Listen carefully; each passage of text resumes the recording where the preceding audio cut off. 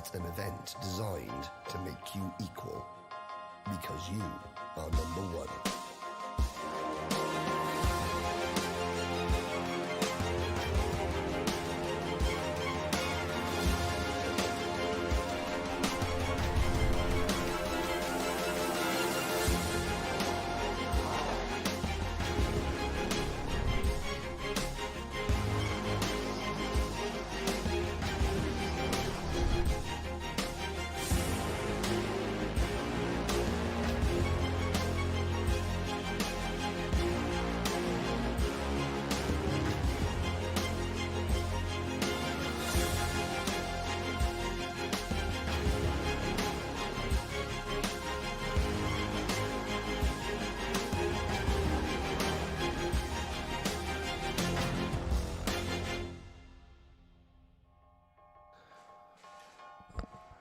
It is known as the ultimate test of a driver's skill, an event where entry cannot be bought but has to be earned, an event that only champions qualify for. On equal equipment and representing only themselves and their nations, the 394 qualifiers compete with an Olympian spirit and intensity over 4 action-packed days. This is the biggest party in world karting. This is the 2025 Rotax Grand Finals in Bahrain. Welcome once again, viewers around the world. Yesterday, our Rotax champions tested the limits. They tested the track limits, and that means today is our longest day here in Bahrain. 26 races to bring you. Alpha Live and BRP Rotax are bringing you this wonderful event like you've never seen it before. Both from here in the commentary box, from trackside, and, of course, from the paddock. And the paddock this morning is where we find the First Lady of Rotax, Jen Wade. Good morning, Henry, and good morning, everyone. The gates are open and the atmosphere is starting to build here in Bahrain in the paddock. Of course, it's a little bit quiet, so don't be put off by that, because inside the driver's tent, it's getting a little bit rowdy now and everyone's starting to build up. We have a full day's program of racing. So after a little bit of a challenging day yesterday with the timetable, I guess that's a good way to put it, we're back nice and early. And of course, I'm looking for victims to see if they're awake. It's been a fantastic week so far. I'll walk back a little. Good morning. Okay, behind me here you'll see there's actually a nice area where I'll probably find a little place to sit and have a coffee shortly. Yeah, a place to meet some friends and catch up with people. Here's one of our media ladies from Bahrain. Good morning. Christoph. Hey. Oh, no. Say a quick hello to everyone back at home in Austria. Hi, Austria. Good morning. First Grand Finals. Yes, first Grand Finals. What are you doing? I'm for the organization, the supports and side events. Okay, we're going to let you go and organise some side events. Alrighty, so here we go. Sodi cart's starting to line up. Here's Deb. Deb, just a quick one before we lose her. Deb Sport. What's going on in the performance zone? On the moment it's quiet because the minis are started. We did this morning a small warm-up because we have to be quickly. 8:30 it opened, so they had to drive at 9 I think, or 9:15. And so now it's a little bit quiet, but during the day everybody can join in. I think everyone should join in. I'm going to be there for the warm-up and a little bit of other stuff. Maybe I need some of that focus, you know, today. So many races. Hello, girls. There's the kids all coming in. Alrighty, so I'm going to hand back to Henry. Please stay with us, because before and after the racing and in between my warm-up session, we'll actually be catching up again with some drivers. So we're going to see who's at the front and what the drama is happening out there on the track. And back to Henry. Thank you, Jen. Well, if that's the atmosphere as the drivers head towards the sort of the chicken run wires that allow the carts into the paddock. Kyle Lawrence is at the other end, where the drivers are getting set to actually head out onto the circuit. Kyle, what have you got for us? Good morning. Thank you very much, Henry. As always, I'm here amongst the stars of what is the Rotax Grand Finals, the drivers, the young men and women out here to compete for their nation and claim that top prize. I had the unique ability or opportunity yesterday to spend some time with a lot of these drivers, have some conversations with them, get their feeling about their performance throughout qualifying and going into the heat races. But today, 6 heat races we'll be trying to get through over the course of today to finalize who will be in that all-important Rotax Grand Final. One of those drivers that happens to be standing here in the queue as we wait to go through to Parc Fermé, Enzo De Janeiro. Enzo, are you ready to get back out there and do what effectively is your first heat again? Yeah, definitely very confident going out for the heat and looking forward to moving through the pack. You sound very confident. You sound very ready. You've got your T-Rex on your helmet. You're ready to roll out on circuit? Yeah, definitely. Especially the T-Rex. It's Henry. You know, I always got Henry. Henry the T-Rex. He does have a big mouth, so it adds, doesn't it? Yeah. Well, that was Enzo De Janeiro, and a lot of our drivers all getting ready to get out there and do their first heat for the day out on circuit. Temperatures are great, and we should expect some hot racing out on track. Henry, back to you in the comms box before we get going live. Thank you very much, Kyle. This is our longest day.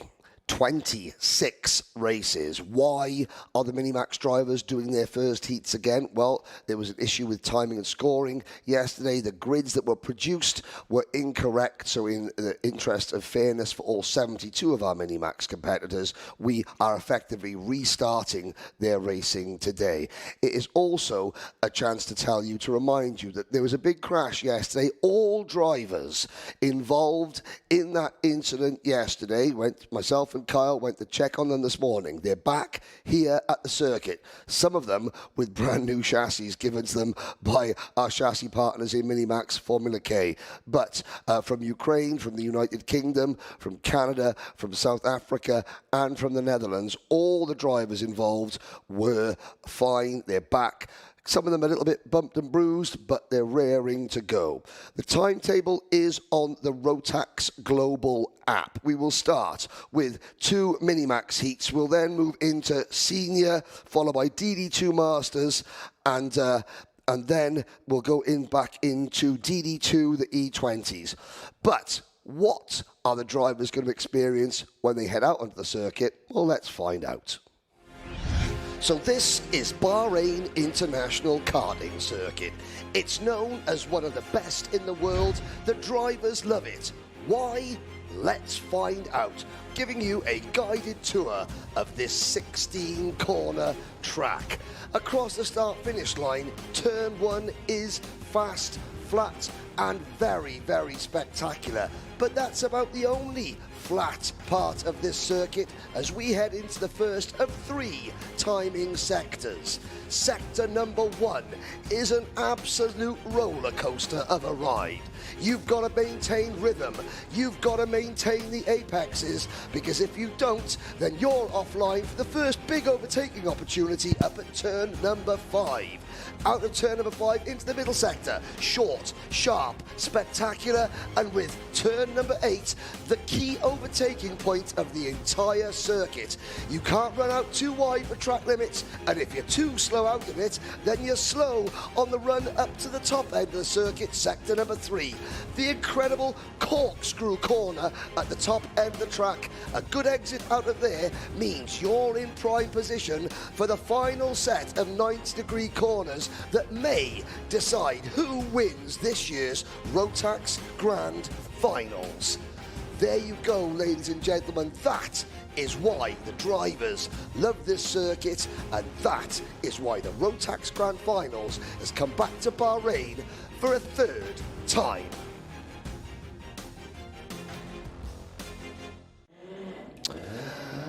Well, that is what awaits our Minimax drivers who are first out onto the circuit today. The human highlight reel, Riley Murrow, will start this race from pole position. There he is in kart number 105. He is the Euro Trophy champion. He finished second in this year's International Trophy Europe at Le Mans. He also won this year's BNL karting series. The grandstand atop the Rotax offices and the media centre, and my commentary position is already filling up. Family members, distributors, friends, mechanics, team members, all craning their eyes over the balcony to look down on the first 36 drivers that will head out onto the circuit today. Please keep your comments coming in on the Rotax Karting YouTube channel. We're getting lots of support. Please keep the flag emojis coming in. It's fantastic to see so many positive comments supporting the drivers from around the world.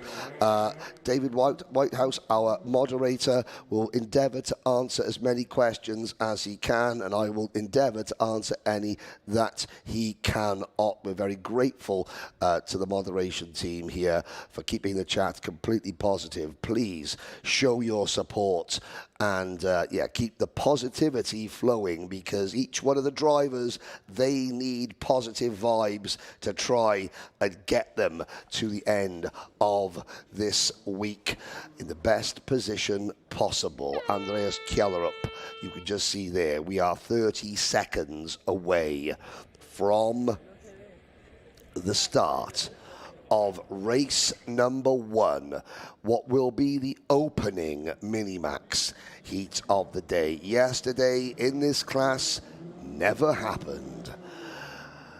We sit and wait under cloudless, blue, boiling hot skies here in Bahrain. The temperatures will reach in excess of 30 degrees. The track will get very, very greasy. Track limits is going to be an issue, as it is always. Karts are on circuit. Here is going to be your starting lineup, led by Riley Murrow.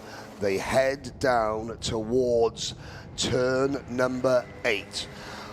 Also at the front of the grid, driver number 150, Emerson McAndrew Uren. This year's British champion and this year's International Trophy Europe champion. Will it be an all-UK battle as the drivers head out onto their rolling lap? We're waiting for live timing up here in the commentary box to kick in to high gear. Our onboard camera will be with Isaac Yoon starting on row number 2, third on the grid for the driver from South Korea. We head into the tram lines. Lights are out. We are off and racing. Into turn number 1 we go. Murrow has the field at his mercy. 36 drivers thread their way through the roller coaster that is turns 2, 3, 4 and 5 up towards the top of the circuit. Down through turn number 8, Murrow has the field at his mercy. Yoon drops to 4th, and up the inside, that would be the 107 of Alfie Mayer, getting sideways, but holds onto it. Kyle Lawrence joins me up here in the commentary box. Kyle, the atmosphere was crackling down at the dummy grid area, and we have got a UK 1, 2, 3 heading down towards the final complex. Is that a 1, 2, 3, 4, Kyle? Yes, it is. It looks like Emerson getting himself back up into that 4th place after a little bit of an edgy start from him. We saw him get to the front quite quickly in the dry run we had yesterday, but more of the same out in front. Morrow getting his head down and making sure that he can get the maximum amount of points available in this first heat. Yes, indeed. Isaac Yoon is going to start feeling very, big very move from lonely. Emerson. Big move from Isaac Yoon, and McAndrew Ewan up into third position. Tom Reed and Alfie Mayer run fourth and fifth. And here we're on board, following McAndrew Ewan with Isaac Yoon's onboard camera up the hill, out of turn number 8, towards the corkscrew. Yeah, Emerson just showing the hand forward there, showing his drivers around him. He's not here to fight. He's not here to battle. He wants to get back into the front, get in touch with Riley Morrow, and make this a race for the maximum points in the front. But just behind that group, I'm having a look there. It looks like Ollie Spencer moving himself up from a top 10 start, but just inside the top 10. And he's starting to look to get back onto the back of that front pack. Brody Cooper-Darling making a move through the final two corners there onto the main straight as well. There is Anja. Anja is the mechanic for Slovenian driver number 155, Filip Šerok.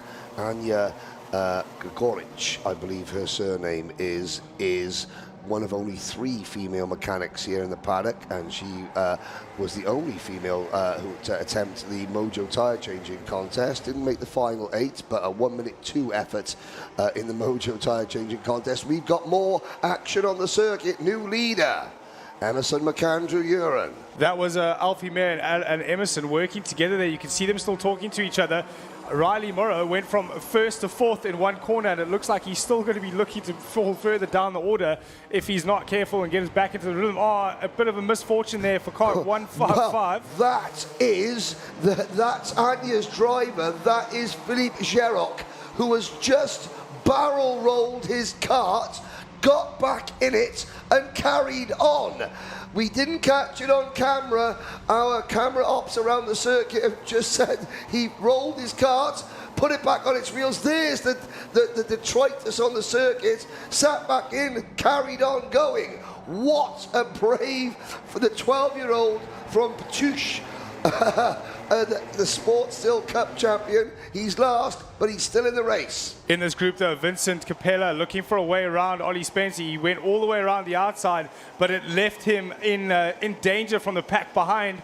And instead of going up a position, Vincente Capella, he's going down 3, 4, 5 positions there to the back of this second group. But out in front, Emerson McAndrew doing it all the right things to make sure he stays out in front of this group. And we've got the 3 British drivers doing a fantastic job out in front all on their own. But behind them is a bit of an argument over 4th place. Well, at the moment, it's the number 142, the farmer, Tom Reed, who has 4th position. You said the British driver's doing an excellent job of working together. That is correct. We're on lap number 5 out of 6. Let's see if we're saying that at the end of lap 6 out of 6. Well, if yesterday was anything to go by, we know they're going to work together until that last lap. In that last lap is where it all changes. It all becomes just every man, woman, and child for themselves. Behind them, Isaac Yoon runs 5th. Cato Lloyd, Austin Oman has dropped to 7th. Patapol Kukanjanasat is 8th. Vincente Capella, Brody Cooper-Dowling rounding out the top 10. Tigo Holthausen, Jeff Verbeek, Oliver Spencer, Alexander Christoph, and Spain's Hugo Fuentes complete the top 20. Rivendev Pritham, Sam Chaveri from Costa Rica, also in the mix as you see this group go through there. We are now on, we've completed 5 laps. Is this the there final it goes. You lap? can see the work has stopped happening. They're not working together anymore. Emerson going defensive very early on in this lap. We've got 3 drivers fighting for that position in the front. Emerson basically up against the wall. Oh! And that is Riley Morrow. High, wide and handsome. The other British, Mayer and McAndrew Ewan, looking around to try and see where'd he go. Unfortunately, I don't think Alfie realized that Morrow was looking for the outside line. Alfie had the same decision at the same time, not knowing where they were. And then unfortunately, Morrow, the big loser there, having to go well around the outside. But they're coming through the final sector now on the final 2 corners, Henry. Yes, indeed. It's going to be take 2, Mark 1, Emerson McAndrew Ewan. And Riley Murrow saying, look at this gaggle crossing the line now. And yeah, Team UK showing some serious speed. We're going to wait across the line. I think Philippe Geroc eventually retired along with the number 153 Uruguay's Gonzalo Callejas. Looking down the order. Good result for Alex Riley, gaining a lot of positions, but there we go. British 1, 2, 3, 4. Cato Lloyd, Isaac Yoon, Austin Oman, Oliver Spencer, Vincenzi Capella, and Patapol Gyukan Janasat, your top 10. Brodie Cooper Dowling, happy with 11th. Your driver, Kyle? Yeah, the group full of these this kind of drivers. We saw, I think, 15 karts trying to fight over that top 10, just inside the top 10 position. So a great showing from him, even though this morning he's apparently quite ill. Oh, right. He was, well, hopefully, he was able to hold everything in for 6 laps. Questions coming in. People asking, is Santino Matteo racing for Argentina? Yes, he is.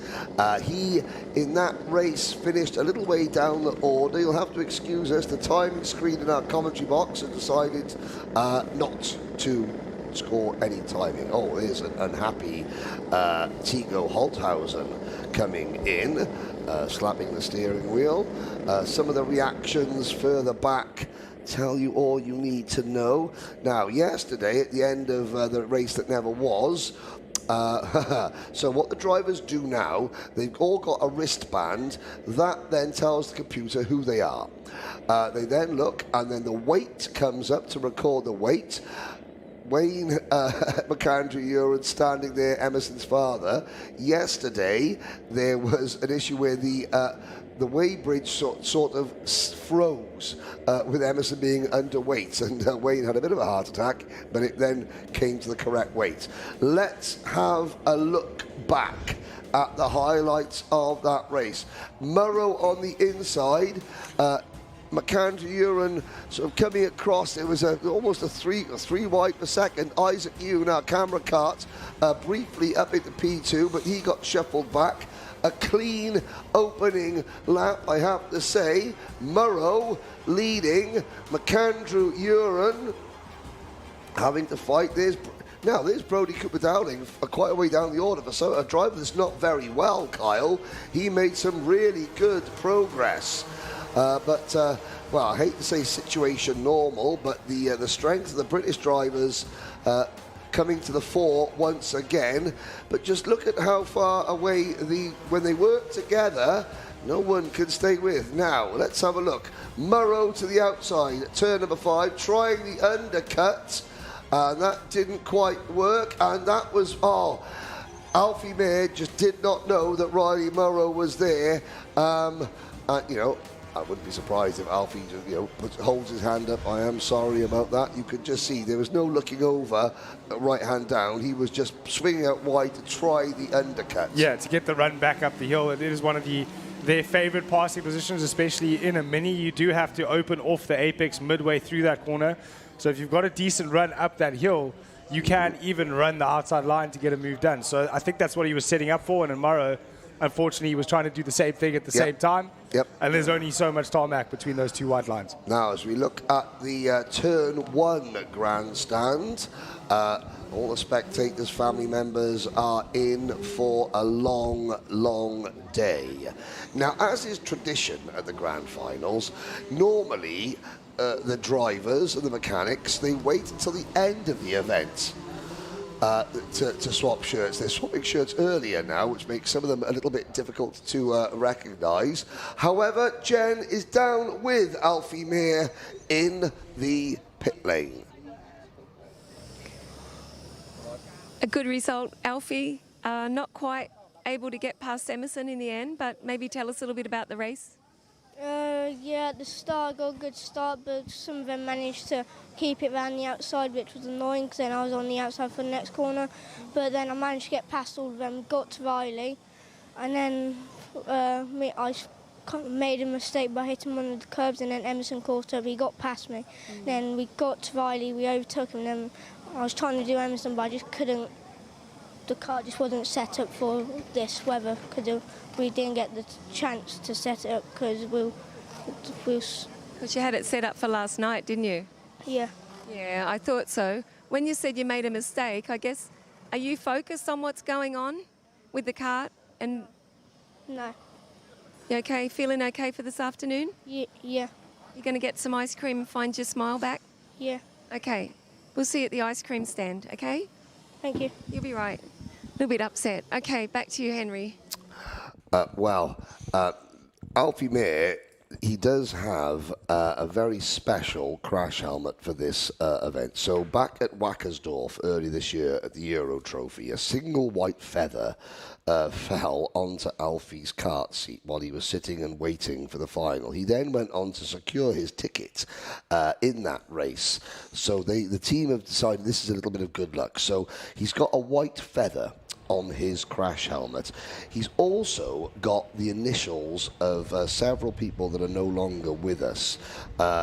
He's got the initials EFS for Elaine Francis Swainson, which is his dad's Nick's aunt. He's also got the initials RGM for Robert Graham Miller, Alfie's mechanic's Chrissy Miller, and that's Alfie's mechanic's granddad, Robert Graham Miller. He's got the initials DRB for David Roy Bentley, which is Alfie May's great-grandfather, and his great-grandmother, GPH, Jean Patricia Hibbert, which is Alfie May's great-grandmother. So they're all riding with Alfie, and they will make sure that he gets his smile back. Before the next race, though, let's have a quick word from one of our partners.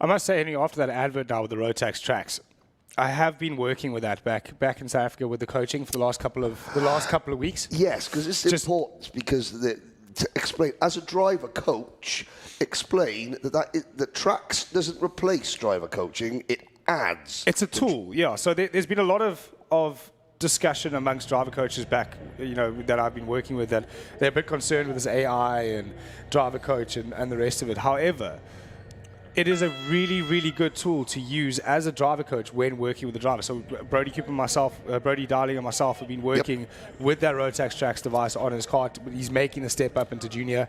We've used that device as our training tool to better him in the junior. Mm-hmm. The one thing I must talk about is where the positioning, you talk about positioning on track, this line, that line, too narrow, too wide.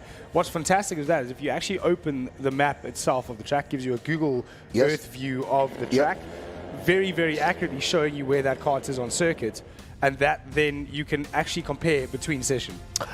Great stuff. Here we go, then the starting lineup for the second Minimax race. Giovanni Pistori from Italy and Lucian Smith from the United Kingdom on row number 1. Germany and South Africa, Julian Dummer and Ronald Kern on row number 2. Thanawara Djibouti and Ryan White, Thailand and Scotland on row 3. Then Cristobal Ricci Oletse and Josh Cook, the Cookie Monster.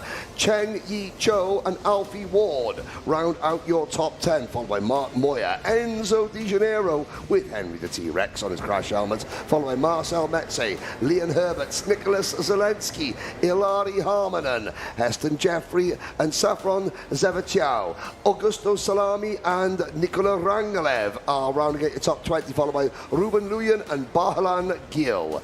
Makita Zakharenko and Julian Gobeo are next, followed by Arthur Ferro, Vladimir Gugo, and Sem Karakamura, Christian Sanguinetti, Matteo Pai, Ari Kallenberg in your top 30. Jehan Hugh and Juan Diego Shimabukuro. Bring the noise, Cage Boys, and Finn Albert Jorgensen, followed by Martin Schlappinge and Nicholas LaRusso, starting shotgun on the field.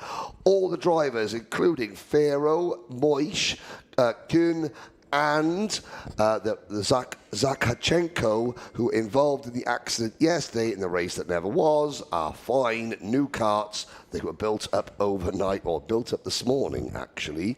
Those drivers were actually allowed into the drivers' tent early for the sole reason that they had new chassis provided, of course, by Formula K. Here we go. Pistore, Smith, Duema, Kern, Vejabuti, White, and Oltsese. The lights are out, we're off and racing through turn number 1 we go. There's the number 129 in the middle of your screen, Zelensky of the Czech Republic, just finding his groove, but it's Italy who have the race lead into turn number 5. Much better start for Giovanni this morning. Oh, Whoa. sorry, and there was the first issue. 3 drivers off to the outside. Another couple go for a spin, and that is Ronaldo Kuhn from 4th on the grid, so I couldn't see the second driver involved in that. I think he had a predominantly white race suit. Oh no, the number 114, that's Finn Albert Jorgensen getting turned around, hand in the air, and everybody avoids the Dane. Yeah, a little bit of argy-bargy getting on in the first part of the morning. Tires still greasy, track still cold. Maybe a little bit of misunderstanding on how much grip is out there when making a move. But talking of moves, we're still doing them through the final sector, the 14, 15 double right onto the main straight again and into turn 1. But the front group at the moment, Giovanni, I was saying, much better start in this than the race that never was. He fell right down into the clutches of the bottom part of the top 10 in the first start, but now he's under attack. He's going to go from 1st to 4th here in 1 corner. Yeah, Pistori on the outside line, that green. The Italian race suit this year is really, really good, I got to say. And there is the number 151. That is Ruben Lujan, the Slovakian driver, 3rd in this year's Slovakian MSR Championship, also 3rd in the Slovakian RMC. Lucian Smith has the advantage. Oh, another driver cruising in. I think that was the 114 of Finn Jorgensen. The Great Dane will have to go from the back of the grid. The top 4, Pistore chasing Smith, Vejabuti and Julian Duema. We've got White, Cook and Alfie Ward just behind us now. They're starting to get their heads down. They've stopped fighting. They're now starting to push on to create a bit more of a little bit of a bigger group out in front. It is 4 karts. Giovanni Pastori just doesn't seem like they've got that kart switched on for the first part of the race. This is because of the so many penalties, so many drivers had times deleted. We've got drivers that, with all due respect, aren't top 5, top 10 in overall pace. They found themselves at the front of the grid for the simple reason that they obeyed the rules. They've given themselves a much better opportunity of making the final they would have had beforehand because they obeyed the track limits rules. Now, in the races, they have got to just try and maintain, not lose too much ground. Enzo Di Janeiro, the driver from Poughkeepsie, New York, at the back of this lead group, has just set the fastest lap of the race. There he is in the blue, red and white stars and stripes. Di Janeiro on a mission, closing in on Ward, on White, on the Cookie Monster, and the lead group. We've now got a lead group of 8 before Chinese Taipei and the island of Taiwan in 9th with Chen Yichou, and Romania in 10th with Mark Moya. That just highlights the point we were making during qualifying about the slipstream and the push. If you're the kart getting the slipstream, you're going to be quicker. But from Thailand, they're 3 spots down in one corner. That was that turn 10 I was talking about, Henry. Ruben Nguyen has come back onto the circuit and is, well, which is he's entitled to do. He is in front of this group. Although I'm looking, is that Nicholas Zelensky possibly? One driver. Zelensky has a problem with the kart. There's the view from the main grandstand atop our building. The leaders are closing in on Zelensky. They catch him. Couldn't have all caught the way him in a worse through. place. Is that Zelensky? No, that is not Zelensky. That's Ruben Nguyen. I'm sorry. Pistore takes advantage. But I've got to say the driver that is heading towards the front is Arthur Farrow, the driver that was thrown out of his kart yesterday. He is heading in the number 163 kart. Farrow, new chassis, battered, bruised, undeterred, and on a mission. Another driver on a mission as well, up 17 spots, down in 18th place at the moment. Martin Lappens, 17 spots gained in this heat. Ari Kallenberg, who had an absolute snotter of a day yesterday, he is, well, do you know what? After his day yesterday, he was more concerned with Emerson McAndrew-Uren, won the race and had the race taken away. Ari Kallenberg, even though this is a fantastic opportunity for Ari, and this tells you a lot about him as a person, he's more concerned saying, he was so sorry that Emerson had lost his win. Emerson's like, Ari, you get a better opportunity because you were so nice. He's like, I know, but, hey, I'm sorry for you. And that tells you an awful lot about some of the young men and women that karting does breed. On the last lap, they go now. The front 3 are going to be looking to swap positions. They head down into the final couple of passing positions that are available here in Bahrain at the circuit. They're heading down the inside. It looks like White's looking for, he's going around the outside. Long way around. That's a Slim Shady attempt. Round the outside. Doesn't quite work. Here we go. Run to the line. Smith, Cook, White. Your top 3, Dummer in 4th position for Germany, and Pistore for 5th for Italy. Great job.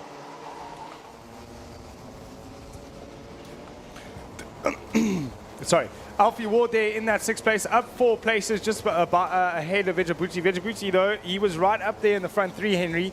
But unfortunately, as the race progressed, he dropped down 2 places from a starting place there in 7th.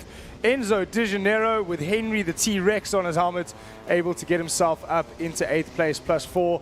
Mark Moyer, 9th place, up 2 spots in this heat race. And in 10th place, Safran, you are 100% right if you have a look at all this moving throughout the field. Zeveteo.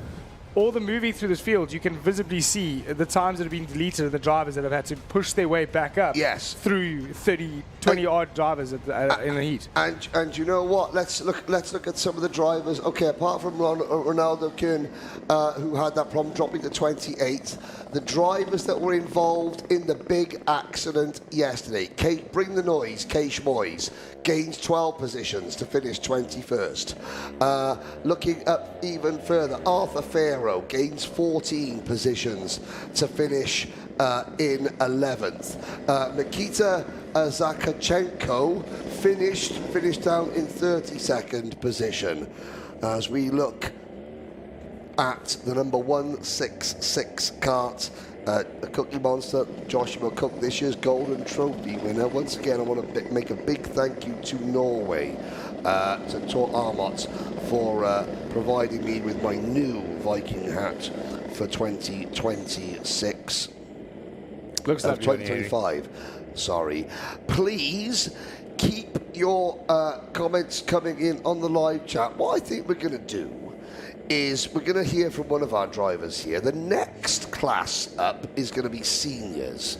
And after the highlights, but what I want to do, when we get to seniors, when we're showing the drivers on the grid and their nations, I want people from that country to hit us up with the nation's flags on the live chat. As you see your driver, as you see a driver from your country on the live chat, hit us with the nation's flag. Let's see how many flags we can get on there. Now, let's have a look at the highlights. Kyle Lawrence.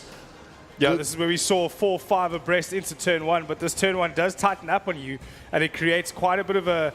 Oh, there it is. It's a little bit of too many carts looking for the same space. That was and the secondary incident was Ronaldo Kuhn on the outside. We still didn't see who the second driver was. Cristobal Ricci Olcese from Peru was the second of the drivers that went out, and of course Ruben Lewin and Nicholas Zelensky were two of the three drivers involved in the initial incident. This was the heart-in-throat moment. Yeah, and that was the Slovakian driver, Ruben Lewin. He came back out. He's obviously, the cart wasn't handling properly because it was involved in an incident. He couldn't do anything to get out of the way. I didn't know if I saw the blue flags or not, but yeah, he wasn't deliberately blocking. He just happened to be in the wrong place at the wrong time. In fact, I think he was trying to get out of the way. Yes, but when you've got three wheels pointing one way and another wheel pointing another way, then yeah, that was tricky. All right, and on that note, Kyle Lawrence, as we watch the British team battling and taking a 1-2-3 finish. The race is coming thick and fast here. Jen Wade has Lucian Smith, I believe, down with her in the pit lane. Lucian, really a good way to start your day on a Thursday. Yeah, it was a good race. We controlled it from the front, and we didn't have to push fully, just to keep the tyres good for the rest of the race. So yeah, it's a good way to start. Have you ever driven on a track like this? No, it's completely different to any other track I've driven on. And why is it different? How would you describe it? It's so fast and flowing, and like the toe counts for so much. It's so undulating and it's so different. And you guys are so close. There's so many good drivers in your class. Of course, 76 drivers. It's going to be good racing. Definitely. Looking forward to the afternoon? Yeah, it's going to be, there's 2 more heats, so it's going to be a closer fight. So. Anyone you want to say hi to? I want to say hi to my dad, probably Connor and Mike. Okay, hi. Keep watching. We're going to go to an ad and we'll see you shortly. Thank you. With 35 one-way cups, Porsche Motorsport is the leading manufacturer of monobrand racing series in automobile racing. The central maxims are safety, equal opportunities, and affordable motorsport at the highest professional level. Coupled with the highest level of technical customer support, including worldwide and fast spare parts supply, as well as top marketing, Porsche Motorsport offers its customers, from motorsport beginners to professionals, a wide range of excellent racing platforms worldwide.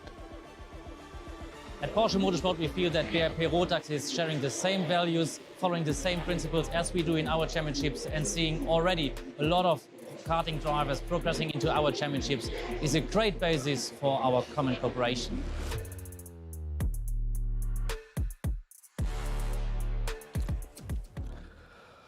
Welcome back, ladies and gentlemen. Yes, you could see, thank you to Team Norway for providing me with my latest headwear. But whilst we've got Norway here, we've got Chile in the commentary box. Gustavo Suarez, welcome back. Senior Rotax, the first 2 heat races coming right up. Obviously, didn't get to do the racing yesterday. How would that affect the driver that they've now got all 3 of their heat races to do today? Well, hi everyone. Well, yesterday was difficult. Yeah, difficult. It was tricky. I think for everyone, but well, the organization did the best best they could. Yeah, yep. they could, and now we are on racing. And well, we have 3 hits today with my brother in all categories. Well, that's good.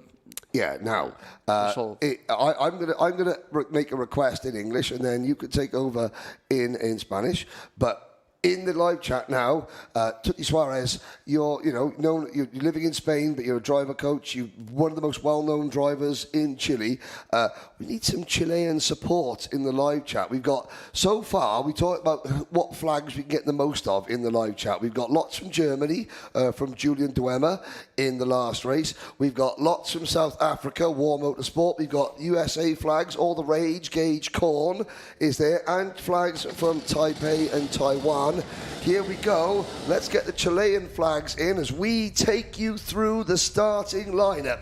Vamos chilenos. Yes. A poner banderas de Chile. Aidan Ingrata and Christos Oikonomou, Canada and Greece on row number 1. Mehdi Lesue, Martin Lichner on row 2. Sean Butcher, Toby Gale, UK and Thailand up next. Then Tom Langlois, Ryan Maxwell, followed by Tom Strella and Charlie Smith. Mohamed Vali and Liam Flukiger are next, followed by Sebastian Koch and Gustavo Pula. Josh Graham, Matej Radenkovic, Kaz Boschus and Omar Ganoum. Austin Gale, Victor Frost Bay complete the top 20. Leander Angenfeld and Istvan Deso. Leander's dad was 40 earlier this week. Ruben Kernahan from Northern Ireland and Ricardo Carrillo. Sean Michael Visser and Pietro Ponce, followed by only Maltese driver here, Jack Bugasia and Rafael Rajani. Jackson Rooney, Nolan Lamore, watch Nolan, he's going to be quick. Cheska Hentona, Maria Quinones, Tino Sidler, Santeri Leitonen at the back of the field, Chiro Sakai and Matthew Higgins, the British champion, got done for track limits after setting the fastest time of everybody. Now we've got the Indian flags, the Romanian flags, the Germans, the Americans, the Maltese, the Danes. They're all in on the live chat. We're still waiting from Chile. Vamos, Chile. Here we go, Gustavo. This is going to be a very intense opening race. Lights are out. Aidan Ingrata leads. Christos Oikonomou from the outside of row number 1 already getting squeezed back. Santeri Leitonen at the back of the field taking it very steadily. Hold your breath into turn 5. Oh, and that is the 365 Maria Quinones from the Philippines. What time? Having a spin, but she's still in the race. Ingrata leads. Now that is that's the first hurdle overcome. Maintain the lead. Now Aidan Ingrata can try and control things. Yeah. Now he needs to be calm and fast as he can. Yep. Because everyone will be behind, pushing up to catch him. Yes. You know? Now we're going to see who is going to be second as they complete the opening lap. It's going to be Mehdi Lesue and Christos Oikonomou side by side for second. If you're Mehdi Lesue, you're going to just try and work with Oikonomou, work with Lichner, work with Butcher in a line. When do you start, if you're Aidan Ingrata, when do you start worrying and trying to maybe defend? Or do you just have to get your head down and hope you've got enough pace? Well, you have to go for your line, Yes. but I think in the middle of the race, they will attack. Attack. Speaking of attacking, Matthew Higgins, 23rd at the end of lap number 1. He has gained 13 positions. He is in that pack. How careful do you have to be coming through the pack, but not getting a nose cone penalty? Well, when you start from behind, it's a lottery because you can win a lot, but you can lose everything. Yep. And if you have the nose cone, well, you gain it, you lost. All you gain, you 5 lose. seconds. Well, let's see as we look at the lead. Martin Lichner there, the driver from Slovakia, gaining position. Down into turn number 8. Oh, the 362. That's that's Ryan Maxwell getting shuffled a little bit wide as we look at the field coming up towards the corkscrew. Oh, problems for New Zealand's Jackson Rooney dropping down the order. Now, what Aidan Ingrata has to be careful of, Gustavo, For the is track limits. Track limits. Yeah. You took the words right out of my mouth, because the more you're under pressure, the more you try and push. Isn't that right? Yesterday, all drivers had a problem with the track limits. One drivers with one track limit, 2 or 3, and They lose all your their laps. faster laps. Yes, and It's over. there's a driver with a problem. Oh no, Oh, Oakley. that's that's Cooper O'Clair. No, Charlie Smith. Sorry, Charlie Smith, who's being coached by former Grand Finals champion Callum Bradshaw this week. So the American driver, Charlie Smith, having problems there, mechanical issues. Ingrata on lap 4 out of 10 continues to hold on to the, but he is running very wide coming out of that final corner, and now Sean Butcher is up behind him. So Mehdi Lasue, not necessarily fast enough to challenge Ingrata for the lead. Butcher, I think do you think we'll see Sean Butcher just getting up there, making the move, and not risking getting put into a big pack? I think Sim Butcher has the experience for catch Yes. Ingrata and overtaking. Straight away. But in the hits, you need to be smart, because if you are fighting and you lose, the points are the necessary now. So what we saw there, Ingrata didn't defend. Maybe he knew that Butcher was behind him. Butcher made the move. Smart from Aidan Ingrata, yes? It's better to be third than to be 20. Yes, exactly.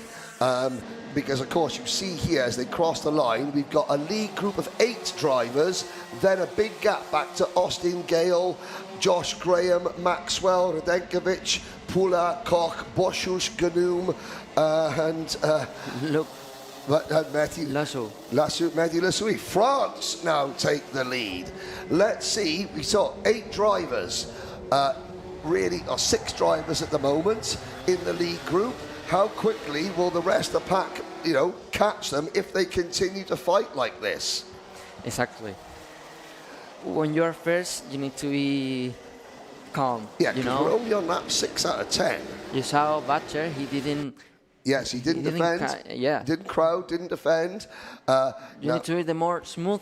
Smooth. In the when you are in front. Oh, problems. That is the number 325. We saw Jackson Rooney going slow, and he is the first retirement of the race. Charlie Smith has been able to get himself going again. He's a little bit off the pace, but he's still out there. And here comes Butcher out of turn number 5 to the inside. Good move. That's a hard place to make a move, isn't it, Gustavo? It's very hard. But Butcher made it work. Looking back, Ingrata in 3rd, Lichner 4th, Toby Gale, Christos Oikonomou, Tom Strella in the Latvian race suit there, the white and maroon-red coloured race suit. They've been caught by Tom Langlois as well, so we've still got a group of 8. Kyle Lawrence, breaking news down in the pits. Who have you got, Kyle?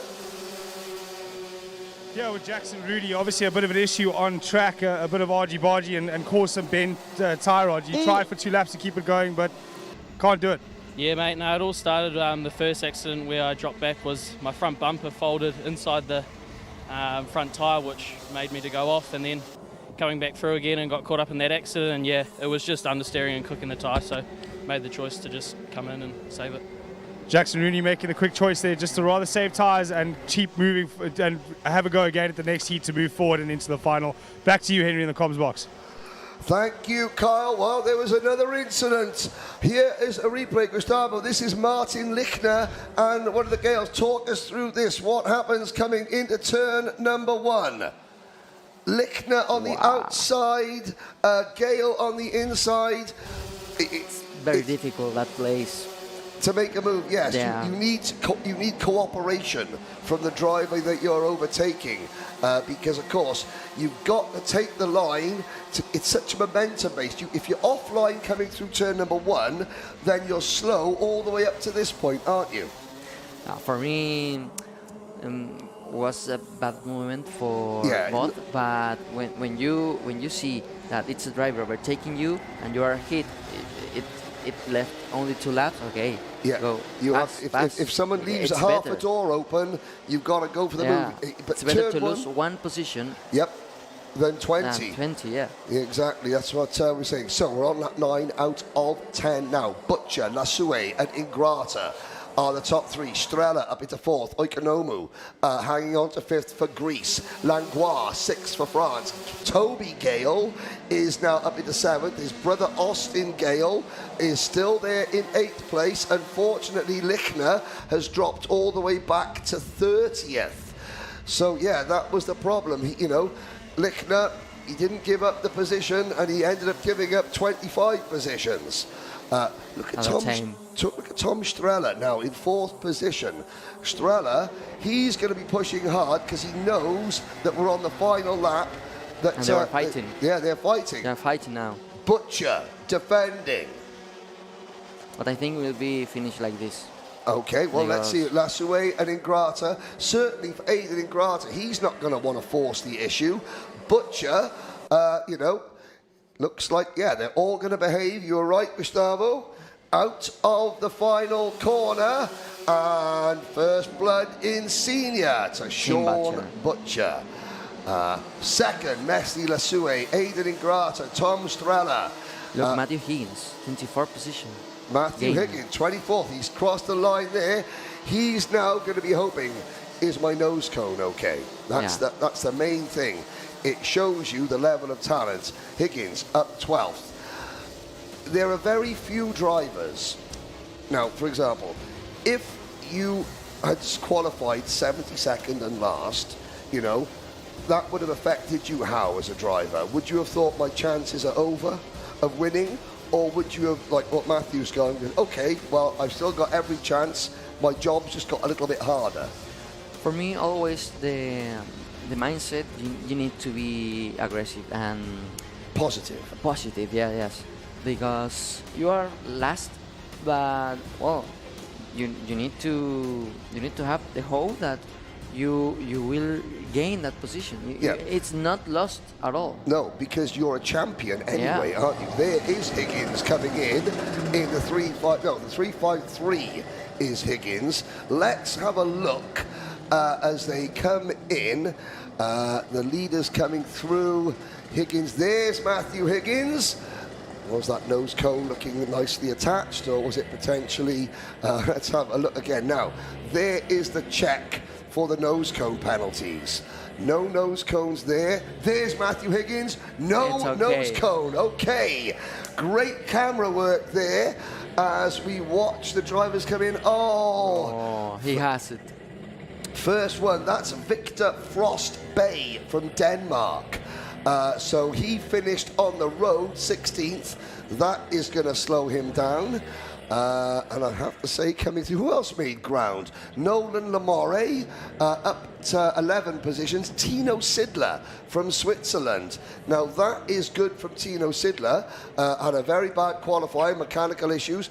He's been coached. There is Tino. That's Liam Flukiger, sorry. The 310 is Tino. He's got Senna van Volstein coaching him. The current KZ World champion, yes. Portugal 320. That is Rafael Rajani. Here we go. Let's take you through the highlights of that race. Aidan Ingrata did a good job. Look at Christos Oikonomu, though. Almost getting turned round. That could have been big, yes? It's starting from outside. It's In this track, it's difficult because the first one is it's wide, but then you have the second one and it's the roller coaster, and you need to be single file really to be fast. There is the number 343. That is Josh Graham. who was making good progress there. Joshua Graham, the 16-year-old from Rochester. Lasue Butcher Ingrata. That was a really nice battle, and I say that it was very, professional. Yeah, yes, professional, clever. They didn't sort of over-defend when there was an opportunity. They all took it. Now this is the incident up the inside. That which Gale brother was that. That was Toby Gale who hit Lichner. Lichner eventually finishing down the order. So Butcher takes the win. Now, in this next race, we see your brother, Javier Suarez. How's Javier feeling after having not raced yesterday? Is he focused this morning? Tell us a little bit about Team Chile. Well, yesterday, my brother with the bad qualification. Yes. Then we received the ping. Track limits. Track limits. Only 1 lap, and he did 1 lap. So we start. One Chilean driver starting down at the back. You could see at the bottom left, Team Chile's outfits there waiting to watch. It's my driver, Brunito Miranda. And there. While he watches, Jen Wade is with Sean Butcher down in the pits. Well, Sean Butcher, a nice way to start the day, but also great to have you back. 5 grand finals now. Yeah, looking forward to this one. I think the pace in quali wasn't my real pace. I messed up a little bit, but the first heat was good. First heat was good. How are you handling adjusting now to this track? Big circuit, a little bit different temperature, I guess. A little bit of sand, wind today. Yeah. There's definitely a few variables in there that we don't really get in Europe, but again, I'm fortunate enough to have driven at this event before, so just using that experience. Of course, you've come in here again at the front. You're probably one of the favourites. But yeah, what do you think this year about that competition, the level of the competition in Senior Max? It's high. It's always high. I think, again, these are some of the best drivers in the world, and they've all earned their place here. So, yeah, it's good. We're going to look forward to the next race. Good way to start the day, though. And we'll see you soon. Thank you, Jen. Thank you. Alrighty. Oh, I've stumbled upon. Hi. Hello. Hi, Matt. You okay? You look a bit hot. We'll give you a sec. No, I'm good. How's it going? Yeah. Tell me truly. I won't do that. I'll get in trouble. The heat went well. Let's not talk about the rest of it. I think I get in trouble. Okay, he doesn't want to get in trouble. So tell us something nice about. You were fast. Yeah, I'm fast. Done some overtakes. Yeah, it's good. Just a shame we're there in the first place. But we were actually enjoying, the overtaking. A little bit of a masterclass, I think, for some of the other drivers from the 60 countries that are here. Yeah. All right, we're going to look forward to the next race, Matt. See you. All righty. Back to Henry and, 2 of our superstars from Rotax Racing. How long can we keep them? I don't know. Well, I got a feeling that they will stay in car, even if their careers take them, into cars or, more to driver coaching. They will stay as drivers. This is a scary thought for people. This is not a scary thought for Sean Butcher fans. It's a scary thought for everybody else. Jen was right when she said that this is Sean's 5th Grand Finals. He has competed at Bahrain twice before, in 2021 and 2023. Sean's only 2 top 10 finishes in the Grand Finals previously have come here. 3rd in 2021, 7th in 2023. So Sean Butcher and Bahrain and the Grand Finals are a good combination. Matthew Higgins, the terror from Trefeglois, the only Welsh driver here, he just loves the game so much, he decided, do you know what, even though I went fast of all in qualifying, I will willingly give up all my times and start from the very, very back. I'm sure that's what happened, honestly. Let's hear from some of our partners.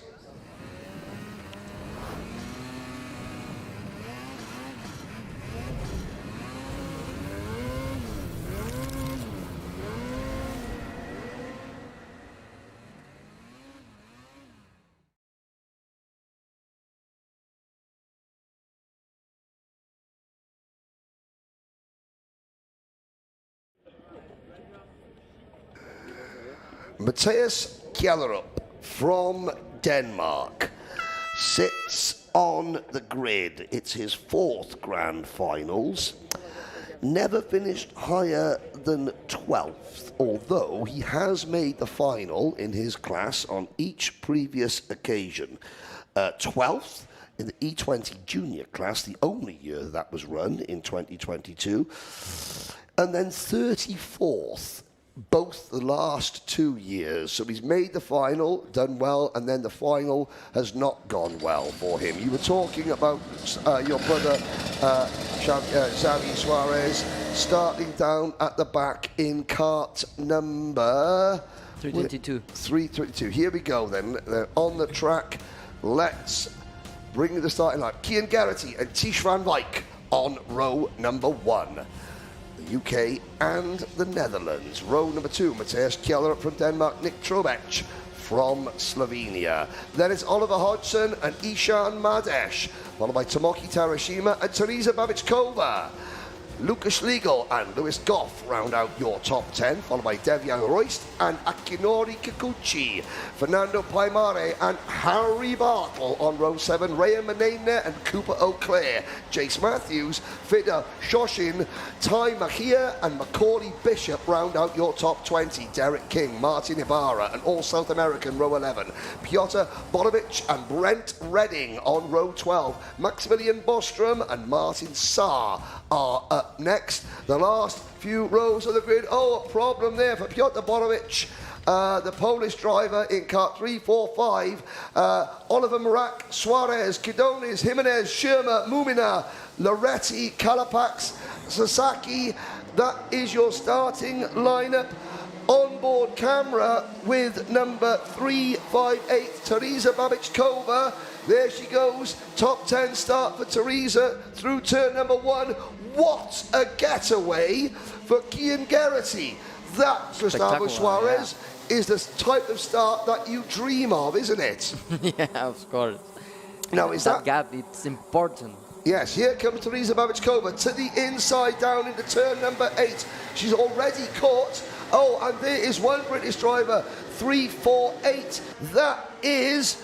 Wow, that looks like 348 is Omar Ganoum. That can't be right. Was that the 358? No, it wasn't the 358. Well, that was Harry Bartle out. It was 346. I apologise. Bartle out of the race, wheels spinning. He can get back into the race, but he will be right down at the back of the running order. Oliver Hodgson, the most experienced man in the field, the 2013 Senior Rotax Grand Finals winner, now driving for Team USA. Oh, the great white shark is catching Kian Garrity.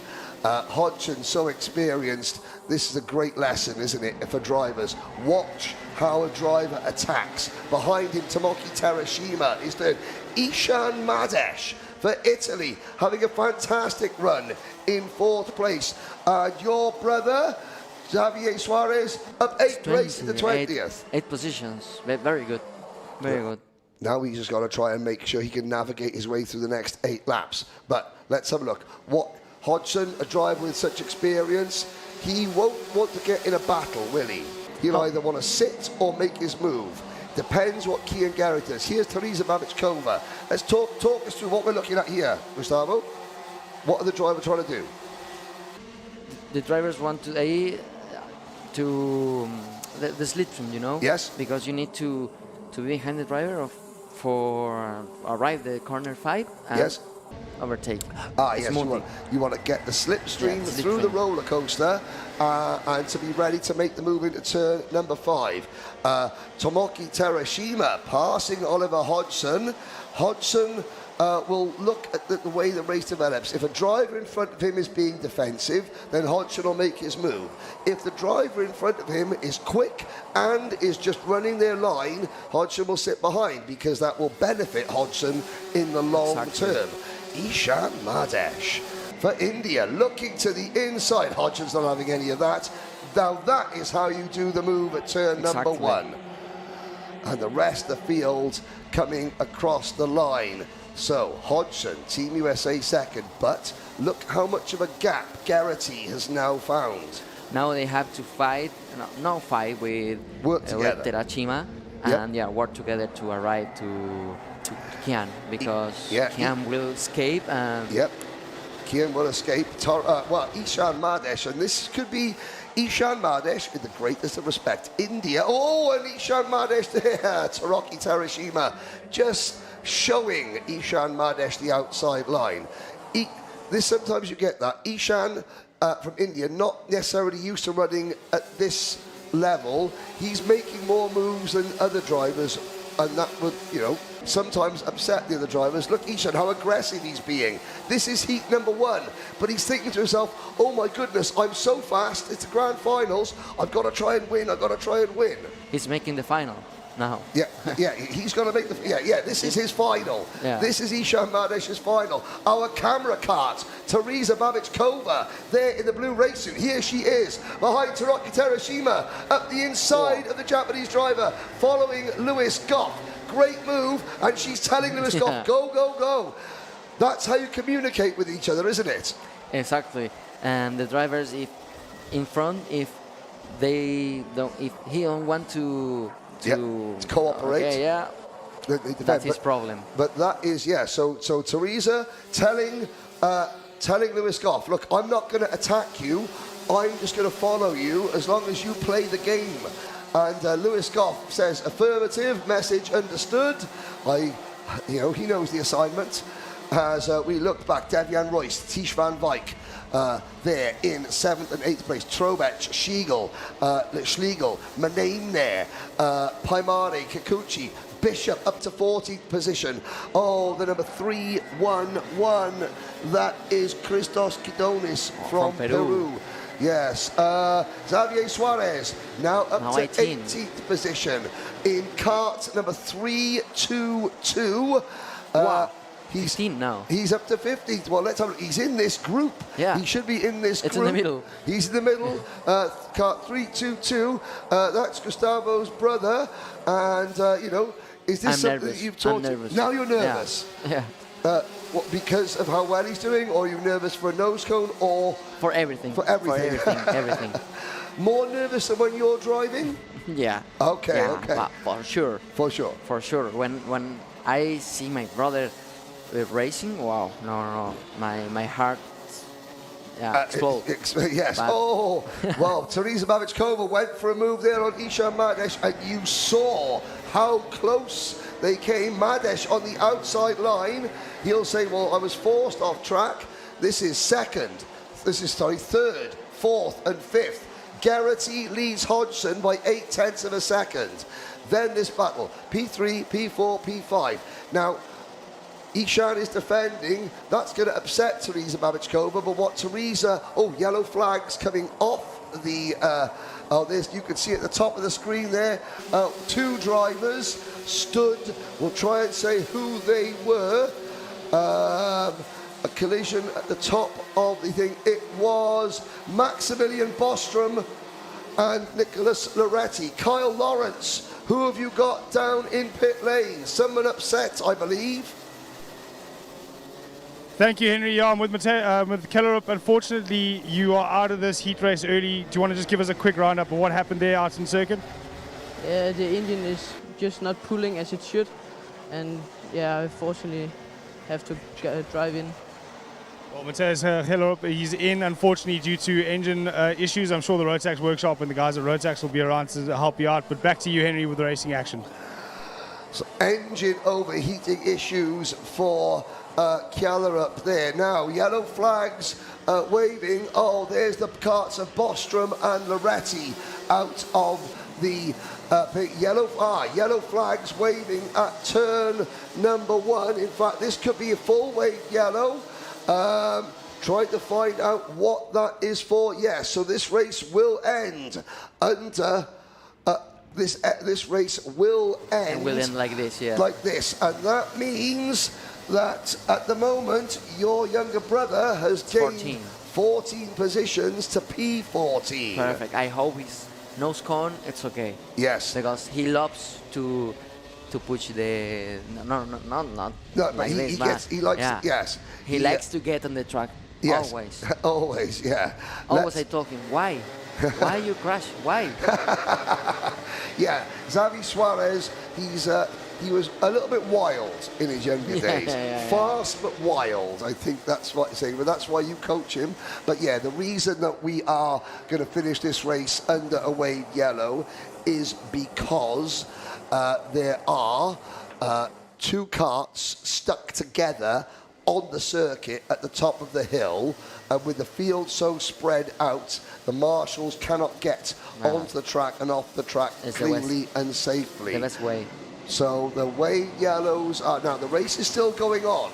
Don't pull in, drivers. There we go, and there are the marshals now safely getting the vehicles off the circuit. But Kian Garrity, you're preparing for the final, lap onslaught, and then suddenly you have to calm down. That's good for Kian, isn't it? First grand finals, And first win. it's good for all the drivers because you save tire. Yes, you save tire as well. So, I mean, thinking, okay, it's only 3 or 4 laps, but is that important? Can it be important? It's important because when the tire gets hot, yes. Okay,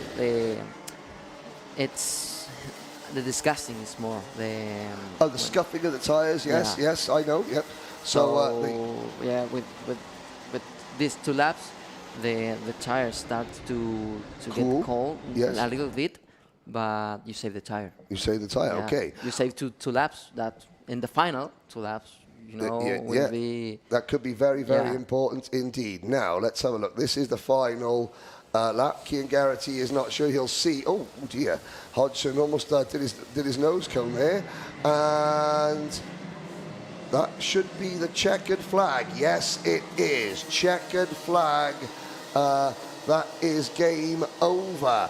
Kian Garrity, Oliver Hodgson, Lewis Goff, Ishan Madesh, Teresa Babichkova, the top 5.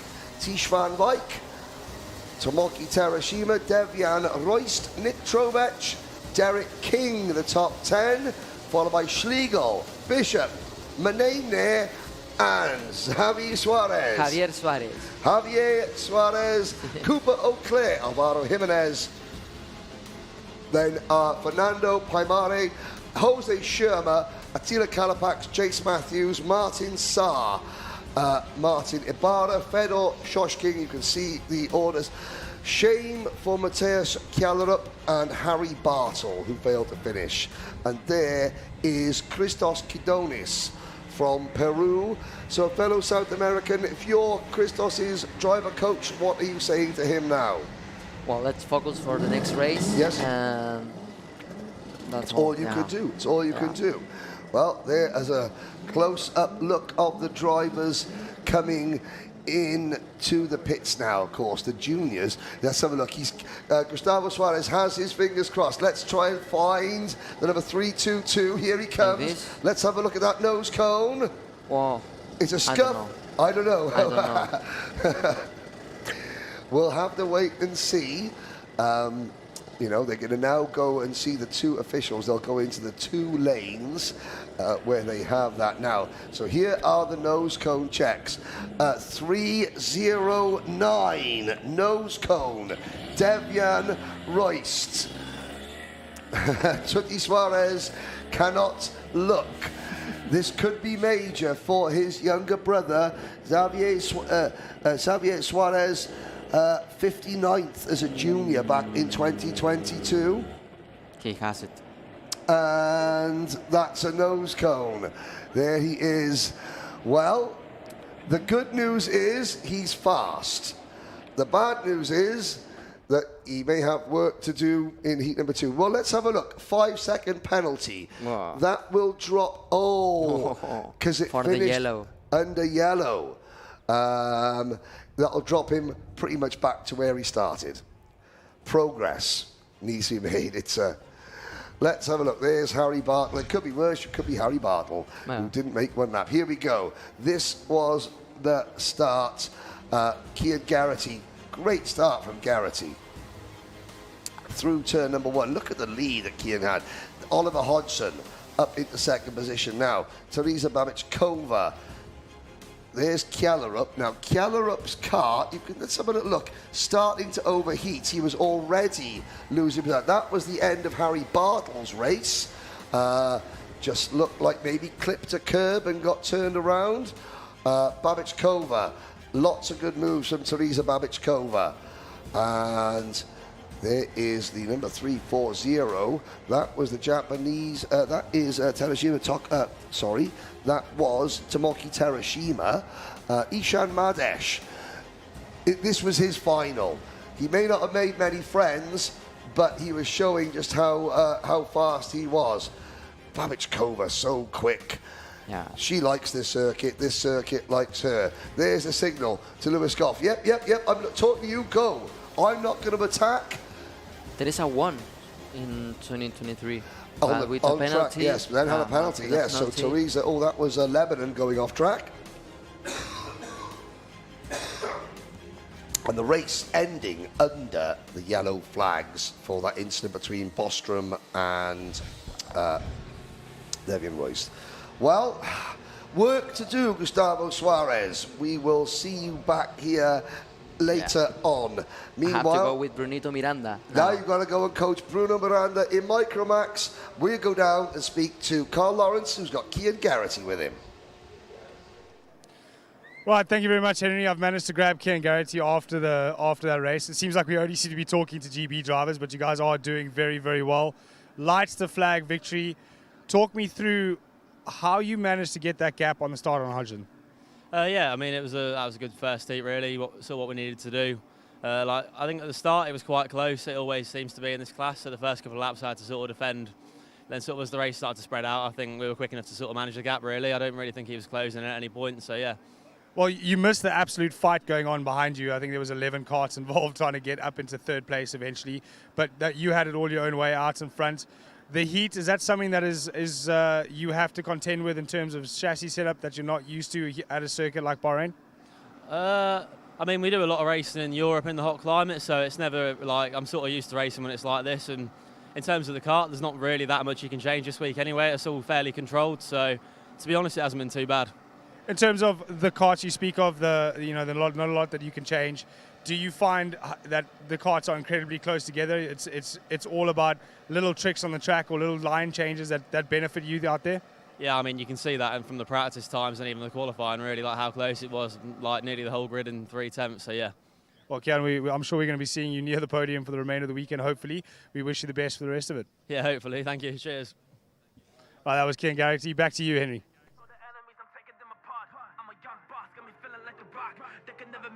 They can never stop, cause I've been really giving everything that I got. Cause I've been working on a plan, on a plot. Over with the killers and we going to the top. We blowing up your city and you might get dropped. Cause we are never quitting, we are never giving up. So the enemies, I'm taking them apart. I'm a young boss, got me feeling like a rock. They can never match it, they can never stop. Cause I've been really giving everything that I got. Cause I've been working on a plan, on a plot. Over with the killers and we going to the top. We blowing up your city and you might get dropped. Cause we are never quitting, we are never getting up. So the enemies, I'm taking them apart. I'm a young boss, got me feeling like a rock.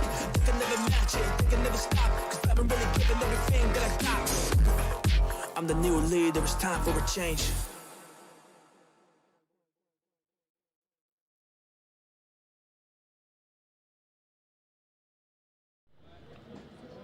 Live, Jen. Live.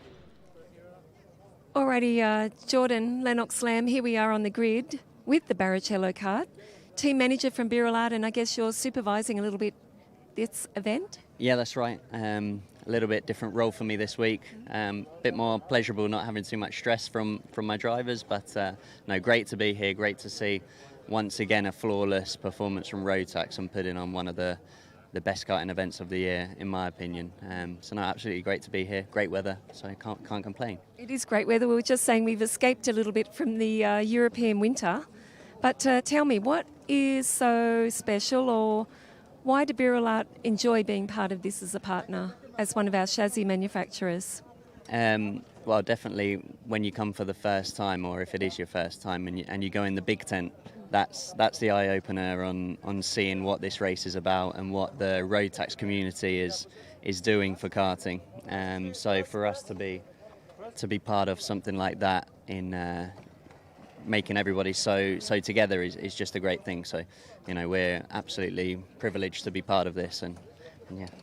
Of course, you've got customers from all over the world who drive your chassis, and now you've got even more drivers. So I guess you get some good feedback and different questions about, you know, setup and everything like that, because you've got a team of, I don't know, maybe about 10 people here. Yeah, no, it is difficult on that side of things to make sure everybody gets what they need and is helped enough. But no, it seems like everyone's happy. It's great to see the Barrichello kart on track for the first time. You know, Rubens is so passionate about the sport and he's done so much for karting. I think it's nice that he puts, even to today, so much back into karting. And the fact that he qualifies in the US at the Winter Trophy is fantastic. It's a double weekend.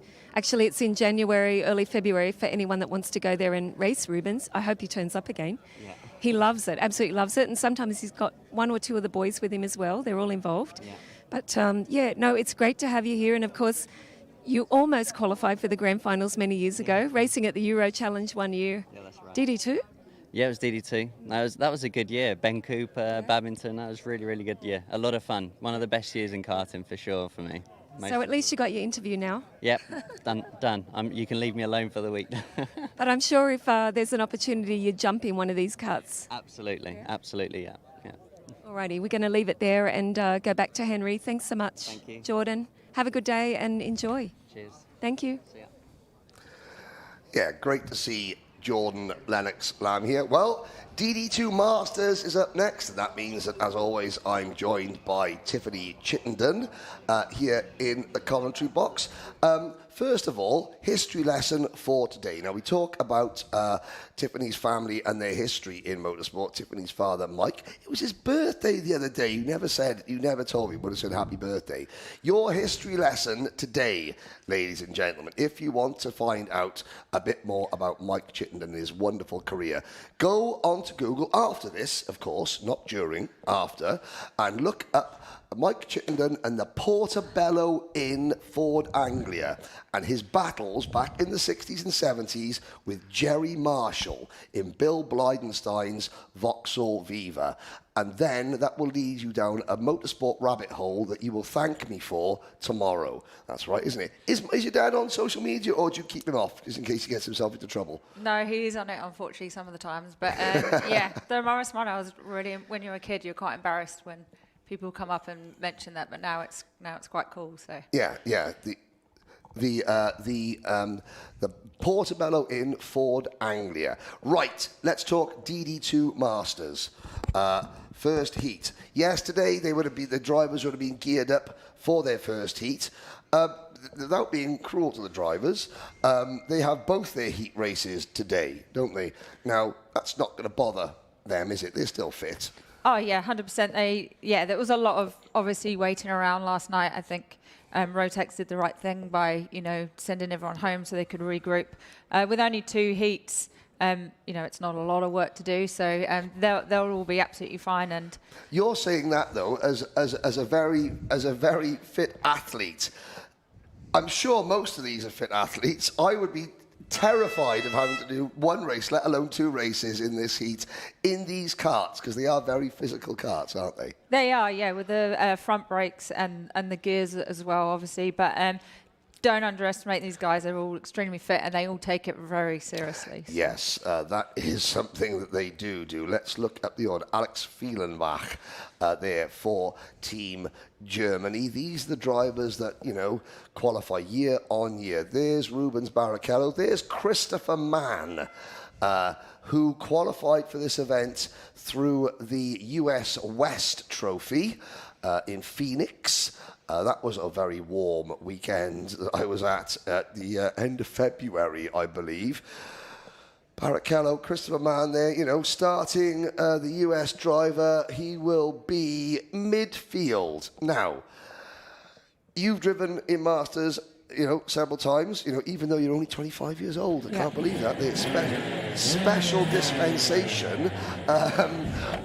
Would you rather be starting front, obviously front, middle or back of this pack? Front. Look, the only thing we are sure of is Zendaru is fast. Yep. What with the track limit penalties, Yep. lots of stories about people being held up on their fastest laps Yep. in quali. We won't know until after this heat exactly where, you know, 2nd to 10th are, so. Well, let's have a look at the starting lineup. Derua and Zugela, row 1. Kofanov, Pico, Barrichello and Tankavicius are your top 6. 7th of the grid is Alex Fielenbach, followed by Charles Sagan, Michael Hitchcock, who works for the Kicksauber Formula 1 team, and Joao Cunha, Slavomir Moransky and Yannick Nielsen, Noel Dowler and Christoph Capitan. That's your top 7 rows. Matt Kinsman, your countryman adopted countryman from New Zealand, Jonathan Morin, Federico Moreno, Jari Koivisto. He beat Anssi Olakainen for the ticket this year. Christopher Mann, Javier Campo, your top 20. Sebastian Bernier and Miguel Hidro from Chile. Pirit Sai and Jonathan Petersay. Then Javier Alcant. Peter Goitai, driving for Slovakia this year. Pedro Martins. The ageless wonder Tony Hogg in his final grand finals. Wim Rouleau, Terry Hanley, your top 30. Fabrizio Paravani and Roger Young, followed by Eke Nurum and Sung Hoon Moon. The final row of the grid, Kazuma Kimura and Juan Camilo Duque. 36 drivers. This will be a 10-lap race. Zed Derua, 2/10 quicker than everybody else in qualifying. This might sound like a strange question. Did he go too fast? Because now everyone will want to drag him into a battle straight away, won't they? I think no one underestimated how fast he was going to be, so. Yeah. Well, we are off and racing. Our onboard camera is with our outside poleman, Gabriel Zugela. Zugela already down to 4th behind the reigning champion, Nicola Pico. As we head up, that was quite a spread out start from the Masters, wasn't it? Yeah, and they all gave each other racing room, which... as we say that, Christopher Mann and Jonathan Petersay go round. Yeah, just enough racing room till turn 5. Yeah. There's Michael Hitchcock going around the outside. And Kyle Lawrence has got some breaking news down from trackside. Kyle, what have you got for us? Thank you, Henry. Yeah, I was just chatting on the grid. I watched one Duco's kart be pushed from 13th on the grid down to the back. Apparently, a slight license issue when he was doing his registration was picked up a little bit late, and unfortunately, all his times from qualifying were removed. He has graciously accepted the penalty, put himself to the back of the grid, and he'll be looking to move himself back up. Okay, well, that is a new one on me, a licensing issue, but yeah, that's a strange one. But again, having all his qualifying times removed, maybe that he didn't produce the right license until today, because if you've got the wrong license, you don't race. Now, Zugela, a podium finisher in this category in 2015, has got Barrichello behind him. The temptation to suddenly think to yourself, oh, I'm racing against the next Formula 1 driver, and to race them differently, that's a mistake, isn't it? Yeah, absolutely. You just have to treat them like another kart. You race friends, family. Yeah. Yes, I think everyone wants to beat Barrichello, but that's probably going to come into the final. Yeah, and Zugela showing his displeasure with Charles Sagan there. And yeah, but you don't fight the ex-Formula 1 driver like he is an ex-Formula 1 driver. He's another driver that you have to sometimes work with, sometimes work against. Exactly, yeah. And what they didn't want to happen has happened. So Pico's got up to 2nd, but Zendaru's already got over a 2nd gap. Yeah, now, of course, they're going to look at this race. And what I said about did Zen go too quick? Oh, there is Terry Hanley coming into the pits. Obviously, now everyone knows, look, if we give Zen any clear track, he will disappear. So we have got to get him into a scrap right from the word go. So the drivers around him are going to be more aggressive with Zen at the start to grab it, to drag him into that scrap, won't they? Exactly, yeah. You've got to make a move if you're close to him, basically. Yeah. With still finishing the heats, it's still important in this class, even with one field, that you still get a good, solid result. Yep. Especially with only 2 heats rather than the 3. Yeah, now as we look at the field coming through the roller coaster section, you said you haven't driven this circuit, have you, Tiff? I haven't, no, it looks awesome, I wish I had, but it's really flowing, and in these karts especially, you just need to keep the speed up, and you can see as soon as someone kills their run, they have 6 karts behind them lined up. Yeah, we'll talk about overtaking opportunities as we look at Martinez Tankavicius, but Kyle Lawrence is with another driver who is probably not as happy as Zenderu right now. Kyle, who have you got? Right, I'm with Australian Terry Hanley. Terry, it looked as though you were trying to get gears and couldn't find him. Yeah, mate, yeah. Had gears just at the start, and then sort of halfway through the first lap, I just lost first gear. So, what do you do? Unfortunate way to end your heat race, but I'm sure you'll get it all sorted out and back in for the next one. Yes, mate, I sure will. Don't you worry about that. So unfortunately, a little mechanical issue there for Terry, but he'll be back for the next heat here in DD2 Masters. Back to you, Henry. Thank you, Kyle. Now, we were talking about overtaking opportunities. Overtaking opportunities in the direct drive classes aren't necessarily the same for the DD2s, the two-speed karts. Where are the main areas that you've seen, that you've been told about, that the drivers are looking to make passes here in the DD2 and Masters categories? I think with such a flow-in track, you know, there will be certain corners where there's not such hard braking zones, so that's where you'd normally look to overtake on every lap. Here, with the flowing corners, you just have to make sure you are up alongside, especially with nose cone penalties. If you kind of put your nose in there and get chopped, that's when the corner of the nose cone, for example, will come in. So these guys have a bit longer to plan it, if you like, in terms of it's not like the juniors and seniors was so every position in those fields is worth 4, if you like, or double. So these guys can have a little bit more of a plan, but you still can't afford to let the front ones go away. Yeah, because of course, a 4th place finish in a senior or a DD2 heat race is effectively 8th place because of the double grid. Here, with a single grid, 4th is 4th. Now, Barrichello has caught Dmitry Kofanov and Nikola Pico. Kofanov, the Kyrgyzstan-based driver, in kart number 518, 18th in this event a year ago. Rubens is sitting there, but again, here comes up Gabi Zugella behind Matt Kingsman.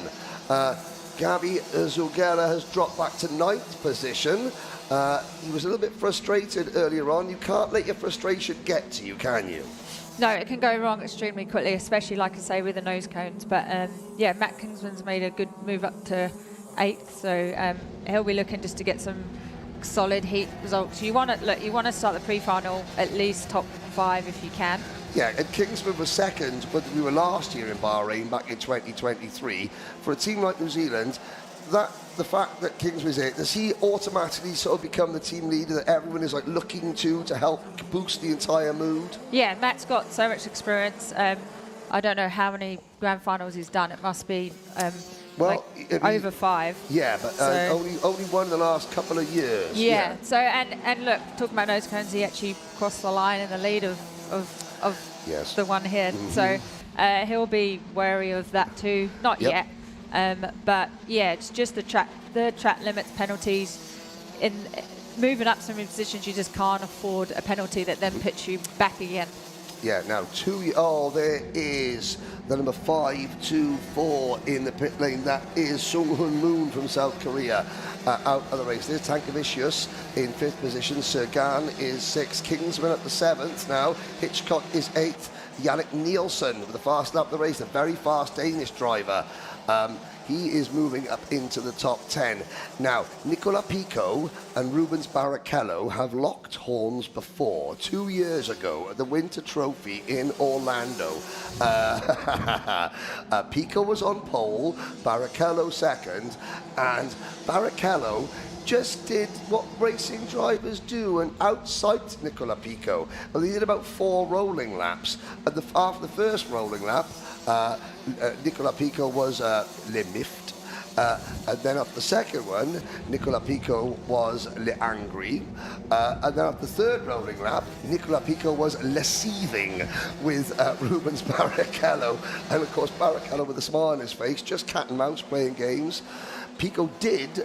Barrichello went on to win the title that year. And there is Yannick Nielsen passing Matt Kingsman. The gap now Zenderu has is 2.1 seconds. If you're anyone else apart from Zendarua, you go back, you look at not just your data, but you look at everyone's lap times, don't you? Yeah, you just have to try and work out how to, we don't know now as Zendaru's probably cruising, saving the tyres. These guys do need to think about tyres. It's a long, even with the 2 heats, it's going to be who has the most tyres left in that final. Yep, and let's have a look now. Halfway round the final lap.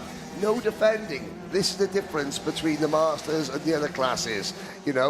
Big picture racing. Pico is looking over his shoulder. Kofanov not defending. So Dmitry Kofanov, he knows he's got Rubens Barrichello behind him. Is that affecting him? No. There's the experience. Tankavicius closing in 5th position. But Zendarua, it's another cruise in the desert for Zendarua. I stole that line off you yesterday. I'm claiming it. Checkered flag goes out. Darua takes the win. Pico, the reigning champion. P2. Kofanov, a fantastic 3rd. Barrichello 4th. Tankavicius rounds out the top 5. Sergan, Nielsen, Kinsman, Hitchcock, and Joao Cunha. The top 10. Our camera cart, Gabi Zugela, falling back to 11th. Now, Gabi is an emotional character. As a driver coach, even if with the master drivers, how do you calm that South American Latin passion, shall we say? I'd say, having raced against a lot of them, I would try to stay away for a little bit. And then, but look, you just have to think about like I say, again, the bigger picture. It's not the end of the world in these classes. You can fight back. But yeah, just make sure it doesn't happen again. Yeah, it doesn't happen again. There is a look at your top 10 down the order. Javier Campo, Noel Dowler, just outside the top 10.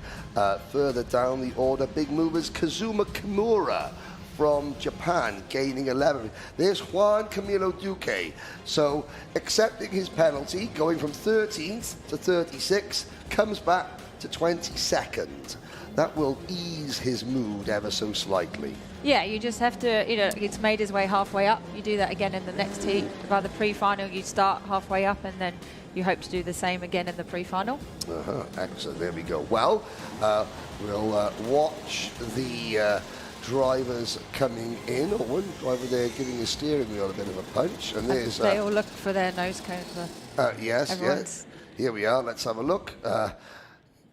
Now, will we get a race with no nose cones? No. That's the question. Are you sure? I might take you up on that bet. Okay. Hang on a second. No one's taken any photos of any noses yet. Well, what did we bet on that? Pardon? What did you bet on that? I can't remember. It was so long ago. I've already bet one driver, if they win the grand finals, I'll quit smoking, so I am done. Okay. And he finished 3rd yesterday, so I'm done making any form of bets. Yeah. It was Kazuma Kimura, 24th position with a little assist from his nose cone by the looks of it. Thank you for joining us here, Tiff. Now, don't forget your homework at home. We have a lunch break between 1 o'clock. It's a short lunch break, half an hour. That'll give you enough time to review the Portobello in Ford Anglia. When we come back this afternoon, we'll talk about Tiffany's dad's Group C racing career at the moment. That'll be later on. Let's look at some of the highlights of this one. That is as close as anybody got to pole sitter Zendarua. Kofanov up the inside. Now Zugela and Pico wheel to wheel. I wonder if Zugela maybe tweaked the cart, because there's a little bit of a battle there. He gets turned sideways as Barrichello goes past him. There is Noel Dowler and Yannick Nielsen. Yannick Nielsen making a move. Tankavicius making plenty of moves as well. The 5-2-8 cart there. Tony Hogg finishing further down the order, but finishing, Yannick Nielsen, Yannick Nielsen in the 5:04. He's messaged me to say, I am fast. He said qualifying was not great, but he said I am fast. I've heard a few of those, qualifying didn't quite go well for people, so that's what, the heats will sort some of that out. Well, Zendarua, and that That's a nice feeling, isn't it? You just have a long, casual look over your shoulder at crossing the finish line. You've won many a race, Tiff. You know how that feels. And then Pico looks after his, and he has looks over his, and he has 6 people behind him. Yes, so. yes. Well, Nicola Pico has to go to work as well as everybody else.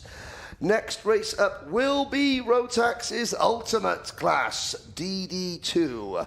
We'll be back very shortly after we speak with Jen Wade down in pit lane.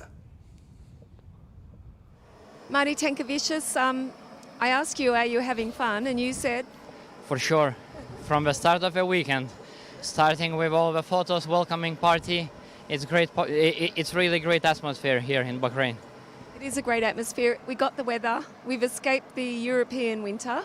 Oh, your friends are... Is that your daughter? Yeah, that's my daughter. There she is, waving from the top of the building. I said yesterday that if we would make a supporters championship, she would definitely be the champion. So many families here, so many supporters, all got their team wear on. Completely different event to anything else. Yeah, for me it's just strange, you know, some people forget, you know, that at least what I believe, this is our present. We already achieved some good results back home or internationally, and we should enjoy this week all together with our teams, with our families, with our friends, who we meet like once a year, like Taiwanese guys and other guys. I meet them only here in Grand Final, so that's great. I don't think I can say it any better, but it really sums it up. And as for the racing, well, that also is fun. For sure, I really enjoy this track. For me, it's just strange that yesterday so many guys got the penalties for the track limits. I mean, we are the champions, which should know how to stay on the track, at least that. But yeah, the track is amazing with up to hills and down hills. Nothing to add. Okay, well, we're going to go back to Henry. Going to say good luck. Well done in the race, top 5, and go Team Lithuania. Will do my best. Thank you. Back to you, Henry.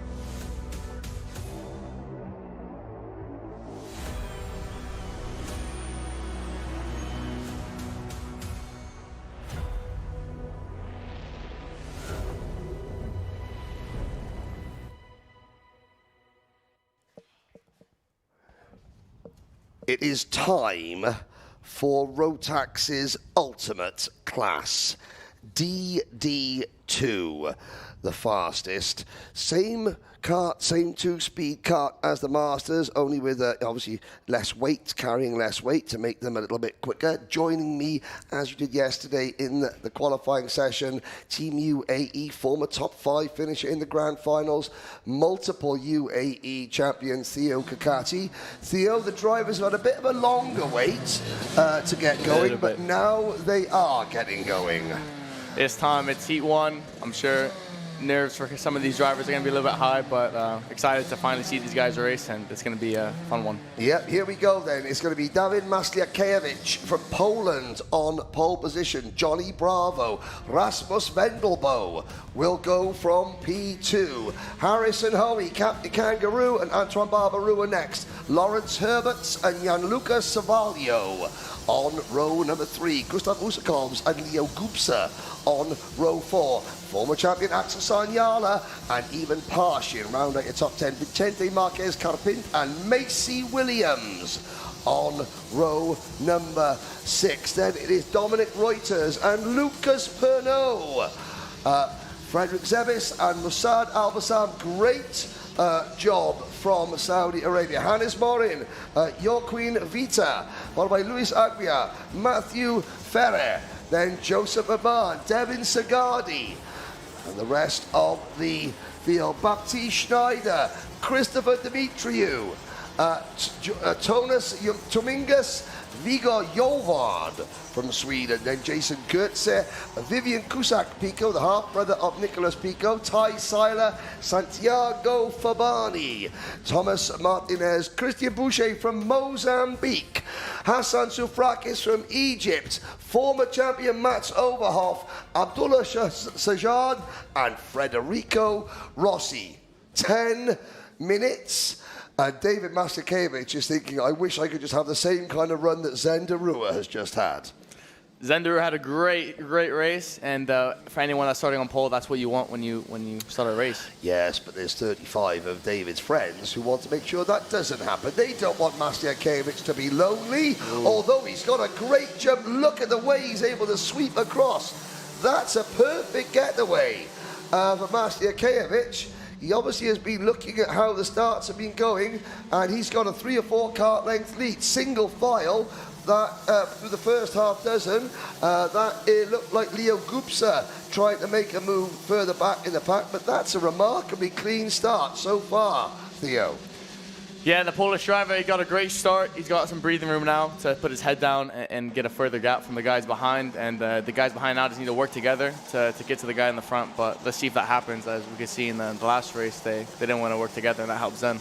Now, obviously, your boss at our aim raceway, not your dad, he's not the boss, you know this, but your boss, Guy Sheffield, is watching on his boss. Gina is also watching as well. So the boss's boss is watching and keeping up to date with the driver from the UAE. Max Dexter will be going out in the next race. Masterkiewicz with that matte black crash helmet already coming under pressure from Rasmus Vendelbo. Antoine Barbaroux, and that is the 413 of Thomas Martinez out of the race. That looked like it was a mechanical issue. He's looking down to see why, what may be a gear selection problem. Who knows? Man, maybe he's got on a crash. Couldn't really see on the telly here, but hopefully he's all right, and it'll be a long week for him. Yeah. And of course, so 3 races today for all these drivers. That means the mechanics under a lot more pressure, isn't it? Yeah, mechanics under pressure. I'm sure for some drivers, most drivers out there, they're the fittest out there. They're here. You have to be in these cars. Yeah, it's the ultimate class. It does require the ultimate athletes to handle them. So 3 races in a day isn't the problem, but of course the time scale, we're here at the moment, and it is what, so 10:48 and a move there, Theo? Yep, down the inside. I think that was the Australian drivers. Oh no, Macy Williams in the dirt.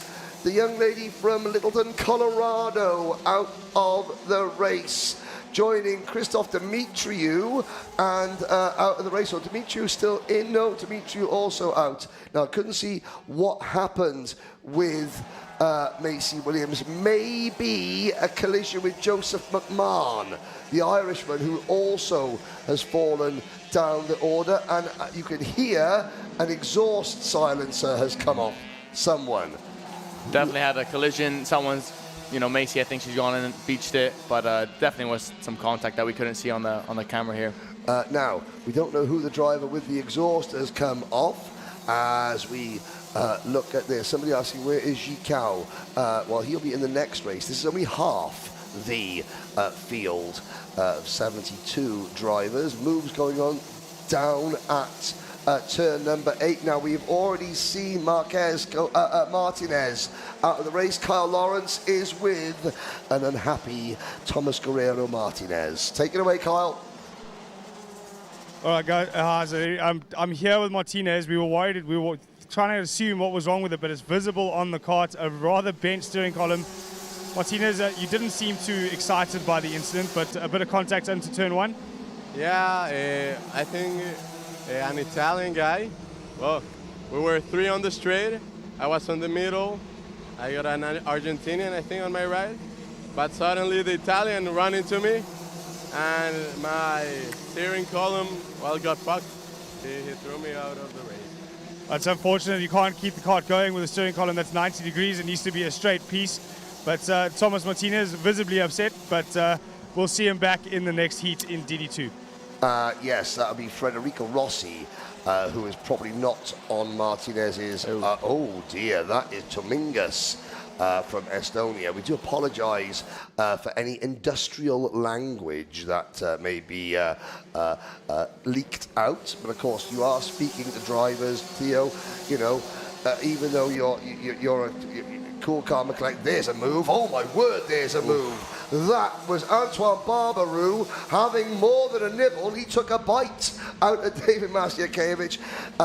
When emotions are running high, you know, adult language can slip out. We do apologise, but you know, it is worth it to get the up close and personal, to get the raw emotion of this event. Now Maciejewicz has got his hands full with not only Barbaroux but also Australia's fastest real estate agent, Harrison Hoey. This is great for the leader. He's just gonna be able to, you know, pull away and now save his tires for future races while these guys all, you know, fight and get on this is for the lead. This is for the lead. Yeah, this is for the lead. Oh, my apologies. Yeah, no, not at all. It's Maciejewicz is backing them all up. Now, this could work as an advantage, though. You're right? If Maciejewicz can back everybody up, you've got, you know, obviously Barbaroux will have to start thinking not just about attack, but about defence as well.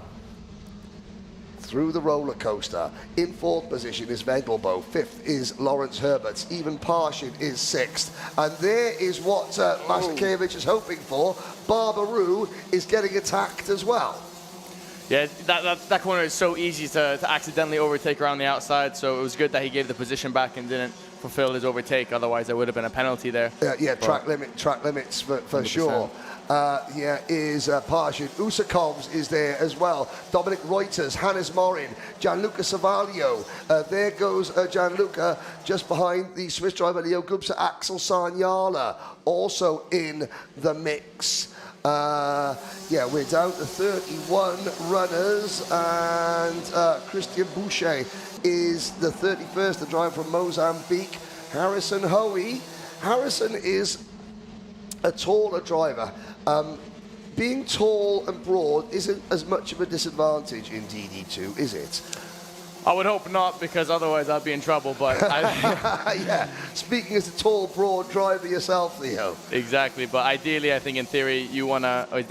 In theory you wanna be a lot more shorter because this is better. But I think for a lot of tall drivers, especially in single, you know, no gears, it's way better in the wet. Yeah, and you've got the 2 gears in DD2, which helps disguise, you know, it minimises the disadvantage that you're at. Maciejewicz holding on very, very well at the moment. Kart number 455. Last year, David was 5th. Here comes Barbaroux to the inside. Now, that is how you make a move going into a fast corner in a 2-speed kart. Maciejewicz gave him room, though, didn't he? Gave him room. I wanted to scream down the inside. Great move, got the job done, and he just seemed like he was having a lot of pace. So I think he could be able to pull away here a little bit or stretch them all up. But down the inside. Oh, Maciejewicz, the over/under, and this is game on. Lap number 9. Here comes on the outside Belgium's Lawrence Herberts in that gold crash helmet. Maciejewicz, he's thinking. Maybe he knows that Antoine Barbaroux has got more pace than him. But this is a lot of fighting for heat 1 out of 3 for the race lead. Barbaroux will lead them on to the final lap. Will Maciejewicz fight back? You have to say that signs point to him, giving it a go. There, the heat haze shimmering on the desert bleached tarmac. Up to turn number 5. Now Barbaroux's got a bit of breathing space. Yeah, I think he just overshot it a little bit too hard. I mean, that's a really quick corner and hard to get the cart stopped without the other driver doing the over/under. But great driving from the Frenchman, and I think he's going to secure this first heat win. Barbaroux crossed led the majority of the final back in 2021 and got a penalty, so he has unfinished business here. There is Hannes Morin making a move in the Swedish race suit as Christopher Dimitriou looks at his broken go-kart. Here comes Antoine Barbaroux. France will take their first win of the 2025 Road Tax Grand Final from Poland, Belgium, Australia, Denmark, Germany, and that's good. That is 10-12. different nationalities in the top 12 positions, back to Axel Sarniala, and 4 seconds covering the top 12. So we talk about the risks that the drivers run. Barbaru and Maciejewicz battling that hard. A nose cone penalty is 5 seconds.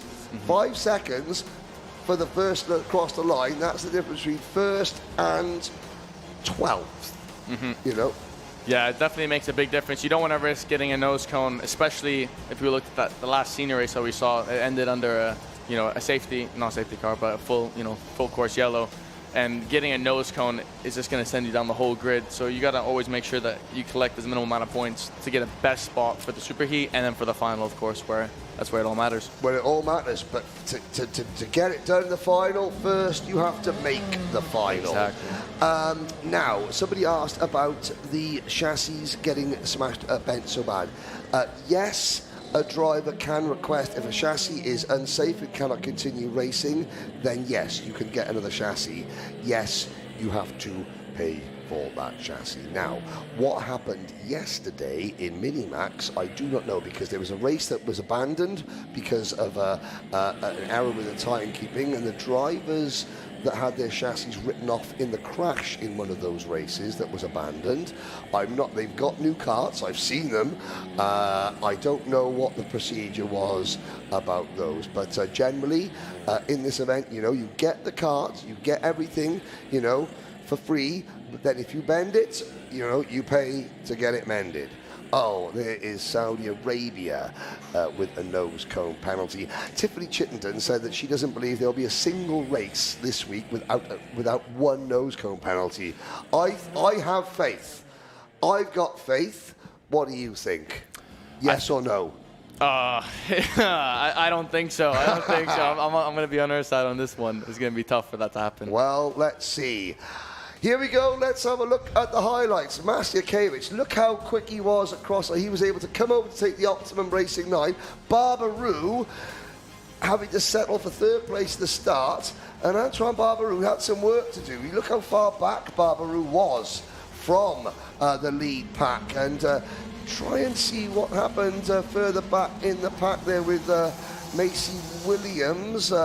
Dimitriou would eventually retire at this corner. Maybe on that lap, but okay, yes, there's Gonzalez's car, Martinez's cart going into the pits.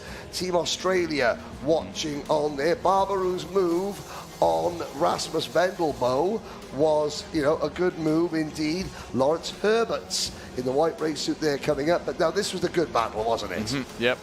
This is where he was, holding all the drivers behind. He knew that they're all behind him trying to get through, and he's just defending his racing line and bunching them up to get a little bit of breathing room, as we can see there. But, the Frenchman was just so quick, caught him right back up and down the inside, Down the inside. To get the lead. He did have another go. This was a send, and classic over-under. Couldn't get it stopped. And he tried on the inside. Barbaru said no, and carried on to take the victory. But that bodes well. There's there's 12 drivers, competitive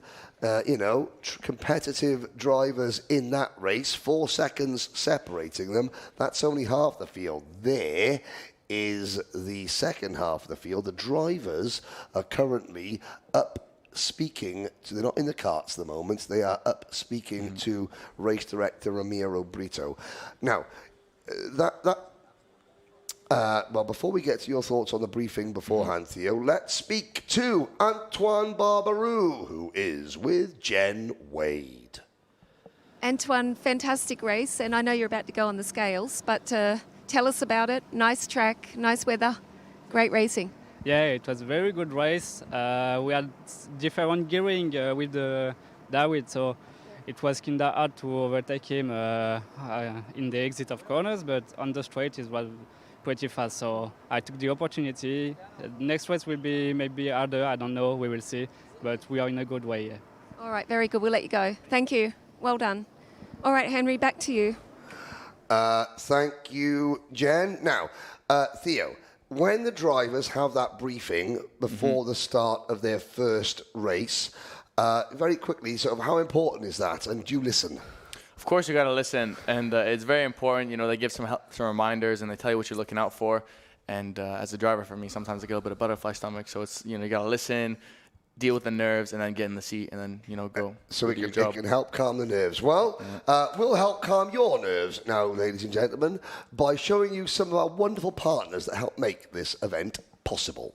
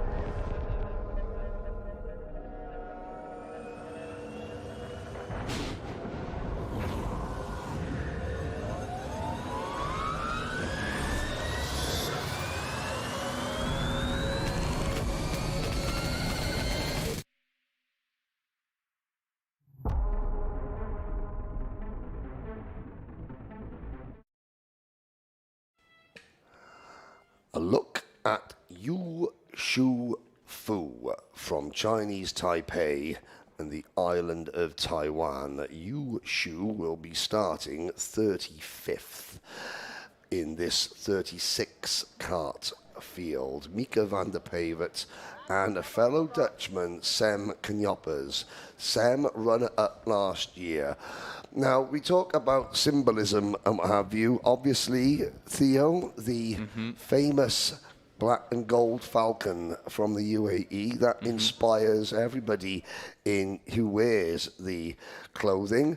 On the back of the Dutch race suit, you have the Nachtwatch from Rembrandt, one of the most famous Dutch artists and paintings. The drivers are a bit ambivalent towards whether it suits or not, but certainly it is a powerful image that can really give a driver a boost, can't they? Of course, just like, you know, representing your team suit, everything that comes onto it is just part of where you're from. So yeah, look at all the drivers; they're so focused. You know, they're all locked in right now. Yeah, they are fully unlocked. And there's look at that, some of Las Vegas, the roulette wheel. You got to gamble sometimes. There's Edgars Vilkans from Latvia. The Latvian Griffin is conspicuous by its absence from this year's Team Latvia race suit. There is now Simon Hong. He won the very first ticket. He was at the Asia International Trophy in Thailand in January this year. The very first final was DD2, and in that race he beat Axel Sanyala for ticket number 1 of 394.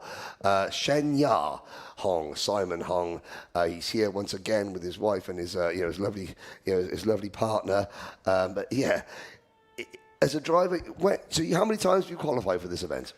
I believe 4 or 5 times. 4 times. Yeah. Have you earned your tickets earlier or later? And what's the difference as a driver's mental state to get the ticket secured at the start of the season? Because, of course, the UAE Championship finishes in April, doesn't it? So May. April or May. So the tickets for this event, the UAE drivers, they won their tickets back in April at Al Ain Raceway. Exactly, yeah. Is that the same thing where you have a lot of time to think about it? Yeah, you got a lot of time to think about it. You got a lot of time to prepare for it, especially a lot of drivers that get their tickets, last second. It's just, you got you don't even know if you're going to race the whole year, and then you get it last second. So boom, yeah. But you keep that momentum. It's kind of nice. Getting it early for me was always, we get the ticket, we go to summer break, and then we start again. And it's like, all right, this season, what am I going to do to prepare myself? Okay, here we go. Starting lineup. Jakob Bazel, Mika van der Pavement. Row number 1, Bendeguez, Sabo, Sem Knoppers. Row number 2, Paulie Massimino and Maxim Shirko. Row number 3, Len Neisch and Matt Taskinen. Moustache Mountain on row number 4. Christian Baumgartner, Luca Zucchini. Round out your top 10, Leonardo Baccaglini and Dimitri Mlaka. Our next, Max Dexter from the UAE and Edgar's Vilkans on row number 7. Edward Matthews, Shenya Hong on row number 8. Wout Kirstjens and Josh Bethune are on row number 9. Lucas Nanji and Ji Kao on row number 10. Adrian Bertelsen and Patrick Donicha are next. The rest of the field will cycle through the order. Drivers from Chile, Poland, Bahrain, Greece, South Africa, the Czech Republic, Thailand, Ecuador, Slovakia, Denmark, Mexico, Geert Fusal from Namibia, and the back, Marcel Schirmer from Germany. Bazel, this is the cat and mouse, isn't it? This is tactics all the way from Jakob Bazel. It's going to be interesting start. See if the outside row can keep with the inside row, and let's see. Let's see. The lights on the gantry are out, and we're off and racing. All eyes, phones trained on the start as the ultimate category gets underway with its second heat. And Jakob Bazel, for all the gamesmanship, he's being jumped by Mika van der Pavement at the start. So the Netherlands up into P1 early doors here, and maybe a little bit too slow away from Bazel. Great start for the outside row. Was able to go around the outside, and I believe now he's leading, and I'd say he's got some breathing room. Yep, Sem Knoppers there. Max Dexter. Talk a little bit about Max Dexter in the middle of the pack. He's just got to try and survive the opening encounters without getting involved in any incidents, and then settle into a rhythm, doesn't he? Yeah, I was a bit upset about yesterday's qualifying, so he's got the heat race today to, do justice of yesterday and show what he's here for. Was he upset because he got track limits, or just because he wasn't quite quick enough? Not quite quick enough. It's just so close. 1/10 makes a lot of positions, so he's just here to now. He's just got to lock in and climb up the rankings here. Down the inside. Down the inside goes Sem Knoppers, last year's runner-up, up past Bendeguez Sabo. Oh, and that is a Dutchman going very, very wide. That is Knoppers. Paulie Massimino in the Stars and Stripes. Paulie, his first grand finals in the main class, he was a guest driver back in 2013 at NOLA, when they had the Minimax class as a sample class, if you want, as a guest class, not competing for a grand finals title. And Paulie was one of the drivers then. Hasn't been back since, has never driven a DD2 before this week. But Sel back in the lead, the Czech Republic, Van der Pavement and Sabo second and third, with Knoppers, Massimino, Baumgartner, Taskinen, Shirko, Neisch and Matthews. Ed Matthews, talking about the importance of females in motorsport and mechanics. Ed Matthews' sister, Jess Matthews, is his mechanic. And we've got one driver in Menon Vedant in E20, whose mum is mechanic. That's cool. Get the family into it. It's always lovely when that happens. Yeah. And again, don't fall into gender stereotypes in motorsports. Every job in motorsport is open to all. Bazel. Van der Pavement, they're running wide. Now, does that look like he had help running wide, or he just misjudged his turning point? Tough to see when you're, on the perspective of the TV and you can't really see everything on the track, but definitely went wide, and now first place has a lot more breathing room compared to the lap before. So because it is easy to lock the front brakes, isn't it? I guess. I mean, at this level, I would say it's pretty tough for drivers that are, especially in the front of the grid, over here to do that. But it can happen. Just have to have a second look. These cars are going so quickly. Look at Edgar's Vilkans there, trying to communicate with his fellow Baltic region driver. Maxim Shirko and Leonardo Baccaglini in the Jody Scheckter style replica crash helmet goes all past you both. You carry on having your discussion about your part of the world. I need to move forward because I need to be top of the world. Leonardo Baccaglini, Matt Taskinen, Baccaglini sliding it into turn number 1, and that he needed help from Maxim Shirko to make that happen, didn't he? Fastest lap there for Sam Konopjes. He's got his head down, working with Paulie Massimino to catch the top 3. It's going to be a little bit tough now that the top 3 are a bit spread apart, but we could see maybe towards the end of the race if they start fighting the front that they can get them. Oh yeah, he's catching hard. He's catching. Now, Paulie Massimino, one of the USA's big stars in the resurgence of American karting. They race for big money out in the United States. Paulie Massimino is one of those big stars. No money on the line here, just national pride. And I said to Paulie, look, what do you think? And he's like, never the most emotional guy. He's like, yep. It's pretty good. That is as good as it gets. Oh, there's Kyle Lawrence, who is about to speak to, that looks like maybe Salvatore Ansaldo, who has retired. Kian Fussell, the Namibian driver, also out of the race. Patel now into his stride. And Bendiges Sabo and Mika van der Pavert, second and third. Sam Knopp is fourth, and Paulie Massimino fifth. 6 laps in the books. Josh Batoon, New Zealand. Now he's looking back. I think that would tell me there's another driver still parked there. We'll see. Sam Knopp is trying to go for the move there. On his countryman, does it work? Wasn't quite enough. It's so easy to hold around the outside on this track, but didn't get the move done, but looking to get it done the next lap. There he goes. There he goes, down the inside. Down the inside. Kyle Lawrence, take it away. Who have you got for us? Henry, just having a look at the kart 440, George Cavanadas, he's unable to continue due to damage. Not interested in having a word, obviously a little bit emotional having to sit out the remainder of this heat, but unfortunately he's had to retire due to damage to his kart from contact out on circuit. George Kafantaris from Greece out of the race. Yeah, he was the first retirement. We've still got 35 karts running. Kian Fussell, Josh Batoon still going. Salvatore Ansaldo also down at the back. 35 karts still running. And of course, if there's a race where there's half a dozen retirements, and you finish 30th, that's still bad. It's not as bad as if you're the only retirement and you're still last, is it? Yeah. It's not what you want, and so I'm just so locked in here. While during that interview we saw a massive fight between everyone in the battle for third, and now that's allowed second just to get away, and now first and second seem pretty sturdy. I think that's how it's going to end up at the end, but who's going to get thirds, the question here. Bendiges Sabo from Hungary, and of course Hungary, a rich tradition in this category, a double DD2 class winner with Ferenc Konchar.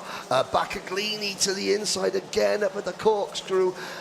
You'll get to know that drivers prefer certain parts, There's Kniopes on Van der Pavert for third position. And look at the heat haze shimmering. Look at all the Mojo marbles there at the end. So you go, that's a great shot, isn't it? Gives you an idea of just how physical these karts are, especially over the crest here. Massimino sitting and waiting. Big money Paulie. Big money Massimino coming out of turn number 7 down towards turn number 8. Now, a lot of people watch American karting, they'll know who Paulie Massimino is. Paulie Massimino maybe won't know a lot of who the Europeans are. So, he doesn't know how they race. They've seen him race on TV, but have they seen him race in the flesh? That's going to be and you can use that to your advantage, can't you? 100%. Sem went defensive there, and Paulie Massimino just right down the inside, right where Sem did it the lap prior to this, and he's going to be looking to maintain that position. Yeah, that's Mika van der Pavert, actually. No, it's right, the 4.22 as opposed to 4.20. Van der Pavert down there now, Paulie Massimino. I can't say this, is Paulie Massimino going to go double Dutch in the next lap, because he's got past one Dutchman, he's now got another Dutchman to get ahead of. There is Shen Ya Hong, Patrick Donichter, and Ji Cao going through your screen. There's Josh Patoon at the back of the field. Here we go, Paulie Massimino. I think that Sem Knyop hasn't got enough now. Paulie has to defend through the corkscrew, and yeah, he's going to make that cut very well. Jakob Butzel, however, the start tactics didn't work, but there's a lot of pace in that kart, isn't there? Yeah, P2 couldn't catch up, so great finish for Jacob, and he gets the job done there. Bendiges Sabo, Sem Knyopers, Paulie Massimino, and we look, Max Dexter falls back to 18th on the last lap.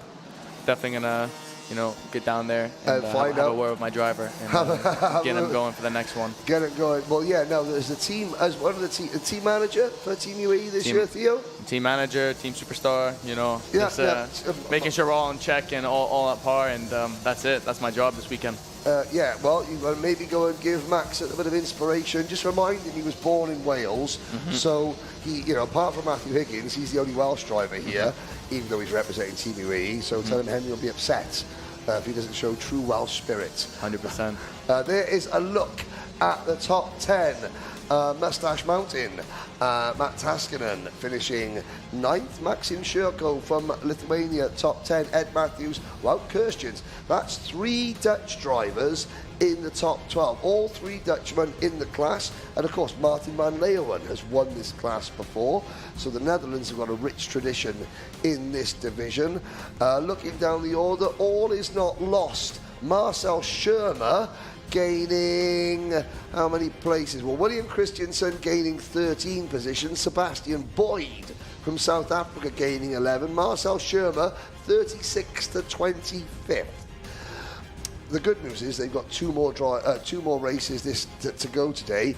Only George Kafantaris from Greece, it's only his mechanic who has got a rebuild on his hands before heat number 2.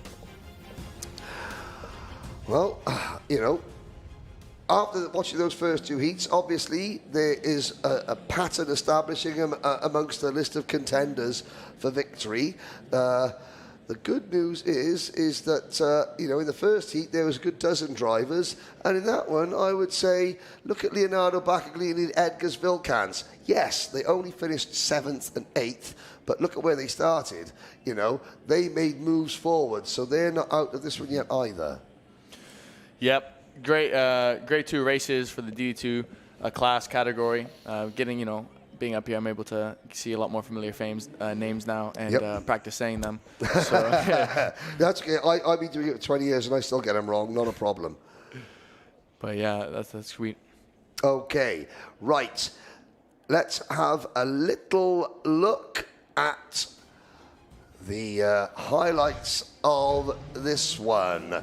Butzel getting snookered at the start. That's a great crossover move at the start there from it was Mika van der Pavert. As Butzel moves wide, and here's Paulie Massimino under pressure from Sem Knyopers. Knyopers is really on the route, but then Van der Pavert running a little bit wide at turn number 1. He would eventually slip back there. There's Maxim Shurko making the move on Matt Taskinen. Further back down the order, Ed Matthews. Ed won't realise how close to disaster he just came. But up at the front, there is, that was Luca Zucchini getting there. Your phone is pinging with who's got to go to the stewards. It actually is, double checking to make sure all my drivers are good, but there was definitely some chatter, and the team manager is going to get summoned soon. Yeah, there is a great view of the outside of turn number 1. Paulie Massimino, big money Massimino, tried to put USA back onto the Grand Finals podium for the first time since 2018 in Brazil. That was the highlights of the second DD2 race. E20 and E20 Masters is up next. Jen Wade, do you have a member of the winning country, the Czech Republic, down with you?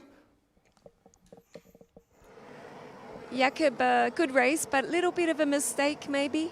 Yes, I made a big mistake on the start, but then I go to the first and try to save the tires as much as we can. So at the end it was a good race, but with a big mistake. Okay, so what happened? I just thought that they are a little bit behind me, so I tried to open the first one, but they just go in, so that was the thing. But you got some good competition, so I think from this race you learn you be a little bit on the ball at the start, but really good race in the end. I mean, you're a champion, so we've seen you here before, but you're back for revenge, aren't you? Yeah, but now I will have 2 races from the second, so I think it will be better, and I hope also. But you've been here before, it didn't work out, and I guess you got a lot of people at home watching. You want to say hi, quick hi to everyone? I would like to say hi to my grandparents, and I think that's all. Yeah. Okay, we're going to see you on the grid a bit later. Enjoy your lunch. Thank you. Thank you. Okay, back to you, Henry. Thank you very much, Jen. A lot of people beginning to enjoy their lunch break now. We have still got a good hour and a half of racing here to go this morning before we can take our lunch break. It hasn't stopped me from sampling some of the amazing food the media room are given here. There are over 60 members of the worldwide media here covering this event. The press room is jam-packed. My roll that I'm trying to eat off camera is stuffing packed. It's very nice indeed. People watching from around the world. Hello to Montenegro. Watching from Montenegro. We have yet to get a driver from Montenegro to the Grand Finals. E20's up next, but before then, let's hear from one of our partners.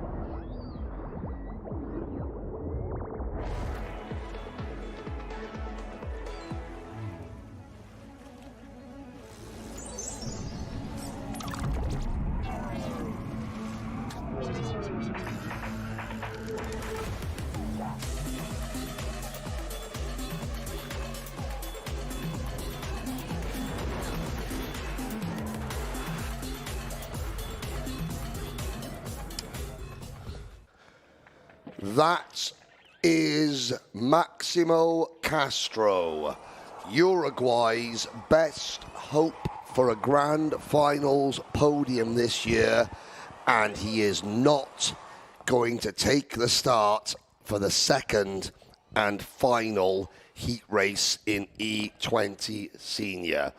He had a podium stripped away from him last year after a penalty.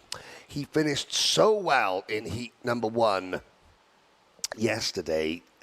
He will have to try and make his way through the field tomorrow in the pre-final and then in the final. Uruguay's hopes are not over by a long shot. They have got a little bit harder. You can see the gap on your screens. It's going to be race 1 winner, Yannick Jacobs and Raul Vargas on row number 1, Levente Seaman and Akos Madaras on row number 2, Vedant Menon, Team Mum and Milan Scosensi on row number 3, Nicholas Casarino, Mohamed Al Hassan, Siri Kong Siri, all on his own now because there is no Maximo Castro for this race. Lights are out, the E20 seniors are underway. We wait at the back for the Bahraini national flag to go up. That will signal the start of the Masters race. There goes the flag, and we're off. It's a great start from the Polish driver in the blue and red race suit there. Up the inside, Maurice Knopers, the pole sitter again in Masters, gets snookered at the start. Hello to Belgium and South Africa and Montenegro and Super Mario Djokic on the live chat. Up at the front, Germany's Yannick Jacobs looking to become Germany's second E20 senior champion after Mats Johan Overhoff. Side by side further back as Maurice Knopers trying to defend his title, trying to do a Slim Shady round the outside of the corkscrew on Julian Falivegne from Argentina. Now, was that a Spanish driver spinning? That was Raul Vargas spinning, coming into turn number 14, trying to take the lead away from Yannick Jacobs. Vargas spins down, and look at the lead that Yannick has got. He's got a huge advantage. The electric renegade, Ellis Pietza, tried to go around the outside. He needs a good result. He got spun out at this corner in the opening heat race yesterday evening. There is the start of a good battle in Masters. On board with one of our Masters third place driver, that is the race suit from Ecuador, Jorge Matos, I believe, chasing the Masters battle. Yeah, there's Matos going through your screen, third in Masters.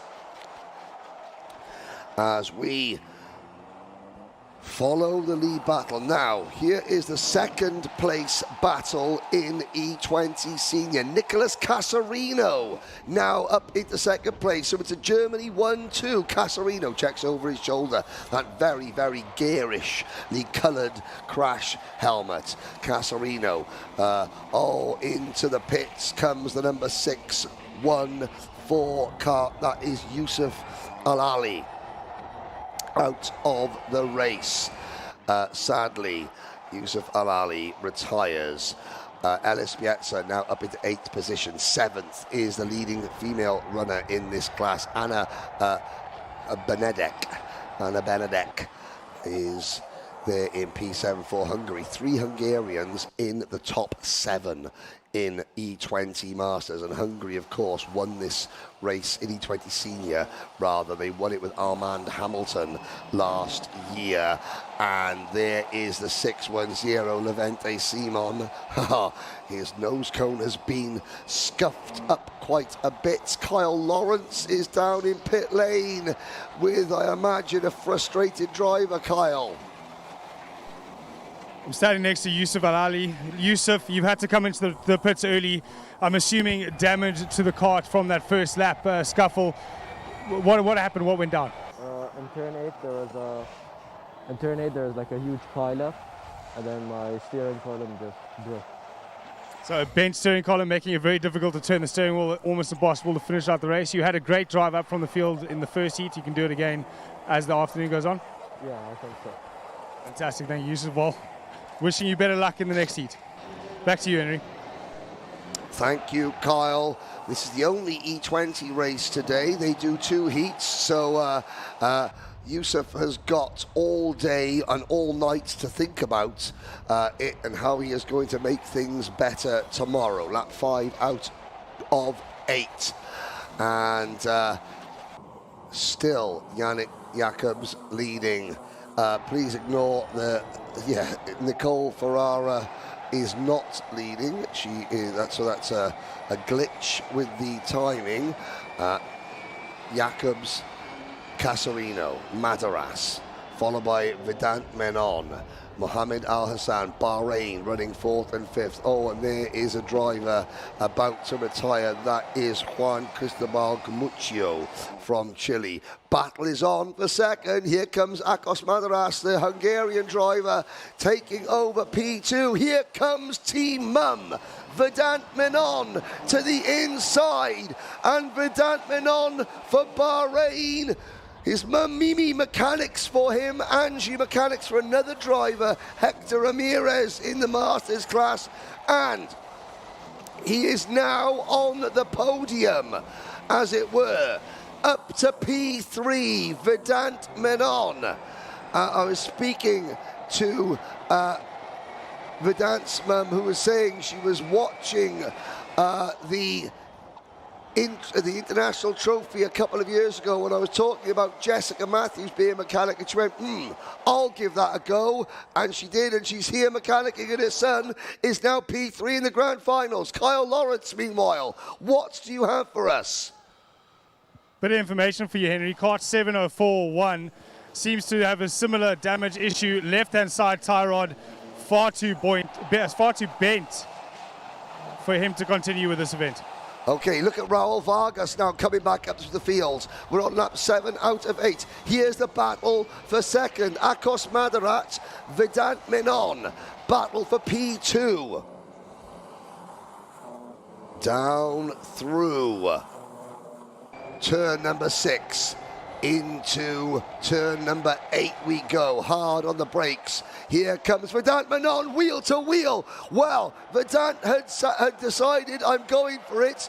Akos Madaras was about to take the wide line, suddenly realized he was under pressure, tried to defend, it was too late. He's back down the inside now, though, through the final couple of corners, and Akos Madaras retakes second position. Look at the lead, though, as we start the final lap. Yannick Jacobs has a 5-second lead. But Bahrain, the home nation, looking for its first top 3 finish of the grand finals in the... I don't think Bahrain have had a top 3 finish in either of the 2 previous runnings of the grand finals here in their home country. Could Vedant Menon, Team Mum, could they be about to break the curse and get a podium out of turn number 8? In fact, they've got Mohamed Al Hassan there with them in 4th position as well. So 3rd and 4th for the home nation. Casarino is back to 5th. Anna Benedek and Levente Simon, 6th and 7th for Hungary. Ellis Bietza, 8th for Team USA. But Yannick Jacobs takes another win. 2 out of 2. Akos Madaras will take second, and Vedant Menon takes Bahrain's first podium of the week. Here comes Maurice Knoppers. He is looking to successfully defend in E20 Masters, and he finishes just in front of Jorge Matos from Ecuador, Julian Falavegne from Argentina. Morris was joking about that he was being surrounded by South America, and indeed, yeah, UAE wins in Masters, but then Ecuador 2nd, Argentina 3rd, Brazil 4th, Argentina 5th, and Brazil 6th in class. So, extremely strong South American contingent in E20 Masters. As we look down, there they are, yeah. Ecuador, Argentina, and Brazil. Further down the finishing order, Manuel Martins, Javier Fernandez, Roman Yeager. There is Hector Ramirez, who makes it to the end, 70 years old. Hector Ramirez, the oldest driver in this year's grand finals, and still racing competitively, qualifying for this event. Hector Ramirez, he won the Supermaster category in the Chilean Rotax Max Challenge and made it to the Grand Finals for a 5th time. Now, we look. Oh, there is the number 607. That is the young French lady Lola Gervais getting a nose cone penalty. There's Hector Ramirez coming in. And we now have done the full complement of all classes apart from micro and junior. Now, junior, their first heats last night, they did count. There was a long delay before them, but they did count. So the juniors have only got 2 heats today. The micro max drivers only have 1 heat today. That will be the next race up, but not before we see the highlights of this E20 and E20 Masters second heat. Great start from Janik Jacobs. Now, Raul Vargas at this point was second, but he wasn't going to be second for long. The Masters, again, Maurice Knopers was slow away, had to fight his way back through as Janik Jacobs escaped. Raul Vargas spun away second. Everyone started tripping over each other for P2. There was an incident which removed 1 or 2 drivers down at turn number 8. The rest of the race was very clean, however. There is Levante Simon, going very, very, very wide indeed, but he was assisted in that. Now, this was the time for Vedant Menon to shine. Casarino briefly took second, but Bahrain's Vedant Menon and his countryman, Yusuf Alali, was both very, very quick in that race. And I'm just looking there, the other Bahrain driver, couldn't quite see who that was. That was Mohammed Al Hassan. Sorry, so I think it might be Mohammed Al Hassan who also finishing up in the top 4 as Maurice Knopers took the victory. So, Jen Wade, who have you got for us down in pit lane? So, Yusuf, a nice race for you, P3. Yeah, I'm very happy with the race. Yeah, pace seemed good. I mean, I feel like we had a pace to push forward and at least go past P2 and fight against P2. But, I mean, at this race, this heat 2, no need to go for any risky moves which could, destroy the entire race. So, I'm happy with the pace. I feel like we can definitely, hopefully, push more up, at least fight for maybe the P1. But we'll see for now. For now, just conserving the tires and, keeping my head cool. Okay, we'll see you a bit later. Sure. Cheers. See you later. Thank you. Well done. Okay, back to the race. Henry. Here we go. Micromax, heat number 2, Benjamin Karachkovic and Gustavo Oliveira on row number 1. Jan Wozniak, the race winner, and Maximin Safazinski are next. Maximilian Ruchkowski and Bruno Miranda are on row 3. Lev Kovansky and Alex Nomogabkab, they're both fixed up after a crash yesterday. Dominic Vieiraroa, Dian Singh Pahal, rounding the top 10. Luan Divet and Albert Ferro are next. Benedictus Masiokas and Charlie Page, Timon Gurgic and Emilius Kapkauskas, Turbo Tarek Supi and Pretty in Pink, Jaden Francisco are next. Hugo Colby, Si Chen Lu, Thomas Liptak, Oliver Opry, then Alejandro Cardona, Augustin Perchivati, the top 24. Jack Clem, Connor Haufer on row number 13, Chinafat Medjabuti and Anna Mackelm, followed by Kyle Densler, Jonathan Falcon Ottenson, Domenico Mazza, Rosalie Rabasova, Jun Carato, Mikhail Toledo, Nagoshige Inosi, and Yen Chan Huang. They are now, of course, Jan Wozniak and Benedictus and Benjamin Karachkovic battled for the victory yesterday. There was an incident between number 7 Alex Noah Mogabgab and the driver that did have our camera on his kart yesterday, Leo Kovansky. Jan Wozniak is our camera cart today. Into the tram lines, 6 laps, lights are out, we're off and racing. And Wozniak gets to the inside before the outside row can move across. So Wozniak moves up from P3 to P2 at the start at the expense of Gustavo Oliveira.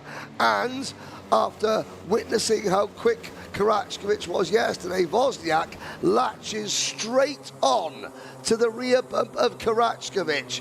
Could we see a repeat? They broke away yesterday, obviously thinking, well, what worked yesterday should work again today. So all credit to those two drivers instantly locking horns and going together. Now, my live timing screen sadly has decided not to play ball up here, so continuing a few timekeeping issues. Side by side, down towards turn number 12. That's Dian Singh Pahal making a move up into P5.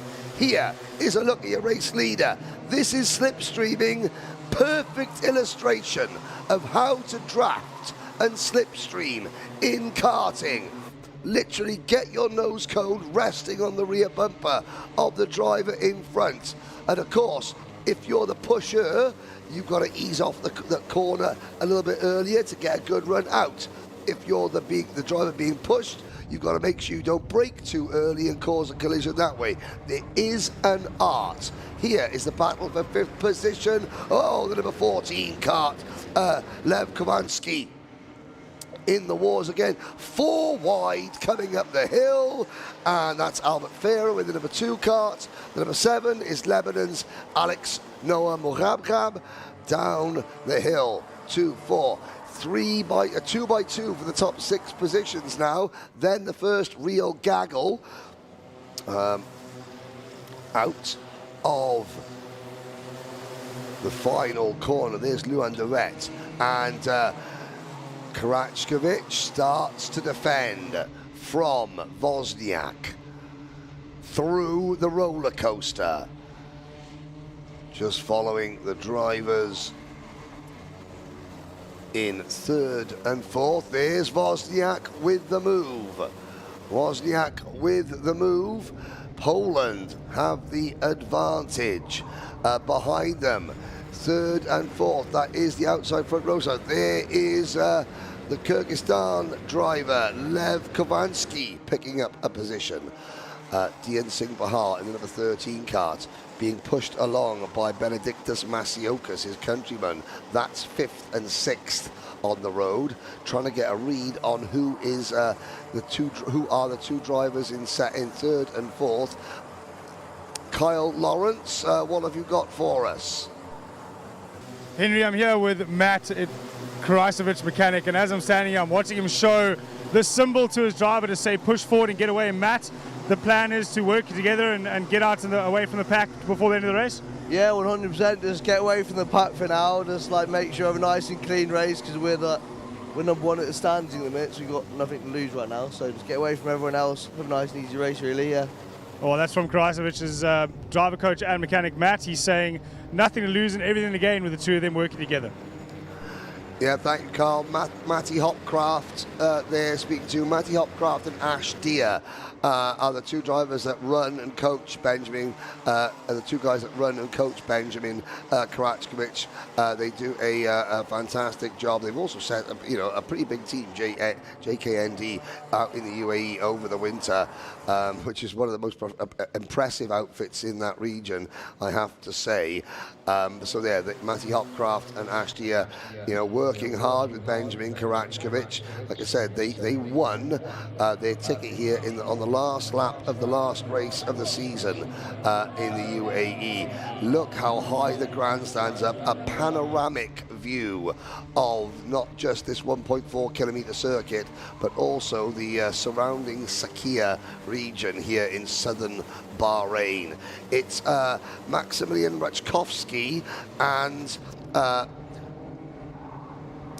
it's Rachkovsky in the number 5 in the number 6 kart, and the number 7 of Gustavo Oliveira who are next in line. They're third and fourth. Tianxing Pahal getting passed by Benedictus Masiokas and Albert Farrow. So the British drivers battling for 5th, 6th and 7th. Also in that group, 8th and 9th, I think, is also Kovansky. I apologize, I've got no timing here. In fact, there's no timing here on my timing screen, so I can't give you a full rundown, although I can tell you, well, because you could just see it as well, that the fourth member of the British squad, Charlie Page, has just set down the fastest lap of the race. Wozniak into turn number 5, last lap, now Karachkovic. Signalling again. Matty Hopcraft said that they're top of the board at the moment, so they've got nothing to lose. This would do Karachkovic just nicely. He doesn't need to be slowed down too much so that everyone else catches up. Portugal coming on strong now in third place, Gustavo Oliveira closing in, and of course Jan Wozniak's going to defend. You know, he's protecting the lead. If he leaves a door wide open, here is a look. That is a clear track. The run to the checkered flag. Does Karachkovic make a move? No, he does not. Last couple of corners. Jan Wozniak will take the win, or will he? Here comes Karachkovic. Oh, a drag race to the line. And Wozniak takes it. Here we go, the rest of the field.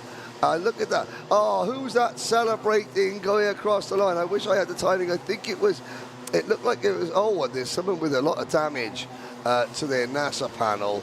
But I love that. I think it might have been Rosalie Rabasova celebrating crossing the line. And I hope that was Rosalie, because that was a good finish for the young lady from the Czech Republic. See if we can bring you the results. Maybe not. So we're working through our timing issues here as you watch. It's a hazy sky here in Bahrain. That is the very, very palatial, impressively designed grandstand at the Formula One circuit, which sits just behind the kart track. There's been drag racing, drifting, some sports car testing on the big track, but all eyes in the motorsport world this week are on the kart track next to the big circuit, because that is where karting's biggest event is taking place. Micromax, that's them done for the day. They have now completed their 2 heats, the single grid classes. So all 36 Micromax drivers, all 36 E20 and E20 Masters drivers, all 36 DD2 Masters drivers, they're guaranteed a place in the final. So they do 2 heats. They do 2 heats, then a pre-final, then the final, as well as qualifying. The drivers in the double grid classes, that would be Minimax, Junior Max, Senior Max and DD2. They do 3 heats each and a pre-final before we get thinned down from 72 to 36. Now, the second round of Minimax heats are coming up shortly, but not until we have a look back at the highlights of Micromax. And it was a nice start from Karachkovic. Wozniak getting the hard bit done early by passing Oliveira into turn number 1. They head out of turn number 5, and Wozniak and Karachkovic working together right from the word go. They were able to get up. There's Tianxing Pahal being pushed along by Benedictus Masiokas. Now, if I were to tell you that Tianxing Pahal took the British title away from Benedictus Masiokas on the last lap of the British Championship season, that would be a fact. And then you look at how Masiokas is working with his rival. Now here, what do you have to do?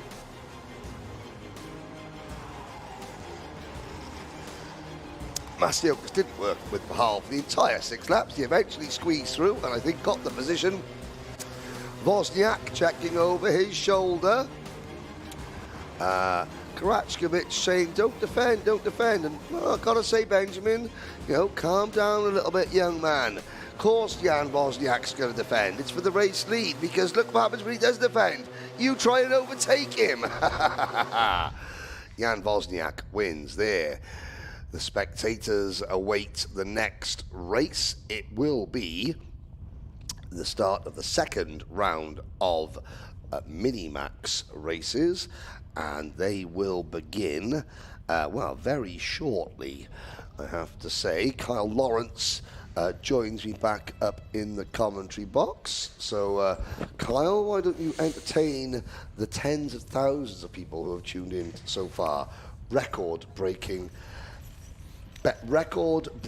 audience figures. And let's go and speak to Benedictus Masiokas down in pit lane. Benedictus, a good race for you, almost in the top 5. Tell us about the race. So I started P13. I had a good start. I got to Dean. I pushed him, but then I saw we weren't really catching to a leading group. So me and Albert decided to work together, and then, yeah.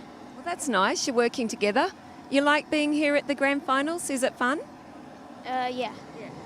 Okay, we're going to go watch the next race. Well done. We see you later. Thanks. Thank you. Thank you. Bye.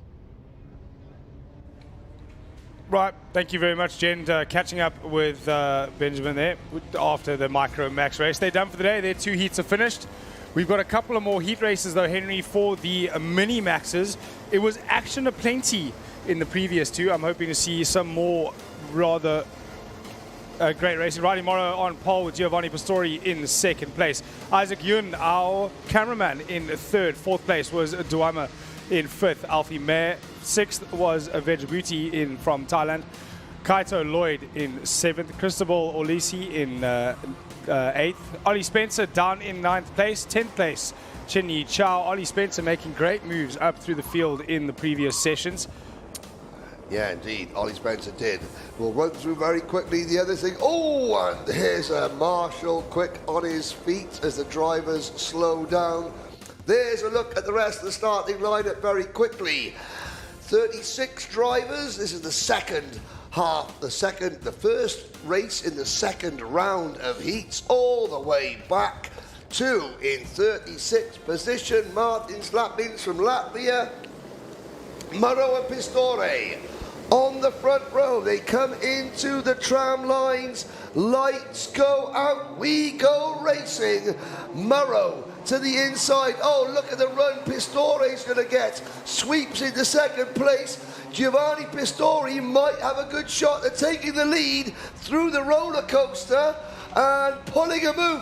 What a move! Giovanni Pistori runs wide. We're 4 wide back in the pack. Murrow is down to about 3rd or 4th position. I just witnessed Ollie Spencer on the brakes run himself basically into the lead of the race around the outside to go from in probably 10th on the grid up into that top 5. But Giovanni Pistori, after all that hard work on the start, has dropped himself down into 6th or 7th place at the moment. It looks like he's just behind Brody Cooper Darling there, who's moved himself up from 12th on the grid. Fantastic first half a lap from our Minimax drivers, I have to say.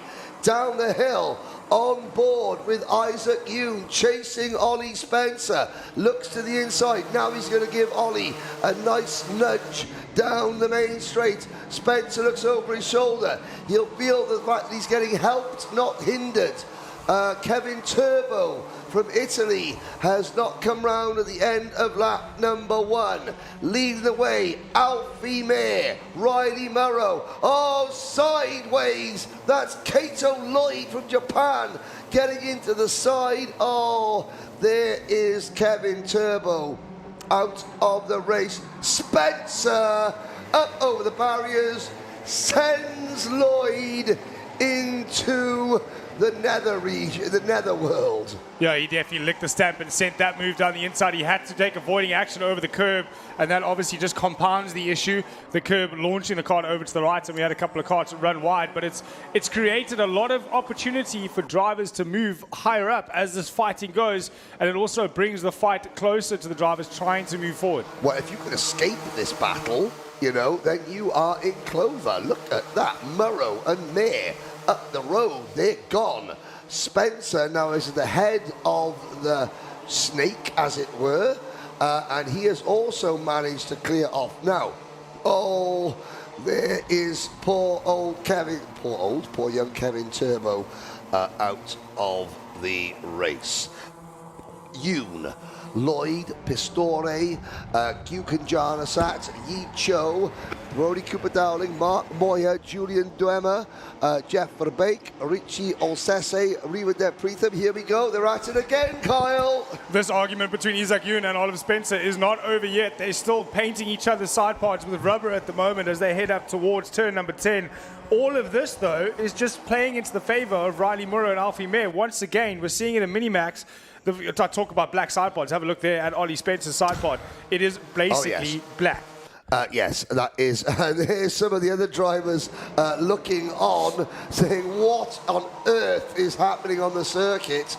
There is Mark Moyer having a really strong race for Romania. This is great stuff from the young Romanian driver, Mark Moyer. I have to say, constantly in the top 10 to 12 drivers as they head down the hill. This is lap 4 out of 6. Murrow, the human highlight reel. And there is a move from the 137. And that was Isaac Yoon passing and then getting repassed by Ollie Spencer.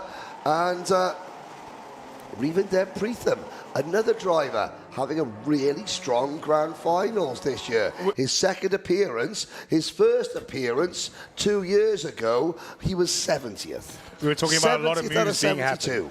We're talking about a lot of moves happening, a lot of passes happening, and Mick Klinkers, 21 positions gained in only 4 laps. That is outstanding. You have to fear for the security of his nose cone, you know, I have to say.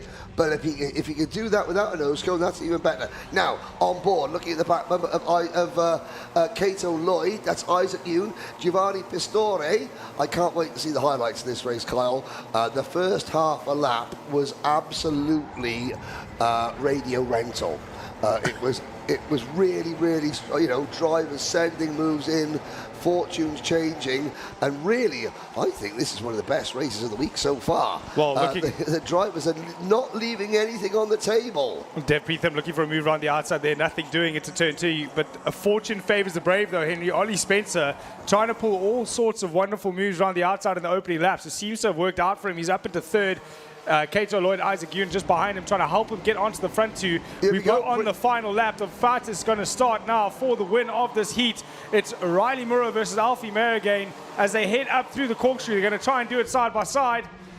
The next passing opportunity is on a right-hander, so 107. Oh, they're swapping positions left to right, inside to outside. Great slowing down there from Riley Murrow to stop the cutback, but slowing it down on the apex like that, all that's doing now is going to bring this gaggle back into them. And we saw how hard those 3 are racing at the moment. Yeah, Yoon, Lloyd and Spencer are closing in. Alfie Mayer trying to say go. And Riley Murrow's going, yeah, do you know what happened between us in the last corner of the last race where I suddenly ended up on the curve? I'm not quite sure I'm going to trust you yet. It was an accident. Here we go. Team UK are at it again. Here comes First Spencer. And second. Here comes Ollie Spencer. Whoa, Ollie Spencer said that he was almost in Saudi Arabia as he came around the outside of the corner. Did he get second? He got second place. Not quite sure what the track limits ruling is on that one, I've got to say. But hey, it was spectacular to watch as it happened. And Riley Murrow, well, he is in the highlight reel. He wasn't making the highlights in that one, but he is in the highlight reel. Spencer, Mayer, Lloyd, Yoon, and 0.7 of a second cover the top 5 standard.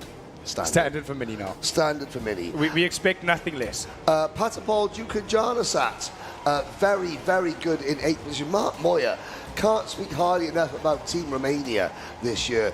Very impressive. Cheng Yi Cho, Brody Cooper Dowling, Cristobal Ricci, Olsese, Arthur Farrow, Rivadev Preetham, Jeff Babek, and Mick Klinkers up 19 spots. Martins Lapins from Latvia gained 18 spots from 36 to P18. First of our Bahrainian drivers, Jude Andrews getting himself up into 19th place, 6-spot gain. Alexander Kristoff up into a 20th. That rounds up our top 20, but a massive move up through the field. It was 21 plus for him on lap 4.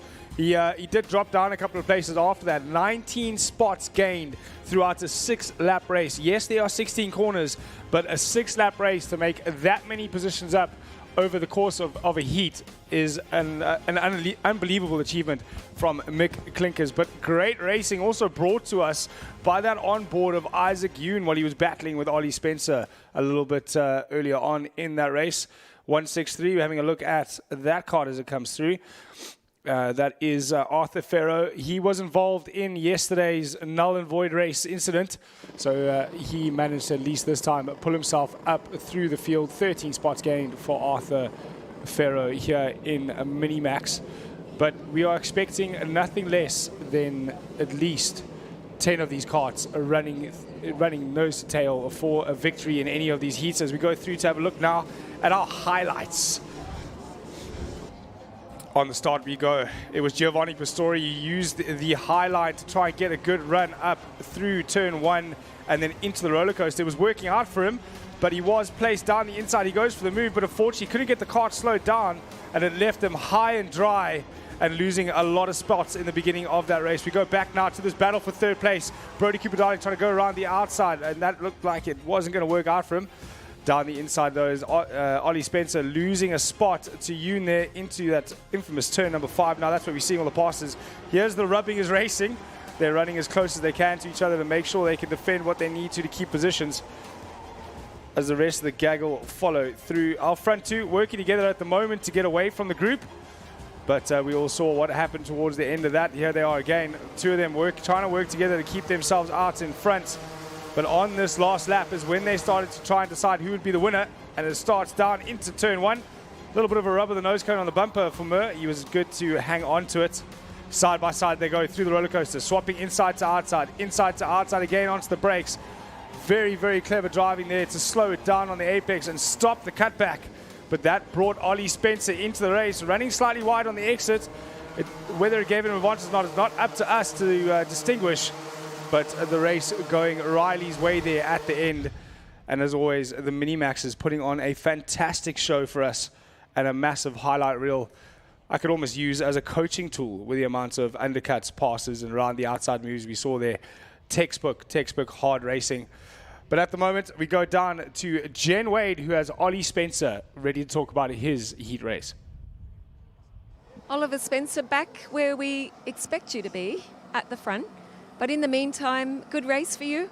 Yeah, we had some power issues, but we've got that all changed now, and I think now we can actually have a go at winning the race that I think I can win 100%. Of course, it's unusual for us to see you in different colours. Why is that? Yeah, I think where I live in the UAE now for about 4 or 5 months, and I didn't win my ticket in the UK, so I feel that I should race for the country that I live for. All right, now tell me about something. Track limits. How's that working? Yeah, I think the track limits in practice was very harsh. Yeah. I think now people are taking too much advantage of it. Okay, so hopefully they'll get a penalty? We'll see. We will see, but I think that's why they're a little bit stricter in the practice. Yeah. Yeah. And it's not really fair, is it? No. Okay, so we're going to see. Yeah. What about your track limits? No, I think I was in. For me, I've done lots of practice around it. There's just no need to do the track limits. Yeah. You can go as fast, keeping it in the track. Yeah. And you're a professional. Yeah. That's right. Okay, back to you, Henry, and wish you good luck in the race. Thank you. So, Henry, Ollie Spencer there talking about the track limits of the circuit and Jen, saying he doesn't feel he was at all outside the track limits there on that last sector. Well, he wasn't outside the track limits for the next track in Bahrain. Oh, right. I'll leave it there. Okay. High, wide and handsome. But the officials are looking if a driver is forced offline, but there are lots of penalties going on as we look to the next Minimax Heat race. It's Emerson McAndrew Uren and Lucian Smith on row number 1, Austin Oman and Ronald Kern on row number 2. Tom the Farmer Reed and Ryan White go from row number 3. Vicente Capella and the Cookie Monster on row number 4. Tigo Holthausen and Alfie Ward round out your top 10. Bruno Gajewski and Enzo Di Janeiro round out the top 6 rows. Samuel Chiveri, Costa Rica and Belgium on row number 7 with Leon Herberts, Hugo Fuentes, Ilari Harmonen, Elis Mankonen, Saffron, Zevitao. There is the marshal who was quick on his feet at the last race. Ahmed Al Khalifa, Nicola Rangelo from Bulgaria, Santino Matteo, Barlan Gill. Oh my goodness me. That is a driver trying to catch up before the line. As we look at some of the rest of the field, did that driver make it back into position?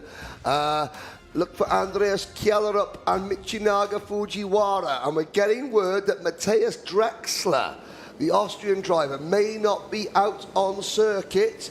We'll keep an eye out for driver number 130. If he is out there, his transponder may not be working. Lights are out. We are off and racing. McAndrew Uren takes the lead through turn number 1. And we have 36 or 35 carts out on track. We will find out. Maybe Matthias Drexler missed the grid gate. Or maybe just the transponder is not on the cart. Clean start from the Minimax field. I don't think Drexler is out there. He's showing as still being. So somebody take the Ollie Spencer line. Sorry, Ollie. But no, yeah, that was the... Ollie Spencer was inside the track limits of the F1 track. Let's just be clear. That was the comment I was going to pass through when you said another circuit in Bahrain. But they head down into the final sector, the 13, 14 and 13 or 14 sector here, the Minimaxes. It's a little bit more of a calmer start to a Minimax race that we've seen all weekend. We've got single file, maybe sometimes double file, but we're not seeing 5 wide into turn 1 like we were in the previous heats. As they head up now through the roller coaster. I love this part of the circuit. And the camera shot we've got really shows the undulations through there. But Emerson McAndrew, he's able to run the line he needs to keep himself nice and fast. But talking about fast, Vicente Capella up into that 3rd place, a double pass into turn 5, but he's under pressure again into turn 8. He opens the door to not lose too much time. When you're fighting in a group like that, sometimes it's always better just to let the move go and fight it in another corner. You don't want to end up losing 2, 3, maybe 4 spots because you're hanging on to a position that you could have just let go and fought back another part of this heat. Yeah, down the hill, out of the corkscrew towards turns 13, 14 and 15. A poor start for Josh Cook, who has dropped down to 16th position. There is Alfie Ward. As we cross the line, Emerson McAndrew Uren and Austin Oman lead the way. Austin Oman's father, Tristram Oman, he was a competitor in the very first Grand Finals back in Puerto Rico 2000. He was a podium finisher in the Grand Finals, and I will check my records to see when that was. It was in one of the classes that we no longer run. I will get my stats up to date. That's for later in the week. Speaking of Ward, though, he's on the move. Yeah. He's made one position. He's making up another one now up into turn 2. So Alfie Ward on the move, 4 places up from his start. He wants to get into that front pack and maybe challenge his fellow compatriots Tom Reed, as well as Vincente Capello, Smith, Oman, and Emerson. Emerson, once again, leading it out early doors in this race, though, but he's always seems to be the one that leads it for the first few laps in any of the heats at the moment. It's becoming his standard, but a big drop down from the start as Ronaldo Kuhn. He dropped down to 9th place from that first corner. and he hasn't been able to move himself back up through the group. So these guys are very, very close together on times as well, Henry, if you have a look. 58.9. Oh, side by side there, sorry, coming out of turn number 5. A little bit of, what was it, hip and shoulder? Is that right? Hip and shoulder is hip the and shoulder, yeah. So Vicente Capello trying to get to the front of this group. He feels like he's the fastest, and he's saying, let's keep going, let's move forward. But it's Alfie Ward that wants to be the cart in front of this train. He does have big pace, so it might not be a bad idea for these gents just to settle down, get him behind Ward, and push him onto the front. Now, my spidey senses have been tingling over Tristram Oman.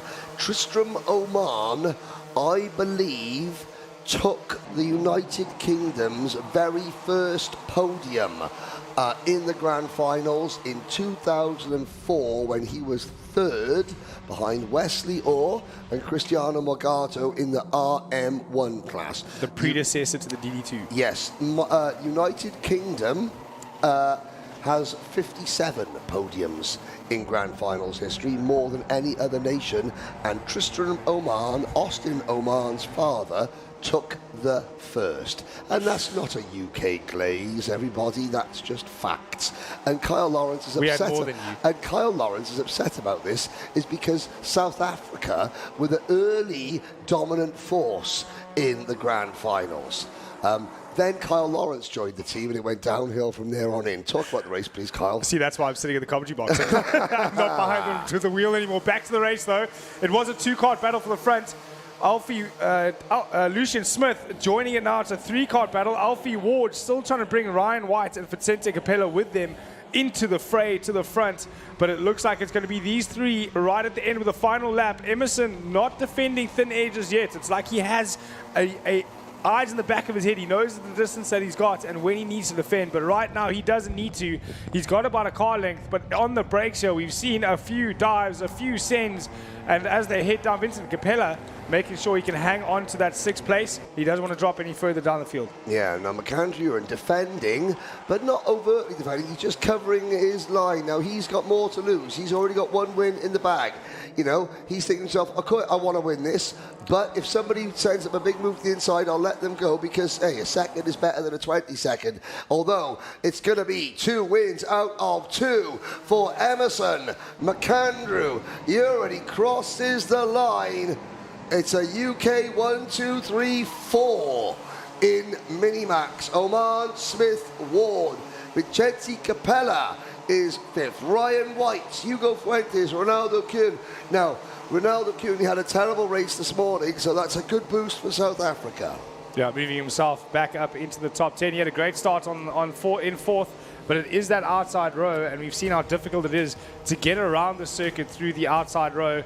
But a quick run through of our results. Emerson McAndrew Uren in 1st place, Austin Oman 2nd, Lucian Smith, Alfie Ward, Vicente Capella, Ryan White, Hugo Fuentes, Ronaldo Kuhn, Enzo De Janeiro, and Tiger Halshausen wrap up our top 10. Yes, indeed. Looking down the order of the farmer, Tom Reed dropping back to P11. Samuel Chiverri from Costa Rica, and you'll notice that Alpha Live have already put the Costa Rican flag back in next to Samuel's name. Andreas Kjellerup moving up 11 positions. Alex Riley from Ireland also moving up 11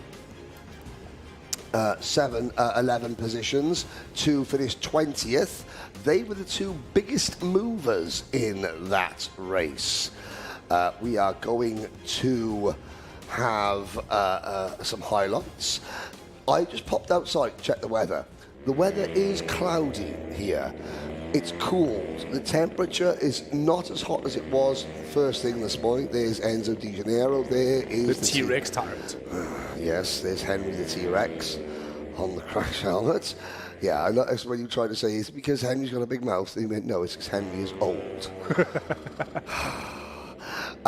There's the finished crash helmet on number 108, Elis Mankonen. Now, let's have a look. So, have you seen anyone have their nose cone done? I haven't. No. Ooh, I know this is only half of them. Let's have a look. Did you put money on this Let's bet? have a look. Oh, I don't know what I bet, Tip Chittenden. I can't. I don't take bets anymore. I'm already faced with potentially having to quit smoking if Ian Pahal wins in Micromax. I said I'd stand down from commentary and go and have lunch. That's right. No nose cones on that one. I'm sure we're going to have a race with no nose cone penalties. I have faith. I feel it's an ambitious claim. Ambition, Dylan Thomas, the Welsh poet. Ambition is critical. That's a line from Twin Town, which you should know, being half Welsh. Ambition is critical. Dylan Thomas, I have it. Here are the highlights. Good start. Nice spread out start. That potentially caused the lack of 5-wide action on the opening lap. That start was quite spread out. McAndrew Uren. Did he dominate the race? No. Did he control the race? Yes. Austin Oman didn't just walk around, sit around and follow Emerson McAndrew Uren. He did have a couple of little looks, but he wasn't about to throw the kitchen sink at a bid for the race lead. I like the group behind him. Yes, was throwing. There's engineers, there's kitchen sinks, laundry, washing machines, utensils, you name it, were being thrown further back in the pack. But the top three were all very, well behaved, cool, calm and collected. Lucian Smith there in third position, and Alfie Ward coming home to fourth. Now, that was easily the most relaxed Minimax race. The relaxed celebration I've ever seen from everyone. Did you see the little hand of the steering wheel, thumbs up? Of course, yeah. Now, let's have a little look. We have got Team Portugal on the right-hand side of your screen. You've got the gentleman in the red sleeves there. He's one of the team managers from France. The Italians, you've also got members of Team UK there. Saudi Arabia, Amelia Nelson, the media director who's running the media for Jag Rotax. She is standing there next to the Japanese contingent on the top of the top. But speaking of Portugal, they're on the right-hand side of the screen. Their driver, Vincenzi Capella, is with Jen Wade now. Vincent, a really, really tough race, but you stayed right in there. Yes, it was a tough race, how you said. Good start. Then I maintained the position. I overtake the white in the last lap. So I think it was a pretty good race. Are you enjoying being here, racing against all the best drivers? Yes, it's pretty fun, the racing against them all, because it's I think the most tough competition out in the year. So it's pretty cool also because we can test our abilities against the battles of the world. So we're going to say good luck for the next race. Thank you so much. Well done. Thank you. Thank you. Okay, Henry, back to you for the race. Thank you, Jen. We are on the rolling lap now. I am going to give, in a minute, after I've done this grid, Jacob Ashcroft and Amaru Adriansen on row number 1, Thomas Hart and Branislav Rentka on row number 2, Albie Friend and Ben McLaughlin, row 3, Antoine Grisel, Gabriel Canal, row 4, Panustin Monkong, Martin Soltis, Kevin Pollack, Wojciech Kapusta. Then it's Daniel Ferreira, William Stirrup Nielsen, Lenny Robilo Lagash, Len Abbas, Tiago Palatini, Daniel Voinov, Rory Armstrong and Dema Abali, Eli Haddad and Isan Tseng, Max Sadursky and Yuan Bugayong, Marcus Pap, Colbadieros, Philippines. As we look at the tail enders on the live chat, you have until the end of lap number 1 to spam the chat with the Filipino flags, then no more. Philippines, go. Miguel Quinones, you're joining us here from the Philippines in the commentary box. Your countrymen and women are allowed to put the Filipino flags in the chat. There's been more Filipino flags than I've ever seen before in my life. You've got to the end of lap number 1 and then you've got to stop and give the other countries a chance. Here we go. Lights are out. We're off and racing. 8 laps into the books. And Ashcroft leads. Oh, and a big crash through turn number 1. Somehow everyone survives. Albie Friend. There has been a bumper. Involved. Yeah, there's a nose cone gone. And who's up in the second place? Is that Tommy Hart? Tommy Hart up into P2. On board with, I believe that is Marcos Massinas. Yes, it is. maybe we'll get a replay because Massinas was starting in the middle of the pack there. Well, Miguel Quinones, that is what you always potentially have the risk for at the first corner, isn't it? Yep. Honestly, with every racetrack, the first corner is either where you lose it or you actually win it. Yeah, indeed so. Now, Philippines, your time to put is coming to an end on the flags. Oh, there's a problem. Slow. That's the 207 cart, and everyone gets themselves slowed down. That is Gabriel Canal's cart. Oh, somebody clipped the nose cone there. Right, Philippines. Let everyone else have a chance with their flags. Well done in the live chat. Let's have a look. Miguel, here we go. This is Majos Massinas trying to skirt round the outside. Colmadeiros runs wide. Oh, there's Gabriel Canal. With his front bumper actually off. Yeah, now, I mean, as a driver, take us through how you react to a situation like that. How quickly do you have to, like, snap into gear? Lots of things actually comes in mind, especially with where to go, who to avoid. At the same time, if what you're doing is actually correct, do you have to go out of the track just to avoid a crash, or find a way to just be in the track but try to avoid the crash? With that in mind, there's no right or wrong answer there. Yeah, so Luke whatever. Yeah, just having a little look, trying to review the footage there as well. Sorry. Having a little chat there as well. Yep. Carry on. Sorry, I didn't mean to interrupt your train of thought. And no worries. So from what we can tell now, it's a slow start. It's a slow, all virtual. Yep. Virtual, what's it called again? A virtual safety car. Although Jacob Ashcroft becomes the safety car, let's have a look at another. What happened here? That is Gabriel Canal. Talking to the driver. Sacre bleu. My go-kart, he has no nose cone. What am I supposed to do? Go to the side, Gabriel, and come back later on. Now, here we go. Thailand have joined the chat for Panustin Mongkong. So, yeah, no more Filipino flags for this race. It's up to the other nations to get the support in. Panustin Mongkong up to P5. Green flag waves. Hello to Henry King watching in the UAE. Maybe we'll see you at next year's Grand Finals, Henry, wherever that may be. Hamish Campbell makes a good restart. The Australian driver, he has gained a bunch of places. And I've got to say, for Branislav Redka, Ben McCloughery and Albie Friend, this is a huge bonus. They're at the back of the grid, but they are in contention. It's better than being half a lap down, isn't it? It is, actually. It is hard, but it is part of racing, especially with the fact that this is a hard contention race. And of course, they're going to be fired up, aren't they? They're going to be angry, the Red Mist. Sometimes you drive better when you're angry. Sometimes, don't you? Yeah. You it know? really depends on how you drive it with the emotions that you got. Yes, and there is going wrong for number 205, Antoine Grisel, just vaulting up over the back of someone else's bumper, Argentina. Look on, that is Tiago Palatini's mechanic. Tiago Palatini running in 11th position at the moment.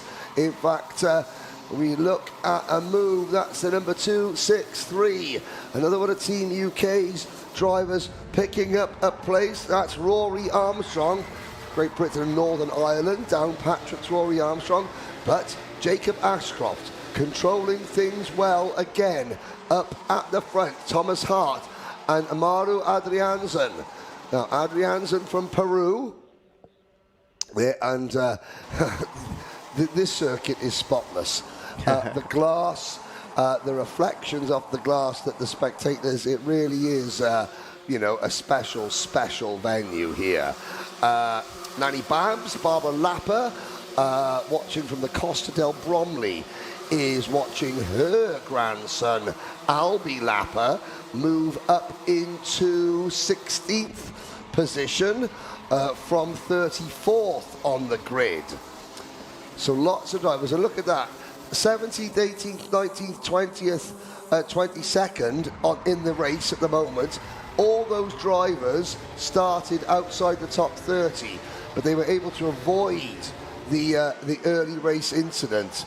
As we look at the number 243, who's that there? The number 243 trying to close the door. Albie Friend has made it back up to 26th position. Oh, and that is Branislav Rentka, who had such a good race last night, if you recall. Miguel? Yeah, I believe so. Yeah, that 1-3 finish for Slovakia. Rentka, you can see his mechanic walking over to him in the background there. What are you noticing up at the front? From what I can tell, Jason Ashcroft is really just letting the drive in, keeping things clean, keeping things simple for him and the go-kart and the tires. Yeah, so you're right. Keeping it simple. Simple means we're not sort of slide the back end. We're being as gentle as we can round the corner. And also trying to drive as quickly as possible to stop everyone else overtaking you. Yep. From what we can tell from the screen, I believe we're watching someone trying to fight for, I believe, this is the battle for, well, there's your top three. Ashcroft, Hart, Adriansen. Oh, right now. Then you've got 450. Yeah, you're right. That battle we were watching was for P6. It was Rory Armstrong, Panustin Monkong, Daniel Ferreira, Boaz Maximov. Boaz Maximov up 23 places from 31st to 9th with a talk about a flying Dutchman. This is, Maximov, Max Attack. Now, what about New Zealand taking a race win? What about Peru? Ashcroft continuing to just manage the situation. There goes Adriansen up into P2. Good move. So, this is going to help Jacob Ashcroft, isn't it? Because there's Hart back to the inside of Adriansen. And here comes Lenny Robilo Lagash and Kevin Pollack from Austria. Now, starting the final lap. When will you see Ashcroft? He looked over his shoulder a little bit. When does Jacob relax and think, okay, I don't need to, defend. I'm good to go? Probably in the straights, to be honest. Obviously, in the corners, he needs to at least tense up a bit just to keep manage the go-kart. Yep. But with the gap that he has over Hart, honestly, it's manageable for him to just do what he needs to do just to keep the pace and keep the position.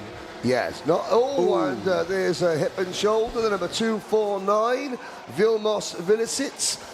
That's so easy to happen here on the outside of the corner, isn't it? Yeah. You're running wide. Everybody is trying to get to the outside line. If you happen to be on the outside of that person, then you face being squeezed off track. But here we go, Jacob Ashcroft just picking up where he left off in Sarno. Another win for the world's #1 junior Rotax driver this year. But behind him, Tommy Hart. Oh, there's an unhappy driver. That is that's our camera cart. Mahos Masinas coming home in 27th position and not happy about that. I wonder if our onboard camera may have caught the reason for Mahos Masinas. Here we go. This is what happened to Masinas? And there was another Slovakian driver going across there. Oh, Mahos Masinas, and I think this was this the run to the checkered flag? Yes, it was.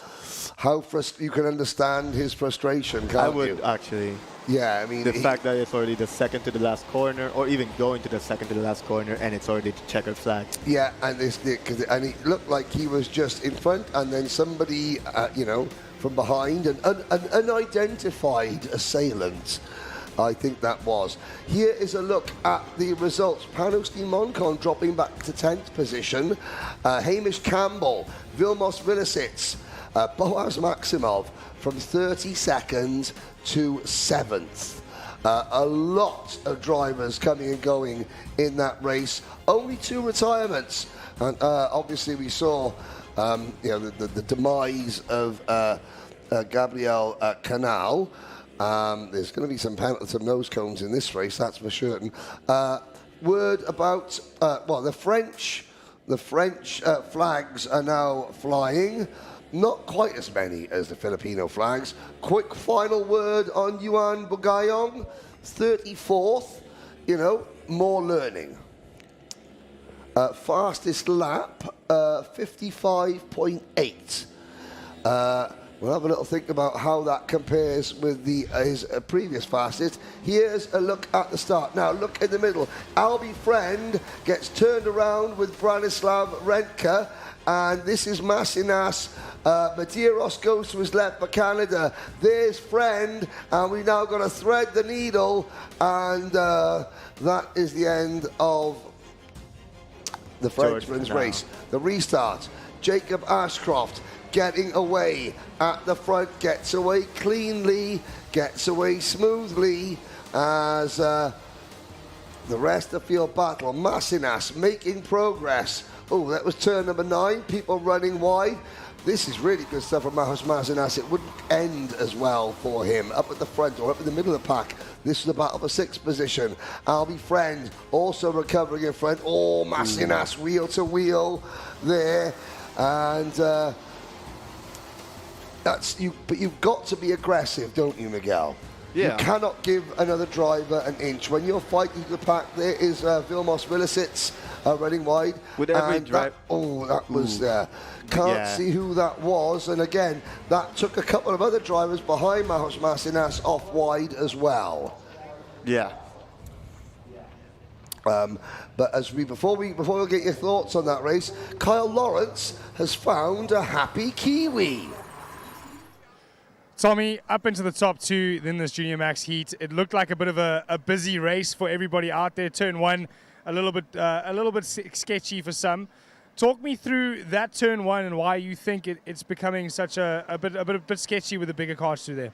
I think it's a bit sketchy because there's a lot of people going too wide, and then some people trying to come over and maybe having a little incident with others, and yeah, it's what happens to some people.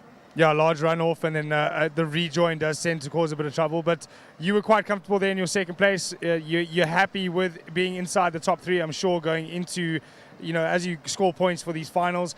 But I saw you challenge your mechanic. Any changes you're going to be making or adjustments to the car to move forward throughout today? I think we might make a couple changes if my mechanic thinks it's the right thing to do. But if not, we'll just go again. Well, top finishing Kiwi at the moment. Anybody back home you want to give a shout out to, or even here at the event? My mum, my sister, and my dad. He's here.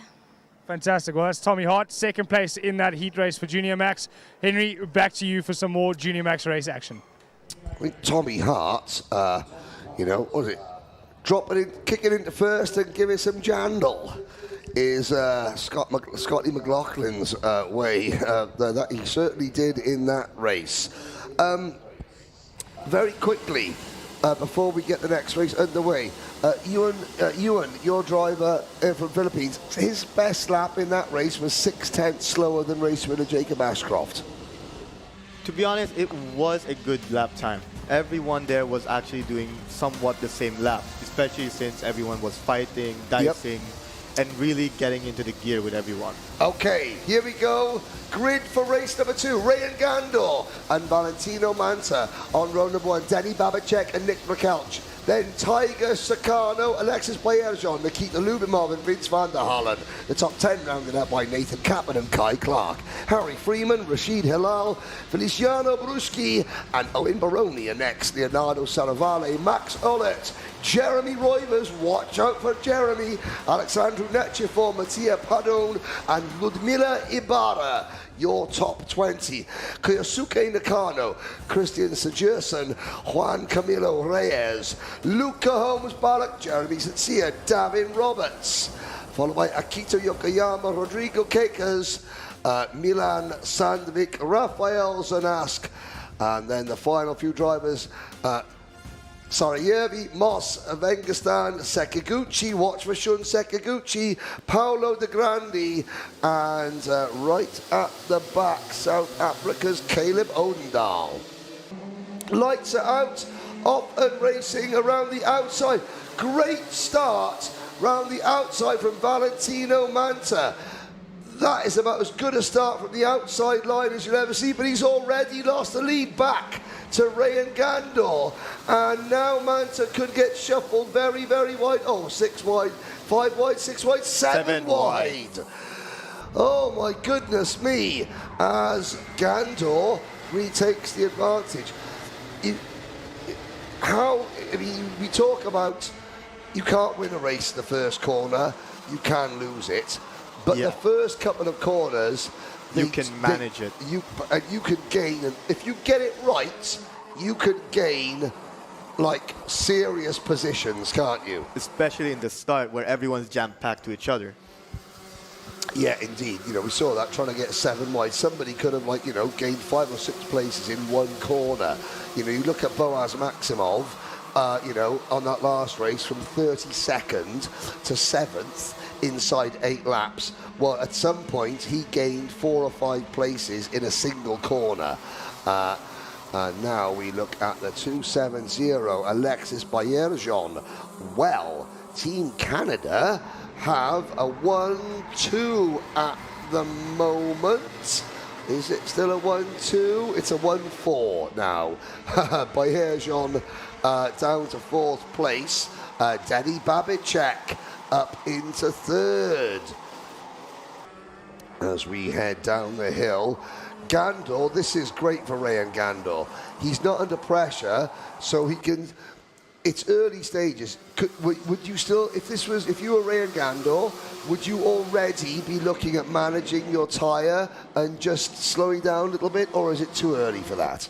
In my opinion, it's kind of early still, especially since it's still like lap 3 out of all the 8. Yep. So with that in mind, what Gandor could do is just keep on pushing, but not too much. Yep. Because one, with the slipstream coming in mind, with driver number 244, there is a chance to actually catch up to Rayan Gandor. Nick Brkelj is there for Slovenia. Denny Babicek, last year's Minimax Grand Final champion. P3, Baillargeon, a top 5 finisher as a Micromax driver in this event. There is Nechifor on the outside. Shun Sekiguchi, Japan's Shun Sekiguchi, driver 240.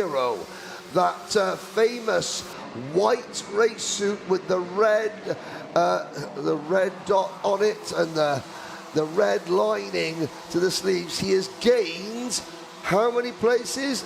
34th to 16th inside 3 laps. And he's running just behind Jeremy Roivers, who was a star last night. Roivers in the very, very distinctive red and yellow Spanish race suit. And Sekiguchi, now there is Taigen Sakano, and there is the number 234, another Japanese driver. That was Akito Yokoyama. Taigen Sakano. There's Roivers and Sekiguchi just behind him. Down the hill. The leader, well, you were right. You were right to say that Gandor shouldn't really relax because he's been caught, hasn't he? Yep. From what I can tell, all Nick had to do was just really drive it consistently and smoothly, and a bit more aggressive than what Gandor could be doing. Yeah, Nick. And by what we can tell, right in the inside for Nick. And Rayan Gandor trying to cut across the crossover. Good move, Denny Babicek shaking, where do I make my move? So Nick Brkelj back to the lead, back to 2nd place.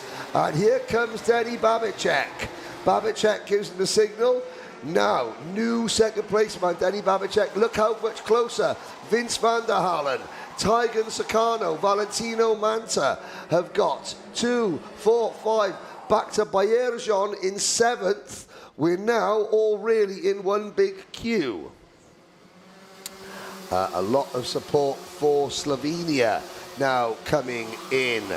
And let's have a look there. The UAE got lots of support.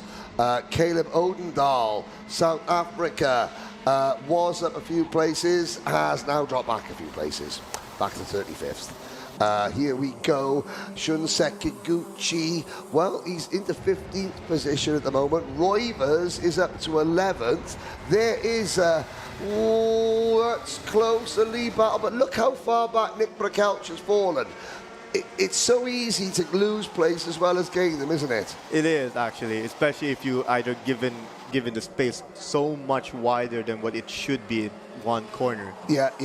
Nathan Kappen coming into view as well now in the Team UAE outfit. Nikita Lubimov. The 10 karts in this group there. There they go, the top 10 across the line. Then a gap. Then it's Jeremy Roivers, Saravale, Clark, Baroni, Sincere, and Sekaguchi now beginning to fall back again. Gandor's got his hands full here, though, but we did see him defend a lot yesterday. So Ryan Gandor, he knows how to defend the lead. Yes, I believe so. And from what I can tell, he knows when to defend and when not to defend, especially with this corner. He was about to defend, and then he went back for the racing line. Old school look on that kart. And Juan Camilo Reyes Garzon out of the race. Lap and a half to go. Gandor, you say he knows when to defend, when not to defend. So he backs everybody up a little bit and then pushes on. A couple of drivers running very wide over the curve there. He looks over his shoulders, Ryan Gandor. Last lap begins, and he has got a big lead over Denny Babicek. Babicek will try and get a slipstream. He might just get enough, but Gandor's pretty much done all he needs to do. Yep, and especially since it's it's literally the last lap. All Gandor has to do is just drive it as smoothly as possible for Team Canada. Yeah, Team Canada indeed. There's Alexis Baerjon in about 7th or 8th place. Nick Bracalch has fallen back to 8th or 9th. Oh, out of the race is Eli Haddad, sorry, for Lebanon.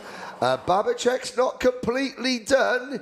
He's going to try it on a drag race to the line, but Ryan Gandor is going to take the victory. Great race. Across the line, here comes some of, tensions getting a little bit boiling over further back in the pack. Don't worry, drivers, the officials will have noted that. As we look further, Davin Roberts slaps the steering wheel as he crosses the line, 26th place for Davin. It's not happening for the North Carolina-based driver this year. Gandor, Babicek, Vince van der Hallen. Sometimes, Miguel, that's a perfect race of Vince van der Hallen. The commentators hardly mention his name, and then at the end of the day, he's up in 3rd place. That's a nice race, which means you stayed out of trouble and you just looked after the kart and made your moves. And obviously, it's like the sneaky vibe that he kind of came in. Yeah, exactly. Like stealthy, like a ninja. As we watch the crowd head down, there's going to be a break for lunch here at the circuit. Not a long break. We're going to have some highlights.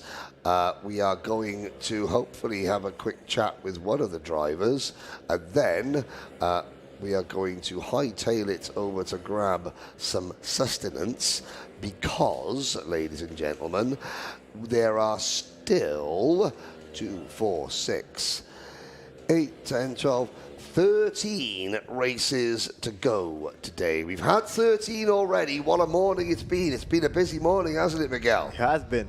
Argentina. I think someone's already had lunch, one of the Argentinian team members.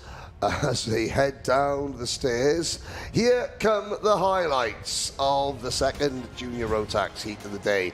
And, from the outside line, Argentina's Valentino Manta gets the lead. But then, by turn number 5, Gandor straight back. And by this side, there he is on the outside, from the lead to 5th inside 5 corners. Valentino Manta. Lots of battling. Baerjon initially got into 2nd, Bracalch coming back at him. Lots of action further on. There's Nathan Kappen being squeezed wide there by Kai Clark. Tygan Sakano making a good move. There goes Roivers through your screen, Jeremy Roivers. Now, we've had 2 races, Miguel, where Jeremy Roivers has been extremely fast. But he's starting at the back because obviously he had track limits or a problem in qualifying. That is the exit of the end of Juan Camilo Reyes Garzon's race. If you know how quick you are you going to be even more angry now that you messed up qualifying if you're Jeremy Roivers? Or are you just trying to think positive, thinking, okay, every race, we're coming forward? Because he is having to use his tyre, isn't he? Yeah. Initially, let's say you messed up a qualifying or you did something like a mistake. You would feel frustrated. That is a normal response for any other driver. Yep. But when the time comes, when the race comes, keep your head down and just push forward. Do what you can do. Manage the tires if possible, but at the same time, try to get as much positions as possible. Yeah, you have to. You can't rue a mistake from yesterday. You only have to live for today and look forward to the next day. Yep. Do we have an interview? Well, before we go to lunch here, we're going to have one more word from the pit lane. I don't even know if it's...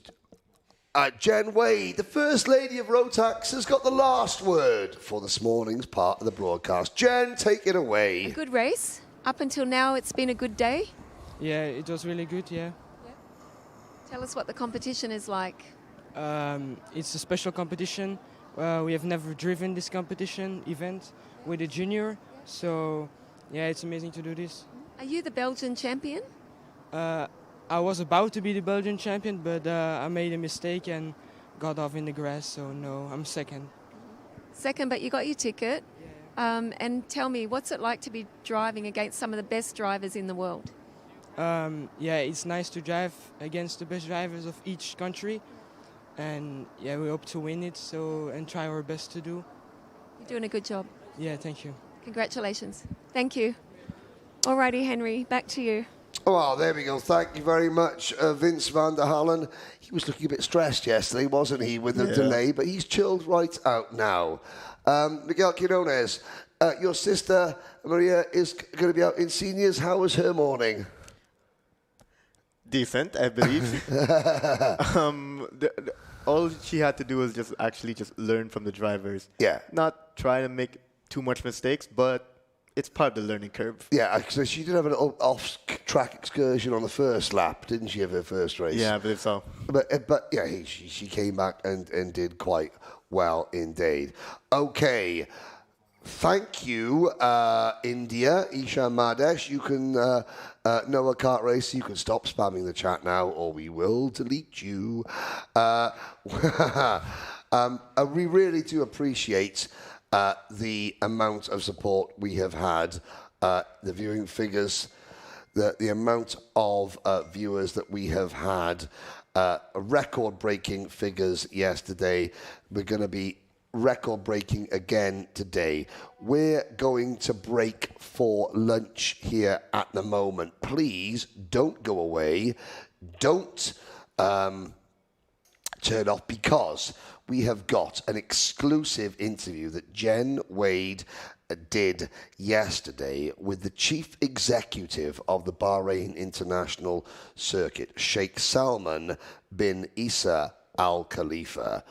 Please stay tuned. We'll be back in about half an hour's time after this exclusive interview with the second half of today's action. Sheikh Salman, really, really great to be back here in Bahrain, and thank you so much. Fantastic facilities, and of course we know it's excellent for an event like this, huge international event. I'm sure this is really one of the most popular venues in the whole world for so many competitors. First off, welcome and thank you for your kind words. I mean, for us, yes, the circuit has been, or the Bahrain International Karting Circuit has been, a great improvement for what we do. We're very proud of this facility, and we try to build on it. And events like this really make sense, and we're happy that everyone's here. We have a simple, way of doing it in our culture. We take care of our guests from the moment they land till the moment they leave, and we want everyone to come here, have safe racing, great racing, and create these memories that people will want to come back. Of course, we know that as soon as we land, we feel very, very welcome. Lots of people have been talking about how good the hospitality is here in Bahrain. But what about you?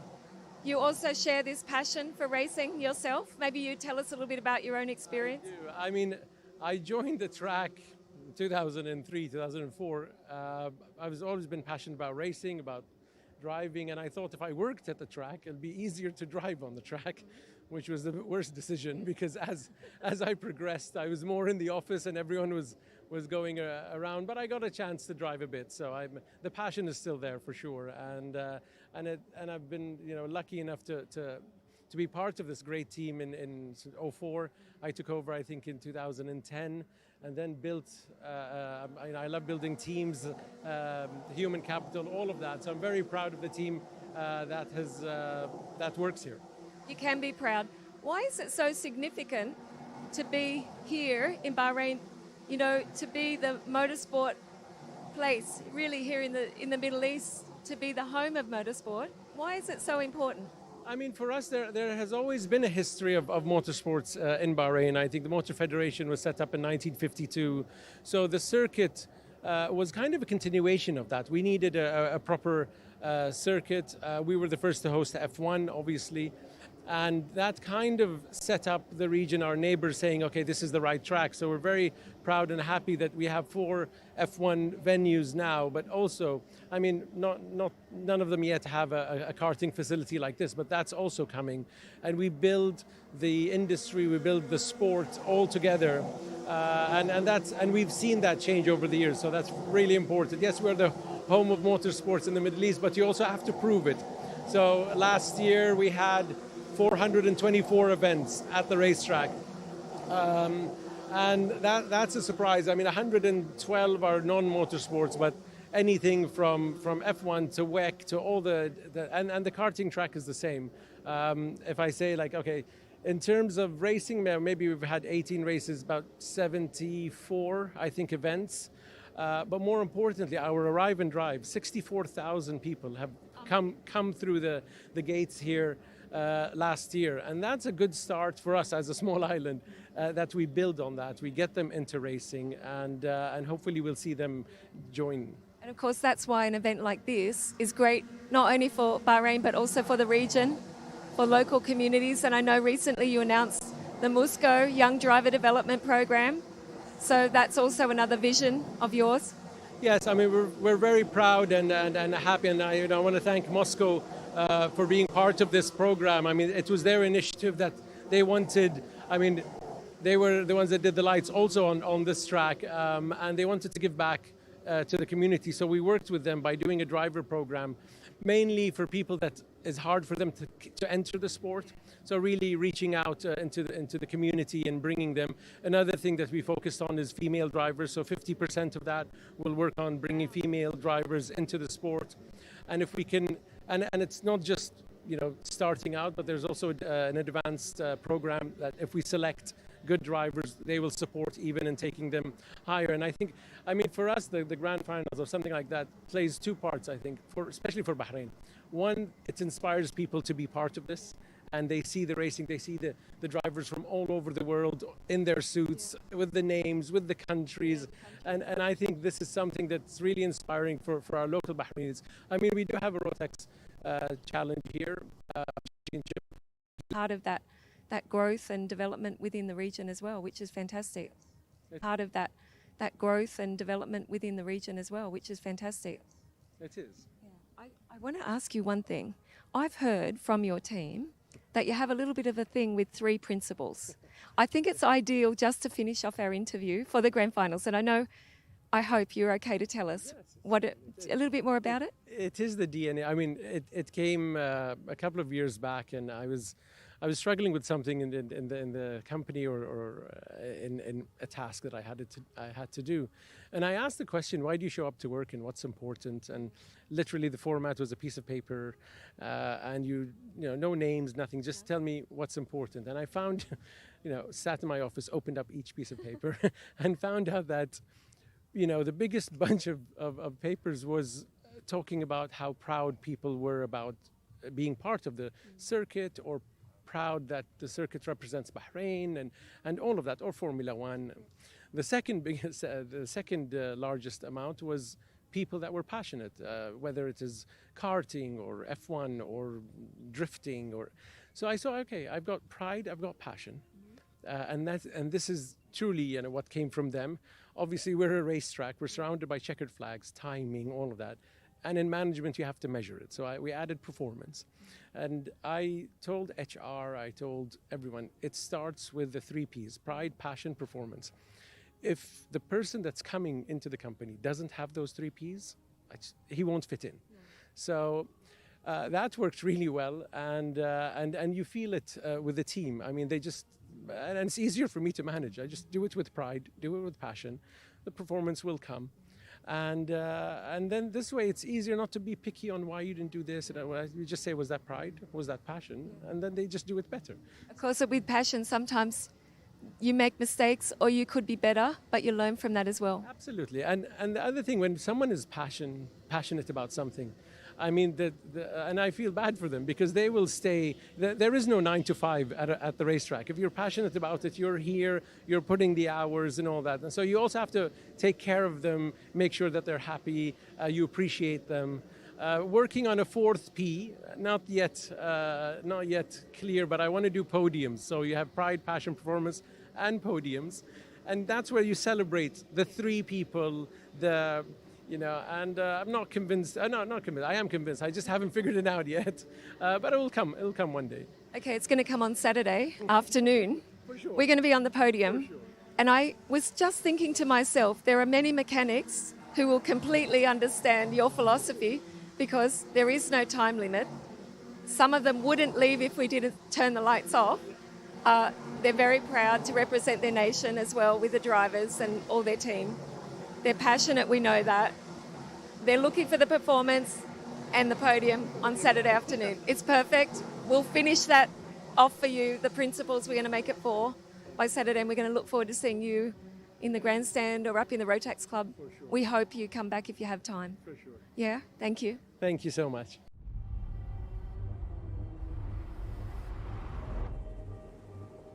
Why do you come here? Is this your career? Or is it all about fun? A chance to get away and leave it all behind?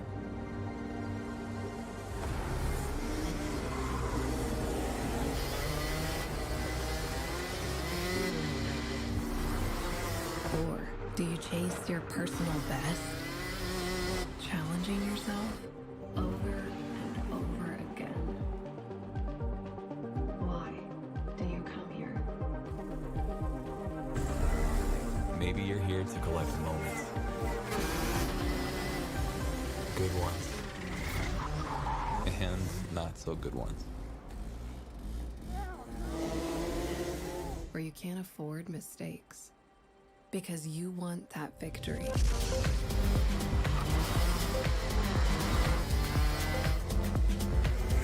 It's all about this one moment when the hard work finally pays off.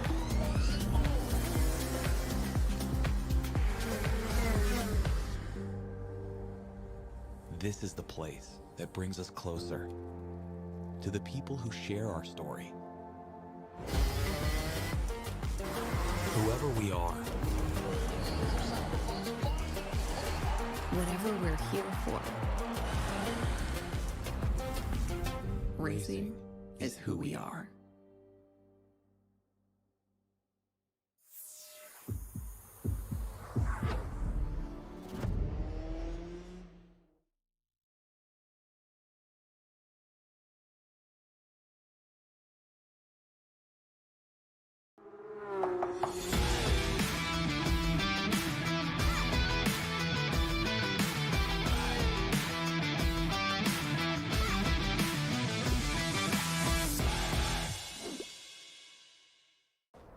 we go. Here we go.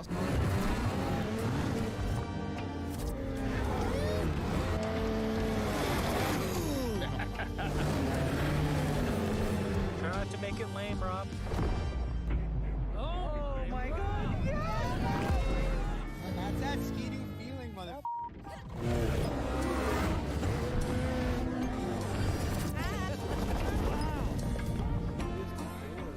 Sledding's fun.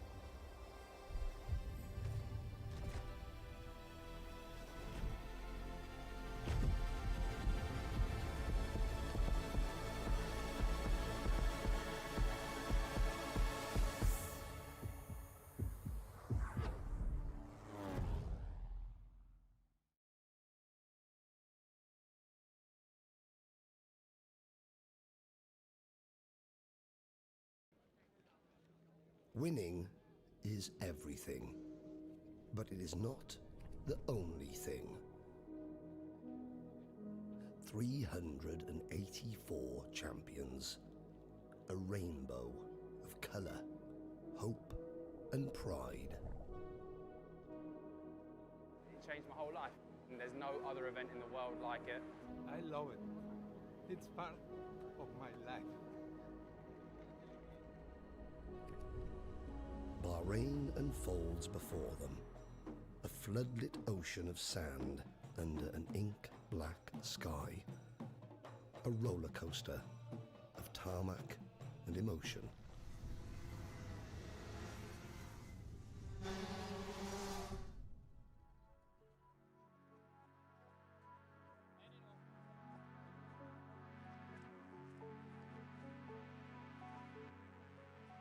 Months after month they have toiled in every country, at every track, in all conditions, to grasp hold of their prize, their ticket, their golden opportunity.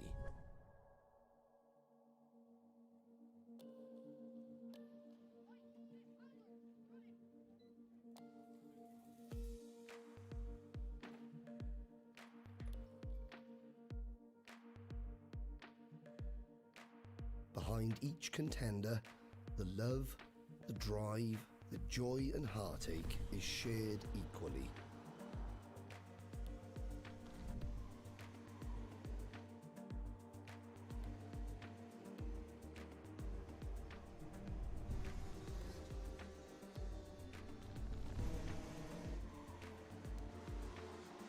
The time and sacrifice is all of ours. Each moment, each race is felt from afar, from the pits, the stands, the grid.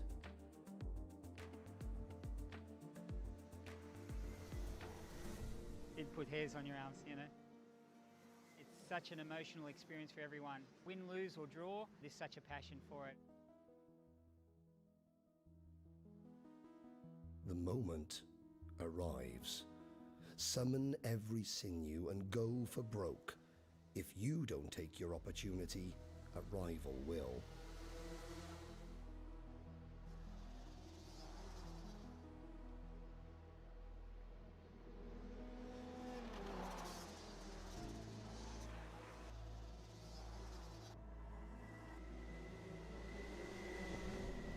Glory, triumph, victory or defeat, all flash by like a feather blowing on the hot breeze.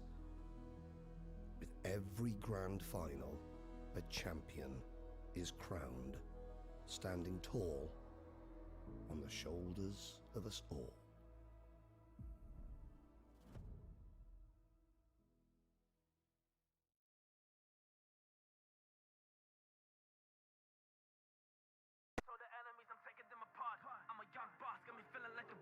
They can never match it, they can never stop. Cause I've been really giving everything that I got.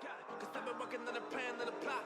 Over with the killers and we going to the top. We blowing up your city and you might get dropped. Cause we are never quitter, we are never giving up. So the enemies, I'm taking them apart. I'm a young boss, got me feeling like a rock. They can never match it, they can never stop. Cause I've been really giving everything that I got. Cause I've been working on a plan, on a plot. Over with the killers and we going to the top. We blowing up your city and you might get dropped. Cause we are never quitter, we are never giving up. So the enemies, I'm taking them apart.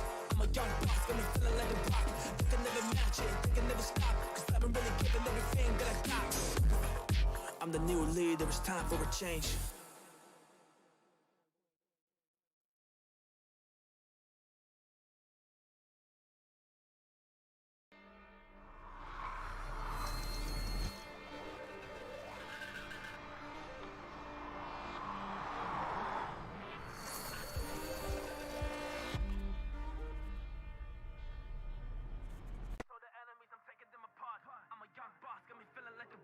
They can never match it, they can never stop. Cause I've been really giving everything that I got.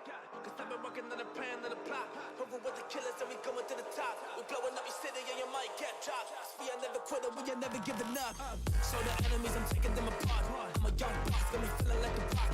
They can never match it, they can never stop. Cause I've been really giving everything that I got. Cause I've been working on a plan, on a plot. Over with the killers and we going to the top. We blowing up your city and you might get dropped. Cause we are never quitter, we are never giving up. So the enemies, I'm taking them apart. I'm a young boss, got me feeling like a rock. They can never match it, they can never stop. Cause I've been really giving everything that I got. I'm the new leader, it's time for a change.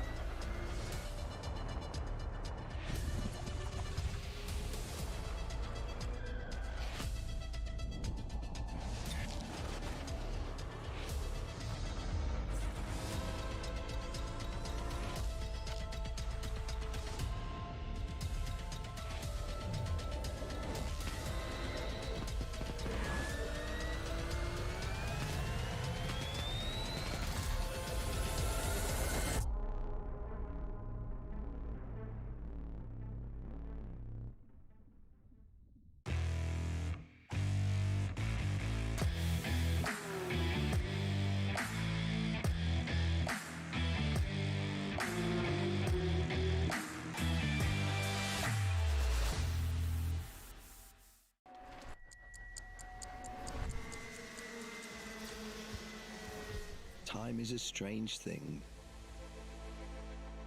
A quarter of a century gone in the blink of an eye.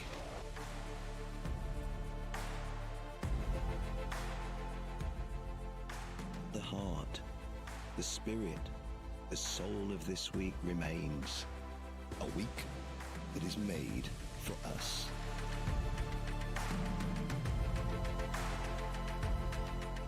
Time. Treasure it. Embrace it. Celebrate it. For this week will soon pass. Time, it waits for no one.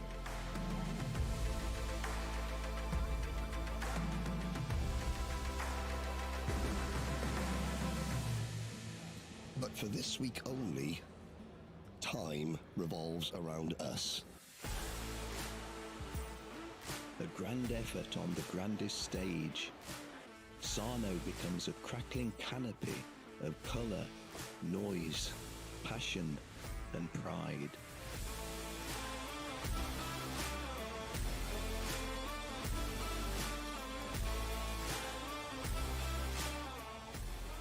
Each driver obsesses over time. What time to make their move, what time to go for broke. When to be patient, when to pass, to defend, to attack. Choose the wrong time and the dream is over.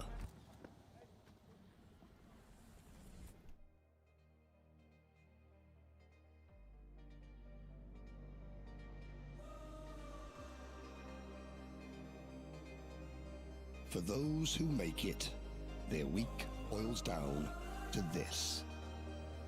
One race where time is critical. Where every minute, second, millisecond counts. One race to prove your talent to the world.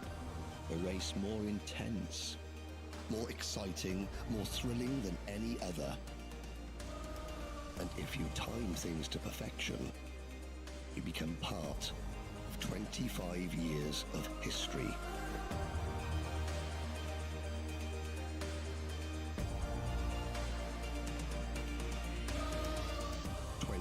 Years of champions.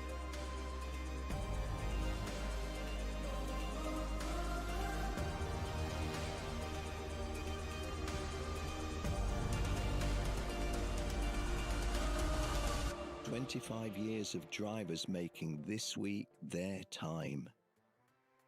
In a week made for us.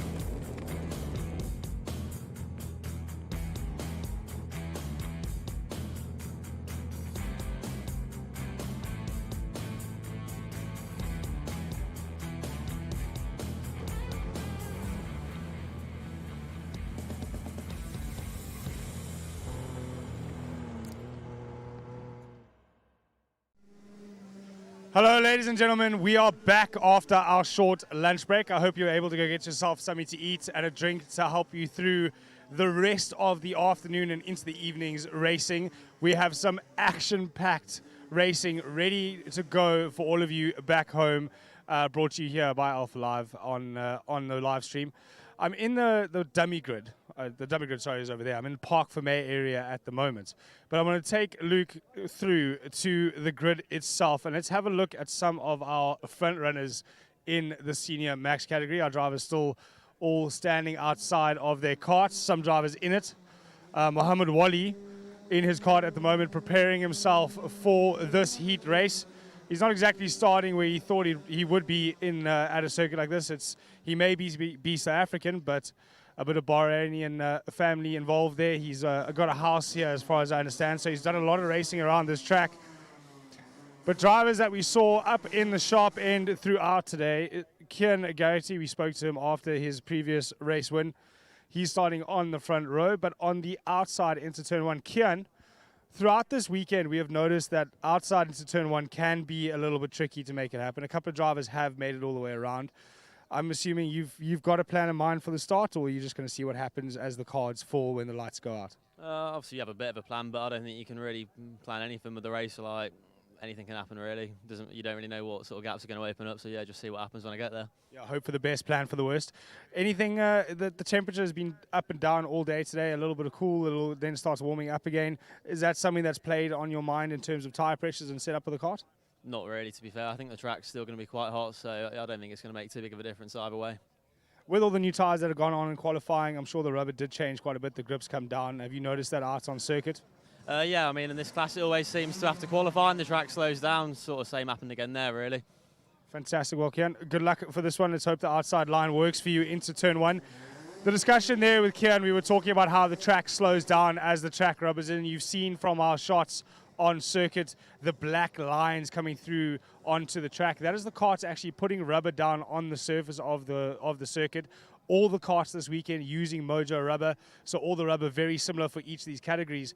And what happens is the kart actually starts holding into the rubber, and you don't get the release off the corner that you would normally have if the circuit was a little bit, what we say, green. In terms, it means there's not that much rubber on. We call that circuit green. You have to add grip into the kart. So a lot of drivers will be looking to try and get rid of that grip. We're going to have a quick word with Oliver Hodgsons. Oliver, you just outside the top part of the top 10 for the start for this heat. I'm sure you've got a game plan going in. Are you open to discuss that with us? Yeah. My game plan? Yeah. Well, I think when you're here, a lot of it's you obviously have a plan, but you're just being very aware and reactive. Reactive's the wrong word, but yeah, just eyes forwards because and heads up and nice and relaxed. Obviously, this further row here, like what the guys do on the inside outside is set really for me in front, so I just have to watch what they do, then play the game from there. A traditional karting circuit has quite a bit of grass along the outside and very little curbing. This circuit is the complete opposite. There's no grass on the outside. It's very much high grip paint, lots of tar left for you to go through track limits. Are you finding that affecting the way you're racing other competitors? I guess for me, no. I think to me it's you have to be disciplined with the white line being there. But yeah, I mean, I'm traditional. I think that if there's grass there, that it eliminates this problem. Obviously here, it would have to be prosthetic grass because we're in the desert. So probably this type of location a track proposes a different situation. But no, I think you just have to be disciplined. I think edge of the track's the edge of the track.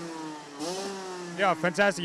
We've seen guys exceed those track limits, and we've talked in detail about that. But Sodi karts, is it your first time in a Sodi, or are you quite used to it?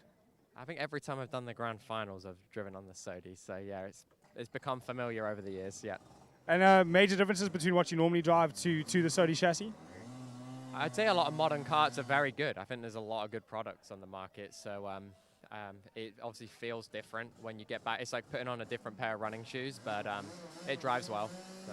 Yeah, once you get used to it, you bed it in and you're happy to go. Well, good luck for this heat race. Let's see if you can move yourself up the field. I'm sure you can. Right, let's get a quick word in with Mohammed Wali, see what he has to say. He's prepped and ready. I'm not sure if he does want to talk. He looks like he's concentrated. Scotty, you are the driver coach. Can I have a word with your driver? If he wants. Mohammed, are you a circuit that you quite enjoy, a circuit that you and I have spoken about before, being Bahrain. The grand finals, the biggest events in Rotax karting. Does that get to you before a race, or do you feel like it's just any other race? No, obviously we have to try our best. You know, stuff changes on the track, but we have to adapt fastly. So yeah, we're going to try our best, obviously, but every race is the same. Before you go out, the same feelings come through you. So I will try our best. You've got Scotty Falconer. His birthday, I think, was 2 days ago. He's the Sodi kart importer back in South Africa. So a little bit of knowledge. Do you feel like that's helping you through getting the kart ready and getting it to what you want from this kart? Definitely. I think he's doing a great job so far this week. Yeah, so he's trying his best. We're all trying our best, but yeah, that's all we can do, right? Fantastic. Well, I'm wishing you the best of luck, and hopefully we see you on the front row for the final. Right. I think that we had a look at our senior max competitors. I'm sure in the box, Henry Baudet waiting to give us a little bit more information on what is happening in terms of the senior maxes and going into the race, the first heat after lunch. Henry, back to you. Thank you very much, Kyle. I'm joined once again by Gustavo Tutti Suarez here in the commentary box. Gustavo, before you address the audience, our record-breaking audience, in Spanish, you made a comment that really interested me when Kyle was chatting to Oliver Hodgson. That you said, Oliver, he looks a little bit nervous, which is something that I wouldn't always associate with Oliver being an experienced campaigner. As a driver, how can you tell when a driver is relaxed and nervous just by the way they speak on the grid? Well, you can see the drivers when are nervous. You see, okay, he's not like relaxed. It's all a bit of nervously moving around, a bit of stuttering, that type of thing. Yeah, with that you can see that it's a little bit nervous. Well, some people also with the camera and the microphone. Yeah, it's. Well, Oliver is an experienced veteran, but that is interesting because I think Oliver may have had a nose cone penalty in the first race. Yeah. So he's thinking to himself, okay, I'm not as relaxed as I haven't got one top result in the bag yet. I need a good result in this one. But, like I said, we have a record-breaking audience both yesterday and currently. A lot of those audience speak Spanish. So, Gustavo, please introduce this next race and this event to our Spanish audience. Take it away. Okay. Bueno, bienvenido a todas las personas que están viendo este streaming. Aquí Henry está diciendo que ha alcanzado un máximo de personas que están viendo. Y bueno, invitamos a toda la gente que invite a su familia para que se metan al live streaming y puedan ver esta carrera. Ahora, como estamos viendo, la categoría Senior AC en su hit 2. It is Senior A versus C, qualifying heat number 2. Thank you, Gustavo. There is one of your fellow South American drivers from Ecuador, Derek King. Watching Derek, it's not been a great start. Derek sitting behind on the grid. Ty Mahia from Bahrain. Please keep your comments and your support for your different nations coming in. Apologies if you couldn't quite get down to Jace Matthews. There he is on that grid walk. Here we go then. 13 races to get through this afternoon, starting with Senior Rotax. Aidan Ingrata and Kian Garrity are on row number 1, followed by Mehdi Lasued and Matthias Kjellerup. Hopefully the overheating problems have been solved. Race 1 winner Sean Butcher and Oliver Hodgson on row number 3. Tom Langlois and Tomoki Terashima on row number 4. Tom Strella and Lucas Schlegel on row number 5. Mohamed Wali and Devian Royst are up next, followed by Sebastian Koch and Fernando Paimra. Then it is Joshua Graham and Rayan Manane there for Lebanon. Cas Boschus and Jace Matthews on row 9. Austin Gale, Ty Machia on row 10. Row number 11 will be Leander Rifo Angeltvet and Derek King.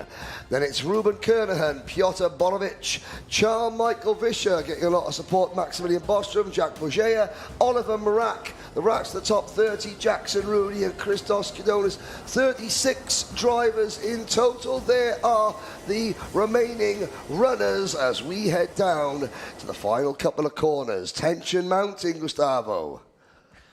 Bueno, ya estamos a punto de largar la carrera.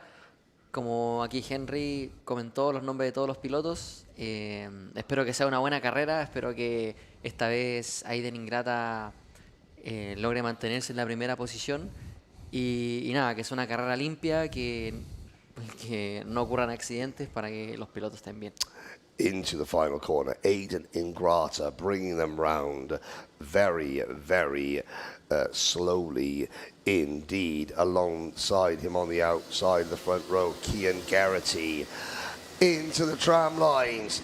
It's a very spread out start, and I think that's too fast. So that's a false start. False start. The very first false start of the event so far. It looks like maybe Aiden Ingrata didn't quite get the memo. He will get the memo. They're waiting for the flags. See the marshals maybe down at turn number 8 now. Ingrata slows down.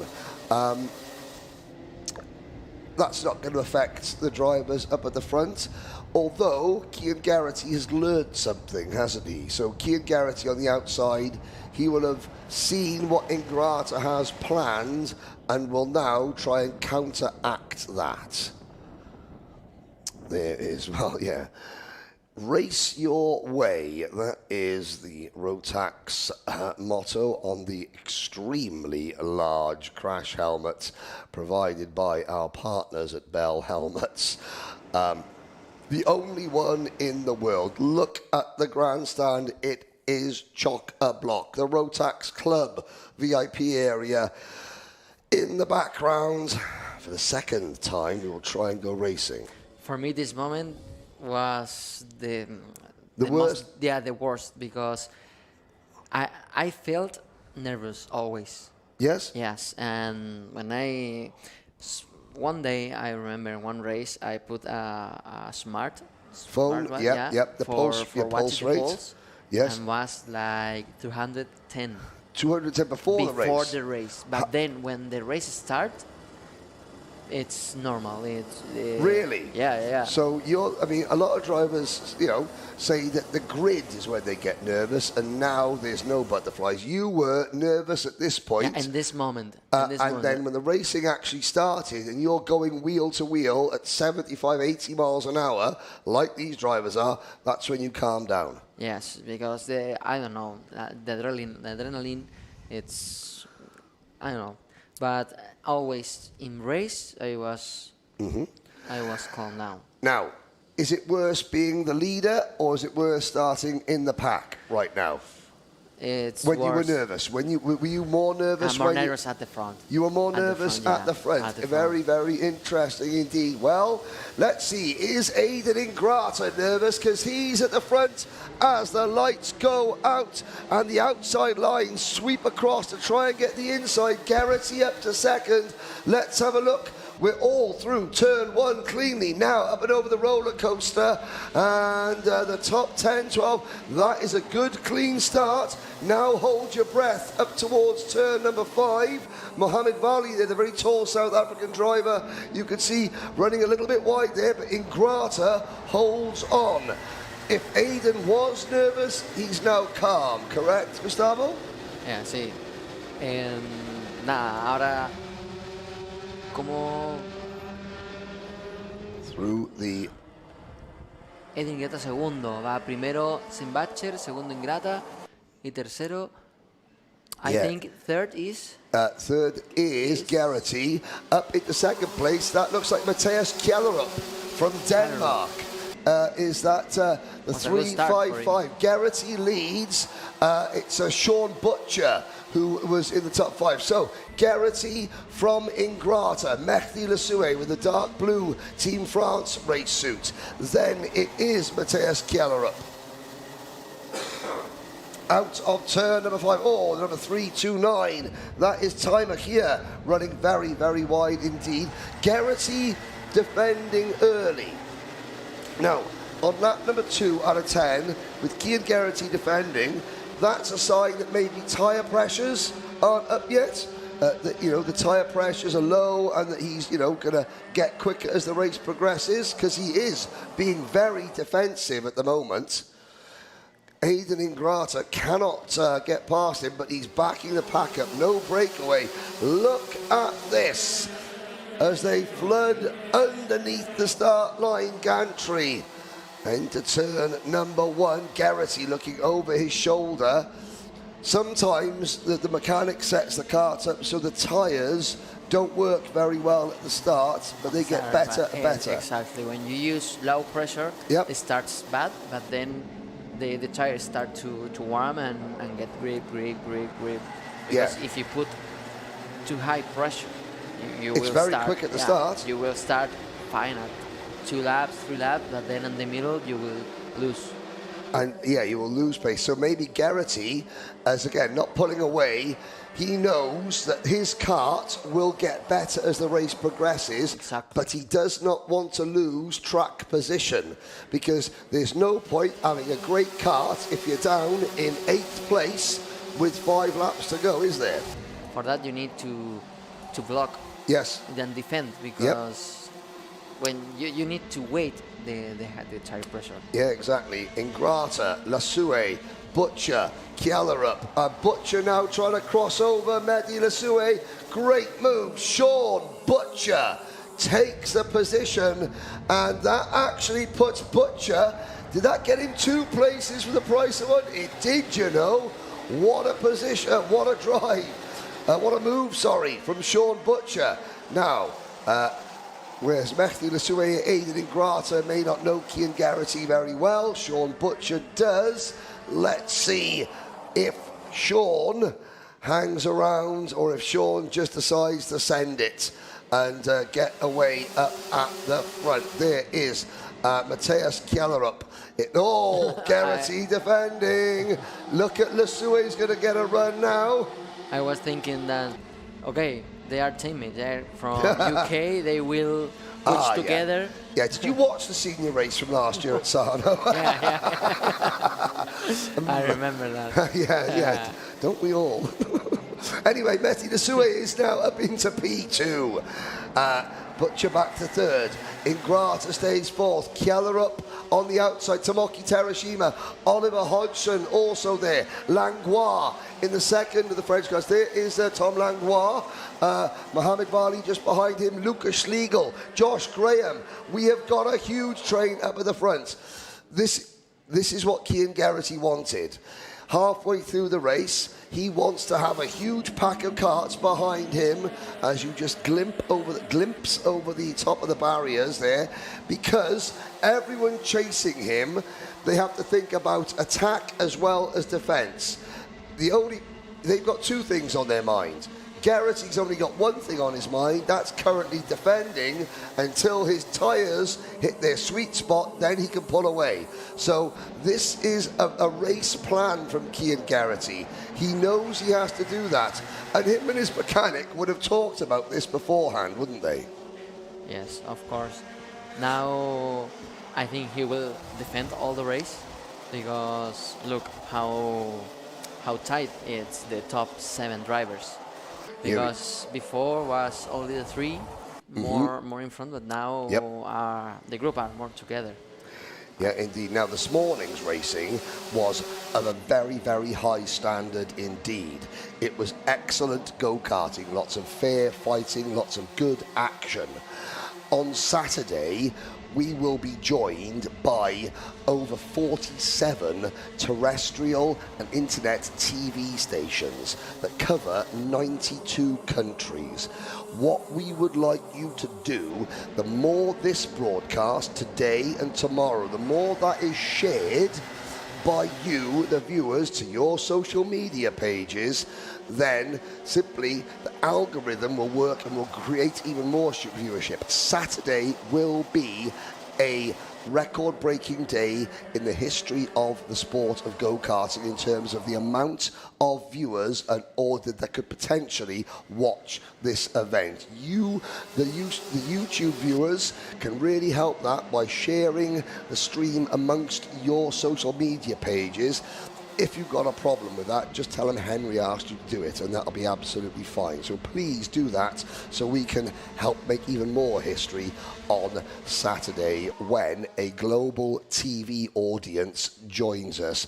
There will be a TV station in Ireland joining us on Saturday. Sadly, Ruben Kernahan has a job on his hands to make it to Saturday now because he has just retired that kart from this race at the final corner. 8 laps in, Garrity leads, and you can see how he's now stretched the field, can't you? Yes, because the 5th position, it's fighting. Yeah, now. Terashima. They are fighting. Yeah, so there's with the top Hayden 4. Gata, Terashima, Luis, Mohamed Wali, Yep. and now the first force. Yes, so look, as you can see, 3 wide. Oh, Mohamed Wali, and he saved it. How did Mohamed Wali save that? He had an accident and then didn't have an accident. Incredible kart control. And who was that? That's the 3, 2, 1. Tom Langlois. Yeah, Tom Langlois. So he clipped Mohamed Wali and went off. Well, save of the century, Mohamed Wali.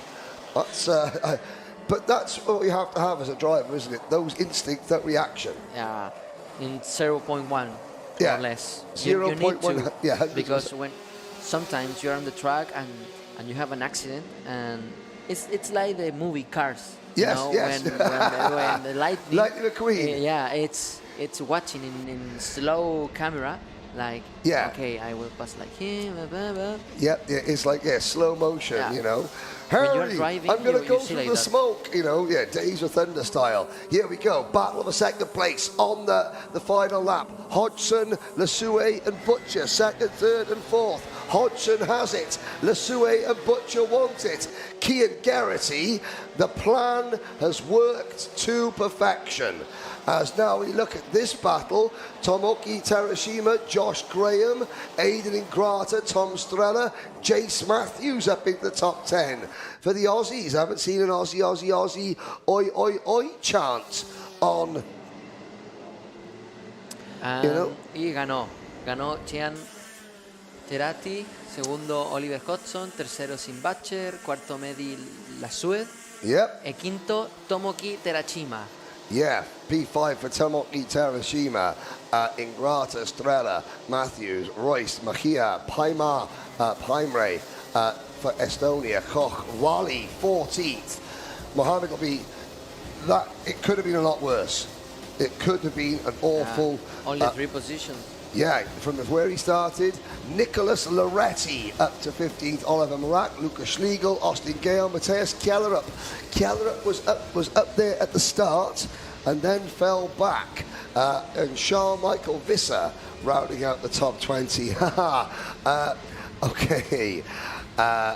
Well, records are made to be broken. Somebody's saying that the DKM German championship was broadcast on Eurosport back in the day. So was the World Championships on Motors TV. However, that was watched by hundreds of thousands of people. We have got, the potential on Saturday is that Saturday's broadcast with the TV station, I will go through them because ESPN DAZN, ITV in the UK will be taking this broadcast on Saturday. Wow. And the prediction is that it'll be the first million figure in karting. Wow. There we go. You know, the potential viewing figures, you know, for the channels that are going on run into the hundreds of millions, but obviously that's not going to happen. It might do, but on Saturday, yeah, we are going to be breaking new ground. Sorry, DKM. Sorry, Eurosport. Sorry, the Psalm Show. But yeah, records are made to be broken, and on Saturday, they will. One senior race down, the track falls silent. Let's have a look back. And Gustavo, when we get to the Mohammed Valley spin, if that's part of the... here we go. From the gantry, that is... Look at the reaction for Sean Butcher, trying to get to the inside. Picked up a couple of positions through turn number 1.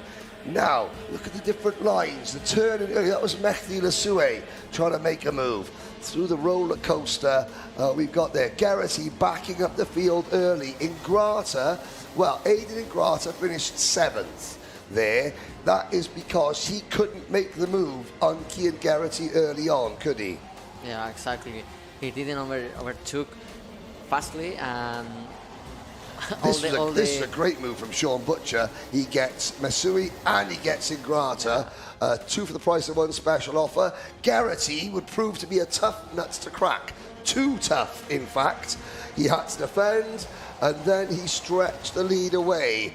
And there is Mehdi Lassoue, Oliver Hodgson, Sean Butcher. Now we're going to see Mohammed Bali. Is this the moment? Yes. Look at that. Oh, and oh. Unfortunately, Tom Langlois, that eliminated Langlois as well. Butcher. Oh, tyre smoke between Butcher and Lassoue. And Butcher and Lassoue still battling.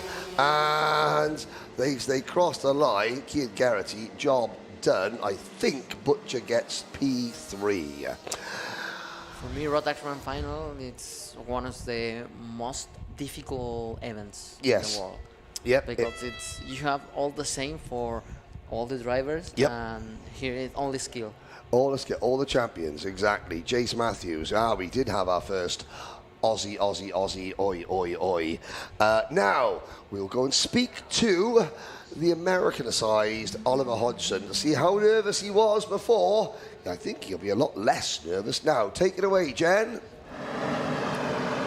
Oliver Hodgson, fantastic race for you. How's it going otherwise? I mean, you've got to be happy.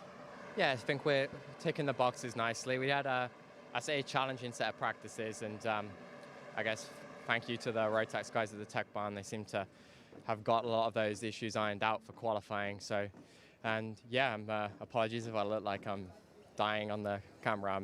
I feel quite ill today, so I think just trying to tick the boxes, get good results, and be where I need to be for when we get to these pre-finals and finals. But happy with how the weekend's winding up.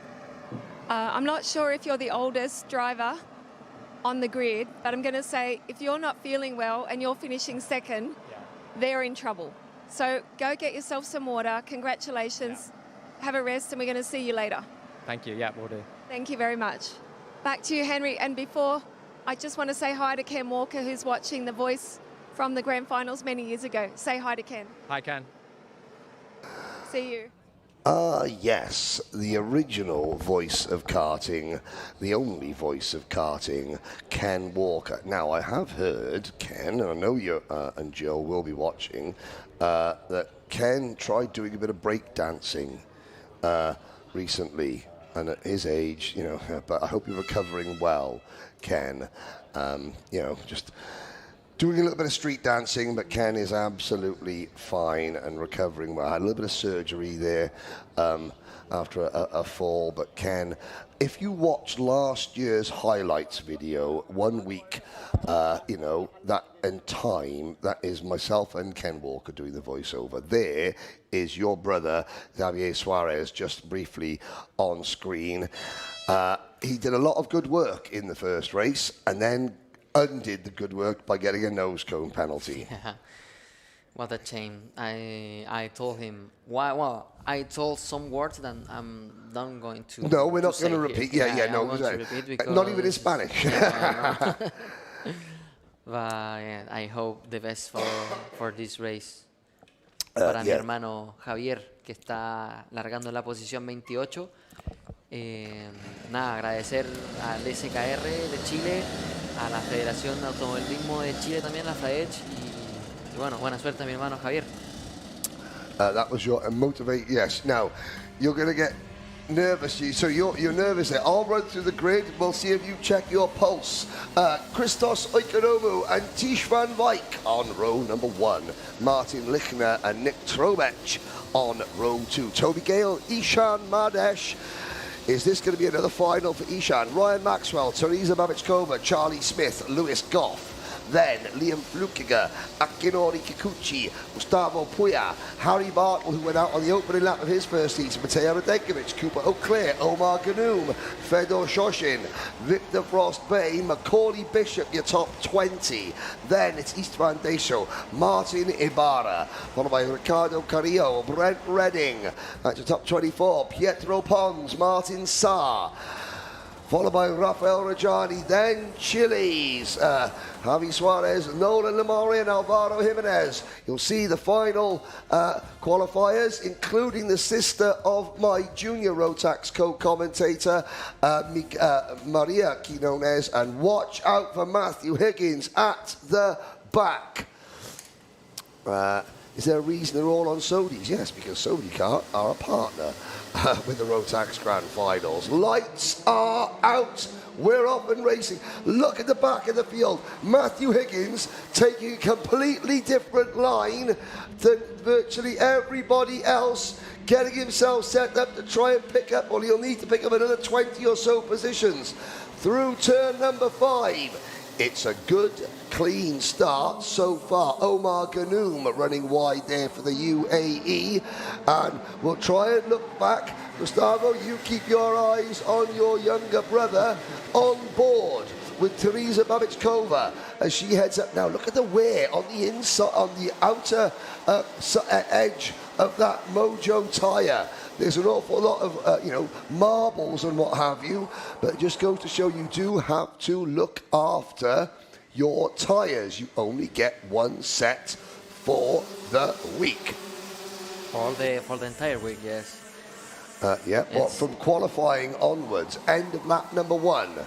And our timing screen, once again, has decided to not cooperate. Oikonomou leads from Van Wyk, Lichner in 3rd, Trobech, Gale, Babichkova, so we're looking at that there. Harry Bartle up in the 6th position. There is Bartle, Lewis Goff, and that's Babichkova getting squeezed wide.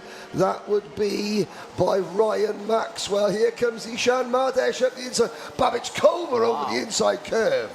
That was very, very close indeed, wasn't it? You know, Babichkova had to be very, very aware because some of the curbs here can really unsettle the cart if you hit them at the wrong angle, can't they?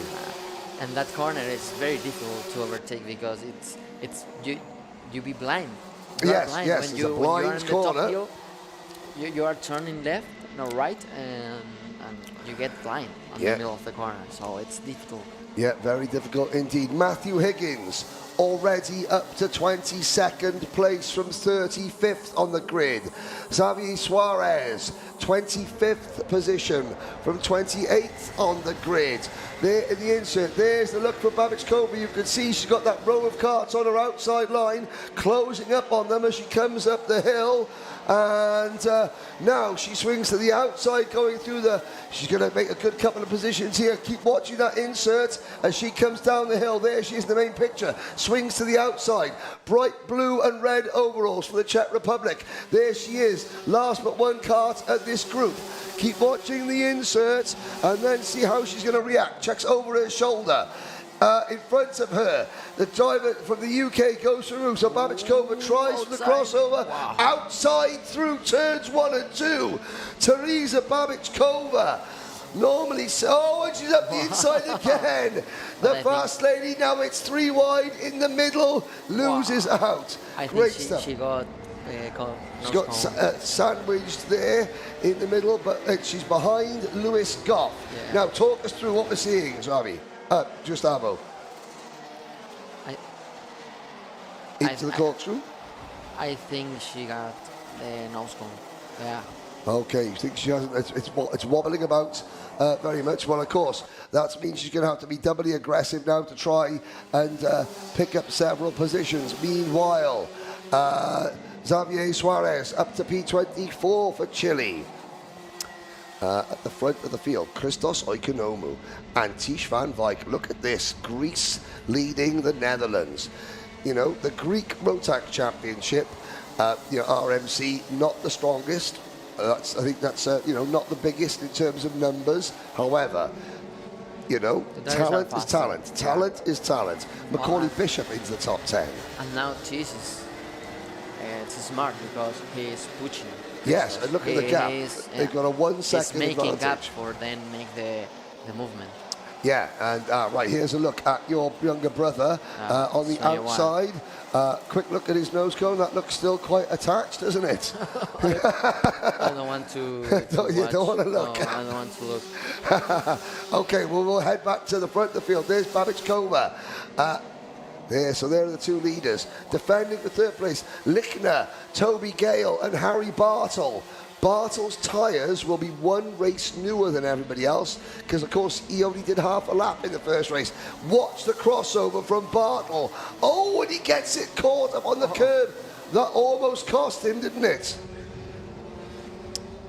It's easy to do that, just get up on the curb too much. You saw Bartle almost getting sideways. Now he does the crossover. Can he do 2 around the outside?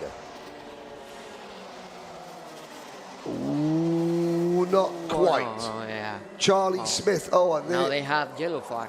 Yellow flag, yeah. So 1 driver off at the side of the circuit. Unfortunately, I can't tell you who that is. Leith Mumina, or possibly Gabriel Pulla. Here's Lichner defending 3rd position again from Gale, from Bartle. Through the roller coaster, Charlie Smith is next. Macaulay Bishop, 7th. Teresa Babichkova, 8th. Lewis Goff, 9th. Ryan Maxwell rounds out the top 10. Yellow flag, Wade yellow. Ah, yeah. Full course caution on lap 7. Right. 2 times. Yeah. Well, this could be good news. So I'm thinking it's the 370 of Vargas Pulla that is off at the side of the circuit. Your brother has just cracked the top 20. Yeah, 20. Matthew Higgins is up to 14th position. Yes, there is the car. And again, with the field spread out, the marshals can't get to it safely. The marshal's safety is paramount. This should be a very quick full course caution. What do you think about? They will race again? Oh yes, Yeah. oh yes. So what we'll do is there's 3 laps to go. At the end of this next lap, we'll go racing again for a 2-lap shootout. Okay, put yourself, number 1, Christos Oikonomou. What are you thinking now? You've got 2 laps. You're on a full course caution. How are you going to stop Van Wyk, Lichner and Gale from challenging you? On the last corner. Yeah, wait, and because you need to do it's like you are with the throttle, like waiting for the moment, then you throttle a little bit, then you brake, and then you put gas again, because it's a trick. Yes. Well, if you're Tish van Wyk, what are you doing, Gustavo? Like that, be slow on the last corner and try to, I don't know, like... Oh, they don't go racing. No. So... The next hang lap. on. The green flag was very late out. This is going to cause chaos. This is going to cause absolute chaos. The second half of the field have been given the green flag. The green flag went out late. I think they've all realised now, head down, get on with it. Maybe the light on the gantry was green and just the person with the flag was too slow. This could be, Wow. Well, let's see what happens. There's 2 laps to go. What we did not see was when the light on the gantry changed to green for the leaders. It certainly looked like the leaders weren't very quick away at the start. Luckily, disaster, so that we didn't see it from that angle. You know. Wow. Oh, Look. Van Dijk. Good move. And now Oikonomu's in trouble. Oikonomu gets it back. Here comes Lichtner. A big moment for Christos. Yeah, Christos Oikonomu. This and is that corner difficult. Yeah. Now, there is Tish van Dijk back to 4th position. Here comes Harry Bartle. Macaulay Bishop joins the fun on the outside line. Final lap. Oikonomu back to the inside. Lichtner down to 2nd. Slovakia P2. Bartle P3. Thailand P4. Then Bishop and Van Dijk P5 and P6. Down the hill. Christos Oikonomu. Greece, I will give you a fact about Greece. There's a cart at the side of the circuit, and Greece, well, they have had several podiums. Their last grand final podium came in 2009. Cooper O'Clair out of the race. That's the end of Cooper O'Clair's chances for a win this year. Liam Flukiger, Leith Mumina, all out of the race. And where did Xavi finish? 18 now. 18th. Hold our breath. Let's have a look. There is your top 10. Our camera car, Babichkova, 7th. I am interested to see a replay, if we have got it, of the onboards as they took the green flag. Was the green light on the gantry for the leaders to see? The flag might have been late, but was the light on time? Otherwise, there could be an issue. Matthew Higgins, P12. What a drive. Xavier Suarez, P18. Let's have a look. Now. Let's see now. This is where Gustavo Suarez will sort of nervously wait and see what happens. Let's have a look. Well, okay. It's different when I am comment one race, but when it's my brother here. There's yeah. Is it like this? Yeah. Okay, here is the key replay. Let's have a look. When they came out of the line, yellow lights. Oh, no. Oh, well, when does the green flag wave? There. For the last 10 drivers, they had the green flag. Now, how the first one knew that I think was by green. the time they got to maybe the mechanics were just like, go. Yeah. You know, they will have to look at the results of that one quite closely because if you're a driver that was, say, 20th, and you drove past the lights and they were yellow, and you weren't racing because you were told not to race, and suddenly 5 or 6 drivers come steaming past you because they had seen the green flag, then if that was as a team manager from Chile, you would be marching towards the stewards to say, why? Yeah, exactly. You would want an explanation, and you would want that result to be changed. Because you know when you have a slow, the slow procedure. Yeah. The next lap, when you have the yellow flag, but quiet, like the board goes out. No, yes. not like a normal flag. No. Oh, it's the stationary yellow. Yes. And that means that in the next lap will be green. But in that lap, all it was still waving. They were still waving. The person was like waving. Yeah. Oh. Interesting. Well, I mean, we didn't see. I mean, because your brother was saying no. Did you tell him to like wave the camera and say no? I haven't got a nose cone penalty as he was coming in. Yeah. I told him, okay, now relax, because if you do the mistake now, we are 2 bad results, and let's have a look back at the action. A great art. Now looking at the inside, Teresa Babičková coming across to the inside. That's really aggressive from about the 4th row. The first lap, very clean indeed. There's your brother trying to go around the outside. He actually loses a few places there. So he had to fight back. Matthew Higgins had already passed your brother at that point. Here's movements. There is Bartle going for a move into turn number 6. That's Ryan Maxwell in the number 362.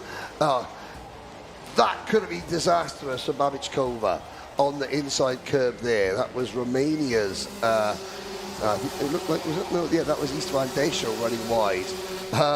Here's the move now. Look at this setup. This is where she's going to go around the outside. Babičková goes around the outside. She's now on the outside of Goff. So close indeed. Bartle trying to get 3rd place away. He gets 1. Now, there is the slow board. And it's in. And the slow board's still out. Everyone not overtaking one another. Bang, there it goes. Look, the mechanics.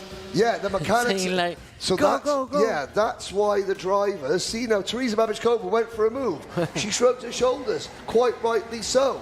This created, look at the garden at the back, because you've got drivers, and I think Cooper O'Clair may have been caught out by that, because O'Clair was, Oikonomu, tyre smoke there as they come out.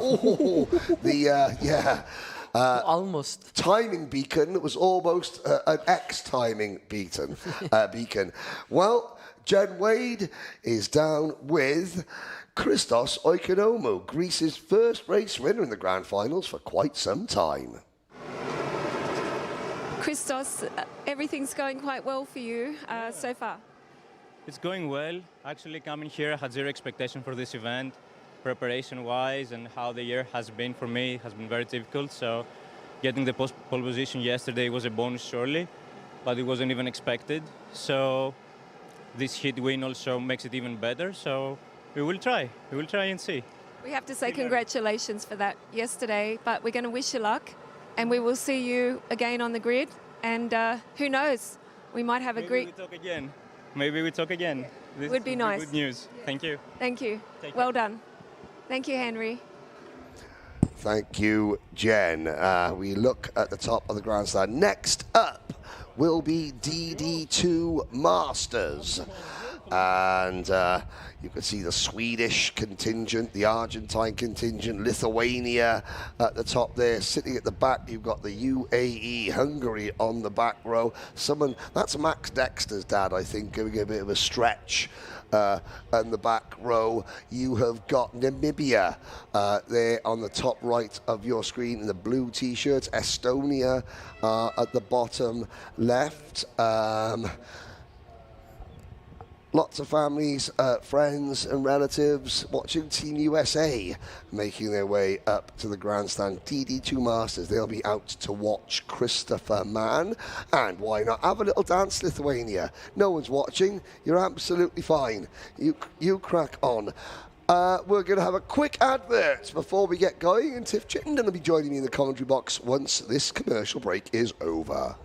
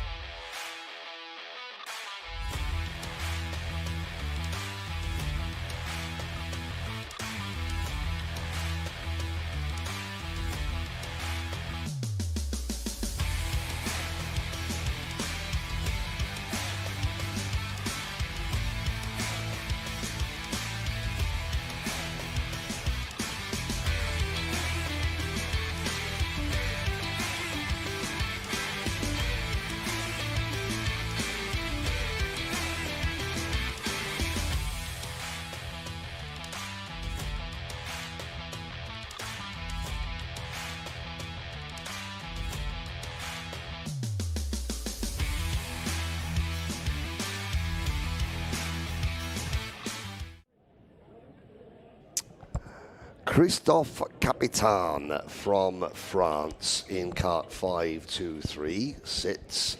As you look now, that Mojo tyre, the build-up on it, Tiff, is because obviously slow down lap, it picks up lots of grit and dirt detritus. After one heat race, one pre-final and a final to go, does that tyre on that driver's kart, and it is the kart that belongs to Jonathan Morin, does that look a happy tyre or not? You're really looking, as long as it looks like the others,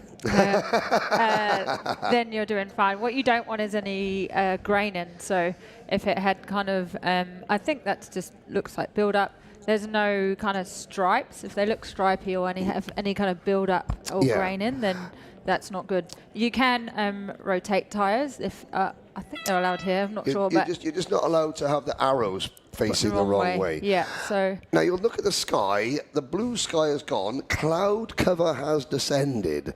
It's a nice, it's cooler. Yeah. The air, I think, well, you know, I think it's lovely. Yeah, yeah. There's definitely a lot less sweaty looking people walking around today. So it's a lot cooler, and that will affect the tyre pressures. Nicer for the drivers slightly. It is nicer for the driver. Is it nicer for the tyre? Is it nicer for the go-kart? It depends what pressures you have and what setup you have, really. But yeah, in general, sun, a lot of heat means tyres will generally run out quicker. Okay, well, let's have a look at the starting lineup. Zendarua trying to make it 2 out of 2. Gabriel Zugella trying to recover from a poor first race. Dmitry Kovanov, great result for Dmitry and Nicola Pico. Rubens Barrichello, Martin Tankavicius are next. Alex Frielenbach and Charles Sagan. Followed by Michael Hitchcock, Joao Cunha, Slavomir Moransky and Yannick Nielsen, your top 12. Noel Dowler and Christophe Capitan are next. Matt Kinsman and Jonathan Morin with his happy tyres are on row number 8. Federico Moreno and Yari Coivisto, Christopher Mann and Javier Campo. Sebastian Bernier, and then Mikel Angel Hidro, Pirit Sai, Jonathan Petersey, Javier Alcant, Peter Goitai, followed by Pedro Martins, Tony Hogg, Wim Rouleau, Terry Hanley. Here's the rest of the starters. 36 of them. Watch out for Juan Camilo Duque. I don't know if there's anything you can do about this, but my timing screen froze at the start of the last race, and there's nothing, I've done nothing since. Whether that's your...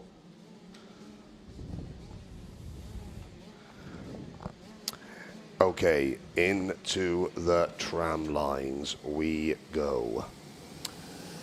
And Zendarua, the chase is on once again. Oh, so reform. So excellent, they have another excellent. warm-up lap. Let's work on our producer, the man who's responsible for bringing you all these images, James Fitzhugh, has just asked me to press F5 on a laptop. If anybody knows me, they'll know that technology is not my friend. My laptop still has Windows XP on it. That's how old it is. We're having a look here. Talk about yourself, boys and girls. Tiffany Chittenden is now trying to help me with the laptop here. Talk amongst yourselves. This is technology at its finest. There we are.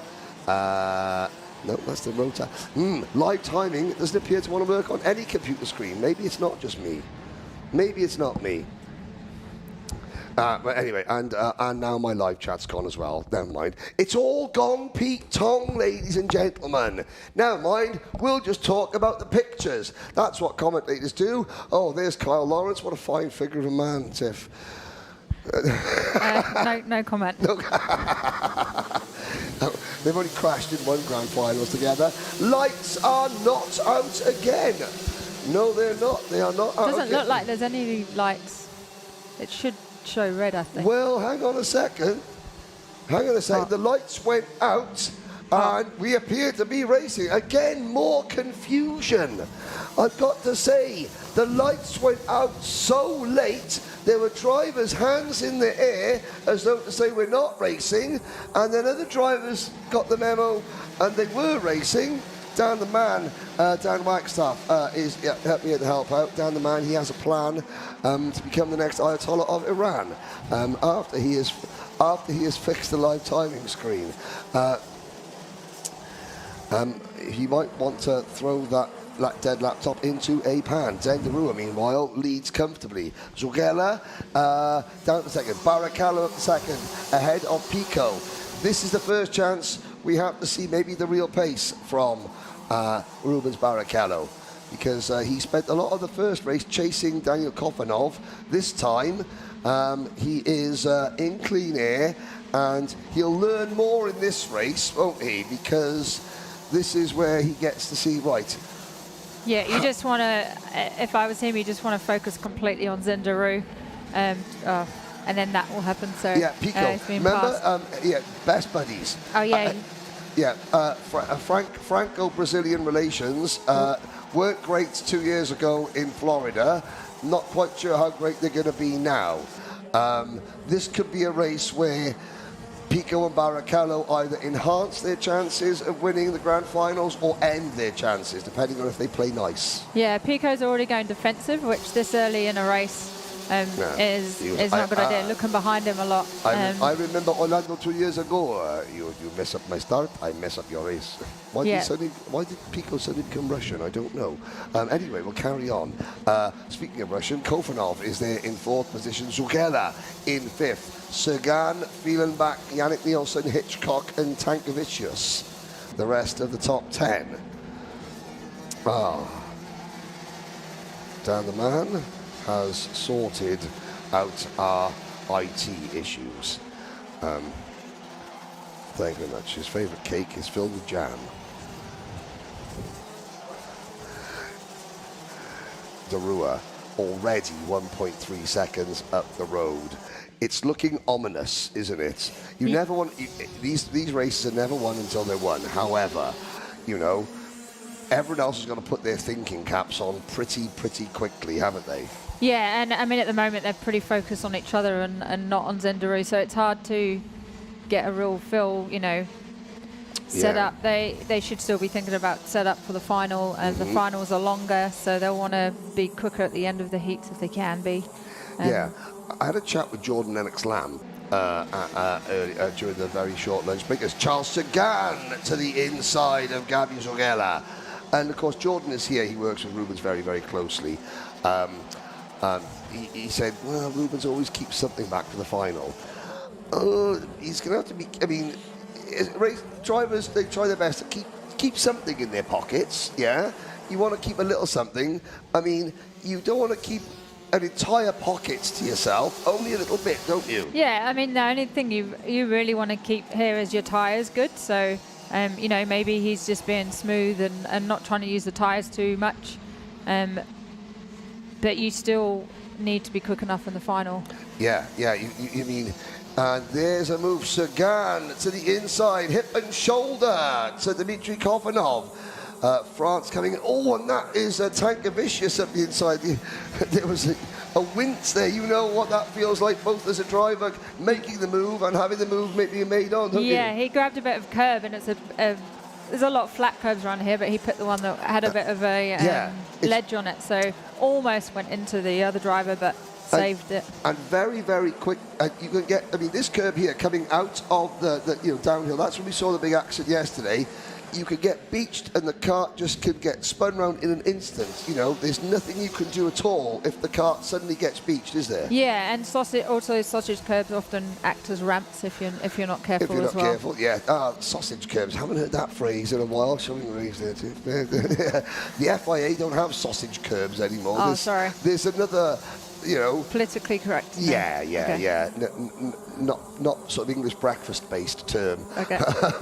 There, but yeah, that curve on the inside, you can see there. There's Tankavicius, unperturbed by his brush with disaster, saying right forward. That basically means please don't pass me back. Yeah, which is what it's standard. You know, we want to work together, but we only want to work together when I'm in front. Yeah, exactly. Yeah, please don't pass me. Why do you do that? Why do drivers do that? I don't, because I was always taught if someone does that in front of you to then overtake them. Okay. But what he's trying to say is push me to the next person, whereas if they keep fighting, we're going to get eaten up by the people behind. So. Well, speaking of getting eaten up, Barrichello has just been eaten up by Charles Sagan. The French up to second and third positions. Yeah, I mean, you either make the move, if you're that confident that, you know, you are quicker than the driver in front, you know, then I suppose I can understand why you say, look, I'm passing you, let's go, because we are going to catch. Work with me, we will catch. Oh, Yannick Nielsen to the inside of Daniel Kofanov. And Yannick Nielsen, the requests from Denmark coming in to interview Yannick Nielsen. He did say to me at the Golden Trophy at Genk. He goes, Henry, I'm going to have congratulations, you're second. Painted on the back of my crash helmet just for the grand finals. I was like, that's brave. That is confidence. He's decided against that, which I think is possibly... Which is a good job. Right? Yeah, because, you know, because of course, another driver would see that and goes, right, off you go, lad, and I'll just type in 30 seconds in front, you know. And Nielsen's done the fastest first sector, so he's... And closing in on Rubens Barrichello. Zendarua, meanwhile, 2 seconds up the road again. Pico, Sagan, Barrichello, Nielsen, Kofanov, Zugela, Fielenbach, Tankavicius. This race, again, quite a calm race indeed. The drivers yet thinking about moves. We've still got, well, Duque has retired. 35 drivers still in the race. Kyle Lawrence, what have you got down for us trackside? Henry, I just heard you mention Duque has unfortunately retired. I am with him at the moment.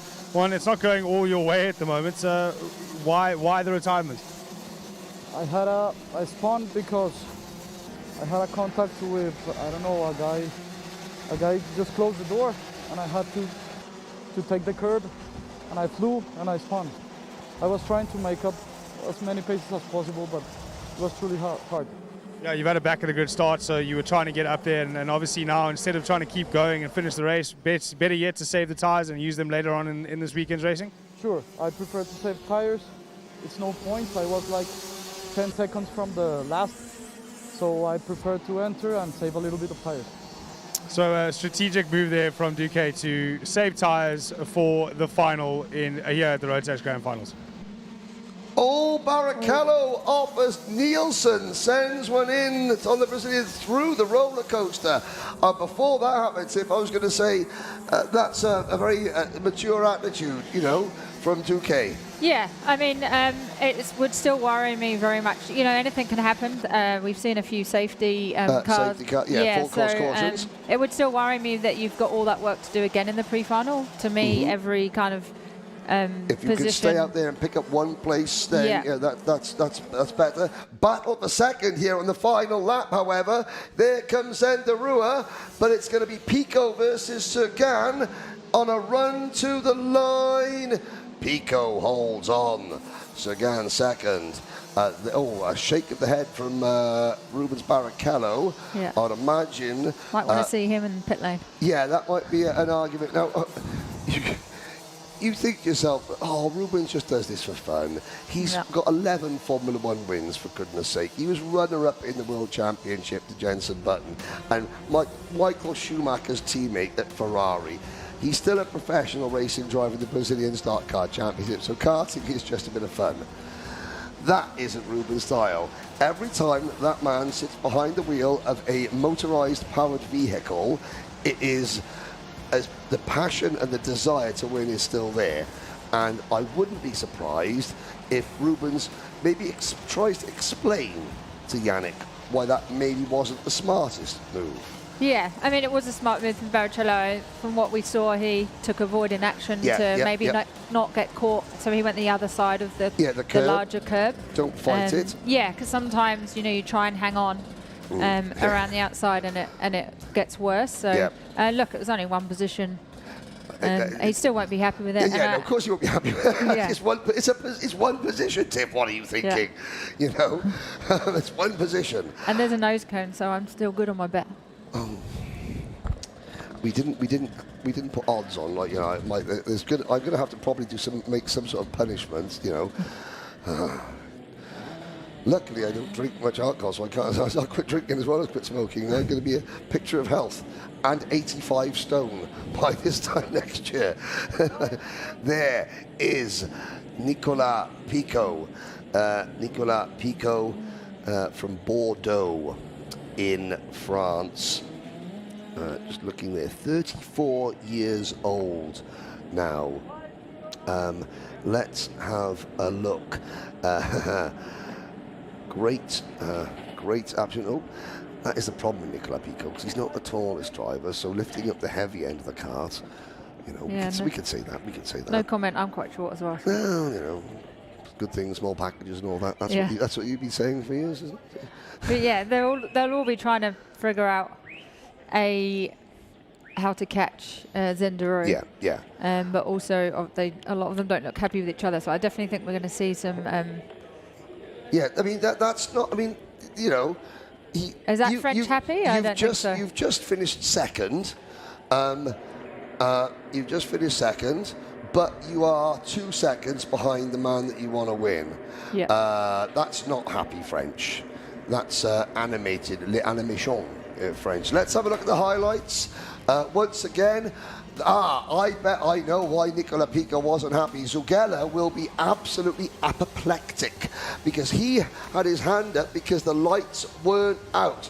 Barrichello took advantage of that. Further down the pack, there's Matt Kinsman. A quiet race for Matt Kinsman, made up 4 places to 11. Picot makes the move on Barrichello. Barrichello thinks about it. That is, our eyes on the ground. Kyle Lawrence watching on with interest. If you talk to him for more than 12 seconds, he'll tell you that 2 years ago he finished 10th in the final here in DD2 Masters. You know, he'll get it in the first 11 seconds that you meet him. I'm only joking. But Picot has to watch out for his teammate as well. So yes, because I mean that's maybe what Picot. And there's the move from Yannick.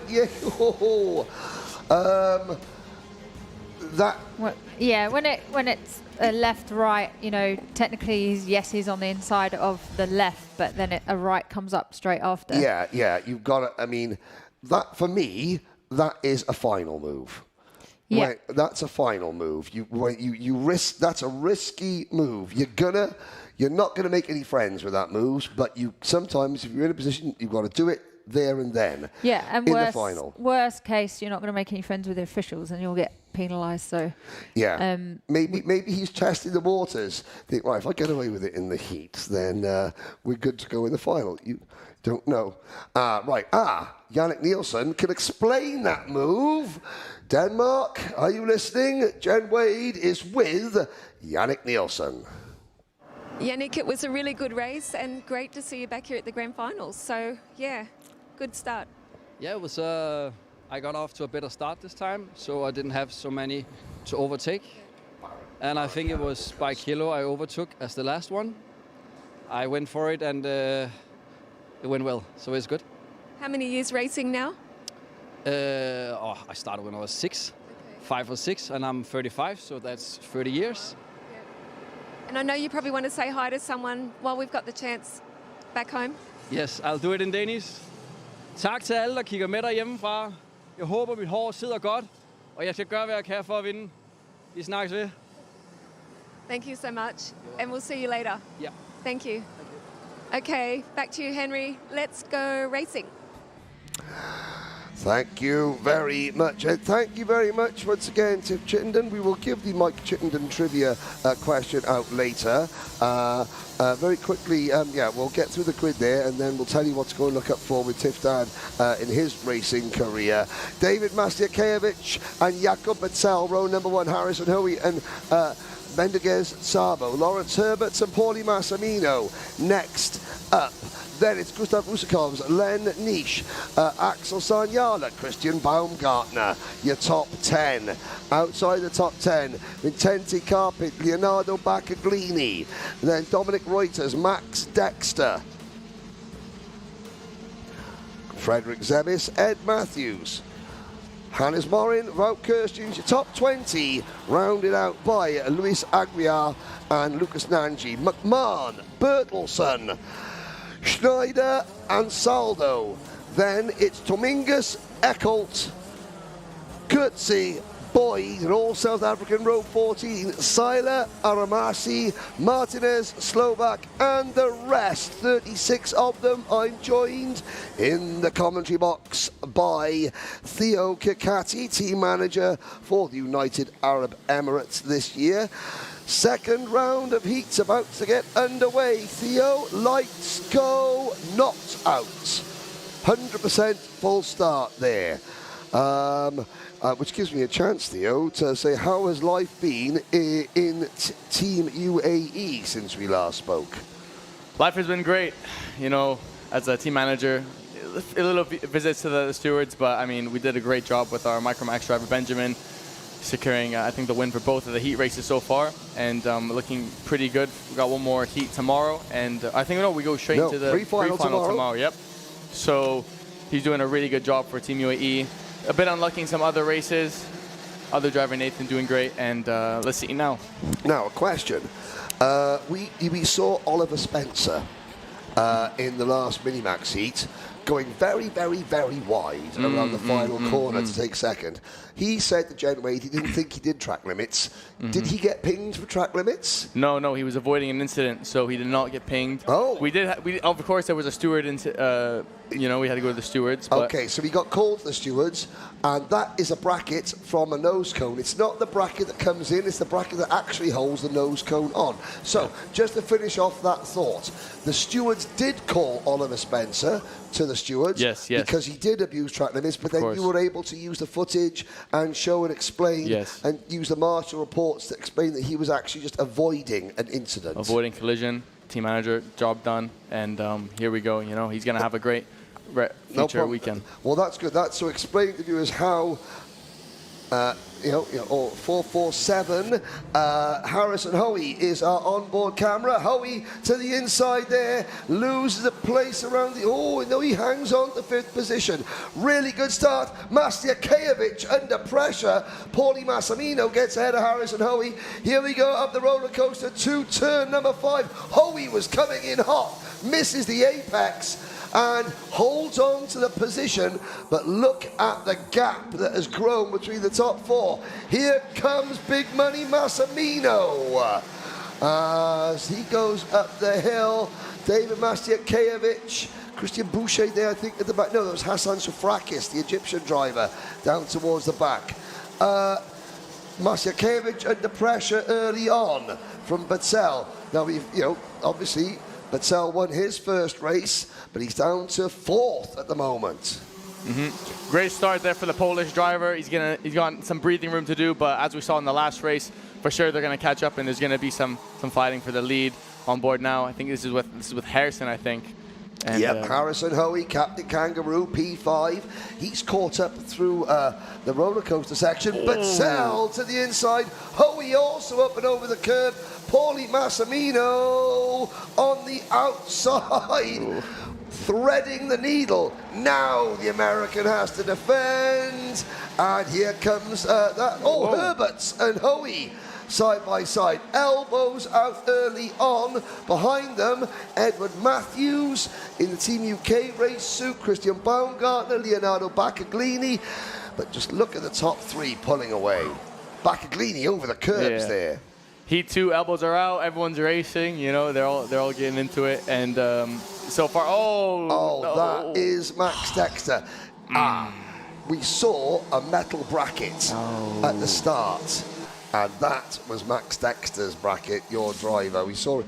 Funny enough, we had a look at the grandstand at the start, before the start of that race, and Max Dexter's dad was at the top of the grandstand, and he was giving it sort of like these, stretching, relaxing. Maybe he was just there a little bit early because he'd forgotten to do something. No. no, of course not. Of course not. I'm not joking. Yeah.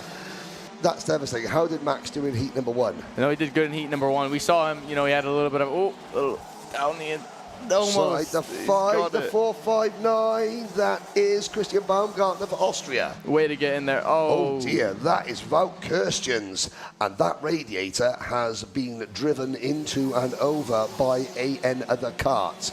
Don't know who. Kirstjens out of the race. Look at the top threes they're lead. gone. Masliakevich, Bendegiz Sabo, and Jakub Wetzel. Then, after 2 seconds, you'll see the group, Paulie Massimino. And Paulie Massimino's finally sort of spreading them out a little bit. Herberts, Hoey, Matthews, Baumgartner, Bacaglini, Len Nice, Hannes Morin, and Gustavo Usakovs. Dominic Reuters is next. 4-3-7, diving down the inside there, but Hoey holding around the outside. Yeah, Ed Kept Matthews trying to get up the inside of Harrison Hoey. And Kyle Lawrence has got some breaking news, possibly about Max Dexter. Kyle? Yes, Henry, I'm actually standing next to Max Dexter at the moment. Max, you've come in with a little bit of a nose job on your cart, not the surgery you'd want, but the nose cone seems to be missing. Obviously in an incident, or was it a mechanical failure out the pit? Yeah, I mean, unfortunately, some drivers are pretty awful at racing. So when you're at the inside, they just turn in anyway. But yeah, I mean, it is what it is, isn't it? Maybe put the nose in and it got literally chopped off. We said in commentary that your nose got chopped off. This time it literally happened to you. But quick fix and you can get back out and hopefully you score some more points to move you into that final race. We'll see. I think it's probably so close. It's probably over now. But yeah, just race. Well, at least you got another. I think there's still one more heat for you to enjoy your time out here in Bahrain. Back to you, Henry. Thank you very much. Well, maybe the nose cone bracket that we saw or the nose cone clamp, not the bracket, the clamp, wasn't Max's nose cone. It was just another driver, you know. And again, he winced when you said Max said that other drivers. But no, that's, you know, that's what you get in the heat of the battle. You have champions, you don't know. When you race in a championship, you know how your rivals race. And by that, you know the ones that you can trust. You know the ones that are a little bit leery, you know, but you prepare for that all season. In this race, you know, some of them you do, but the vast majority of them, you don't know what that driver's going to do. Max Dexter goes through and look at the sideways into turn 8, 3 wide, Len Nice in the middle, Gustav Usakovs, Sanyala's on the outside. You know, I was going to get back to my point is where, yeah, Max obviously went for a move on a driver that he doesn't know, and he wasn't aware that that driver was just going to turn in, you know, and do what some drivers do. Some drivers, yeah, they're tough to pass. So that caught Max out. 100%. We'll get some team spirit, you know, hopefully pray for a miracle, and hopefully he'll be there in the final. But it's all about experience in events like these. One more heat race plus the pre-final to get into the top 36 overall in points. So not over by a long shot for Dexter to try and make the final. Here we go, lap 7 out of 10. Masliakevich leads for Poland. Bezel and Bendegiz Sabo in third, then a long gap back to Paulie Massimino, who is still holding off Lawrence Herberts. The Massimino, Herberts, Hoey, Matthews, Bacaglini, Baumgartner battle has been very, very exciting. Reuters, Morin, Usakov, Sanyala and Marquez Carpint have also been involved. Len Nice has taken a trip over the curbs at the top of the hill and has dropped them back to 15th. Zebis, Dominguez, Aguiar, Nanji, McMahon, Boyd, Kurtzy and Saldo and Schneider. We've still got 33 carts running. Sadly, Adrian Bertelsen from Norway. Norway gave me a fantastic new Viking hat at the start of the day. Unfortunately, it hasn't helped Bertelsen. Kirstjens out of the race. Yeah, my new Viking hat is a very, very... it is extremely impressive. I like this one. It's my favourite. What do you think, Theo? Does it suit? I think it suits you very well. It does suit me very well. Okay, back to the action. Masliakevich continues to lead by 0.2 of a second. Bezel has got that win in the bag from this morning. Is that why maybe he's not attacking quite as much? That's also a possibility, but I think he's also playing it really smart. As we can see, I can't really see on the track, but in the timings, he's right behind them. So maybe he's just waiting for the last lap to make it. There we go. Now we see that.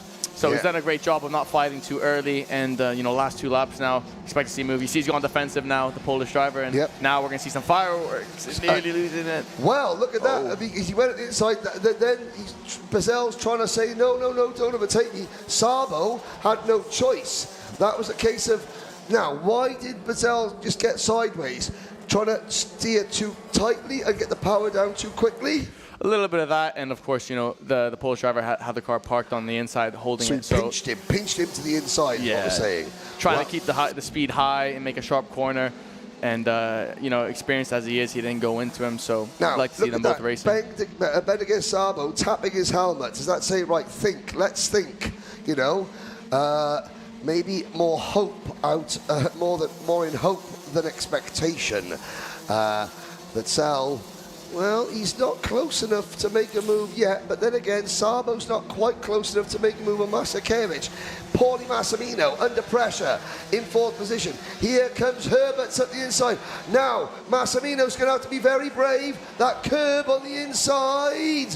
And here comes Harrison Hoey. So Massimino losing 2 places, coming through the corkscrew, down the hill towards the final couple of corners. Masakevich, Massimino and Hoey together.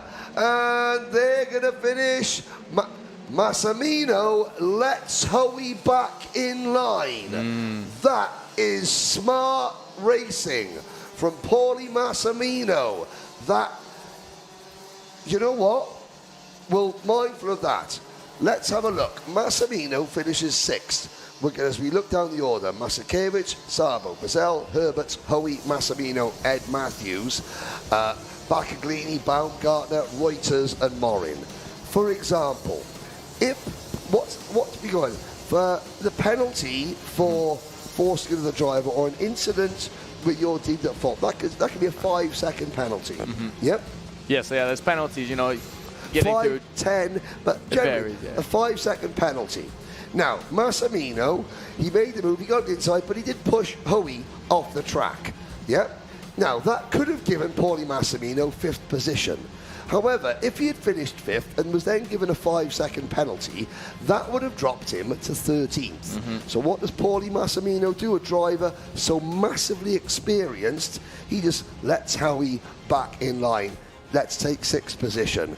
And if he is caught to the stewards for that incident, he'll turn around and say, yep, I know that I made a little bit of contact with him and forced him off, but I just gave him the position back straight away. And there's not a lot the stewards can say about that, can they? That could be, those little moments, those quick thinking moments can be the difference between a podium or not, or even a grand finals win or not, can't they? 100%. It's nice to see that respect from Massimino. You don't want to be, it's Heat 2 now, you don't want to be getting enemies before, the final and the Super Heat. So showing that respect on track and giving way for the other driver is definitely a right thing to do. Yep, there's Lucas Nanji going through, looking up to see how much he weighs. The highlights, Masakevich controlling it from the front. Now, Bazel didn't have a great first lap. He gets done at the start there, runs a bit wide, looks for the lead, and that is how Benedict Sabo wants to get in front. At the back of the pack, there was lots of, as you'd expect, dive bombs going in left, right, and centre. This is on board with Harrison Hoey, and so close with Massimino, inches apart. Hoey back to the inside with Lawrence Herberts and wheel-to-wheel stuff there. Hoey again and Ed Matthews. Hey, that is Aussie grit from Harrison Hoey in that race, faux show. Because he had to. Now, further back, this is where it all got a little bit exciting. Usakov's Len Nice, Sanyala.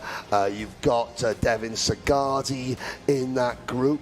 Bazel, that's where Bazel just got pinched, and Benedict Sabo had to go around the outside. Now, let's see this unfold. So, Hoey to the inside, just eases Massimino. Massimino comes back at him, wallop, out he goes, and then just lets Hoey, come back on track. You know, that's smart from Paulie Massimino. 100%. I wasn't expecting, you know, the race to go that way, especially after watching the first heat. But the Polish driver showed that he had a lot more pace. Yeah, in this heat. indeed. Now, Butzel, with the black T-shirt, the sunglasses on his head towards the right-hand side, that is Jakob Butzel's older brother, Petr Butzel, of course, a former Grand Finals champion. You know, now family man as well. So he's watching on. And let's have a little identification. There's some of the Bahraini drivers just below. I think Rashid Halal is amongst them, maybe. And let's have a chance. Now, over the course of the last few days, we've done some really fantastic interviews. One of the interviews that we conducted, or two of the interviews, were with two drivers from the Middle East who are making a huge name for themselves. Number one, Lebanon's Christopher El Faghali, who, of course, is a Grand Finals champion, a driver that you know very well. Let's hear from Lebanon's first karting superstar, Christoph El Faghali. Welcome back to the Grand Finals, Christopher El Faghali. How are you? Hi Jen, I'm good. And how about you? I'm good. Nice to have you back, but you're so much taller than me now. When I interviewed you after you won the Rotax Grand Finals 2022 in Minimax, you were a lot shorter, and a lot has happened since then. So what's it like to be back, and tell us about that transition you've made now in cars? Yeah, no, I think I grew a lot since the 2022 in Portimao. Thank God I grew. Yeah, it's amazing to be back. Thank you to you guys, to Rotax, for the invitation. And it's really nice to see some familiar faces. And yeah, from transition to karting to single seaters, yeah, honestly, karting has a lot of things related to single seaters, but not too much. Not to take a lot from karting, because the difference, well, there's a lot of difference, and steering inputs, you have to be way more smooth, not slide the car around and everything. So it was a hard transition, not easy. And of course, we remember that moment, but there were many moments before that. You've won not only the Grand Finals, but the International Trophy Le Mans, Mina, not just one time, but several times, Lebanese champion, you know, and I suppose making that move to cars was the dream. But what do you remember about that day, that week, when you became the #1 in Rotax Minimax? Yeah, no, it was an amazing feeling, honestly, because I've been eyeing on this title for all my life when I started karting, because it's the most important one and the most prestigious. And just the moment I wanted to see my dad it was a hill in the Grand Finals, to be there and cheering for his life, honestly. It was such a nice feeling. Great feeling. Of course, your younger brother's also racing, so I guess we're going to see another, you know, El Faghali, Team Lebanon. Yeah, you should have seen him last year and the year before that, because he won the last two championships. But unfortunately, we didn't have enough budget, because everything is going towards me right now. Of course, that's normal. There's the dream, you take that next step, you achieve so much. And of course, in Lebanon, we know you were on national TV. It was big news. What was that like after you went back? Yeah, no, honestly, for me, I didn't change. Of course, I have to keep my feet on the ground, of course. That's the most important rule. And yeah, honestly, I just continued my life normally. What about being a Red Bull athlete? Because you've got the cap on. What's that like? It's great to continue the legacy, because my father is a Red Bull athlete. And also, I'm very thankful to be in the Red Bull Junior team, and the F1 Junior program. That will hopefully lead us to Formula One, hopefully. And yeah, I just want to say thank you to them. Of course, you're racing in the Middle East, in Spain. We've been watching you in F4, but here you are, Sim Challenge. The kids are trying to beat you. You and Sammy Joe set the record. So we're going to see what happens and who's going to be in the car with your dad, racing family, drifting around a little bit later today. But we're going to say thanks, Chris. I know you've got to run. Great to have you back here, and really nice to talk to you. Thank you, Jen. Thank you, guys. Thank you. Well, there we go. Thank you to Christopher Al-Fagali. 6 drivers, including Lucian Smith, Jeremy St. Cyr, and Emerson McAndrew-Urin. They were the fastest drivers on the simulator. They got a ride with Abdo Al-Fagali in his drift car. Here we go then, grid number 2, Group B and Group D. Rasmus Vendelbo, Mika van der Pevert, Antoine Barbarou and Sam Knyoppers. Then it's Gianluca Savaglio and Maxim Shurko, Leo Gupsa and Matthew Mustache Mountain Taskanen, Ivan Parshin, Luca Zucchini. Then Macy Williams, she needs good results. Dimitri Malakar, Lucas Perno, who's designed all the Team Canada clothing. His new company is really, really smart there. We're looking down the order. There's Joaquin Vita from Uruguay, Josh Patoon, he went out of the opening heat. Matthew Ferrer, Ji Kao, Chinese Taipei's most capped international driver, Devin Sagani, Patrick Donica, Christopher Dimitriou, Abdul Kader Kassem, then Victor Jovard, George Kafantaris, who went out of the first race, Vivian Cusack-Pico, the half-brother to Nicola Pico. We look down the order, 36 drivers as always, Christian Boucher, and oh, there is the driver who was supposed to start 36th and last. He's not going to start at all, Marcel Schirmer. Devastating bad luck. Now, we're having a Chris Harrower. Hello, Chris. Track limits are being enforced mightily. Team manager Theo Catti is standing next to me. How many pings of your phone has there been for drivers called post-race for track limits penalties? Not that many, to be honest, but I say two or three. So we've been keeping our noses clean. But that's just for your team. That's for our team. And how many drivers in your team this year? We got 8 drivers that got tickets for this year. 8 drivers. So, Chris, don't panic. There are plenty of track limits penalties being enforced. Obviously, they're not enforced during the race. They're enforced post-race. There we go. How are you, Chris, anyway? Now, let's have a look. There's Devin Sagardi's dad in the Estonia T-shirt watching on. There is one of the Dutch mechanics. I think that is one of the Dutch mechanics. Yes, it is. That would be for either Mika van der Pevert or for Sem Knyoppers, Latvia, watching Edgars Vilkans keenly from the start. It's interesting, isn't it? The nerves, you can almost feel the tension 100% from there. For those drivers that have had a good result, their mechanics and their teams are nervous because they don't want to undo the good work. For those that have had a bad result, there's nerves because you've got to make it happen. Karting giveth and karting taketh in unequal measure. There are more bad days in karting than good days, aren't there, Theo? 100%. And Marcel Schirmer is having a bad one. Well, he gained 10 places in his first race. That was before nose cones and track limits penalties were enforced. I don't know where the final result was. He will not lose any places in this one. That's because he was going to start 36th. He's going to finish 36th. So there we are.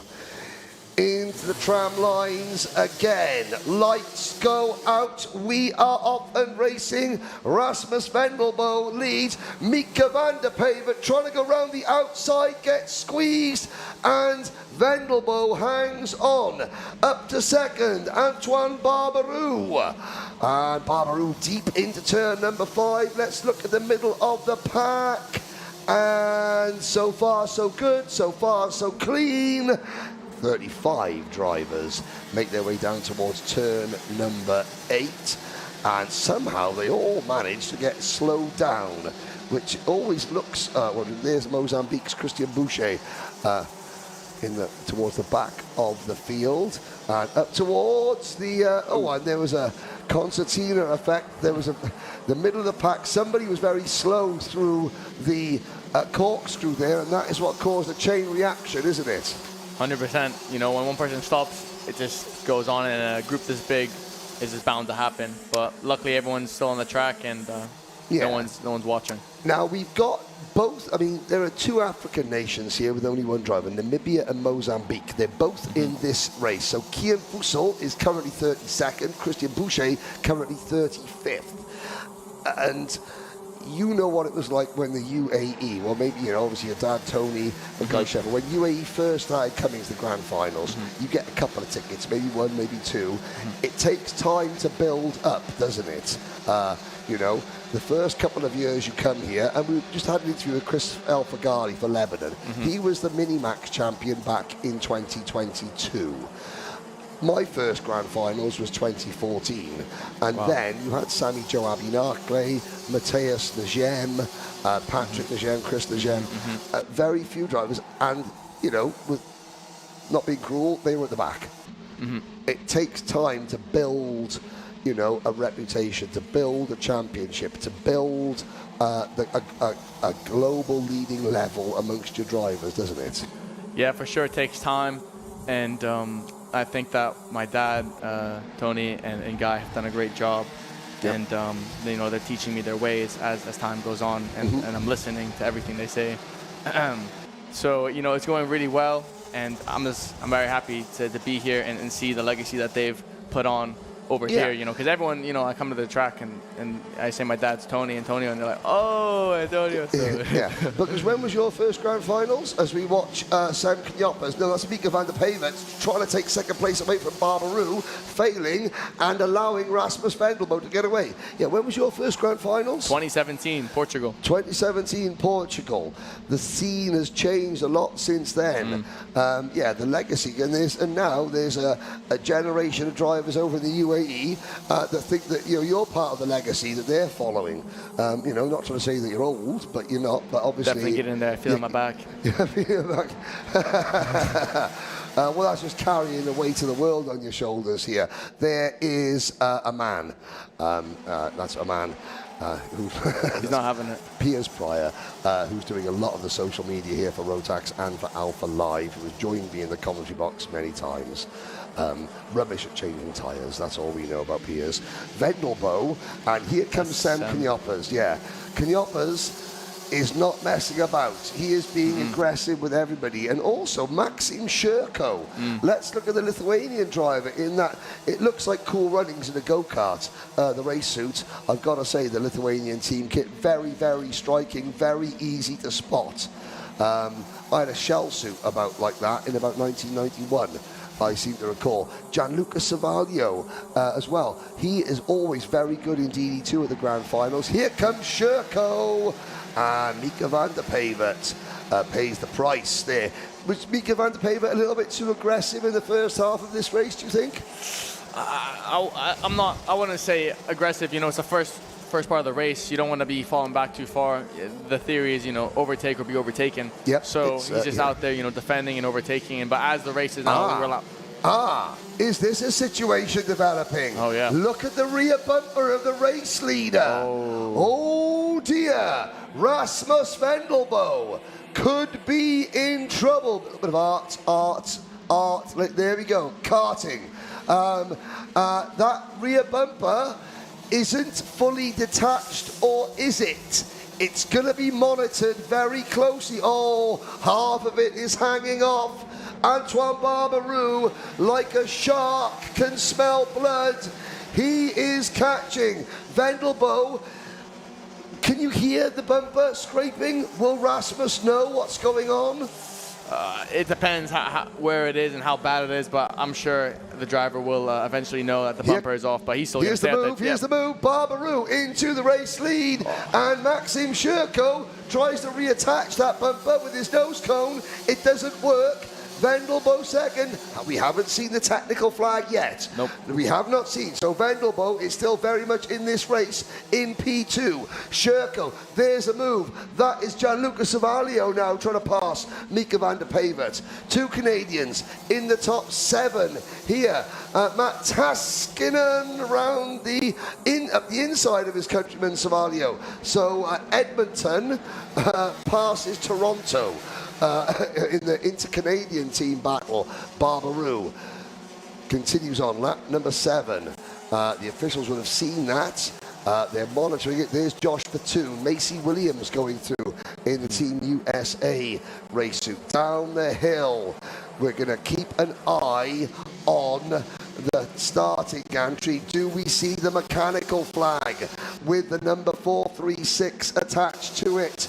Can't see it there. Vendelbo looking over his shoulder. There's a move from Brazil's Luca Zucchini, trying to get past Team USA's Macy Williams. Vendelbo, still George Kafantaris from Greece, up into, where is George Kafantaris? He is only 24th, but he just set the fast lap of the race. And now Sherko under pressure from Sam Knyoppers. Van der Pavement coming back into play as well. 2 laps to go. Barbaroo leads.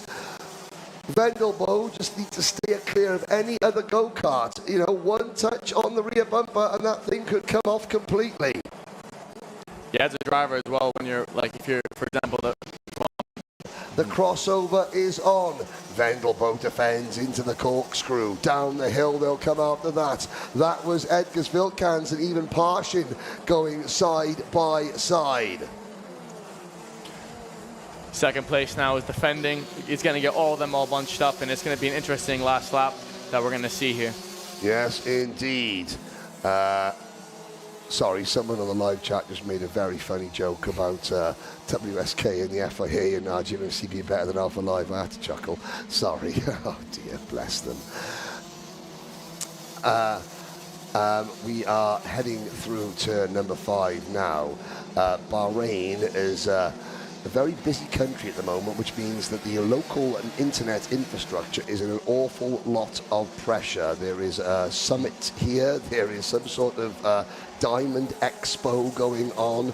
The island is very, very busy, and the internet across the island is, you know, struggling to cope with the fact that everybody wants to come to Bahrain. Ah, there is, ooh, on the track there, that was a bracket of some kind.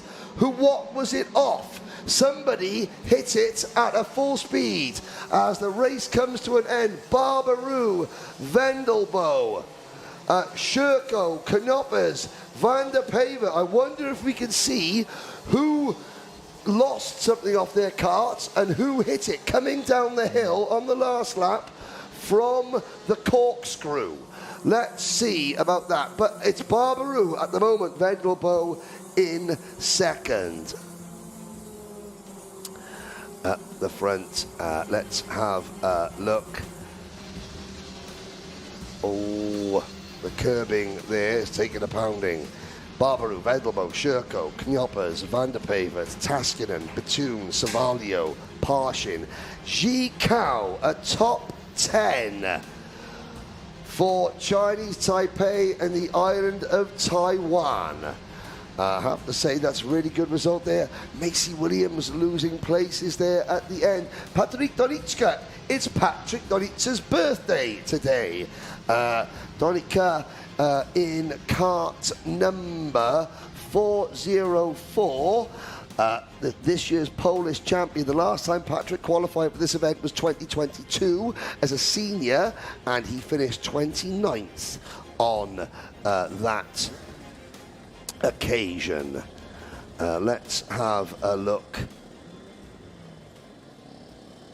at the drivers coming in. No obvious sign of who had lost. Oh, there's a nose. That's a nose cone penalty if ever I saw one. There goes Kian Fussell. Kian Fussell for Namibia finished 32nd. Well, the nation of one battle between Namibia and Mozambique was won on that occasion by Namibia by 0.4 of a second.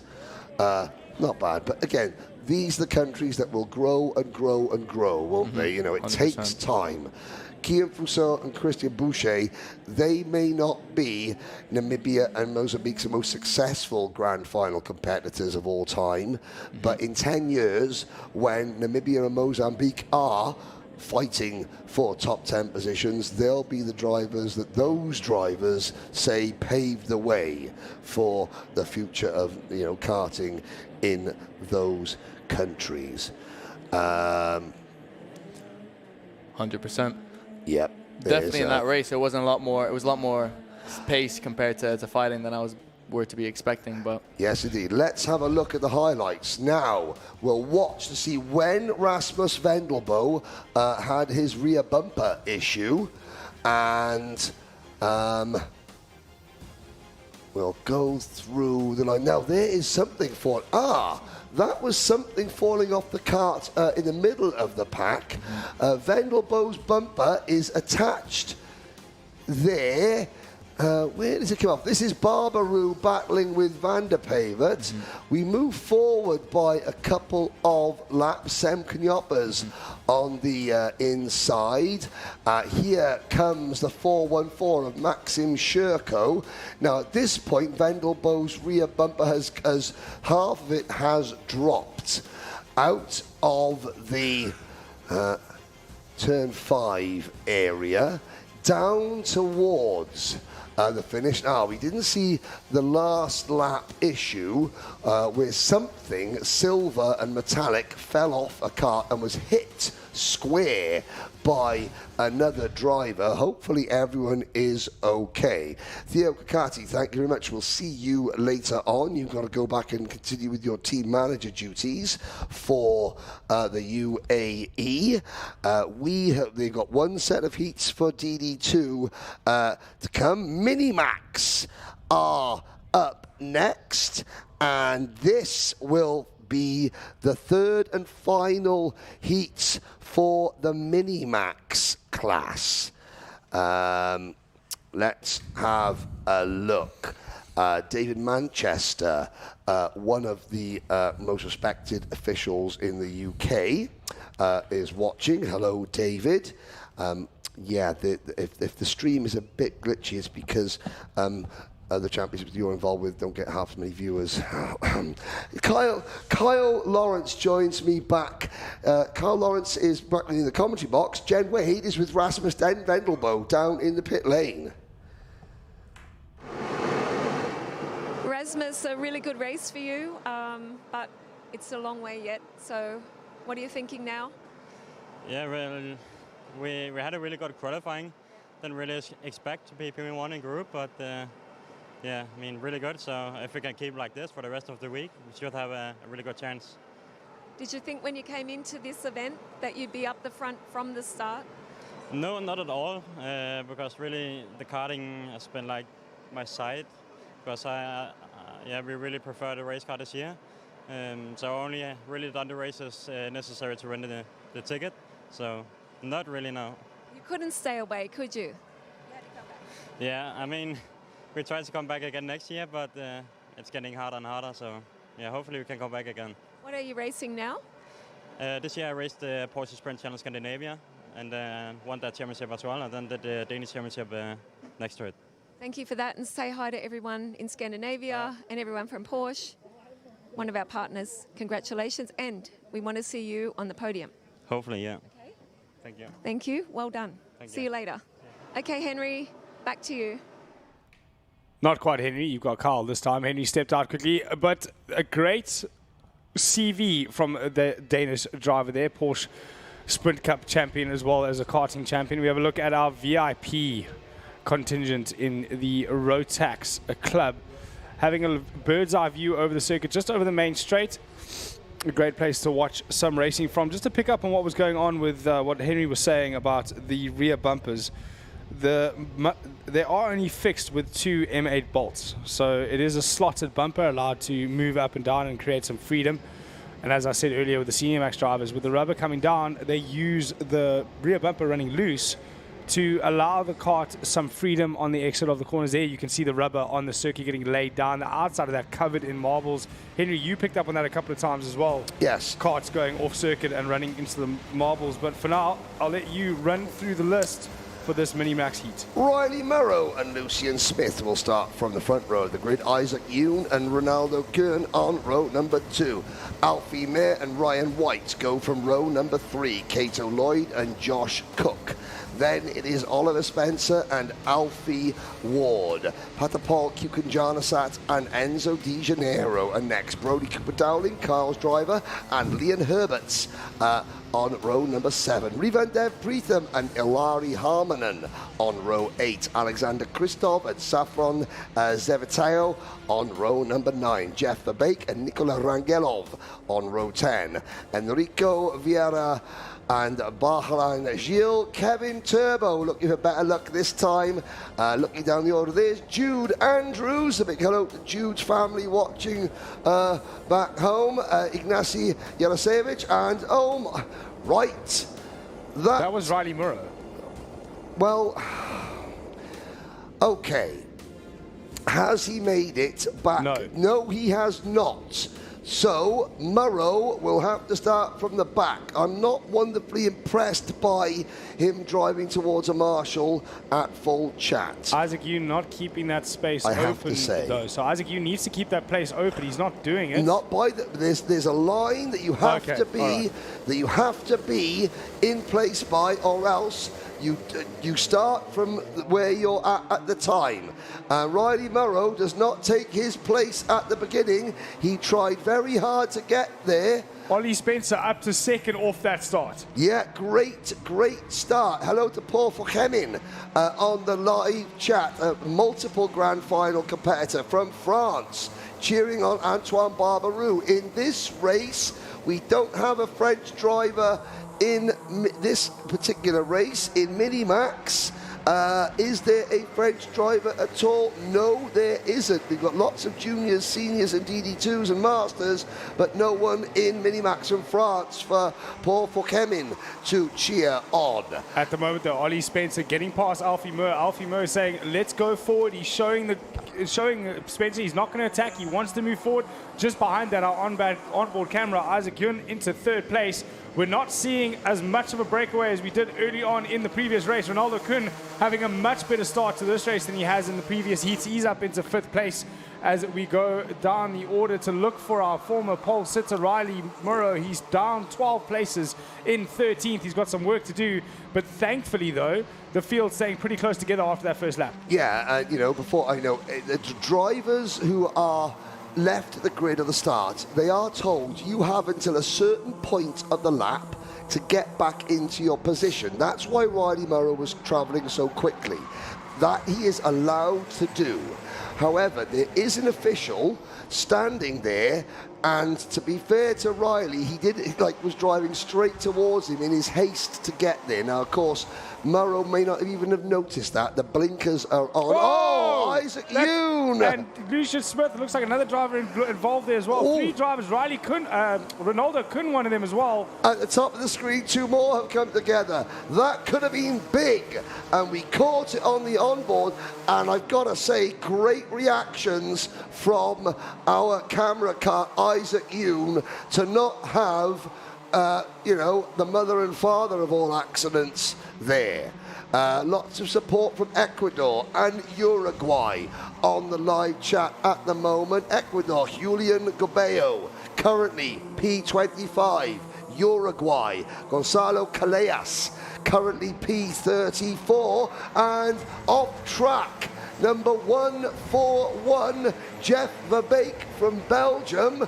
That was a strange one, Kyle. Yeah, I think maybe just forced out wide by a move earlier. I don't know if he gained any positions by doing that, but right behind him and still gaining positions is Riley Murrow, up into the top 10 now in 9th after dropping well down the order in the start. Kyle, let's have a look at the replay from Isaac Yoon of that incident. Talk us through it. So we're going to... Looks like an outboard shot. Yeah, I don't know if that was... There we go. Here we go. Here we go. Replay here from Isaac Yoon. So we don't quite have that. Not yet. We will work on it. Meanwhile, you'll have to settle, ladies and gentlemen, for some 4-wide action going through turn number 1. Here we go. Let's have a look. Kyle? Right, we're up into the double apex right-hand. He's obviously lost the position to the inside, grabbed the curb, and at the same time, contact from the outside. And unfortunately, drivers behind him, nowhere else to go but to into him. Yeah, I mean, he was, the meat in the sandwich there, and it looked like it was a South African driver. That would have been Ronaldo Kuhn. Ronaldo Kuhn on the outside. Now, Ollie Spencer, he spent his first 2 heats fighting forward. Now he's got to defend. It's been attack, attack, attack for Ollie Spencer. Now it's defend, defend, defend. Alfie May with that tribute crash helmet. You can almost see the white feather on the back of his crash helmet. Oh, he looks to the inside. He's going to run all the way around the outside. It's the long way around, but through the inside, 106. Lucian Smith capitalizing on a bit of ambitious moves from Ollie Spencer. And now Smith defends, and trying to go around the outside is Alfie May. He's going to run out of track and run out of runoff. He tucks back into P2, and oh my goodness me, move of the day, take a bow, Alfie May. Well, our highlight reel is also starting to get into the fray of things. Riley Morrow back up into 4th place, but he's got a long way to go to catch this front 3. But the way they're swapping and changing positions, corner after corner, they go defensive again into the final sector. Small mistake just in front of Ollie there. It's going to allow Riley Morrow to bring himself back into it. Yeah. And maybe a few of these drivers with him as well. Yeah, the number 131, Kato Lloyd from Japan is up there. Ryan White in the number 168, Alfie Ward. 172, Switzerland's Alexander Christoph in number 123. Joshua Cook in number 166. They're all in the second group. Spencer absolutely launches one up the inside of Lucian Smith into turn number 5, now defending, now comes across to take the racing line. Smith is going to have his wits about him here. May has gone, May is up the road. Riley Morrow is in P4, while the human highlight reel is going to have to do some he's going to have to highlight his defensive driving skills from now on. Someone's off over the grass.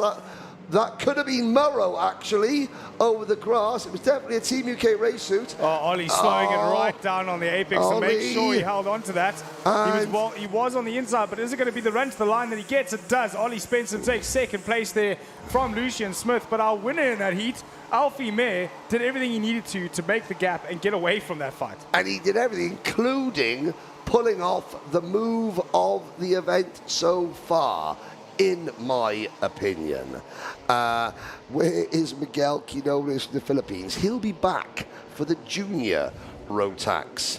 The junior Rotax heats. We've got, they're coming up after the Minimax races. There is a lot of support for Slovenia coming in. No Slovenian drivers in that race. Here is your race result. Alfie May, Oliver Spencer, Lucian Smith, Riley Morrow, Ryan White and Alfie Ward, your top 6.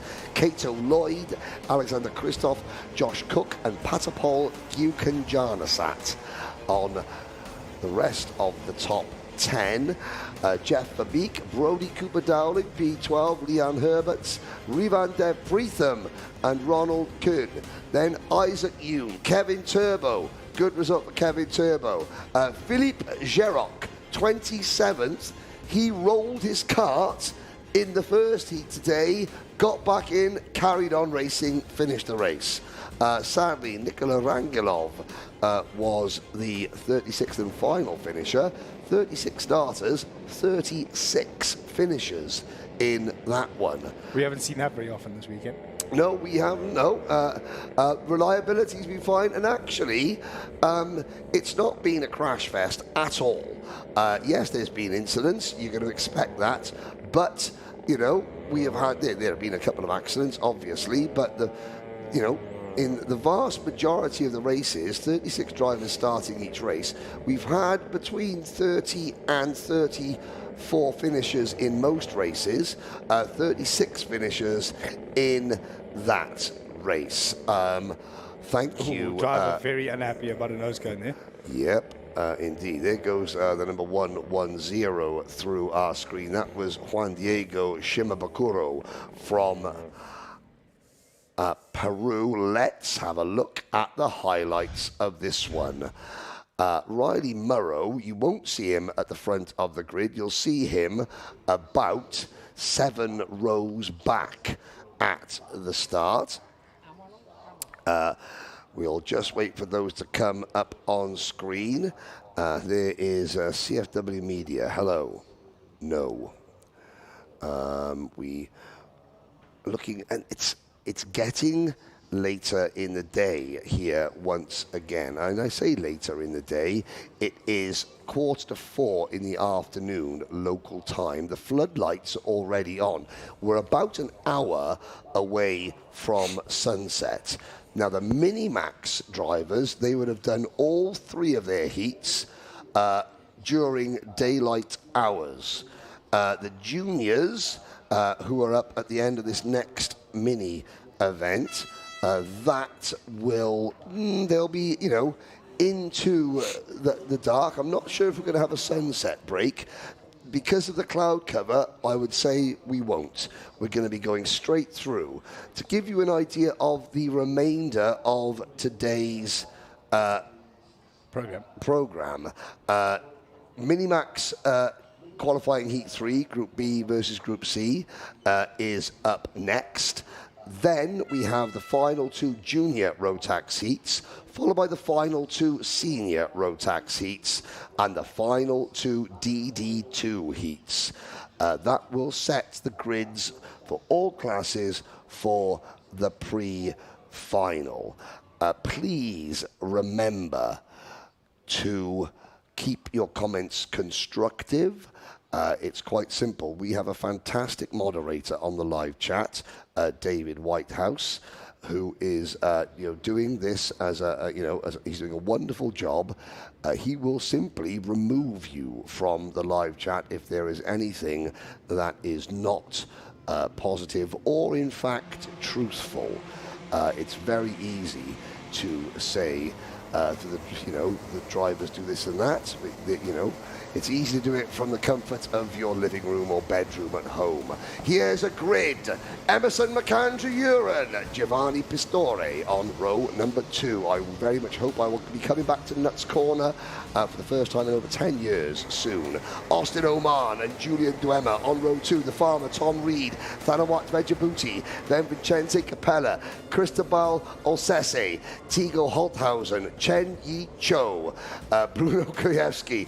I hope this marshal is on danger pay. That's exactly the question I was going to ask. He's a brave man to stand in the exact same spot every time. Yep, you'll look down at the rest of the starting lineup. There's Augusto Salome, Santino Matteo, 36 drivers, Makita Zacharenko, the only Ukrainian here. 36 of them. They're all going to go out, bring the noise, Cache boys. And what are you seeing, Kyle Lawrence? The only driver on the grid grabbing the fuel pipe on the start. So he's doing that to try and lean the mixture out so that when those lights go out, he gets a little bit of a boost over everybody around him. And that's Giovanni Pistore. Giovanni Pistore. Does it work? Does it work? Let's go. He's moved up alongside. He doesn't really get the jump off the lights. He's going to go down 2 places at least, but he's going to try around the outside again like he did in the previous heat. It worked for him. He just couldn't quite finish it off, but it's worked for him again now. He's back into 2nd place. But Emerson already starting to pull a 2-column gap. He leaves the door open again for Story into turn number 5 to drop himself down into 3rd place. It looks like Austin Oman moved himself up into 2nd as the rest of the field filters through that turn number 7. Down into 8 we go.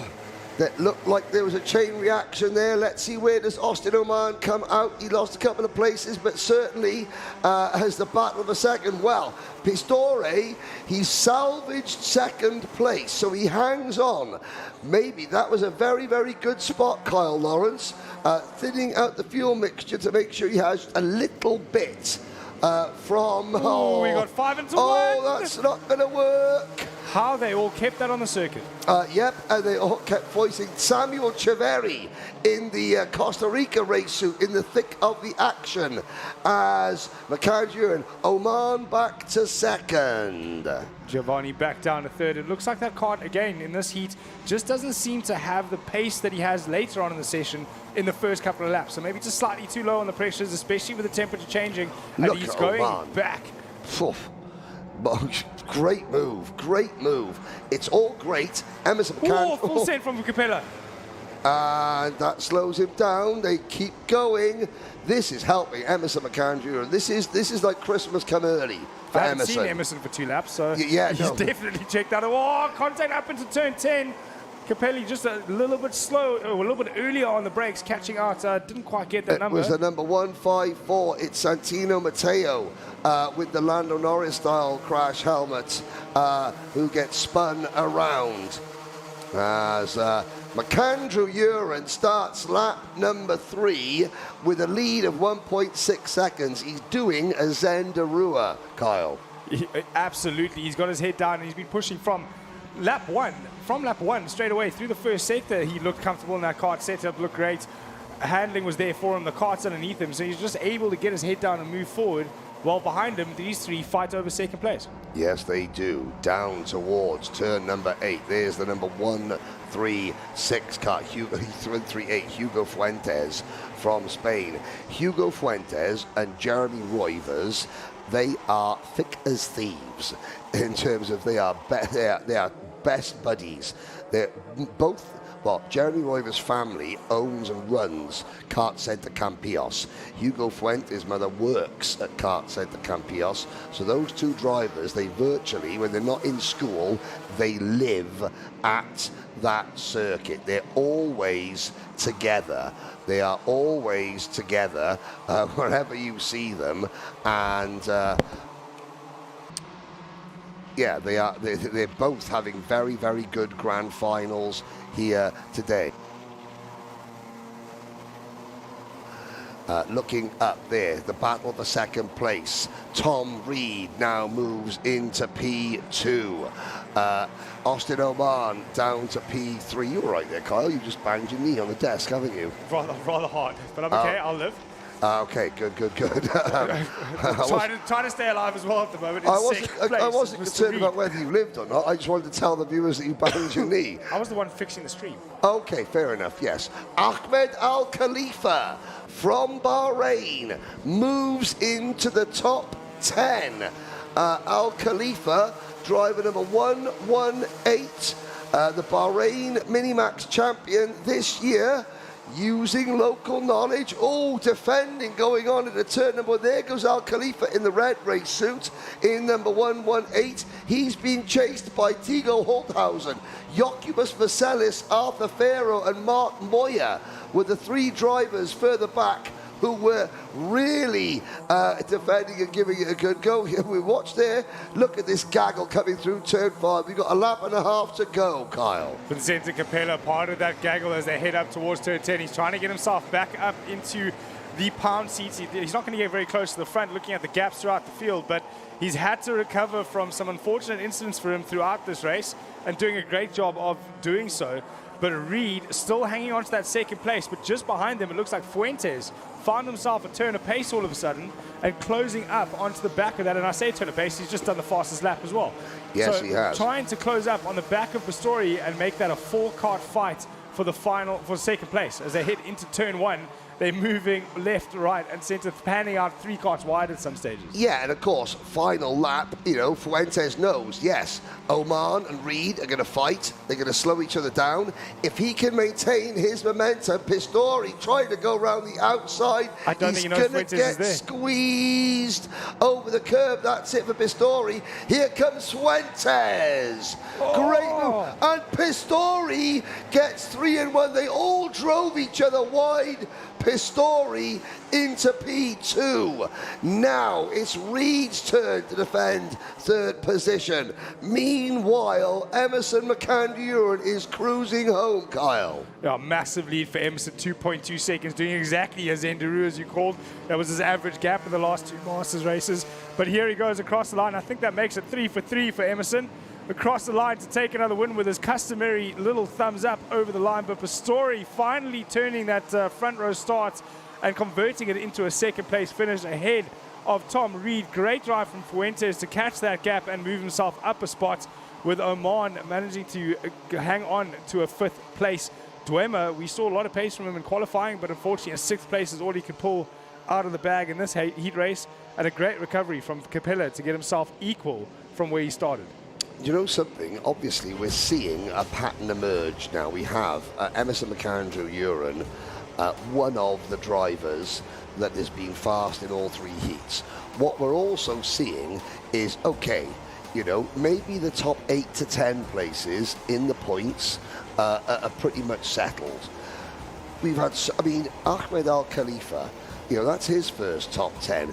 So many other drivers have had one strong race, one okay race, and then one race, which means the middle part, the middle to the you know, from 10th back to maybe 60th in points is going to be very, very close. Yes, there is a group of drivers in every class who are predominantly towards the rear, who will go out in the pre-final and will not make the final. And that's pretty much decided before the pre-final. Yes. You know, they're still going to be in the pre-final, but there will be no way that they can get enough points then to make it into the top 36. And you can see, look at the number 144, looking up at the huge timing and scoring screen there to see where he finished. That was Vasilis Kirikos. Just having a glance at the timing and scoring screen. Well, you speak of good races for some of those drivers. Hugo Fuentes, we mentioned him as a good driver to fourth, but it's 11 places gained. Yeah. So that's a large amount of points you're going to put away. Arthur Farrow doing it again, 15-point gain. Now, we're going to be going the next series of races is Junior Rotax. Just walking up the stairs there momentarily ago was Orla Armstrong, one of the cart mums that you interviewed. I want to talk about Orla.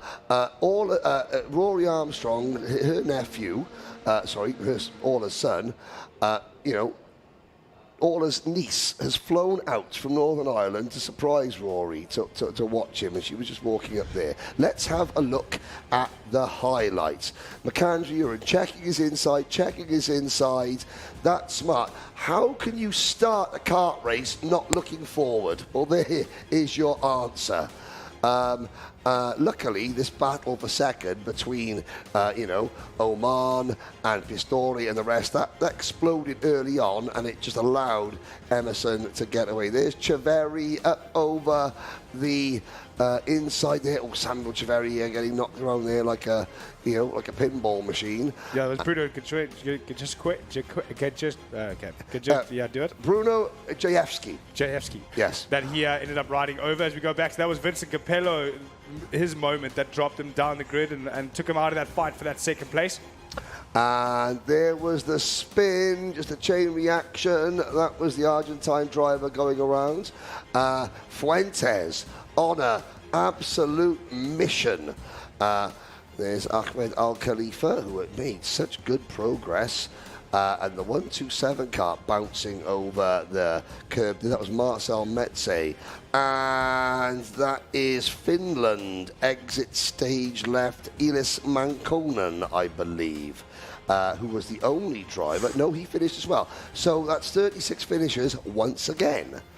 And this is the battle.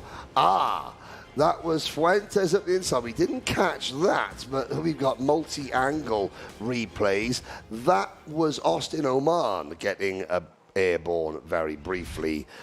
Fuentes coming home in fourth position. As the sun begins to, well, it's setting, but it's peeking out from behind the cloud cover. I have never been in Bahrain, but it's been cloudy before. And it's temperature-wise, it's actually quite pleasant. You can see everyone's still in shorts and T-shirts. However, you have still, it's not as oppressively hot or, scorchingly hot. So that's going to help the spectators. This is going to help the drivers as well. Kyle, you're also going to help me leaving the air-conditioned room. Yes, it's not so much of a bind. You're going to go back down towards the pit area to keep doing the excellent job you're doing, keeping the viewers up to date with all the in-race action. And we welcome back into the commentary box for the two junior heat races that remain. Miguel Quinones from the Philippines coming in. Miguel coming in.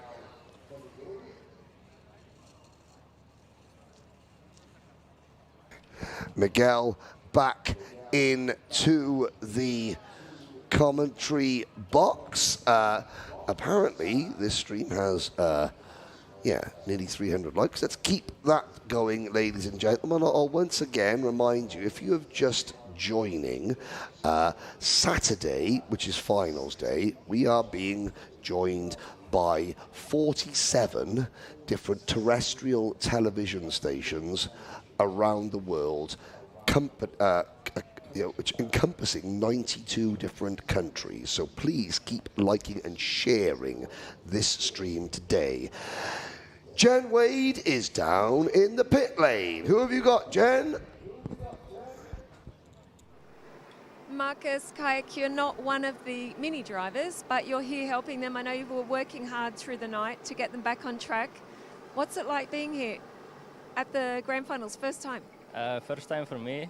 I love the atmosphere here. Everybody's super friendly. Going into the big tent over there, everybody's working. For me, it's a new experience. It's cool. I like it. Of course, you're an official driver, KZ2 for Formula K, Vice European Champion, Vice German Champion, third in Vegas. In any case, it's great to have you here, and what a new experience this is for you. I mean, it must be fantastic. Great community. Any of the drivers you know? Some of them I know.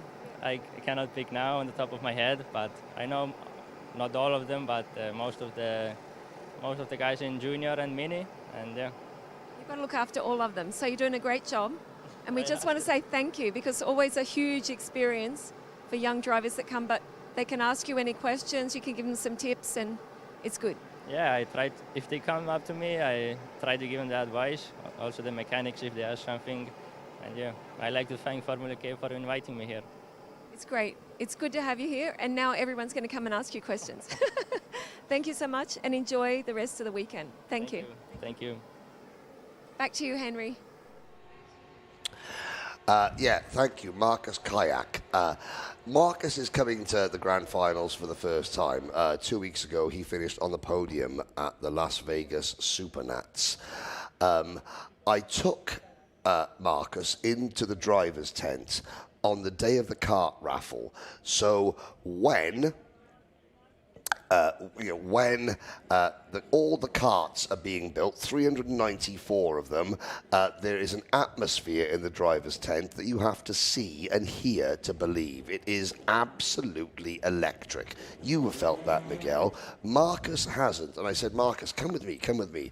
I want to show you what I believe is the most special part of this event, the atmosphere. And I was also with Mr. Philip Su from there. And we walked in together. And I said to Mark, I said, listen.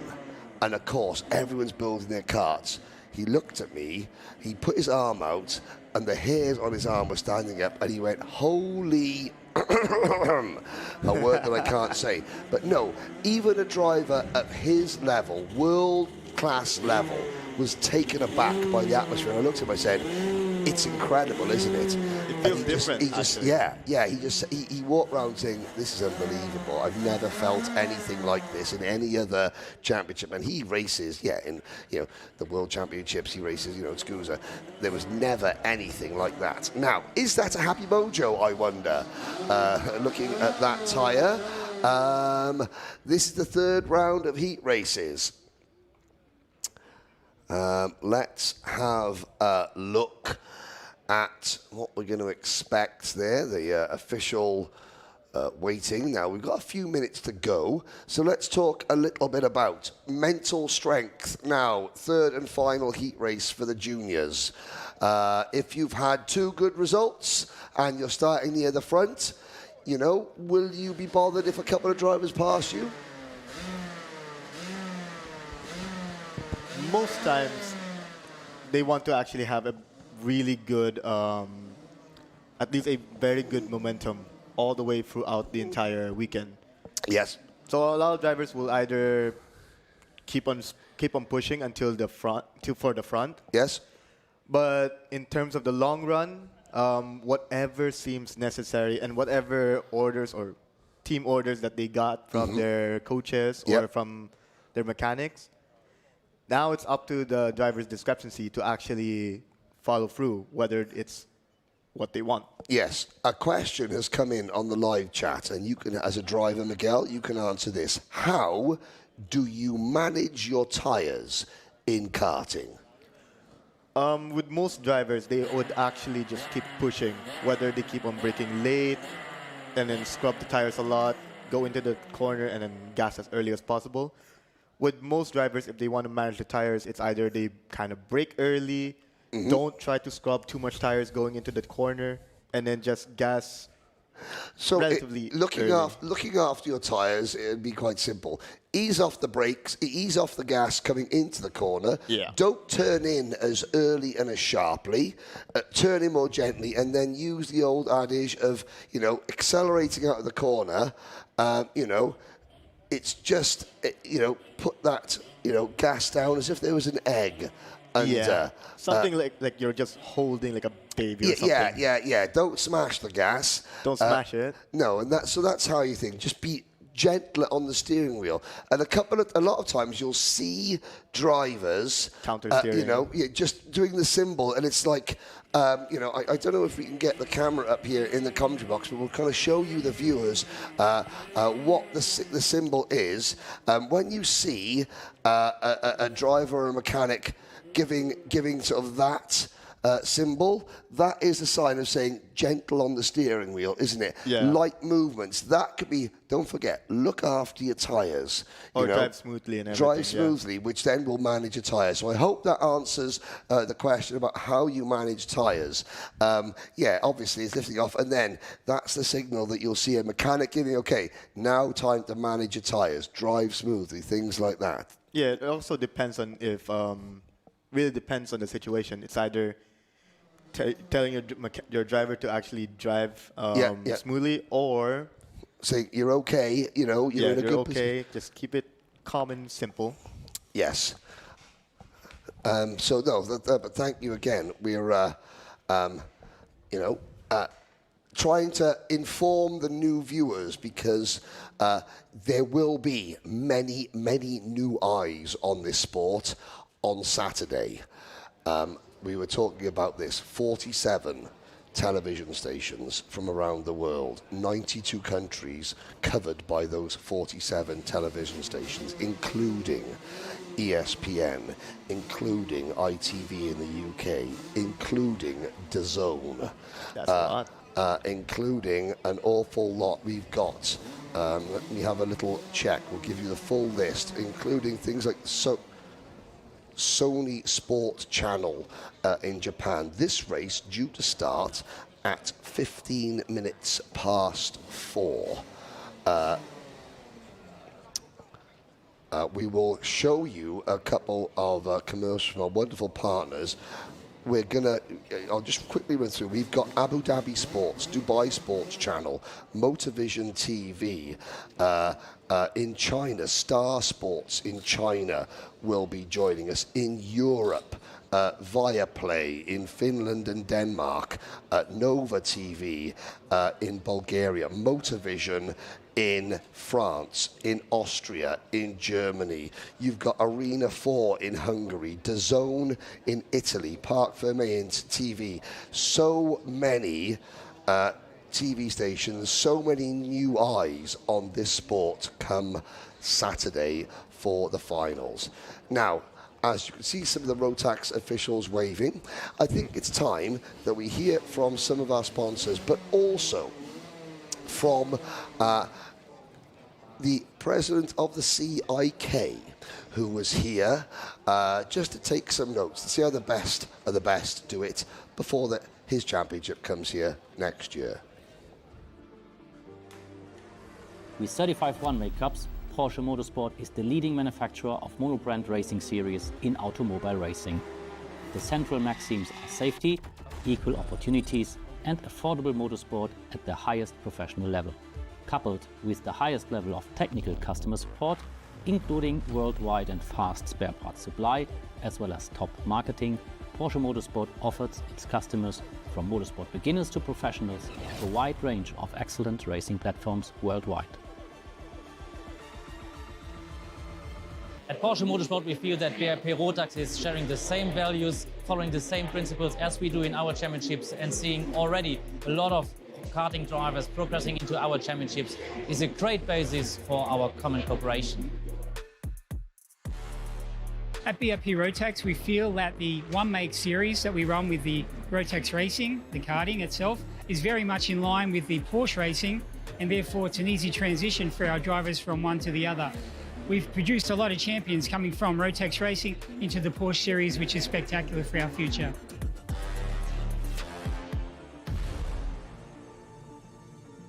Akban Ibrahim, of course, our CIK FIA president, here visiting us at the Grand Finals. Stefan Gruber, the manager of the kart business at BRP Rotax in Austria. Welcome to the Kingdom of Bahrain and welcome to the Grand Finals. Thank you. It's always a great pleasure to come back and witness a Grand Final event. It's come a long way from the last time I've been to. I think I've been to 3 Grand Finals a long time back, and the level that it's come up to now is pretty amazing.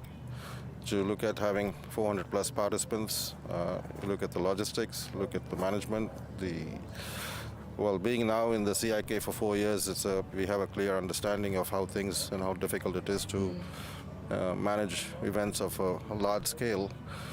And I think what Rotax has done to give the opportunity to all the young talented drivers coming from each of their countries representing their nation and putting up a show like this is simply amazing. It's also really good to see that the families integrate with each other. It's these sort of events really take you back where there's a lot more connect with the families and the interaction between the parents and the driver and the mechanics, and it's a little bit of the old school, which is tradition, which is very important to maintain. Change is definitely required, but without losing sight of the important traditional values that we have, especially when it comes to karting, because that's the fundamental essence of karting. Yeah. And this is also a big part of your role, is not just at the highest level or the pinnacle, as in even Formula One or WEC or whatever we're talking about, but it's also about everybody at whatever level, entry level, grassroots level, whatever we call it. It's also your responsibility to take care of that. The tracks, the clubs, everybody is part of this huge global community. And we're very, very lucky, I think, to host such a beautiful event and welcome, like you say, 60 nations this year. Stefan Gruber, I mean, it's impressive. Every year we talk about it, get the goosebumps. Really. I mean, what are your feelings, Stefan, when you come here and see we've gone another step higher? He's come back in like a time warp and gone, what happened? Yeah, I totally agree. I'm lucky because I have the honor to come later when everything is set up, and anytime when I arrive, as always Hassan is telling me, from BAKC, they will raise the bar, and he just proved what he promised us. And it is amazing. It's really the warm welcome of the local team, the people, how they enjoy the time here, the way how is everything executed, and at the end also the way how we deserve fair racing and deliver fair racing is amazing. It's part of the concept, but it's also part of the whole story, where it all began, how it evolved, and where it is today. But we maintain that, same philosophy, I would say. Absolutely, it was invented by the team back in the days, almost to 20 years ago. Yeah? Is that like a quarter of a century? It really is. I've done 24. Yeah. I missed the first one, and of course we had COVID, but we're talking about a quarter of a century here. Yeah, and it's the same little engine and everything, but completely different, and a new generation of drivers. I'm here with drivers whose children are now racing, and they were racing juniors. Can you imagine? I think it's fantastic. It is. So the question that you asked earlier, it's our President Mohammed bin Sulaim's direction and vision was very, very clear that we need to double participation, we need to grow the base of karting, we need to interact with everyone at every level, right from the most grassroots level of karting, which starts from leisure karting, going up to club level racing, going to national racing, and then coming into regional, and then international and the world. So the focus of the CIK really changed from 22 under his direction and leadership. We are very committed to working with everyone involved in the sport of karting. It's just not, we have the FIA Championships, which is the pinnacle of the World Championship, but we are also very committed to working with all the other manufacturers who are involved in the industry, because if you look at it, without them, we have probably now today about 1,400 to 1,500 drivers driving in our championships. But when you look at the numbers going globally at the national level, without these manufacturers who support the sport of karting, where is karting going to go? It's going nowhere. So it's a huge, to all the monobrand manufacturers, we need to pay a lot of attention and work with them very closely and work together and grow together.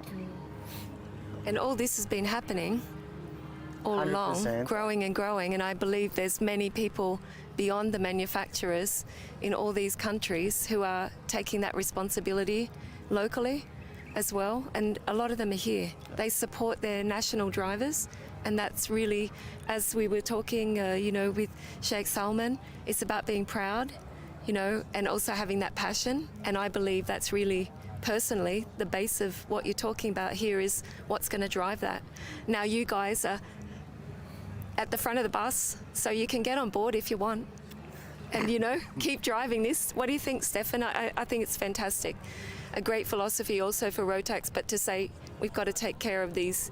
They really represent thousands and thousands of drivers and competitors, businesses, teams, mums and dads. Just to throw a number. So we believe, and it's very hard to count actually, but we are approximately 30,000 active drivers worldwide. Yeah. Not talking about only RMC, but going for a weekend with a friend, having fun on a racetrack. And I think this is exactly what you said. It's very important to also to give them a platform, because the entry barrier for the top sport is quite high. Not just because of money, but also for the complexity of the sport. And if you do not have a place, where you can jump into a kart and can deserve the next step, I think it is even too far to start. And this is what we would like to offer, also with new products like electric karts with the E10. And I must say, as you said, there is a new direction also on your side in CIK, and we feel this, we cooperate there, we are in working groups. We got an approval for electric package like the E20, working with VIR, and this is exactly what we need as an industry to get the support from. Well, I think we're lucky. We're going to go to watch qualifying in a few minutes. Yeah. And we're in a beautiful location. Yep. I think, can we convince you to stay a bit longer? I would have loved to, but unfortunately I have to go again on the CIK work and travel to Spain. You're so busy. It's good to be busy in a sport that you love. So that's right, and that's why we don't think it's work, do we? We don't think it's work all the time. Come to somewhere like this and you see really the community. Have you been inside that huge driver tent? Yeah, that's a landmark of this event. You see everyone there, and then it's an amazing feeling that you get when you see everyone together and working on their own, competing, but at the same time having a great atmosphere. And it's getting more and more intense from in about 5 minutes. Yeah, the gloves come off now. So. They're off, that's it. And we're going to go watch some qualifying. Yeah. Thank you so much for your time. Jen. It's been wonderful to see you. Well, thank you very much to Jen, to Stefan Gruber, and to the CIK president. The sun dips lower under a cloudy sky. The Bahrain International Kart Circuit now shrouded in not gloom, but will not have the beautiful orange-red sunset that we enjoyed yesterday. Yeah. But there, speaking of beauty, Rembrandt, the Night Watch, on the back of Max Sadursky's race suit. The drivers from the Netherlands are ambivalent at best about it, but I think that it is so important to have cultural emblems on your suits. Here we go. Junior Rotax about to get underway for their third and final set of heat races. Jacob Ashcroft and Valentino Manta on row number 1. Thomas Hart and Nick Brikelch on row number 2. Albie Friend and Alexis Bayerjon. Row 3. Antoine Grissel, Vince van der Halen. Row 4. Panustin Monkong and Kai Clark. Row 5. Kevin Pollock and Rashid Hilal. Daniel Ferreira and Owen Baroni. Lenny Robelo Lagash and Max Ollert. Tiago Palatini and Alexandru Nechifor, Rory Armstrong, Ludmila Ibarra, Eli Haddad, Christian Sajerson, followed by Max Sadersky, Luca Holmes-Balak, Marcus Papp, Davin Roberts, Hamish Campbell, Rodrigo Cakers, Vilmos Vilicic and Rafael Zanask. Normally we rush through the final 3 rows, however, Shun Sekiguchi, P34, watch for cart 240, and at the very back of the grid, Mika Slabat from Malaysia has been very, very quick as well. Miguel, why don't you take us through the first corner of this race with Jacob Ashcroft on pole position? I'll try my best, obviously, but from what I can tell, he is really easing it off. Right when it comes to green lights and away we go. Let's see if he's going to be defending, and obviously, ooh, round the outside. Valentino Manta gets the jump on Ashcroft. And now Manta's got a job on his hand. Oh, look, you could tell he was braking very late for turn 5. You can see him hacking away at the steering wheel there. He does get the kart slowed down. Now, will Ashcroft try and strike straight away?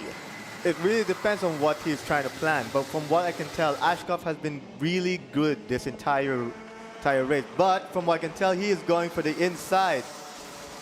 And we have a new leader. It's Jacob Ashcroft. Down the hill, we've got a new second place driver as well, by the looks of it. And nose cone off, issues at the top of the hill. And is that Shun Sekiguchi, who has had a problem? Rashid Hilal, Tiago Palatini dropping down the order. George Anganostopoulos, and it was Shun Sekiguchi. So the Japanese, the International Trophy Asia champion, is in trouble. Ashcroft has a new second place driver challenging him. It's 14-year-old Quebec-based Alexis Bayerjon from L'Epiphanie.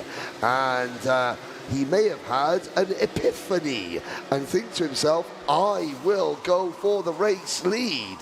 Let's see, because Bayerjon has never been shy about attacking.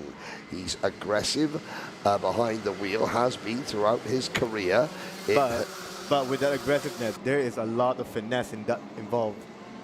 Yeah, to be aggressive and still look after your tyres. Now, we're going to have a little look at some of the driving styles here. So, Ashcroft, looking at the way he's holding the wheel, he's not having too many steering inputs. Look at, he hardly looks like he's touching the wheel. That is Shun Sekiguchi. We said to watch for him. And that is the Greek driver who is just composing himself. He's fine sitting in his kart. Sadly, George Anagostopoulos is out of the race as well.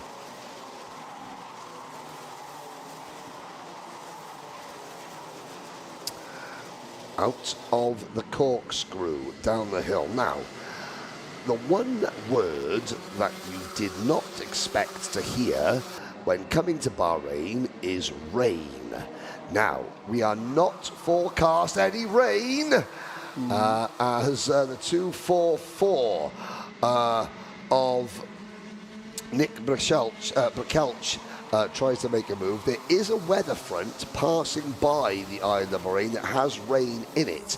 It is not scheduled to hit the circuit, but that is why it has gone very, very gloomy here all of a sudden. And things were getting gloomy there for Kai Clark, who almost cannoned into the back of Thomas Hart and Albert Friend as he tried to make a move.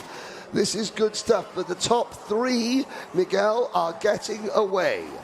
Yes, with that in mind, everyone from fighting for the top 4 is really going in. Maybe those are the people that actually had a bad heats.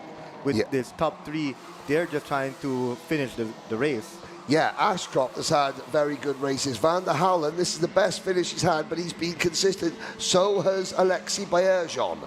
I don't know what the situation is with nose cone penalties afterwards, but the 3 leaders have been consistently up at the front. Ooh. Oh, somebody vaults over the top of one of, that may have been Panustin Monkong, who, someone vaulted up over the back of, couldn't quite see who the other driver involved. This is the battle pack, 4th, back to, well, who's that at the back of the pack? That's the 266 of, no, not that, it's the 226 rather, of Rashid Hilal in 20th. 4th, back to 20th, all in this group. It's amazing how they actually drive into the corners, Henry. The aggressiveness that they try to actually keep on moving forward instead of moving backwards, but at the same time trying to actually keep the go-kart not to damage in the process. Yeah, and what Miguel means by damage, he just means, finessing the car, not, hacking, not being too aggressive with the steering, not, being, putting pressure on the tens of thousands of nuts and bolts and elements that make up these karts. As we look at the number 242 of Luka Holmes-Balak, the Anglo-Serbian driver. At the moment, Holmes-Balak is in 11th. Owen Baroni running a little bit wide around him. Now, it's getting so gloomy because obviously the general sand in the air, the dry desert air, and the particles, you can't see them more clearly, but they are more prevalent now that the cloud cover has moved in. It's not going to create visibility problems for the drivers, but it certainly is making things look a lot more gloomy on camera than they are outside. Here's the battle now. We're not done yet.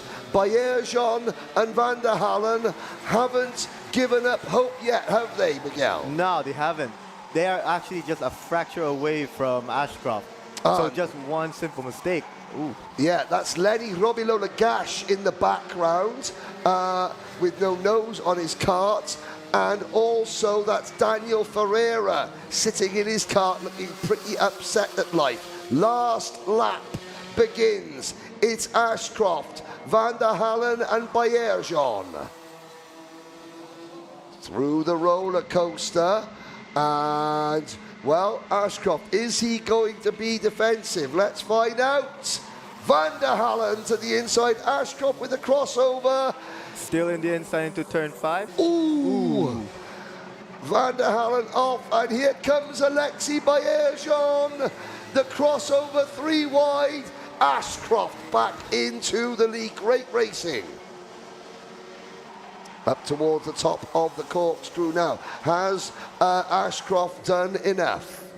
For me, I honestly think he did. The amount of respect that he's given to both drivers, but at the same time, the aggressiveness. Yeah. It is there. Well, it's there now. Jacob Ashcroft is going to take the win side by side for second. Drag race. Baerjon gets it for Canada. Van der Halen third. Then Brussels. Manta, friend, Valentino Manta, led the first couple of corners, then comes home in 5th. Albie Friend, Kai Clark, Owen Baroni, Antoine Grissel, and Luka Holmes-Balak rounding out the top 10. For a third heat, was that more or less aggressive than you thought? The leaders, one thing, but that second group. The second group was where it's at. One, because maybe they're the ones who actually want to try and do well for their better position for tomorrow's pre-finals. Yep. Especially since I believe pre-final A and B for juniors. Yep. So with that in mind, they want to try and get the best possible positions for their pre-finals, which would in turn help them for the finals. Yeah, and I've got to say that the pre-finals, they carry more points, I believe, than the heats. So each position means a lot more. Let's have a look. Oh, he's okay. He's thumbs up. Nick Brissell telling his mechanic, no, I haven't got a nose cone. I promise you I haven't got a nose cone. It's okay. We're all good. There is the number 252. That is Valentino Manta. Kai Clark comes in looking to find his mechanic Joe Bleakley to probably give him earache, to complain about something. So I'm joking. There's the 205 going through. And now we have that. And that would be Hamish Campbell, sadly, the Australian who drove all the way up from 27th to 14th. My bet with Tiffany Chittenden about there not being a race without a nose cone penalty is not looking too good at the moment. Plenty of support once again for the UK. You've got, on-track marketing, Helen Crowther and On Point Media as well. Both of one of the many media outlets in the UK, from Fuel Your Media to On-Track Marketing to On Point Media, supporting the UK drivers. There. Now, is that your parents sitting there at the bottom right-hand side at the grandstand in the bright blue and pink T-shirts? Yep, Team TRQ. Team TRQ. DRQ, Dr. Q. Here we go. Let's have a look at the highlights of this heat race. And look at the start from Manta around the outside. He comes across. He was struggling. You could see him just on the absolute edge, wasn't he? You could tell the difference between, and being smooth on the steering wheel, but at the same time being aggressive. Yep.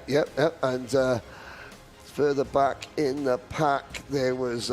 This is where the typical Heat 3 levels of aggression were. Van der Halen moving into P3. Now, eventually, the top three were able to get away, helped in no small part by this battle between Brissell and Manta. They would go on to finish 4th and 5th, but a long way behind the top three.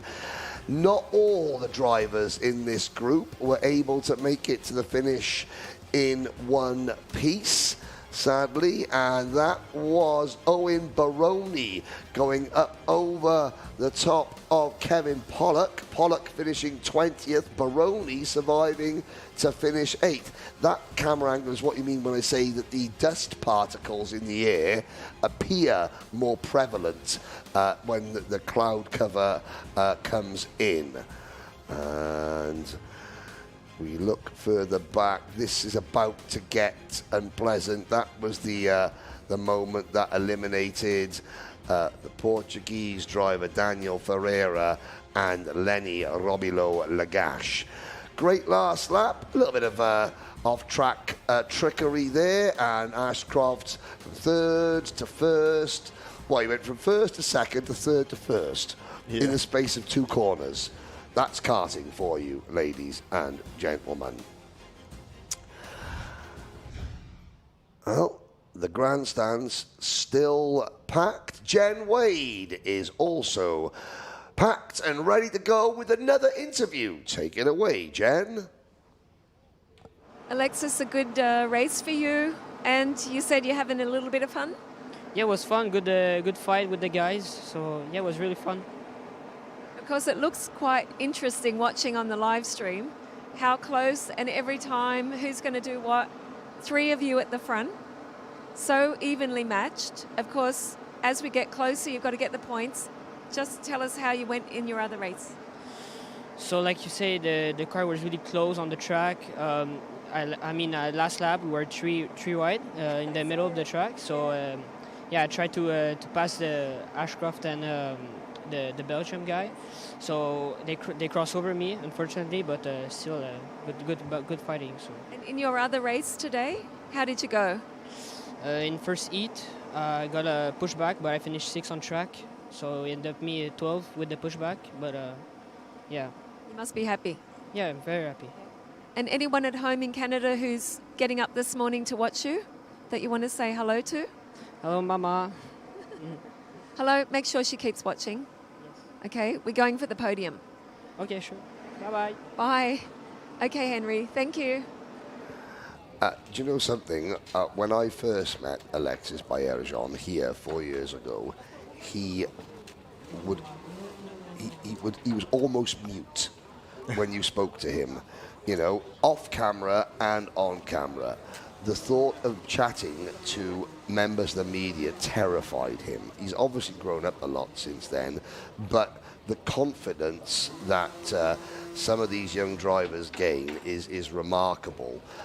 It's not easy to speak live in an interview at a sporting event to the journalist, you know, especially when you're, you know, going through your adolescent teenage years and what have you. You know that it's not, it doesn't come naturally to everybody, especially when English isn't necessarily your first language. Yeah, that's the beauty of motorsports, in my opinion. Not a lot of people are the same. So everyone has their own kind of particular journey. Yep. Whether you're a shy kid that just wants to do the motorsports for fun or even as a passion, or someone who just really wants to actually make a career into this. So there's a lot of particular journeys. And with Alexis's case, yeah, as you said, he used to be a shy kid. Now he's a much more upgoing. Yes, yeah, he forgot to mention the energy drink that he's sponsored by. I mean, we've got Red Bull here. It's not Red Bull. It begins with P, and it's Canadian, and it's bright blue, and I tried it, and then I looked at the ingredients, and it contains a lot of vitamin B, which made me itch. For I was good to go for the next day. Let's just say that. One more junior heat to go. It includes the Philippines' own Juan Bugayong. It's not unfair to say that Juan is one of the drivers who will go into tomorrow's pre-final towards the back and will probably exit the event after the pre-finals. But that is still an invaluable bit of experience, because coming to the grand finals the first time, you want to learn about the aggression, and you only realize how much you have learnt when you go back to your national championship and you realize, oh my goodness, I am so much of a better driver than I was. We'll get to that in a minute. Here's your starting lineup. Rayan Gandor and Amaru Adrianzen. Canada and Peru on row number 1. Denny Babicek and Branislav Rentka on row 2. Tigan, the Tiger, Sakana, and Ben McLaughlin up next. Nikita Lubimov, Gabriel Canal, Nathan Kappen, Martin Soltis, Harry Freeman, Wojciech Kaputska, Feliciano Bruschi, William Nielsen, Leonardo Serravalle, Len Abbas. The top 20 rounded out by Jeremy Roivers, Daniil Voinov, Mattia Padone, and Demir Abali. Here is the bravest marshal in Bahrain, Kazuki Nakano, Isan Seng up next. Then Juan Camilo Reyes, Juan Bugayon, P24, Jeremy Sincere, Cole Medeiros, Akito Yokoyama, Leo Gonzalez, Milan Sandvik, Mahus Masinas, and the rest. Boaz Maximov, Albi Lapa will be looking to give it a bit of the top gear from the rear treatment into the tram lines, and not lights out, false start. Now we can talk a little bit about the Philippines again and Juan Bugayong. What has he learned so far? From what he told me, yes. The idea of being bumper to bumper or even wheel to wheel with other drivers, he is not used to that kind of sort of thing because of every other drivers in the Philippines who are brand new to the juniors. So with that in mind, he's not yet used to the well-experienced drivers, especially here in the World Finals. So with that in mind, at least he gets to learn a lot from everyone here. Yeah, indeed. And of course, as always, well, let's look. Nikita Lyubimov getting plenty of support. Lots of Ukrainian flags. Uruguay flags supporting, well, Feliciano Bruschi, amongst others. Slovenia have got plenty of support in this race as well. That was for the last race, actually, Nick Brissell. And of course, is there anybody in the Philippines not watching this, Miguel? Because they all seem to be in the live chat. Talk about, do you know what? Talk about national pride. You know, everybody knows, yeah, when the Philippines don't send many drivers, and whether he's 24th, he has done a finish higher than 30th, but my word, that young man has got plenty of support behind him from the Philippines. That must warm your heart, Miguel. That is all thanks to his father's help. Obviously, he had a lot of work from his own business, which is Drift. Which is an indoor karting centre. Yep. Well, we're outdoor karting, and the lights are out. We're off and racing. Rayan Gandor leads them into turn number 1. Good start there from Nathan Kappen, the UAE champion in the black and gold of United Arab Emirates. Here comes Denny Babicek, the Czech Republic. Are into the race lead, or are they? No. He loses it. Gandor back in front. On board, Majos Masinas.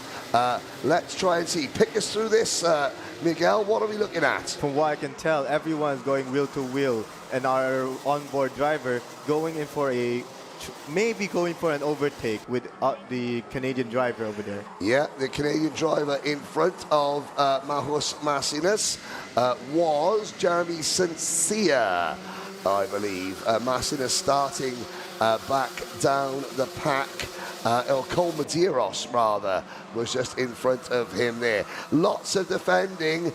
There is Jeremy Roivers again. Now, we've seen Roivers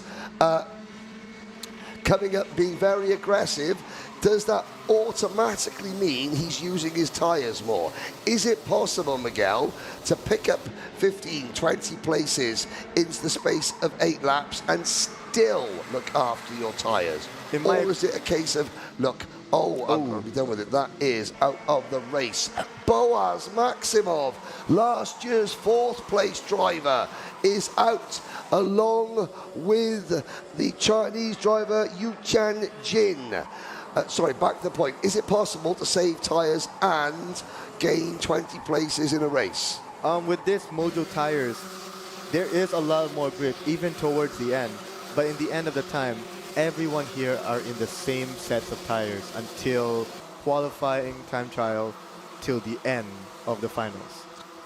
So it really depends on how much you use the tires. Well, it depends on tires. Majos Masinas has been in the wars. Let's look at this. Coming through to 14. Oh, what a feeling. That is Boaz Maximov. And that is Goodnight Irene to Masinas' radiator. However, Masinas is still running. You have to say that looking at that replay, Majos Masinas, there wasn't a full cart up the inside. There wasn't a full cart width up the inside, was there? No, there wasn't. And even though our onboard driver couldn't see him, he wasn't at least 50% or even more ahead of our onboard driver. No, so Majos Masinas running around in 31st position.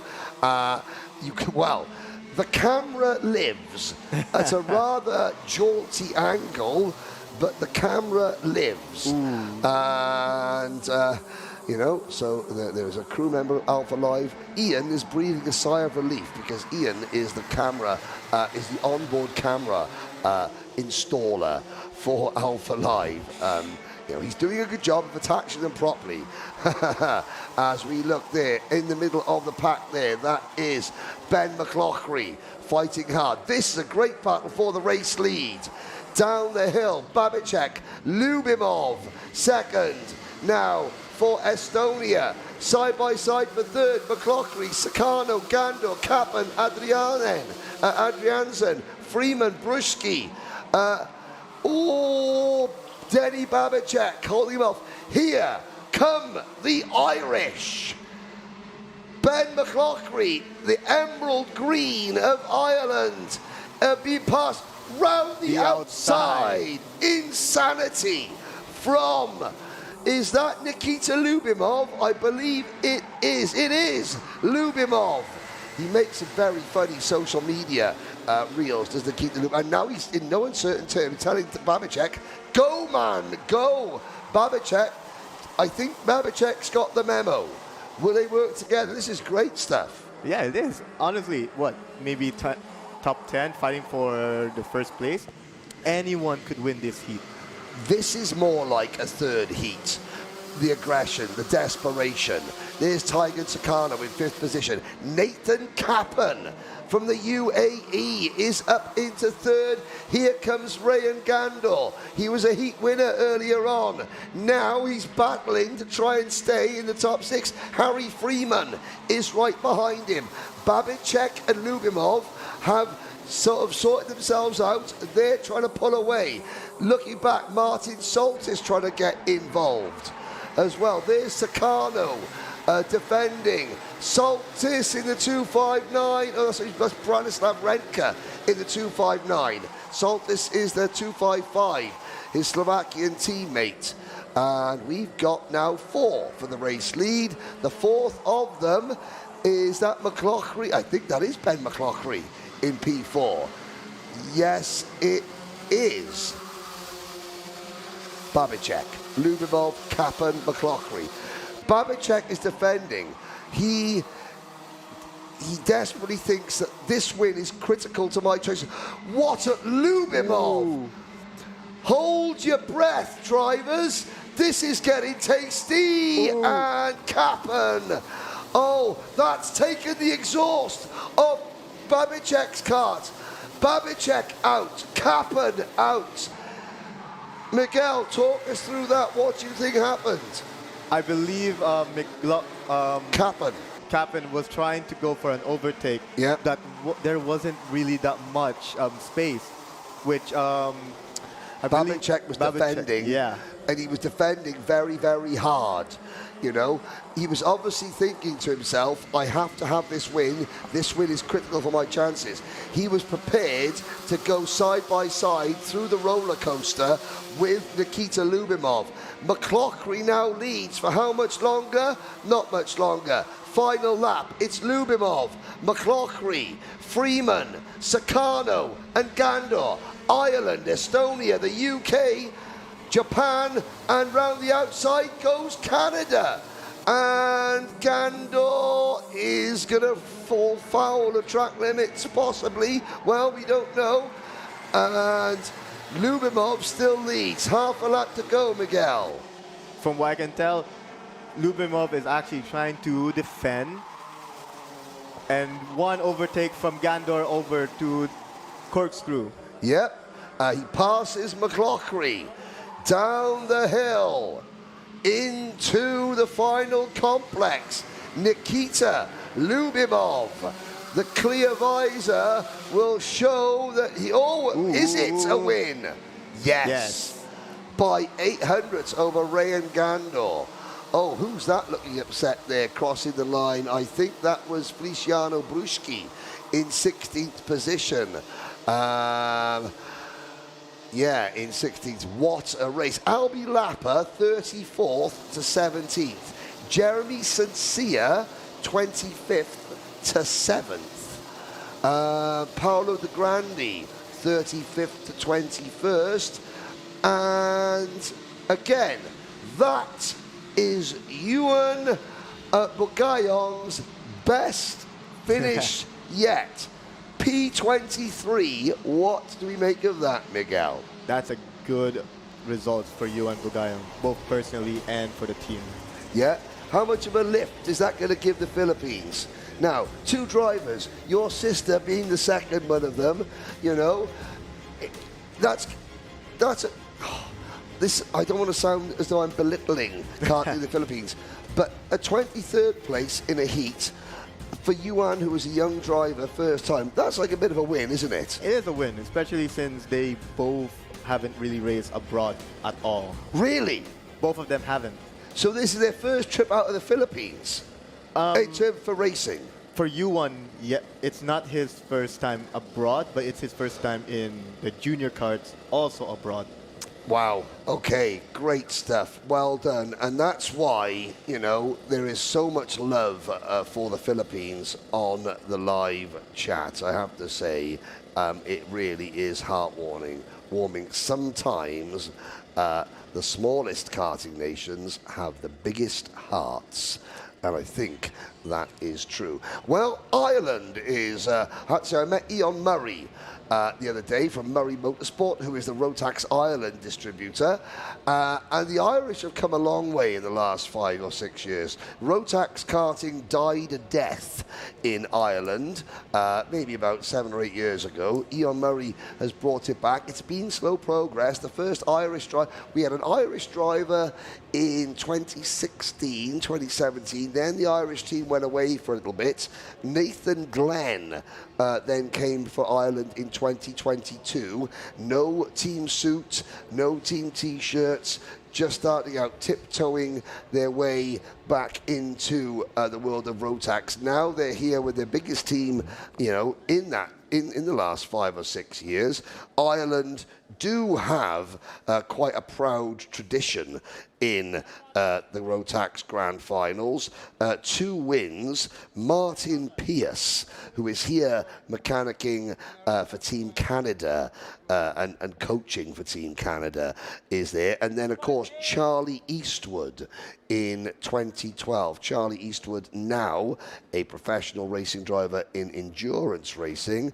And I know people were saying when I come back to Nuts Corner, the Eastwood family, who own Nuts Corner, it was this time last year, I believe, that the patriarch of the Eastwood family, John Eastwood, sadly passed away, one of karting's greatest characters.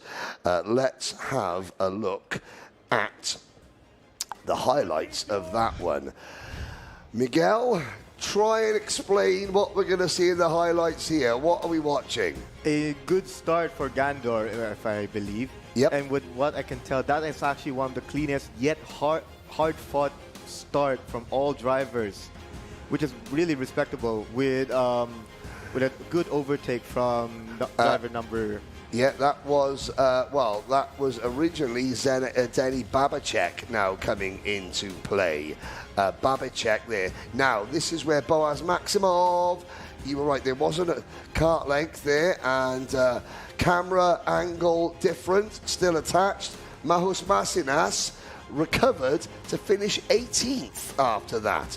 Now, Babacek defending a lot. Lead group of about 6 drivers. Lubimov at this point is 4th, running a little bit wide. Now he comes across. Sakano not happy about that. Did Denny Babacek defend a little bit too much, in your opinion? Maybe, in my opinion. Yeah, a bit, but Kappen wasn't really 50% or even more on top. That was Nathan Kappen sort of going for a move and then thinking, oh no, and then it being too late. Ben McLaughlin, Ireland, P3, great result. And across the tarmac goes Canada. And here, wow, Lubimov just making sure that Rayan Gandor didn't think about making a move. That is a great way to end the Junior Rotax racing on track. We've got one more Junior Rotax interview to bring you, and the person to bring it to you is, of course, Jen Wade. Nikita Lubimov, our 2021 Micromax world number 1. 2nd in 23, 3rd in 24. Yes. You're back.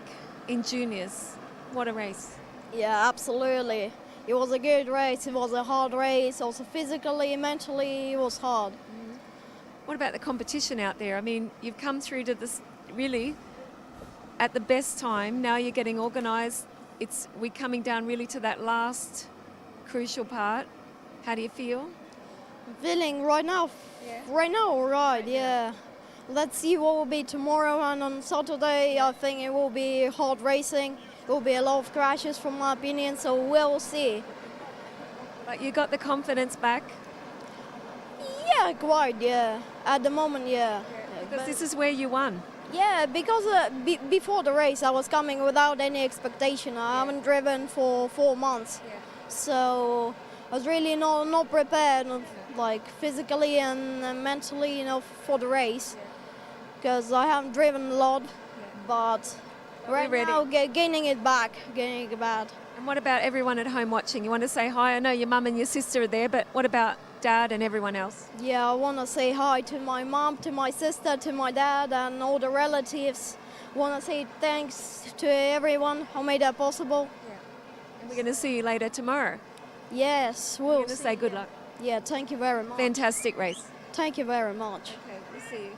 Back to you, Henry. Thank you very much, Jen.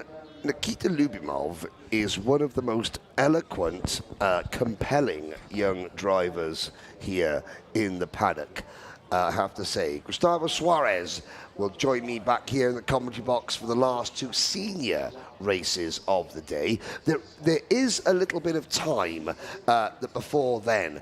Now, the last couple of days, we have interviewed a large number of drivers and personalities. One of the people that we interviewed is a former Grand Finals competitor who is now an esports racer, and he's a 5-time Esports World Rally Champion. That is Sami Joe Abinakli. Another driver who we interviewed was one of our drivers in our Nation of One series, Kian Fusel from Namibia. So, before we head down to the grid, we'll have a couple of commercials, I'm sure, and also we will hear from Sami Joe Abinakli and Kian Fusel.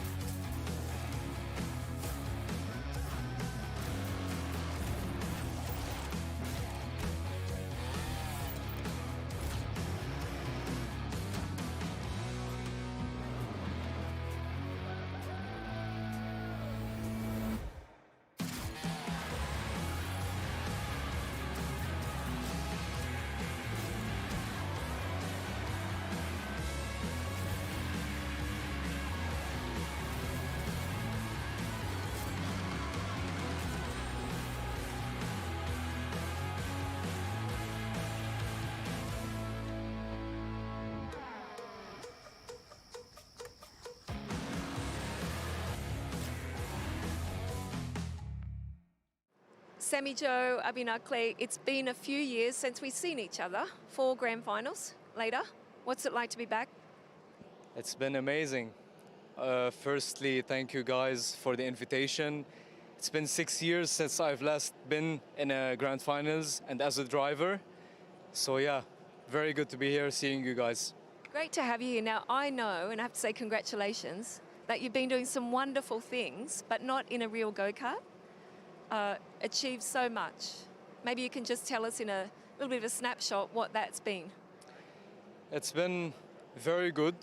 The transition was a bit unexpected from my side because it's unusual for a driver to switch from real racing to sim racing. Most people do the exact opposite, so that's a funny thing, but thankfully it panned out amazing. And you've achieved some success. So what would you say would be the highlights? I know 2021 was a special one. 2021 was indeed a special one. I won the Esports World Rally Championship. And a few years later, I became Mercedes Esports World Champion, as well as Alpine Vice Champion with $40,000 prize pool. So it's surreal. It's huge. Yeah, it is indeed. And of course, you're up there, AMG, Mercedes, you're doing all different things in sim. But, you know, when you think about this, how much of the Rotax racing experience added to that success? It definitely helped a lot because basically karting is where you learn racecraft. And now that many sim titles are like around 99.99% realistic, that's where karting goes into plan and like pan out very good. It's really come a long way. And of course, we've got you in the sim. I know you were there with Chris. Now, interesting, you told me a little story at 4 years of age. You were there when Chris was born because your parents were friends. You're there on the sim together. You set almost exactly the same time. Of course, you're a bit quicker. Yeah. Okay, competition to get in the car with his dad, Abdo El Fagali, to do, you know, some drifting. But yeah, I'm just wondering, is this really a career for you? It is for now. Whenever, like, once 2021 pan out like perfectly in terms of results, I said to myself that that's what I'm gonna continue on and focus on and dedicate myself on to the maximum. Yep. How do you balance everything? Just to understand that sim, fitness, study, uni. It's tough to manage between sim racing full-time and studying full-time since I'm a computer science student. And obviously this major takes a lot of dedication as well. So thankfully I'm able to manage, and also thanks to my university, they're supporting and understanding my situation. It's great. I think it's great to have a world champion. Okay, last question. Any advice for young drivers who may be interested in sim?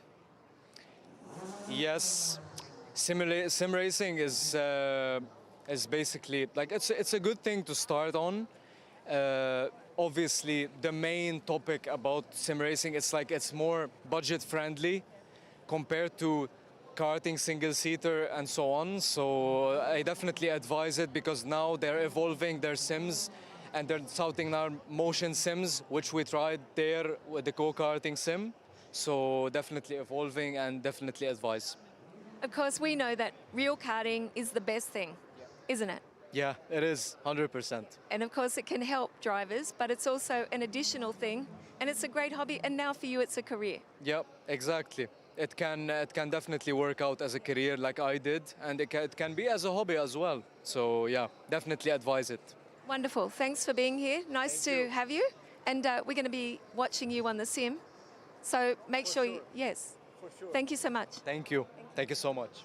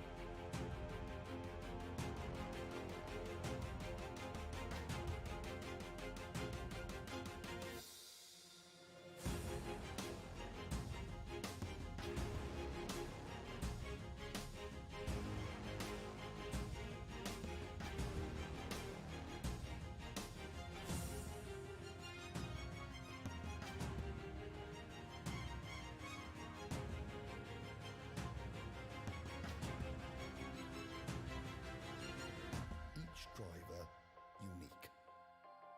It's an event designed to make you equal, because you are number one.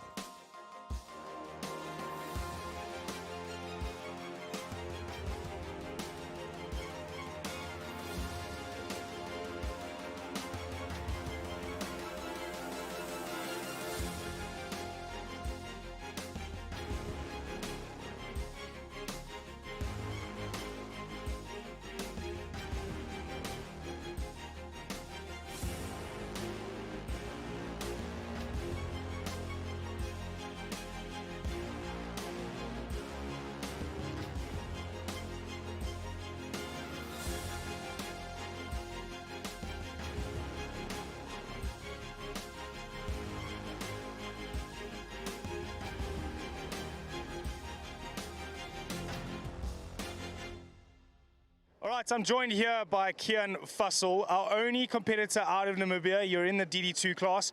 Kian, you've been here all of 2 days. You've done your first few sessions, but as a feel of Rotax Grand Finals, what is your takeaway from your first couple of days? It's insane, the setup, all the work that's gone in. It's an amazing experience, amazing to be part of it. Well, you're a nation of one. You're the only entry from Namibia. Do you feel like you're kind of left alone, or has there been a lot of support from the other nations around you to make you feel part of the Rotax family? I'd definitely say there's been a lot of support, especially from South Africa, working closely with them. It's been a lot of support. It's been good to see. So as a neighbor to South Africa, they've kind of adopted you into their family there in the tent. I see you're pitting close to them as well. So is there a lot of information being shared across and a lot of help in terms of what to do at a grand final? Yeah, definitely. Some of the guys have a lot of experience there, so they're very willing to share, which is lovely. The nicest thing I always notice coming from South Africa and racing on a budget, I was always racing second-hand equipment. I think the first time I ever climbed into a brand new kart was at a grand final. I'm not sure if that's the same for you. Yeah, it's pretty similar as well. Getting a new kart straight out the box, it's a pretty cool feeling. Now, you're used to very short layouts. I think the longest you've driven is a K at Swartkorps International Raceway back in South Africa, and then obviously your home circuit, I think it is in Windhoek, very short circuits. How does it feel to be on a circuit with this level of equipment and infrastructure as well as length? I mean, the circuit's the most insane thing I've ever driven. It's so much fun, so fast, so flowing. And when it's so long, you have to concentrate longer. There's more corners to work on. It's a different experience, but I think I'm getting used to it. So you did your first session. When I did look at the board, I think it was only 2 or 3 minutes in, you were inside the top 10. I don't know how you finished up, but do you feel that you know, in terms of a learning curve, you're on top of that learning curve and you should be into the top 10 come race day? I think top 10 might be a push too far. I'm looking to get maybe in the final is my goal for the weekend and see where it takes us from there. My final question, I did bring it up before, the whole Rotax family. You've been made to feel like you are part of that Rotax family, and are you enjoying the atmosphere so far? 100%, so much fun, so happy to be here. Right, that was Kian Fussell explaining to us what it's like to be a one-man nation here at the Rotax Grand Finals, and it looks as though he's been adopted into a new family and he seems to be enjoying his time here. This is season 3 of Porsche Carrera Cup Middle East. These are some amazing tracks that you don't get anywhere else. This is an incredibly competitive competition, one of the absolute iconic Carrera Cup series around the world. The Bahrain International Circuit is a great racetrack. It's a great place to be. We saw great racing, we saw excitement, we saw a cool lineup, young drivers, a new winner. They look great, they sound great, they are super fast. To be here, it's like a real dream. We saw 2 very exciting races already. We have a fantastic team.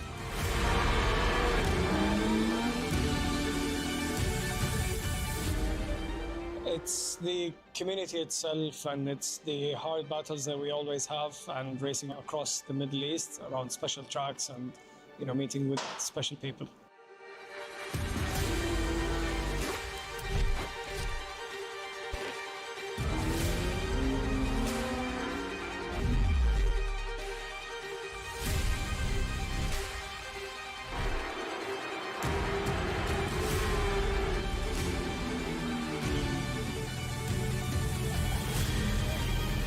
We only do it to win, so hopefully we end up the season as champions. And being up the front in every race. To become the best driver that I can be, and of course to win podiums and races.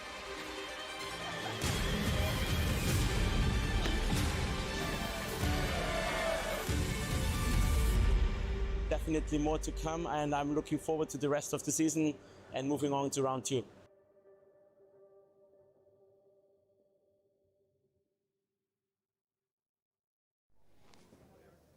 All right, we are on the grid now for the final of the senior races for the day. It's been action aplenty throughout the senior grid. We've seen a lot of drivers trying to move their way back up the field after some poor qualifying and maybe some penalties during that qualifying. And that sort of racing does lend itself to close sort of packs with the faster drivers moving through. One of the drivers I did want to talk to on this grid, he is very much a driver that doesn't spend a lot of time on a Rotax, so I want to get his feeling on what it's like to be at an event like this and how it is progressing for him. Quick question, we chatted briefly in the driver's tent. This is something that you haven't spent a lot of time in the Rotax product. First grand finals. Just give me, how you been feeling this weekend? And in terms of the event, I mean, the magnitude is unbelievable.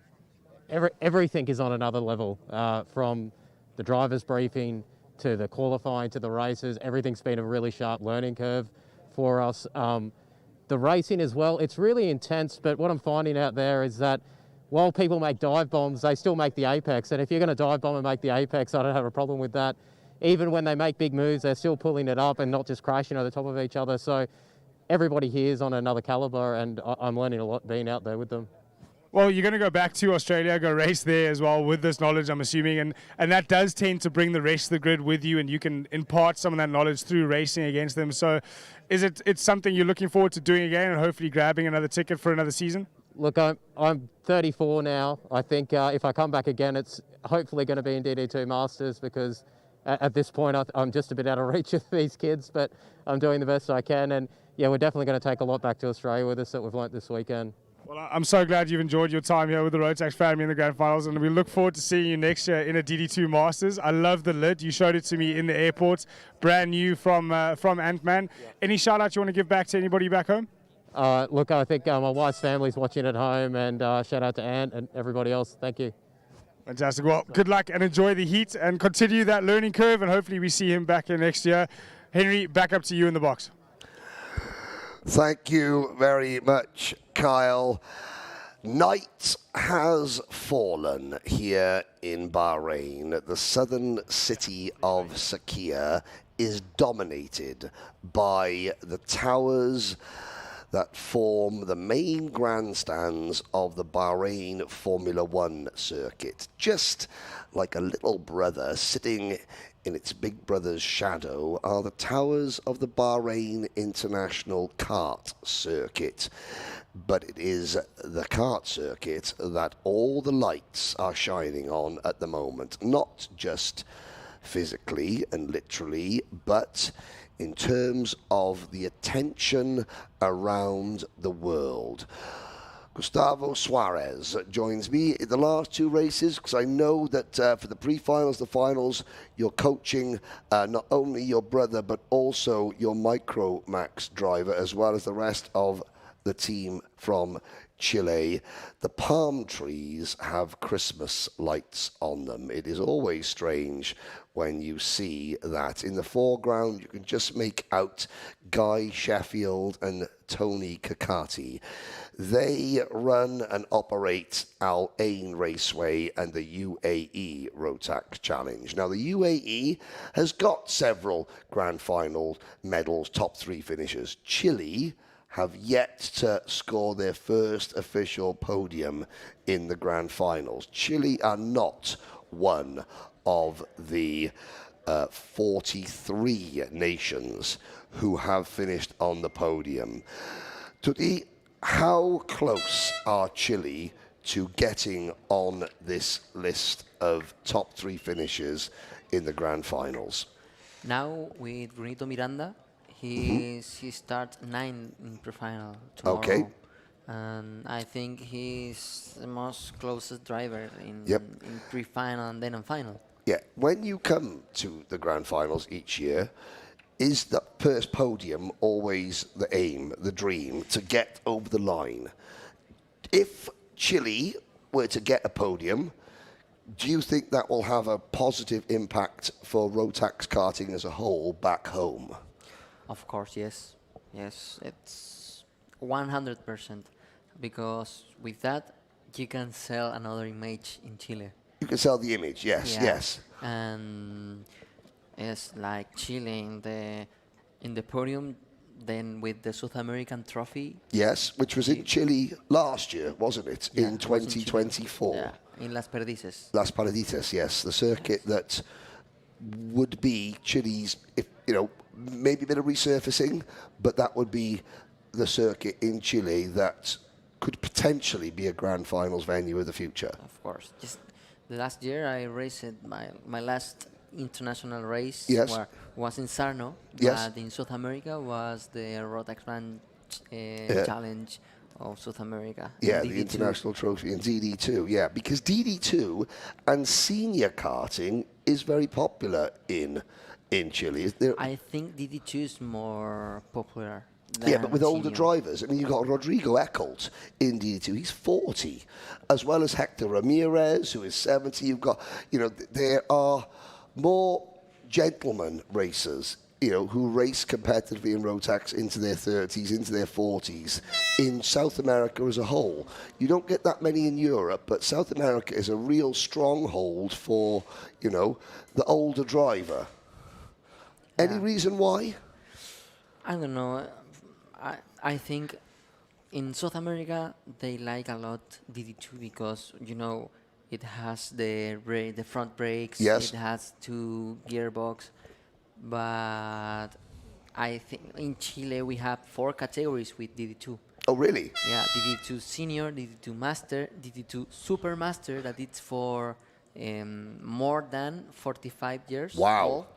Then we have Rookie. Yes. For first drivers. Okay, and okay. Promotional, then it's the next level of rookie. So if there's a special class in Chile for DD2 drivers who are just coming into karting. They'll get a DD2 as their first kart, which is a very difficult kart, but they have their own class. Then you have the senior, then you have the masters, then you have super masters. Well, that's great information if anybody wants to go to Chile, but we're not in Montevideo right now. No. We are in Bahrain, and it's Aiden Ingrata and Tishran Vike on the front row of the grid. We are Mehdi Lasue, Nick Trobech are next, Sean Butcher and Ishan Mades, Tom Langlois, Teresa Babichkova, Tom Strella, Luis Goff. Montevideo is the capital of Uruguay, not Chile. I do apologise. It's Santiago. We're not in Santiago now. Sebastian Koch, Harry Bartle, Josh Graham, Cooper O'Clair, Cass Boschus, Fedor Shoshin, Austin Gale, Macaulay Bishop, and then Leander Angelfelt, Martin Ibarra, Ruben Kernahan, Brent Redding.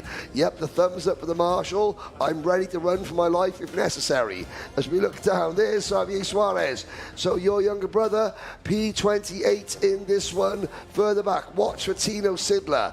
And also Ryuturo Sakai. Attila Kalapax at the back of the field is on for a strong result potentially. So your brother Mini Tutti, one bad race, one good race to keep himself in contention to make it into the main event on Saturday. He does need a good result here, doesn't he? He needs to reach the 15. You think top 15? Top 15, yes. Okay, because you're doing the calculations, the points. Top 15 finish would give him a chance where another top 15 finish tomorrow would put him in the final 36. That's what you're thinking. Okay. Well, let's see. Today 15 and tomorrow in pre-final. Yeah. All eyes, phones focused on a false start. And at the back of the field, you're looking. It's not the Chilean race suit. It is number 351, Cheska Hentona. Gustavo was very concerned, ladies and gentlemen. He said, am I okay to talk about my brother? And I'm like, yes, we want you to. It's just showing the nerves and the emotion because there's one Gustavo Suarez sitting next to me. At the moment, there are 35 other Gustavo Suarezes somewhere around this circuit, all with the same emotions and the same feelings, nerves for the other drivers in the race. So yeah, there he is. You're looking, and of course, you said that night racing for Zari is not. It's a bit tricky because does he wear glasses? Does your brother wear glasses? It must. Yes. No, he shouldn't. He should, but he doesn't. He doesn't. Yeah. Okay, because he's stubborn and he's 18 and it's not cool. Yeah, it's not cool for the girls. For the girls. Well, no, I don't wear glasses. That must be my downfall. Oh no, that's all right. It's my personality. Sorry. Xavier sent me a message. He Yes. told me, saludos para su novia que está en Chile, que la ama mucho. Okay. So His in girlfriend. his girlfriend. Now in Espanol, we are gonna allow you. You're here for today. Please take this race to the start in Spanish, the Okay. language that you call home. Ingrata, Van Wyck, Lasue, Trobech. Espanol, listen up. Here is Gustavo Tutti Suarez. Bueno, ¿qué tal, gente? Aquí está a punto de comenzar la carrera de Rotax Senior en el kit de clasificación AD. Así que podemos ver ahí a Ingrata con Tis Van Wilk y Verde. En la verde, Ingrata se cruza y creo que la Su se mete segundo, se mete detrás de él. Por lo menos vemos que fue una largada limpia. Ingrata largó muy bien y ahora cierra la puerta y un toque para el piloto, the driver. Out of there we go. Ingrata, Van Wyck, Lasue makes a great start down towards turn number 8. We are on board, as always, with Teresa Babichkova. She has given us some great on-board action so far today. She tries to battle her way from the outskirts of the top 10 right into the heart of the lead battle, down the hill, through the final complex. At the end of lap number 1, it will be Aiden Ingrata ahead of Sean Butcher. Butcher sizing up Ingrata. This could be a big move from Sean Butcher going into turn 2. Oh no, over the grass. He just misjudges it. Comes back on, doesn't gain a position, and that means that Lasue, Nick Trobech and Babichkova are right there with the leader. Now Aiden Ingrata, he's had speed, but he's had to defend. Oh, Babichkova getting her elbows out. Take that, she says, as Nick Trobech is shown the outside of the circuit. Teresa Babichkova, eyes focused. She is a very strong woman. Do not let her diminutive stature fool you. She has raced to overtake. Yes, she has raced in Formula Woman. You know, she's raced single seaters, and she is now P4. I have to say, she is so motivated for this race because she, along with a lot of other people, feel that she was robbed of the win here in 2021, where she could. We have not had a female champion in Rotax Grand Finals history. We have not had a female on the podium, full stop.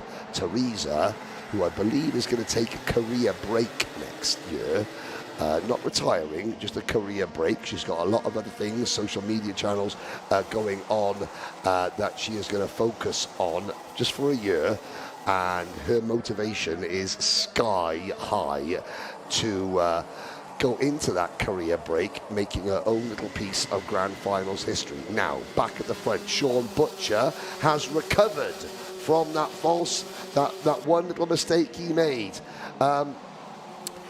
How easy or how hard is it so this time last lap, Butcher was on the curbs and almost, potentially out of the race. Now he's in the lead, now he's back to third. Here comes Mehdi Lasue. Lasue, the first now. Butcher, you've got to shake off. When you make a mistake, you've got to shake it off very quickly, haven't you? Yeah. It's difficult when... Wow. Oh, that is 350. That's Martin Sa. Martin Sa. Oh, una lástima. Nuestro hermano argentino. Yes. Argentina. Very strong drivers. Okay, lead changes once again. Down the hill we go. Lasue. Babichkova is there in fourth position. Battle for the lead up front. Ingrata, yeah. Yep, and look at Ingrata's going to get the crossover. Watch Babichkova now. She'll swing to the outside. Yeah, she will push. Ingrata, no. Not quite. But she's right there. Butcher has the lead back now. Ingrata, Lasue, Babichkova, right behind Babichkova. Trobech, Van Wyck, and Lewis Goff. Could Babichkova wins? Pun, could she win this race? I think second place is probably up for grabs. Wow. Well, is it a lot easier? That's Aiden Ingrata and Mehdi Nasue tripping over each other. That was messy. That was messy, and I don't mean Lionel. That was just messy. And look at the way the pack has been backed up. It's given Babičková the way. Well, you asked the question, and I was like, I think that Butcher has gone away. He's picked up the lead too much. Babičková had 2 karts to get through. Now she is in second place. We're on lap 6. Who knows? Why not? Why not a win for Teresa Babičková? Well, the gap from Butcher and Babičková, it's big. So well, 1.5 seconds. We're on lap 6 out of 10. Quick Xavi Suarez update. Where is he? Xavi Suarez 26th. But I have to say, there will be nose cone penalties in this race already. There's been an awful lot of bumping and boring going on. We've still got 4 laps plus change to go, and the pack there. Xavi is in that pack of carts there. So, you know, your fortunes could change in an instant. There's Harry Bartle chasing Nick Trobach for 7th position. But Butcher's lead is down to 1.4 seconds. Let's have a look back. This is an onboard. This is what Babičková saw. And, well, we said it was a bit messy. You know, Mehdi Nasue into Aiden Ingrata may have had a little bit of an assist. May have had a little bit of an assist. We shall see. But either way, Babičková is second. Now, the gap was 1.5 seconds. It's now 1.2 seconds. Babičková is catching Sin Butcher now. Yes, Ingrata. But it left only 4 laps. Yeah, well, let's see. There's the battle coming for 3rd position. Goff, Ingrata, Van Wyk, and Ishan Madesh, the Indian driver, having a storming grand finals. He's in front of Harry Bartle. He's in front of Nick Trobach. Mehdi Nasue has got Tom Langlois, his French countryman, behind him. Then it's Tom Strella. Kyle Lawrence, what have you got for us down in the pit lane? Just an update on that kart 350 Martin Saar that had to come into the pits and retire from this qualification heat. It looked like quite a bit of damage to the front end, left-hand side. Tie rod end bent almost 90 degrees, so almost impossible to drive the kart and continue with that race. So he's retired and out of this qualifying heat in Senior Max Henry. Thank you very much, Carl. He's the only retirement so far. Jack Bugaja is 35th for Malta. Cheska Hentona is 34th for South Korea. Laith Mumina is 33rd for Saudi Arabia. Xavier Suarez up now into 22nd position, but he has got from 19th on back. He is in a battle pack. In the middle, so that is the most difficult to exit. If he can get in the next 2 laps, there's Goff to the inside. In the 3.28 up into P4, Nick Trobach has been, I don't know what the Slovenian word for piñata is, whatever it is. I think it's actually Nick Trobach. That's the translation, because he has been bounced around left, right, and centre in this race, and somehow he is still, he's dropped back to 15th now as Trobach. There is Babičková. The gap is 0.7 of a second, Tutti. It's 0.7 of a second. We start the last lap. Let's ride with Teresa Babičková, or watch Teresa Babičková. It will be difficult. It'll be difficult. It's not impossible, though. 5/10. Here we go. Through the... where is she quicker than Butcher, Gustavo? In the first sector. First sector, turn number 5. The 3rd.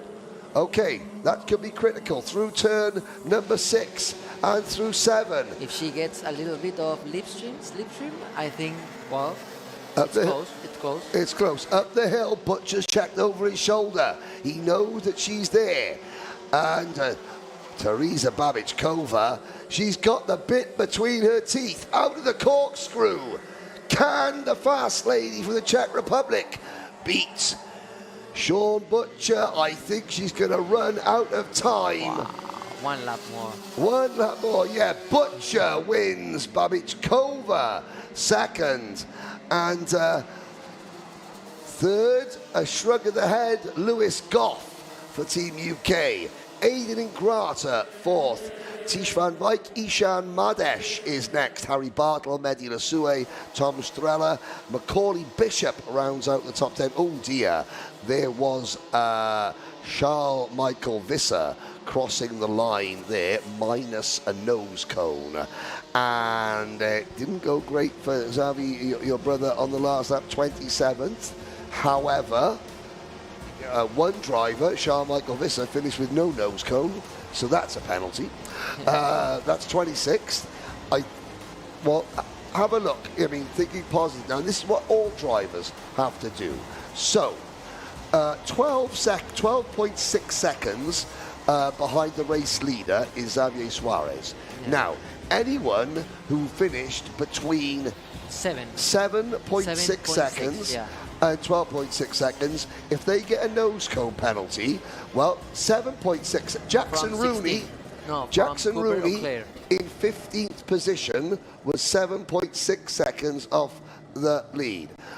So, O'Clair, Graham, Trobech, Shoshin, Kernahan, Kikuchi, Sidler, Boschus, Kalapax. We know Visser's got a penalty, and Jimenez. Those are the drivers that, you know... Or my brother. Before your brother, you know... And that's what you have to keep thinking of. In mini category, Yep.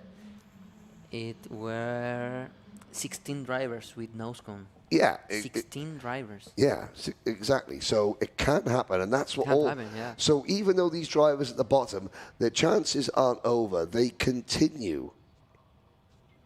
You know, they continue to, you know, hope and plan and look and wait for the points to come out, and then when the intermediate classification comes out, they'll look at the points, and then they'll start thinking, okay, to make it into the top 36, we need to finish around here. Let's look at how we do that. Here is some highlights of a very, very lively penultimate senior race. Started very well for Aiden Ingrata. Mehdi Lasue up into second position. You can see my brother was out. Yeah, you missed that there. So, So Xavier Suarez in car 322 having to fight back now. Look at Babichkova. She's down about 6th position. First of all, Tish van Wyk, thanks for coming. We move on to Nick Trobech. And Trobech, yep, see you later, alligator. Don't try and come back in, because I am there. Now, next on the hit list, not the hit list, but next on my list, yeah, we'll just ease you wide, Mr. Goff. And now we have got Sean Butcher and Aiden Ingrata and Mehdi Lasue to go. And, oh, what a great view. Look at the speed of those carts going into turn number 1. And, yep, Mehdi Lasue goodbye.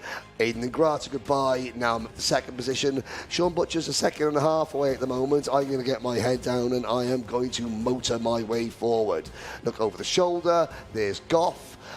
Just making sure that Ingrata doesn't have any ideas of grandeur about getting past. He did get past there. Goff would have the last laugh as crossing the line, 1.5 seconds becomes 1.5 cart lengths. Babichkova will remind Sean Butcher of this. Sean Butcher will turn around and say, yeah, I was cruising. I was just cruising, you know. And Babichkova will go, yeah. And they will continue their, I would say, friendly banter. You know, Teresa Babichkova, Sean Butcher, they know each other well. You know, they will know each other well. Friendly banter, you know, with an edge to it. Jen Wade is down in the pits. Who have you got, Jen? Ishan, P6 for you and a good race? Yeah, it was a pretty decent race. A little bit tricky out there. Everybody was really aggressive, but I managed to keep my ground and hold where I started. What's it like to be representing Team India? Yeah, I mean, we've not done amazing in the future. I think last time we were in the top 10 was when my brother was here. So just trying to continue what he was trying to do. But it's nice to be back, and obviously you're qualified to be here, so you're racing against the top drivers in the world. Anyone you'd like to say hi to at home? Just my mom, my dog, and my brother. We hope the dog's watching too. Yeah, hope so. Alrighty, thank you. Back to you, Henry. Thank you. Well done. Well, don't leave us in suspense, Ishan. What's the dog called? We need to know. I need to say hi to the. We haven't got a paddock show pooch here, but we can. You know, there's a potential paddock show pooch sitting in India somewhere watching this. We need to know names. I need to know what kind of dog it is. Come on, man. Never mind. Well, one senior race to go. We said we wouldn't have a blood red and orange sunset, but the white canopies are now. Yeah, that's incredible. It is incredible, isn't it? They're like motorsport pumpkins, you know, when you have a Halloween pumpkin and looks like that. Wow, who is going to have a trick? Who has got a treat waiting for them at the end of this next race? Christos Oikonomou will lead the field. Now, this result will still have a huge bearing on where everybody who has just been out in their last race, you know, could finish in the points. Exactly. Now, your starting lineup is as followed. Greece and the UK on row number 1.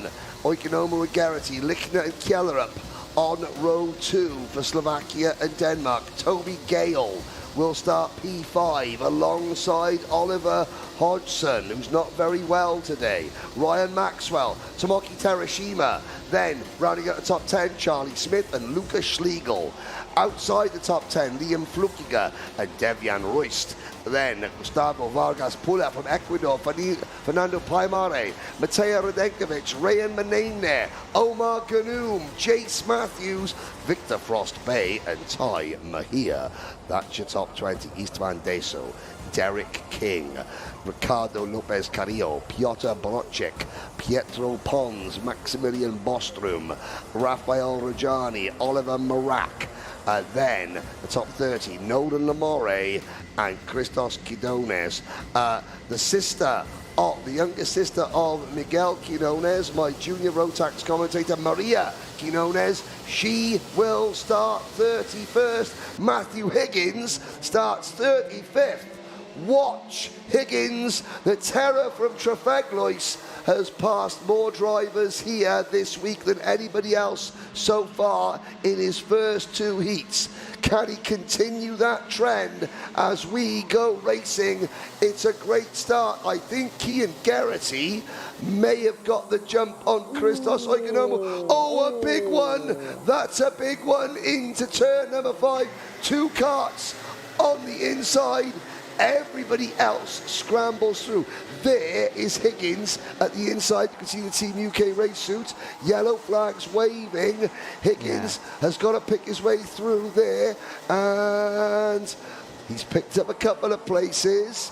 And he's got to be careful. He stays on track. You can see the sort of the red and black, sort of, you know, orange and black livery crash helmet. There is very unhappy Dutchman, Devian Royst, out of the race. Omar Ganoum has fallen back. Gustavo Pula from Ecuador is out of the race. And I don't think we had Pietro Valdo Pons. No, Pietro Valdo Pons is out there. The second of the Italians, I think, may have not taken the start. Or is that the Mexican? Matthew Higgins already gained 11th position. Yes. in the first lap. It's Mexico's Ricardo Lopez Carrillo who's not gone out for this race. Higgins already. Also Nicolas Loretti from Brazil. Yes, Nicolas Loretti from Brazil. From 34th to 20th. Wonder if we're going to get a replay at some point of that incident. We'll try and see the Brazilian race suit and Higgins, because they were right around that incident, how they managed to avoid it. And if not, our Alpha Live crew have worked miracles. And here we go, on demand. Right, let's have a look. There's to the inside now. There's a Brazilian race suit there, and Higgins just flashes through your screen there. Oh, and yeah, Was that Derek King. that no, that was No? Gustavo Pula. Gustavo Pula. Yeah, Derek King is. Oh, he went out in the last race, but so Derek King is down in 33rd place, so he didn't have a great start either. So Ecuador, well, the bird on the Ecuadorian flag is the condor, and the condor flies higher than any other bird in the world. Unfortunately, the two Ecuadorians in this race are flying lower, 33rd and 35th. And Also, we have a condor. you have a condor on Also, Team yeah. Chile's race I suit. think the condor Over the in Andes. South America. Yes, Over Andes, yes, yeah. over the Andes. Now, back up at the front, Garrity, Hodgson. For a driver that's not very well, you do have to worry, what will Oliver Hodgson do when he's feeling 100%? Now that Marshall, if one cart has crashed there, then another cart can crash there. So if I was a marshal, I would be a little bit more, pacey in getting out there and getting off. Look, is back. Yes, that completely with tire. Oh no, that's the painting. Yeah. That's the Rembrandt painting on the back of the race suit. So yeah, no, you're not. It's not. I thought it was the tire. Yeah, of the no, other it driver. wasn't. Wow.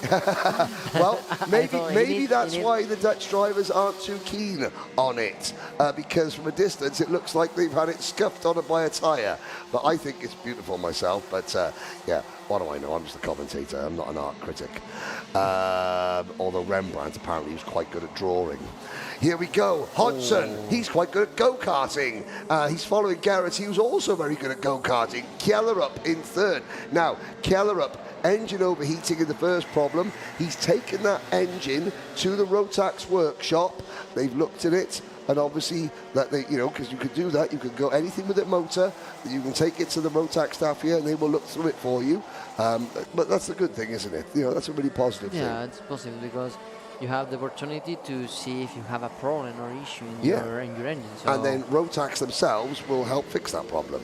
Yeah. Here we go. So Kellerup needs a good result, doesn't he? Oh, the youngsters watching on. They're done for the day. They're now watching their idols. And these older drivers are the idols of the young drivers, aren't they? Yeah. Bruno Miranda is... Bruno Miranda, Miranda, he looks up to the senior drivers in the team, doesn't he?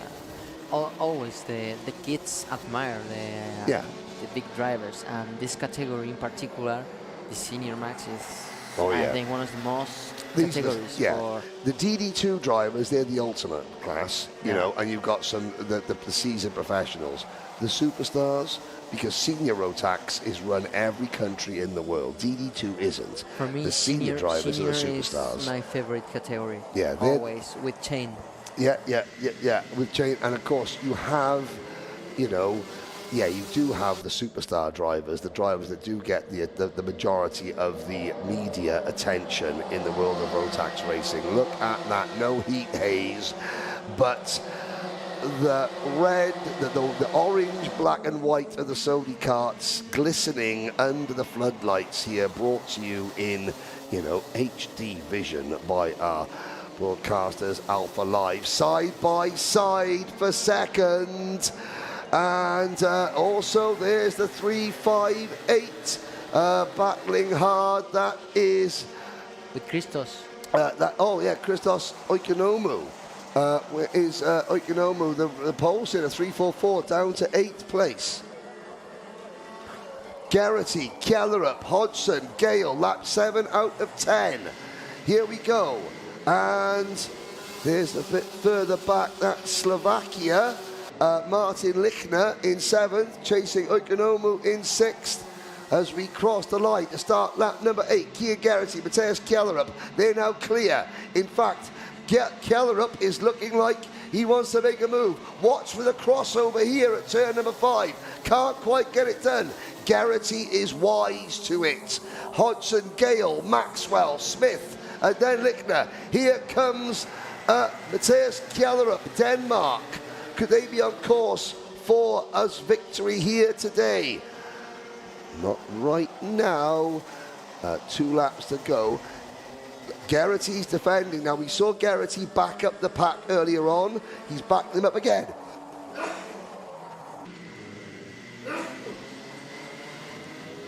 Yes, now the pack of the first 5 drivers, it's very close, very tight, and well, Kian is defending all the time because it left only 2 laps. Okay, you must defend on the last laps because if you want to win that race, but in that corner it's difficult to defend because if you defend from in the wrong way, the another driver will do the scissor.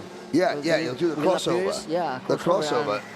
The undercut or the crossover, or in your local terms, the scissors. The scissor move. That is where the crossover, like a pair of scissors. Garrity. So it's UK, Denmark, Thailand, Canada, and the United States. The top 5 battling, and in fact, the USA have got Charlie Smith, who was another driver who's had a bad result. Now, Gale defends. Last lap goes out. Now, that is Gale defending 3rd place from Maxwell.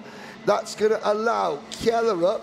That could help Kellerup. Kellerup can now only attack. He doesn't have to worry about defence. He's got clear air behind him. Where could he make the move, Gustavo? Could be in that corner, in 8 or in top hill. Top of the hill coming up into... Because in the last sector, Kian will defend and...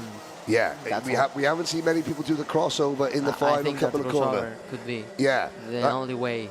That could be it now. Garrity's going to defend, and Kellerup nicely does it, doesn't force the issue. Garrity had done enough, so Kellerup, I'm settling for 2nd. Smart driving, checkered flag. Kellerup 3rd, 2nd. Gale 3rd. Maxwell 4th. Charlie Smith comes home in 5th. So Oliver Hodgson dropped back a little bit on the last lap. Christos Oikonomou, the pole sitter, finishes P6. Hodgson 7th. Lichner in 8th. Radenkovic 9th. Schlegel 10th.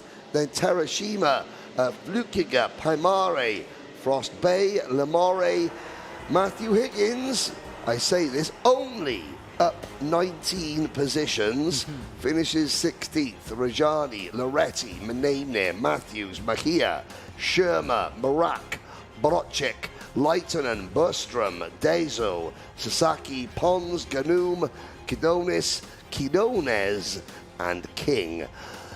Believe it or not, that first corner accident, the first lap accident, was the only incident that saw karts fail to finish. So that's good. That's good. We watched the drivers come in. Now, obviously, we're going to have some highlights. We're going to have an interview before we move on to our last 2 races of the day. Gustavo, you're not going to be joining me up here tomorrow over the rest of the event because you're going to be too busy trying to get Chile's first ever Grand Finals podium with, amongst others, Bruno Miranda maybe being the hot favourite to do that. Well, what have you made of the senior races today and your time up here in the commentary box? Well, today the senior race and all the senior races were very tight. All drivers and one driver's being smartest. Yes. And another one like the occasion can get you. You can just have a moment of madness. yes, but for me the races were okay. I'm a little bit upset for my brother, but well, that's races. That's racing. That is racing. This that is is the racing. most difficult event on the world. So yeah, but also look at that. That you know, sometimes when racing goes bad, you look at that view and we're standing underneath that, and you think, life is good. You know, the dark side. It's almost a full moon, not quite a full moon. I think yes, no. It looks pretty full to me. Yeah. You know, on a full moon, the werewolves come out and start howling at the night sky. There will be some howling going on back in the paddock, drivers bemoaning and wailing over their chances of victory flashing by. This was a potentially big accident. Look at that. That was the end of Devian Royst's race and also Gustavo Pula's race. Then Hodgson made his move. So did Charlie Smith. Hodgson in the 367. The battles further back were intense. Look at Garrity looking over his shoulder again and again and again and again, making sure that, no one can get past. I said at the start of this event that Alpha Live would bring you coverage of this event like you've never seen before, and shots like that I meant by it. Just the combination of artistry, man, woman, machine, Rotax power, and the colour and energy of this Olympian-style event, nation versus nation, under Desert Moon. Into the final complex, Kian Garrity was able to hang on over Matthias Kjallerup. It's different when you have a track. Yes. At night, and you have all the lights in front of you. Yep, it is. The cars shines. All the cars shine. Oh yeah, and the track, and the crash helmets, everything. The views of that track, it's beautiful. Yes, indeed. Well, one nation we haven't heard much from today is Thailand, but we're about to right now. Jen Wade has Austin Gale with him. Her. Toby Gale, a tough race, but a good result. P3. Yeah, the racing has been great so far. Happy with the pace, Level's high, so it's not easy to move up the order, but at least, we're getting the results that we need, and hopefully, it goes well for the final. All the races, really, right to the end, have been so exciting, but also all different nations represented. Of course, some of the guys at the front, very, very competitive, high-level international. How does it compare with your racing throughout the year? I have to say the level is incredibly high here, Everyone is a champion of their own nation, and I really like that aspect because it just makes the racing so close yet so fun. And, at least we've done well, and looking forward to seeing what tomorrow brings. It's going to be great. Anyone you'd like to say hi to? I would like to say hi to my grandparents back home, all my supporters at Thailand. Thank you. Thank you, and we're back to Henry. Thank you for your time. We wish you luck. Thank you. Sorry, I misgendered Jen to start with. That's a mistake, number one. And then I called Austin Gale Toby Gale, or rather I called Toby Gale Austin Gale. Either way, I got them mixed up. But there we have it. 2 races to go. And they are both in Rotax's Ultimate Class DD2.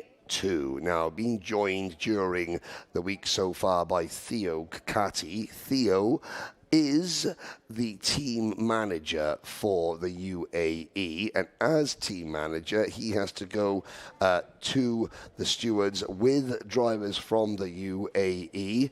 So if it has been a busy day, Theo may or may not be able to join us, but obviously he has responsibilities to his team and his driver above all else, although as I say that, he appears in the commentary box. So that tells me that Team UAE have been behaving themselves.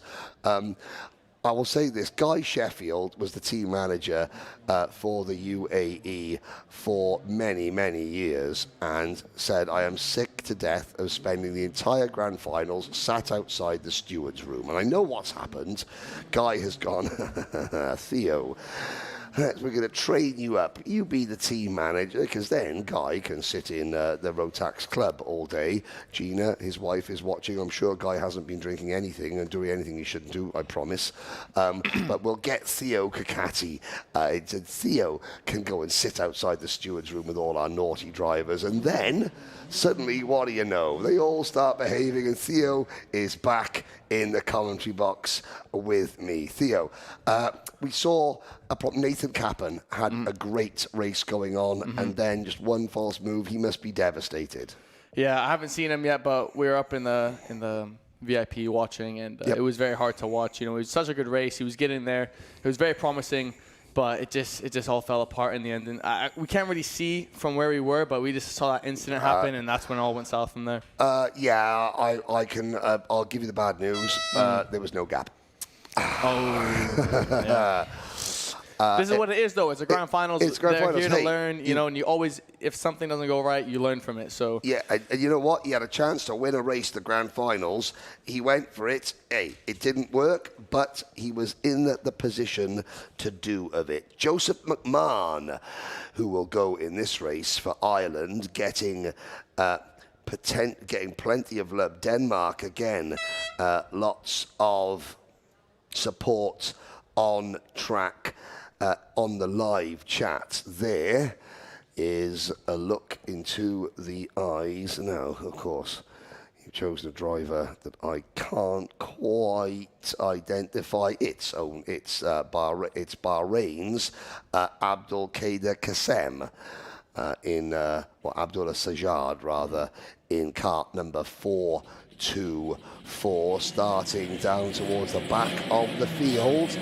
It's crunch time in TD2. Is that time? It is that time. David Mastiakiewicz, Mika van der Pavert, Harrison Hoey, Sam Knoppers, Lawrence Herbots, Maxim Shurko will lead them out. Night racing, it just looks special, doesn't it? Now, we will go through the rest of the starting lineup. There's your top 6. We've already been through Gustav Usakov's Mustache Mountain. On row number 4, Axel Sanyala and Lucas Zucchini, Vincente Carpin, Dimitris Mlakar, Edgars Vilkans, Frederick Zebis, then Shen Ya Hong and Hannes Morin, followed by Josh Bethune, Luis Aguiar, Ji Cao, Joe McMahon. The top 20, Patrick Donikcha, the birthday boy, and Baptiste Schneider, Abdul Qadir Qassem, Tunis, Dominguez, George Kapataris, Jacob Kurtzi, and Branik Seiler, Pozzo and Martinez. And then the remaining 6 starters down to Marcel Surma. 35 starters. That means somebody has been sent home. And that was for, there was a little bit of action down in the pits. I'm not sure who that driver was. I will get them, but so we're down to 71 runners in this category. In the tram lines, Theo Ducati, David Mastiakiewicz, heading to the start. Lights are out. We're off and racing. 3-4 wide. They've got to get that sorted to 2 wide for turn 1, and then ideally single file through here. Down through the roller coaster. It's a good clean start. Hoey up to 3rd place, which is a good job indeed. Down towards turn number 8. It's still Mastiakiewicz leading, but look at Van der Pavert, look at Hoey, look at Knoppers. There is the Estonia race suit of Tunis Johannes Dominguez. Up towards the corkscrew now, Ji Cao for Chinese Taipei and the island of Taiwan, on board with Harrison Hoey in 3rd place. Now, this is a part of the track. Well, you know this well, Theo. What are we looking at? James the front straight. Is he going to go for a move? Is he going to defend? He's going for a defensive, and now it's all going to kick off on this first opening lap. Yeah, because Mastiakiewicz was defending. Hoey, you saw him. He was a bit indecisive. I had to stay to the inside. Do I want to swing out wide to get a good run? No, I can't really do that. Yeah, this is just going to bunch up the whole pack, and the guy in the front, he's just hoping that he bunches everyone up for him to get a nice clean exit and get some breathing room. And this is going to, let's see what it causes here. Yes, indeed. Down towards turn number 8 on lap number 2. Mastiakiewicz, he has been, well, he hasn't had the pace to pull away from anyone. He's had the pace to lead, but not to pull away. And that means that with a lot of hungry drivers behind him, he's going to have to get defensive. He has been defensive. But Van der Pavert, Hoey, Knoppers, Sherko, Sanyala, I'll give them all credit. They are, you know, they're not forcing the issue just yet. Yeah, they're having a little look, but there's no, you know, ridiculous dive bombs going in on lap 3 out of, lap 3 out of 10. Long way to go, though. Long way to go. At this point, it could be anyone's race, but obviously the positioning that... Oh, around the outside. Is that Sam Knoppers? That is Sam Knoppers, and he picks up 1 place, does he? I mean, he may have to give... I mean, that'll be a track limits discussion. I am absolutely sure. Harrison Hoey drops back to 5th. Maxim Sherko is there in 4th place. Hoey looks to get his nose up the inside again. No, doesn't work. Down out of the corkscrew. Look at that. We've got, well, Marcel Schirmer has retired again. It looks like he's going to save himself for tomorrow. He's not going to make the final. It's been a nightmare for Marcel Schirmer. Oh, Mustache Mountain up on the inside curve. Matt Taskinen. Well, for Taskinen in cart number, where is Matt Taskinen, cart number 450. Yeah, the 24-year-old from Edmonton, Alberta. He's had a really solid grand final so far. And there's Maxim Sherko with a move for second. Sam Knoppers, was that Van der Pavert? That is Knoppers. Sam, yeah. Yeah, that's Sam up into P2 now. Sam raced in the UAE when he was a lot younger. Did you know him when you were a lot younger? I think he told me his first time on the track, he was old. Someone was in there. It's his first time on the track, he was with me, and I think I was with my dad. I was rather on his lap or in a 2-seater car, and that was the first. And he told me that it was all over the place, but it's kind of cool that we shared our first ever time on the track together. So history goes a long way back. Yeah, and of course he decided to stop racing for several years. When it's up, got went to educate. How hard? Look at him now. He's come back strong. A lot of people can't, they can't do that. Get back into it, and he's just, he's now in second, chasing away, trying to catch up to the Polish. That is exactly the question I was going to pose to you. When drivers take a few years out of karting, when they come back, rarely do they get back to the level they were at before. Sam has done that, incredibly well, hasn't he? Absolutely.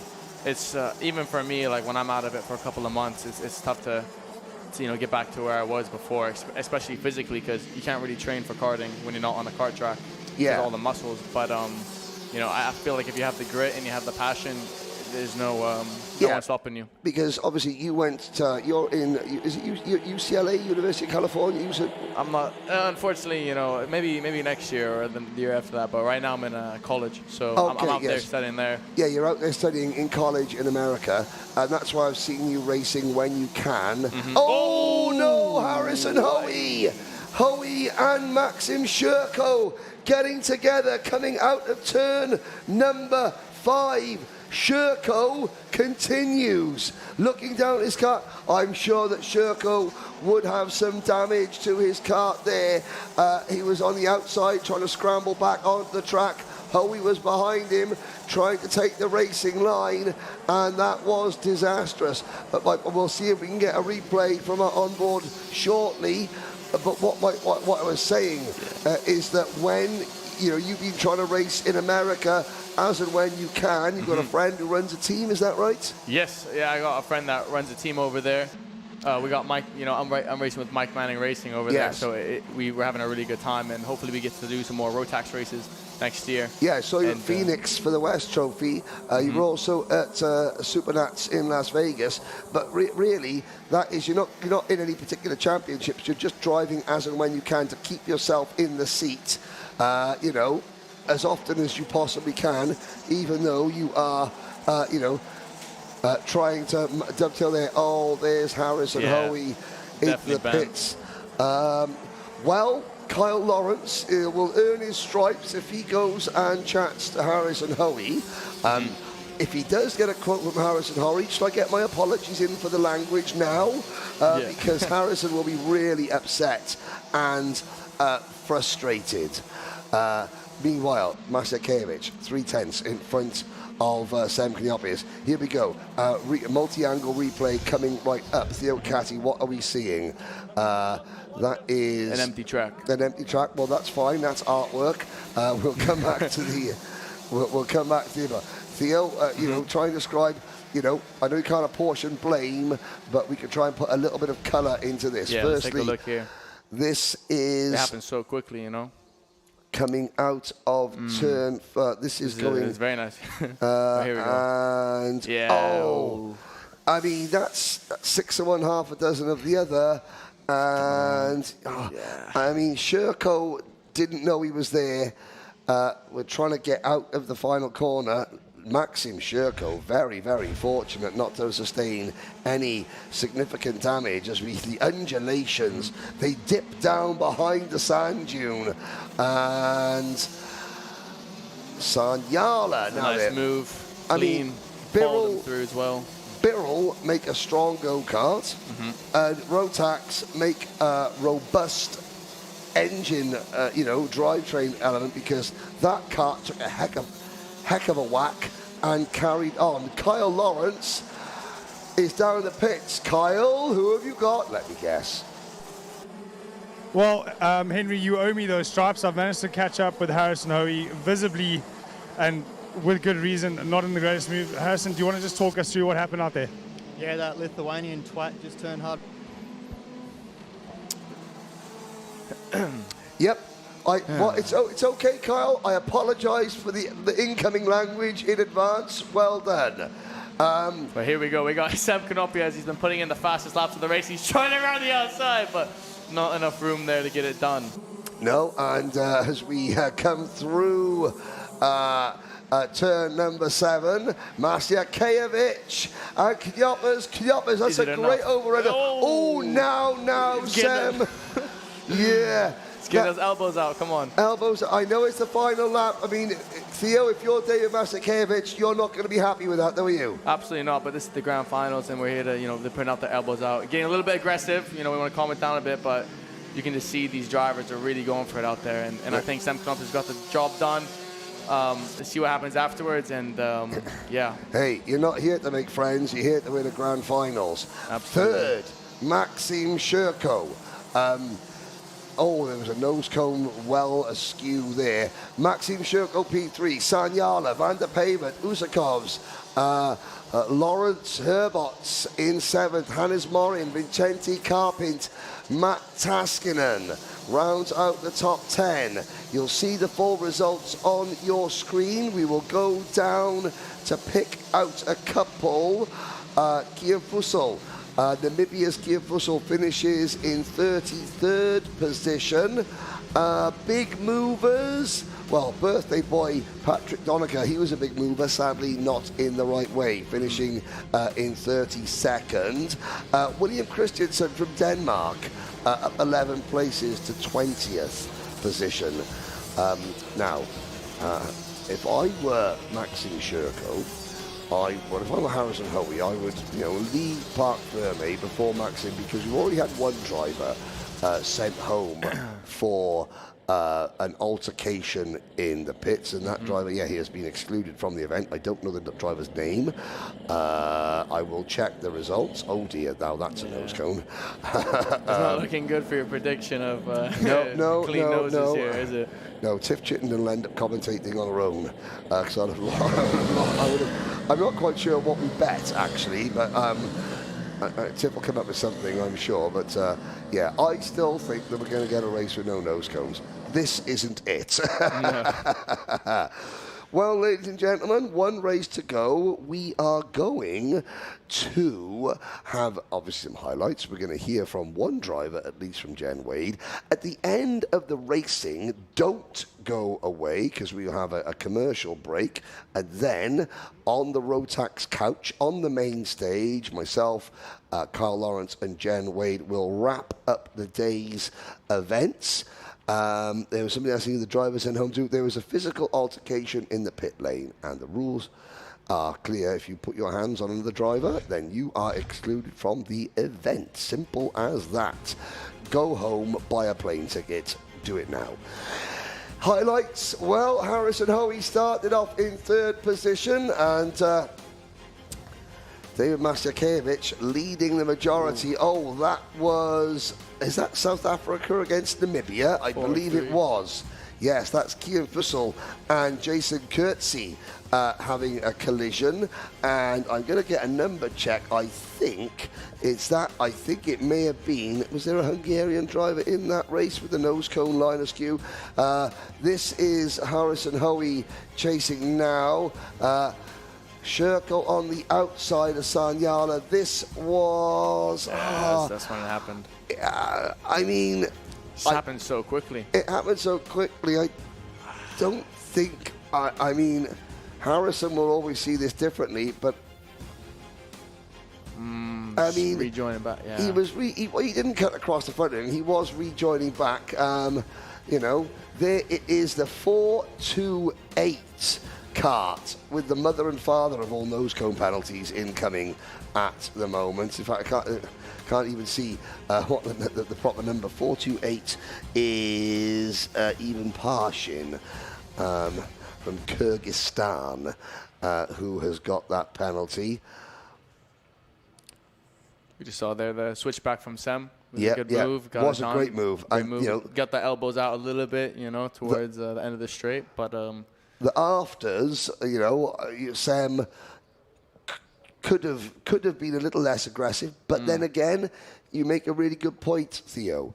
It's the grand finals, you know. It's for all the marbles, so to speak. Kevin Lude, how are you? I don't know the name of the driver that's been sent home. I'm sure that if you look at the Rotax Global app and the results, there will be some paperwork about that. If you want to find out, but the main thing is Jen Wade is down in pit lane, potentially a rather fractious pit lane, but we'll see. Jen, take it away. David, we missed you in the last race. Of course, we get you in this race, but just lost it on the last lap. That was my big fail. Like a small problem on the braking on the inside line, and I couldn't make the turn to the left, and then Sam just found a place to overtake. There's always going to be someone there, even when you've got a gap. One little mistake and they're behind you. But earlier tonight, fantastic race once again, so that was also a good one. Yeah, it was pretty good. I have defended almost through 7 laps. Then I had a little bit of space to escape, but it doesn't last too long. So, yeah. It's very, very close, isn't it? Yeah, opponents are very fast, and I cannot escape so easily. You can't escape. You've got to be smart. No mistakes. But that's why you're here, because you're a champion, and we know that you're good. But it's good racing, and that's the thing. Got to enjoy it. Yeah, it was very fun. It's going to be fun. Alrighty, we'll see you tomorrow. Yeah, see you tomorrow. It's going to be good. Get a good sleep. Yeah. Okay, thank you. Back to Henry. Thank you very much. Thank you, Johnny Bravo. One race to go. The dome looks almost like the start of a Death Star out of Star Wars. Absolutely. Yeah. But no planets are going to be blown up or indeed destroyed here. Planet Karting has one more race to show you today. Thank you for all the support online. Yes, India, I can see that's plenty of messages. Thank you very much. Helps the algorithm. India have had a decent day with Revan Dev Preetham and Ishan Madesh. We've got one race left. It's the second of the DD2 race. The grandstand still relatively well populated. The wind has died down. It's a nice evening in the Middle East, isn't it, Theo? Nice evening. You can see the Team UAE shirts sticking out. So Yeah, now nothing to complain. that is. I mean, is it either the shirts or is that just your dad's grey hair? No. Oh, sorry, Tony. Sorry, He'd Tony. be in the VIP with that. Yeah. He's in the VIP. No, I can see Ari Kallenberg with his back to us there at the top there, top left hand of the screen. You can see the gold Falcons. This event obviously wouldn't be possible without the wonderful partners that Rotax had. Let's hear from at least one of them.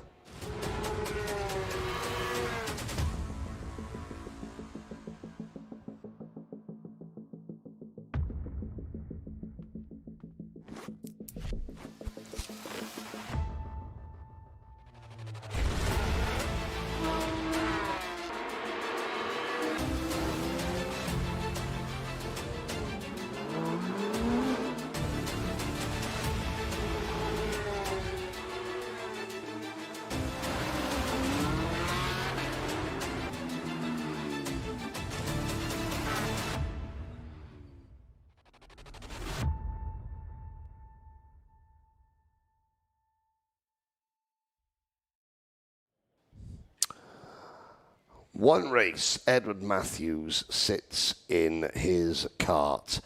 Max Dexter for Team UAE had a shocking opening race. Leonardo Baccaglini looks forward, looks ahead, focused. What's he thinking now? What's going through his mind? He's probably thinking about us talking about him, but other than that, he's probably thinking about the race. I mean, he looks really dialed in. What he's going to do at the start. There's a visualization process going on there, isn't there? Oh, yeah, 100%. You just got to think, because where you start on the grid, you don't know what's going to happen, so you got to think of every single solution, kind of like chess, you know? Yeah, and I mean, he's looking ahead, but, now he sees, but he's not aware of what is in front of him. He's just waiting to be given out of his peripheral vision. He'll know where to start the engine. Yeah, other drivers start their engine. Fantastic insight. You could read his mind. He will be starting from out just inside the top 10 there. We go again, the 26th and final race of what has been the busiest day in the history of this event. Rasmus Vendelbo and Jakob Bazel on row number 1. Antoine Barbarou and Bendiges Sabo, row 3. Row 2. Samalio and Massimino, and all North American, row 4. Then Leo Kupsa and Len Neisch. Then it's Ivan Parshin and Macy Williams. Leonardo Baccaglini and Lucas Pernod are up next. Max Dexter and Mossad Al-Bassam. Edward Matthews and Joaquin Vita on row number 8. Wout Kirstjens needs a good result. Matthew Ferrer on row number 9. Lucas Nanji, Devin Sagardi, row 10. Then Adrian Bertelsen and Christoph Dimitriou. Salvatore Ansaldo, Vigor Jovard, Rodrigo Eckholt, Vivian Cusack Pico, Sebastian Boyd and Santiago Fabani. Panayakon, Aramarasami and Christian Boucher. The rest of the field, Mats Overhoff, it's unlikely that he will make it a second grand final victory. We shall see. Only 35 drivers in this race as well.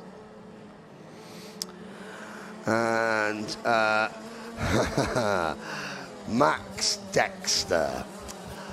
And now, he's got this. Fool me once, and it's my fault. Fool me once and well done you. Fool me twice, shame on me. Max Dexter. Looking for a top 10 finish He here is for him. looking for a top 10 This is what finish. he needs. He is driving, but without sponsorship this weekend. The sponsor that was due to sponsor Max Dexter has sadly had to pull out. Oh no! And that is, hold your breath, Bendiges Sabo. Well, the race suit that was, and there's another car off as well. Bendiges Sabo just avoided. I mean, that is incredible reactions from the drivers. Macy Williams, oh no, Macy, she's already had one DNF. She was off in the middle of the track as well. There, she was so quick in qualifying. Rasmus Vendelbo, Jakob Bazel, Barbarou, What did you make of that, Theo? Yeah, this just got unlucky. We saw them going to the corner and just got it sideways. There was definitely some contact. I can't remember where, and just spun. And thankfully, no damage to the kart because the whole, grid avoided them. But let's just see if he can make back what he's missed out at the start there. Yeah. As we go through there, sorry, we're talking about Massimino was in it as well because he's down to 18. So Yeah. he's down 12. Massimino is a fullback, so not a good first lap for Team USA. We talked about Max Dexter. Let's have a look. Where is your countryman at the moment? He has moved up to 19th position, but he started 14th, still in the race. We're talking about his sponsor. Very, very grateful to EBC Brakes for coming on board and sponsoring him in the Middle East Clio Cup Championship this year. Full funded drive from Dan Hannum at EBC Brakes in the UAE this year. So that's fantastic work indeed. Down, Vendelbo, Battel, Parshin, Savalio, Ed Matthews, Leo Gupsa, Pinot, Wout Kirstjens. Kirstjens is there in 7th position. Lots of support for Norway, for Canada, for Uruguay. Pam Kidd watching back home in New Jersey. Darren Kidd, a driver who narrowly failed to make it for Team USA. I'm sure that Frank is watching. Frank is the biggest paddock show pooch I have ever seen. The Great Dane is about as tall as Jen Wade. Oh. That big. That's all. I mean, no, actually, he's about as big as Kyle Lawrence, who's 6'3". Wow. Here we go. Battel, Vendelbo, down the hill. Jakob Bazel's made the move. See Ed Matthews in 4th, up 11 spots. I mean, just in a grid like DD2, if you look at every other grid, you got a lot of British drivers up there. But in DD2, I have not seen as a dominant finishing for the British team. So seeing Edward Matthews up there. Yes. Up the Brits, Indeed. And Matthews, there's Wout Kirstjens. Kyle Lawrence has got some breaking news for us, though, down in pit lane. What have you got for us, Kyle? Yes, Henry, about a lap ago, we watched the kart come into the pits with a bent axle, unable to continue, and that was one of our previous front runners in this race. Barbara, unfortunately, had to retire the kart with a bent rear axle. So Antoine Barbaroux was amongst the drivers, so he would have been caught up with Bendeguez Sabo in the opening lap. We saw Barbaroux off to the side of the circuit. Sabo continuing down in 30th position. Macy Williams continues, but down in 33rd. Paulie Massimino is down in 17th, but pretty much unscathed. But again, Barbaroux. Is this such a competitive field that one bad result could... I mean, Barbaroux, he had a win earlier, but he's now going to be what do you mean? He's mid-pack, for his pre-final at best. I had my eyes on him going to the start and also for the other driver, but as you can see, it's racing. Anything happens here in the blink of an eye. Now, this heat race isn't going to be what they want to remember. Yep. Almost four-way wide there. Yep, this is the battle for 5th position, 6th place. This is involving Savalio, Wout Kirstjens, Sagadi, Pinot, Musad Al-Bassam amongst them. So it's a great battle. They'll cross the line. So Batzel and Vendelbo, 1st and 2nd. Then Parshin, Matthews and Leo Gupsa. There's your top 5. Then a big gap back to the next group of drivers. And it's a huge gap, actually. It is back to 6th position. My timing screen has frozen, so I apologise. 4 seconds back to Savalio, Kirstjens, Sagadi, Al-Bassam and Farah. Macy Williams running in 30th place now. So once again, we're having issues with our timing screens here. Our timings partners having to get that sorted.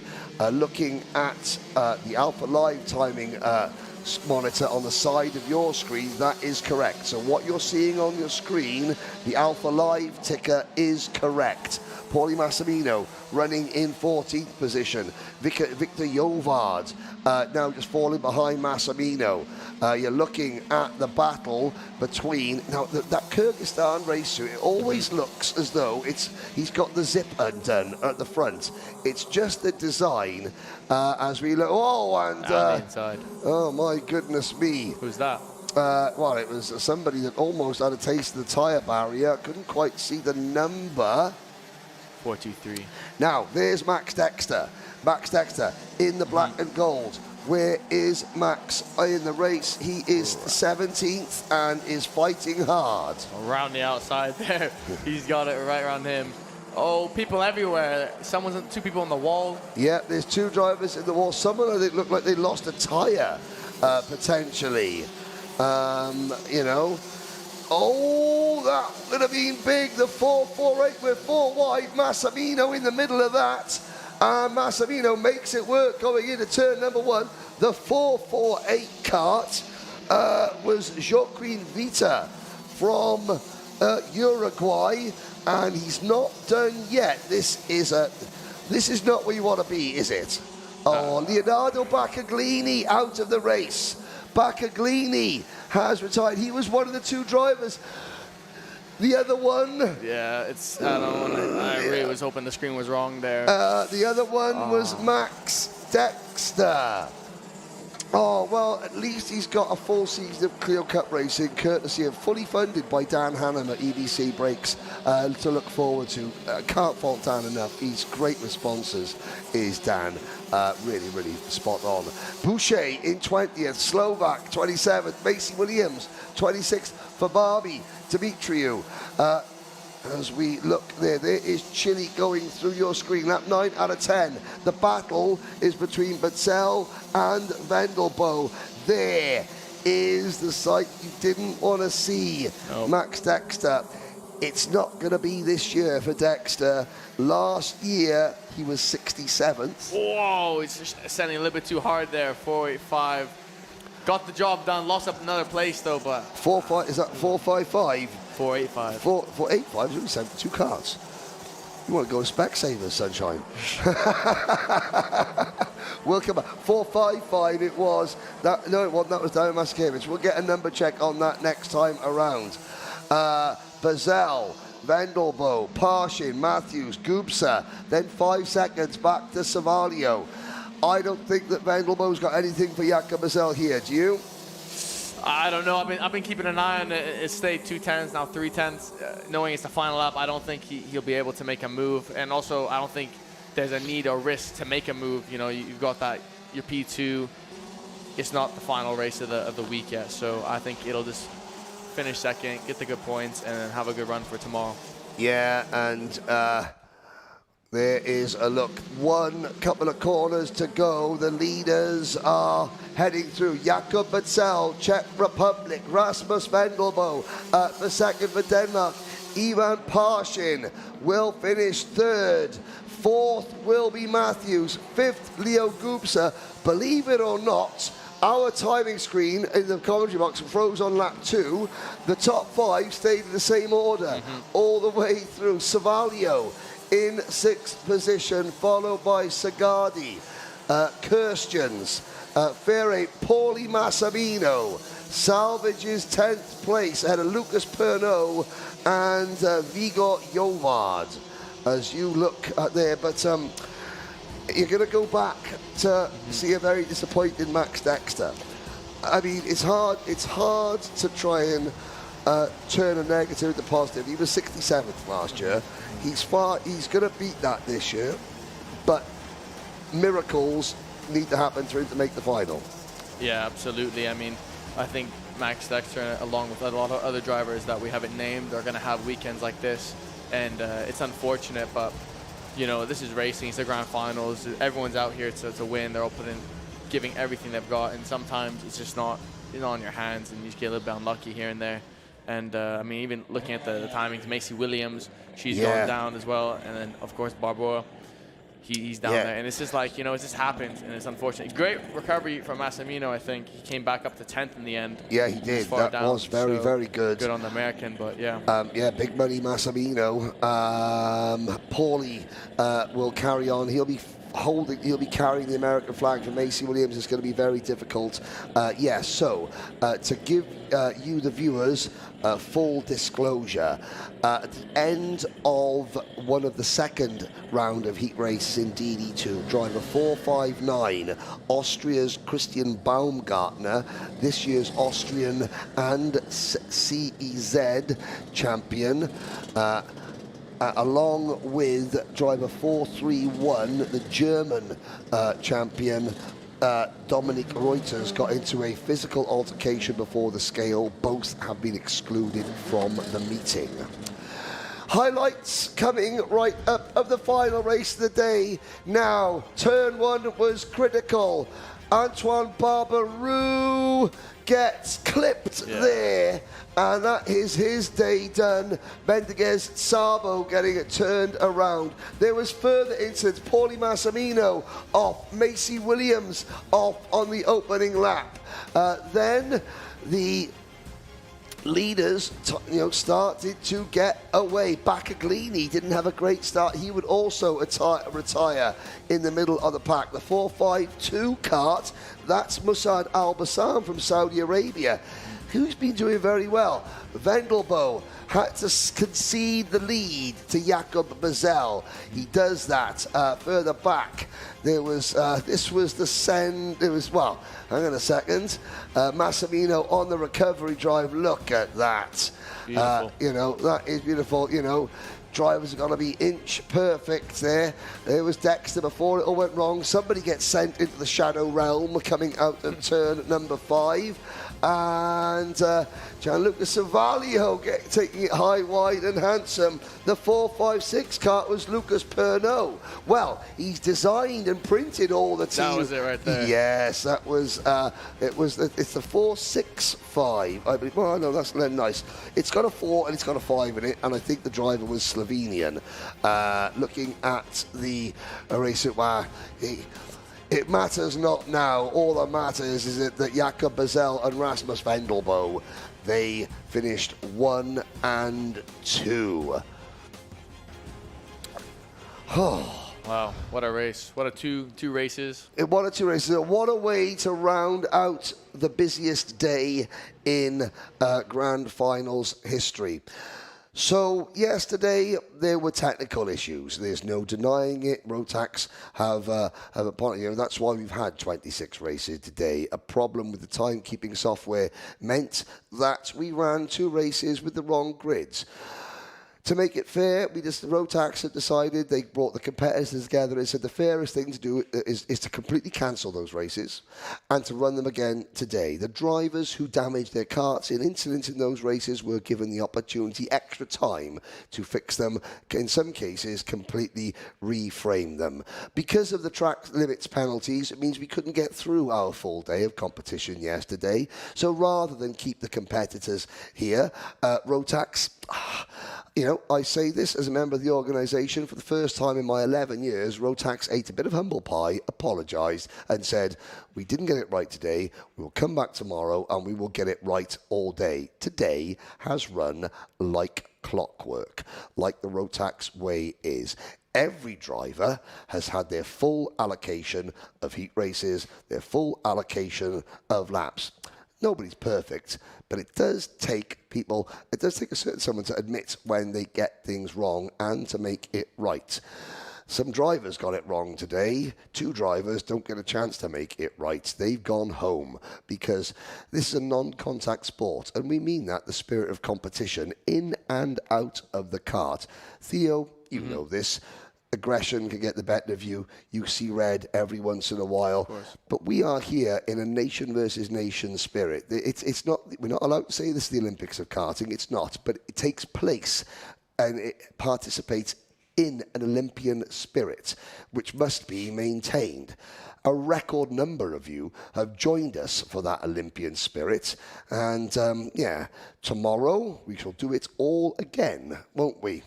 Of course we will. I'm looking forward to it.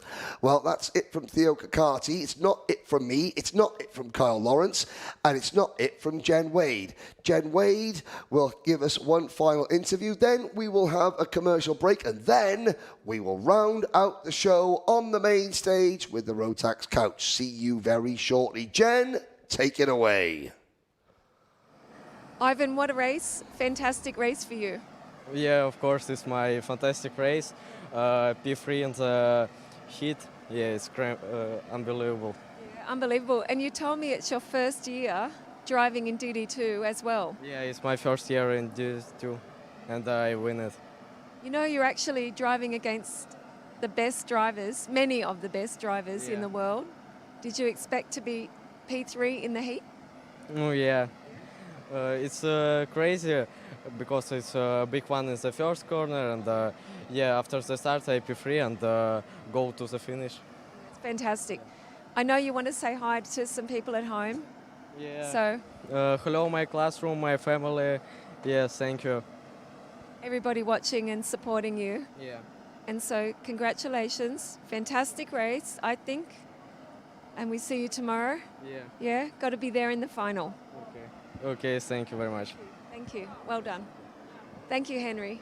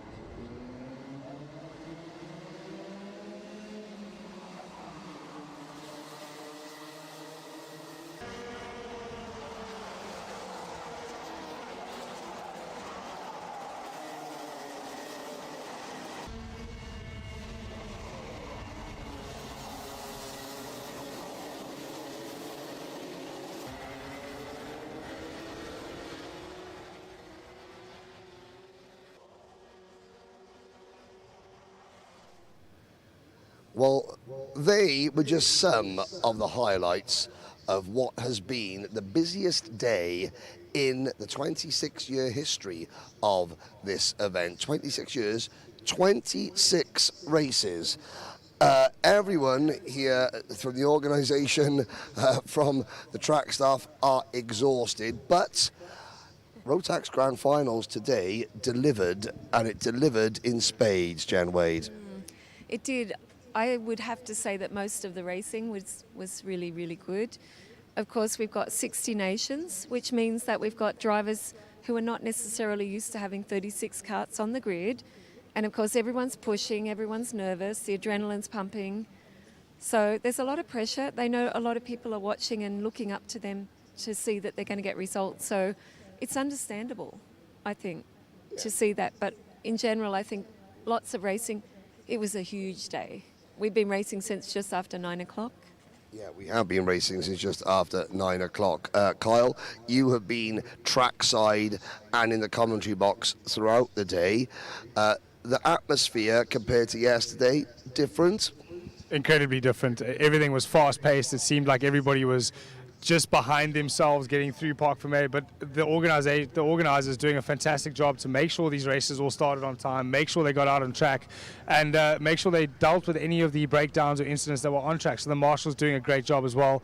But I think to summarize some of the racing of the day was to see some amazing moves through the field with multiple drivers. 19 places gained. Higgins, one of the ones that we have to mention, driving up from the back of the grid, and just to see that sort of racecraft be put on display, and masterclasses in racing being taught to the youngsters now watching this, hopefully back at home, and hopefully some of the drivers that are coming here from the newer nations seeing this, learning this, and then taking it back to their home countries as well. Yeah, now obviously we're joined on the sofa by Rotax. We got, Rotax royalty to my right, Rotax royalty to my left, Daryl Smith. Can you remember a day that has posed this many challenges to all elements of the organisation, and how proud are you to see every element of that organisation rise to it? It's been a tough one, that's for sure. I don't think I have seen as heavy a day as what we've had, but the team pulls through. They always do, and the cream rises to the top, and Rotax is the best. So there you go. Yeah, indeed. 26 races, each one started to the second on time.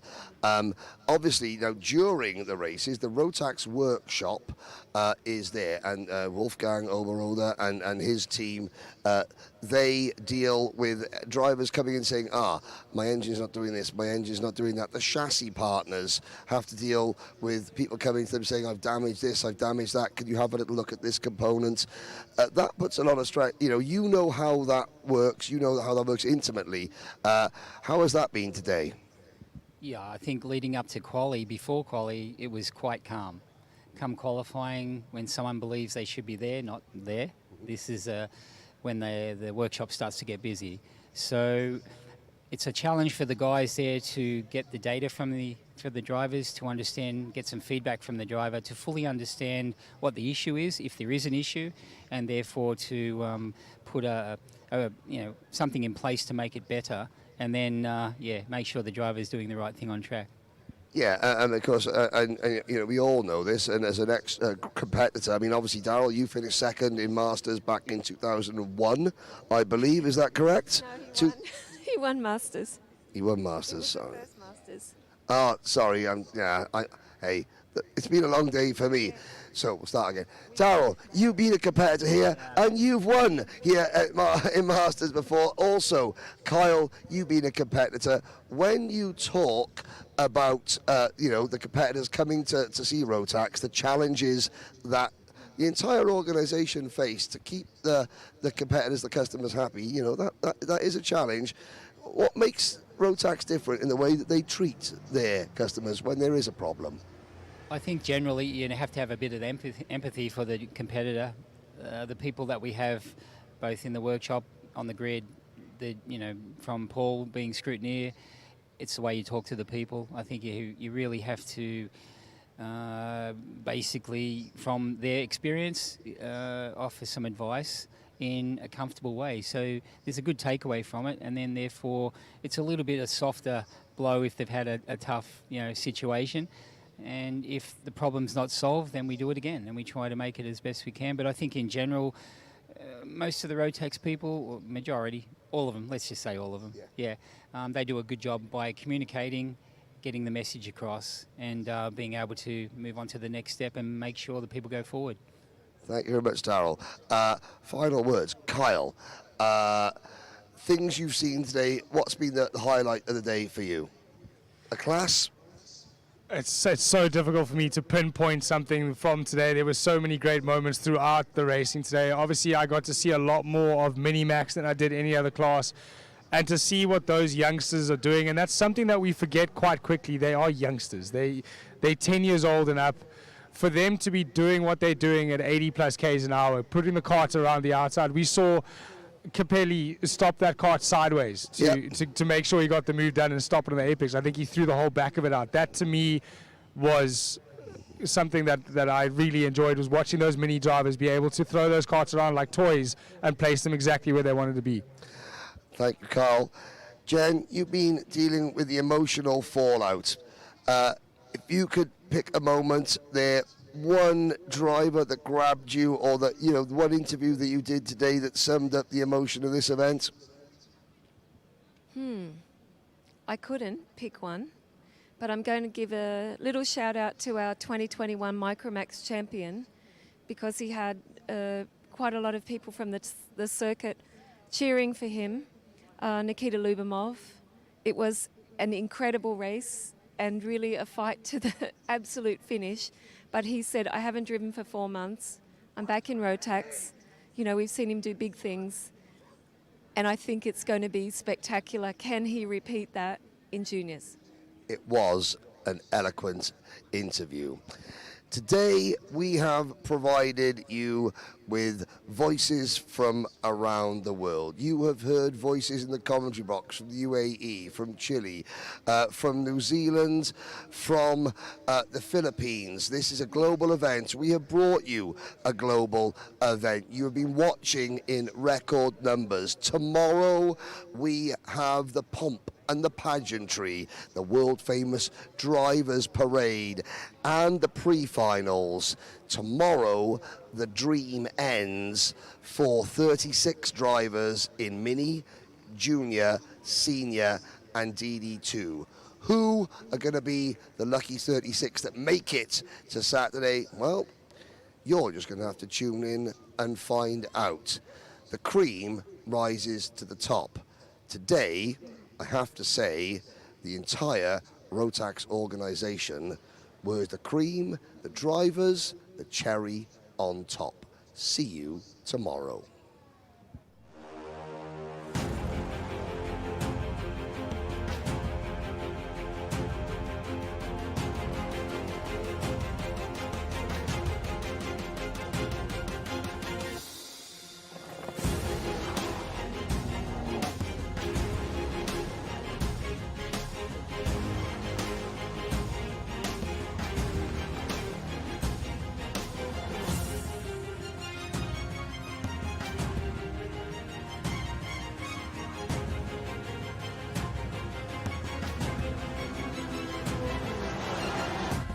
Driver unique. It's an event designed to make you equal, because you are number one.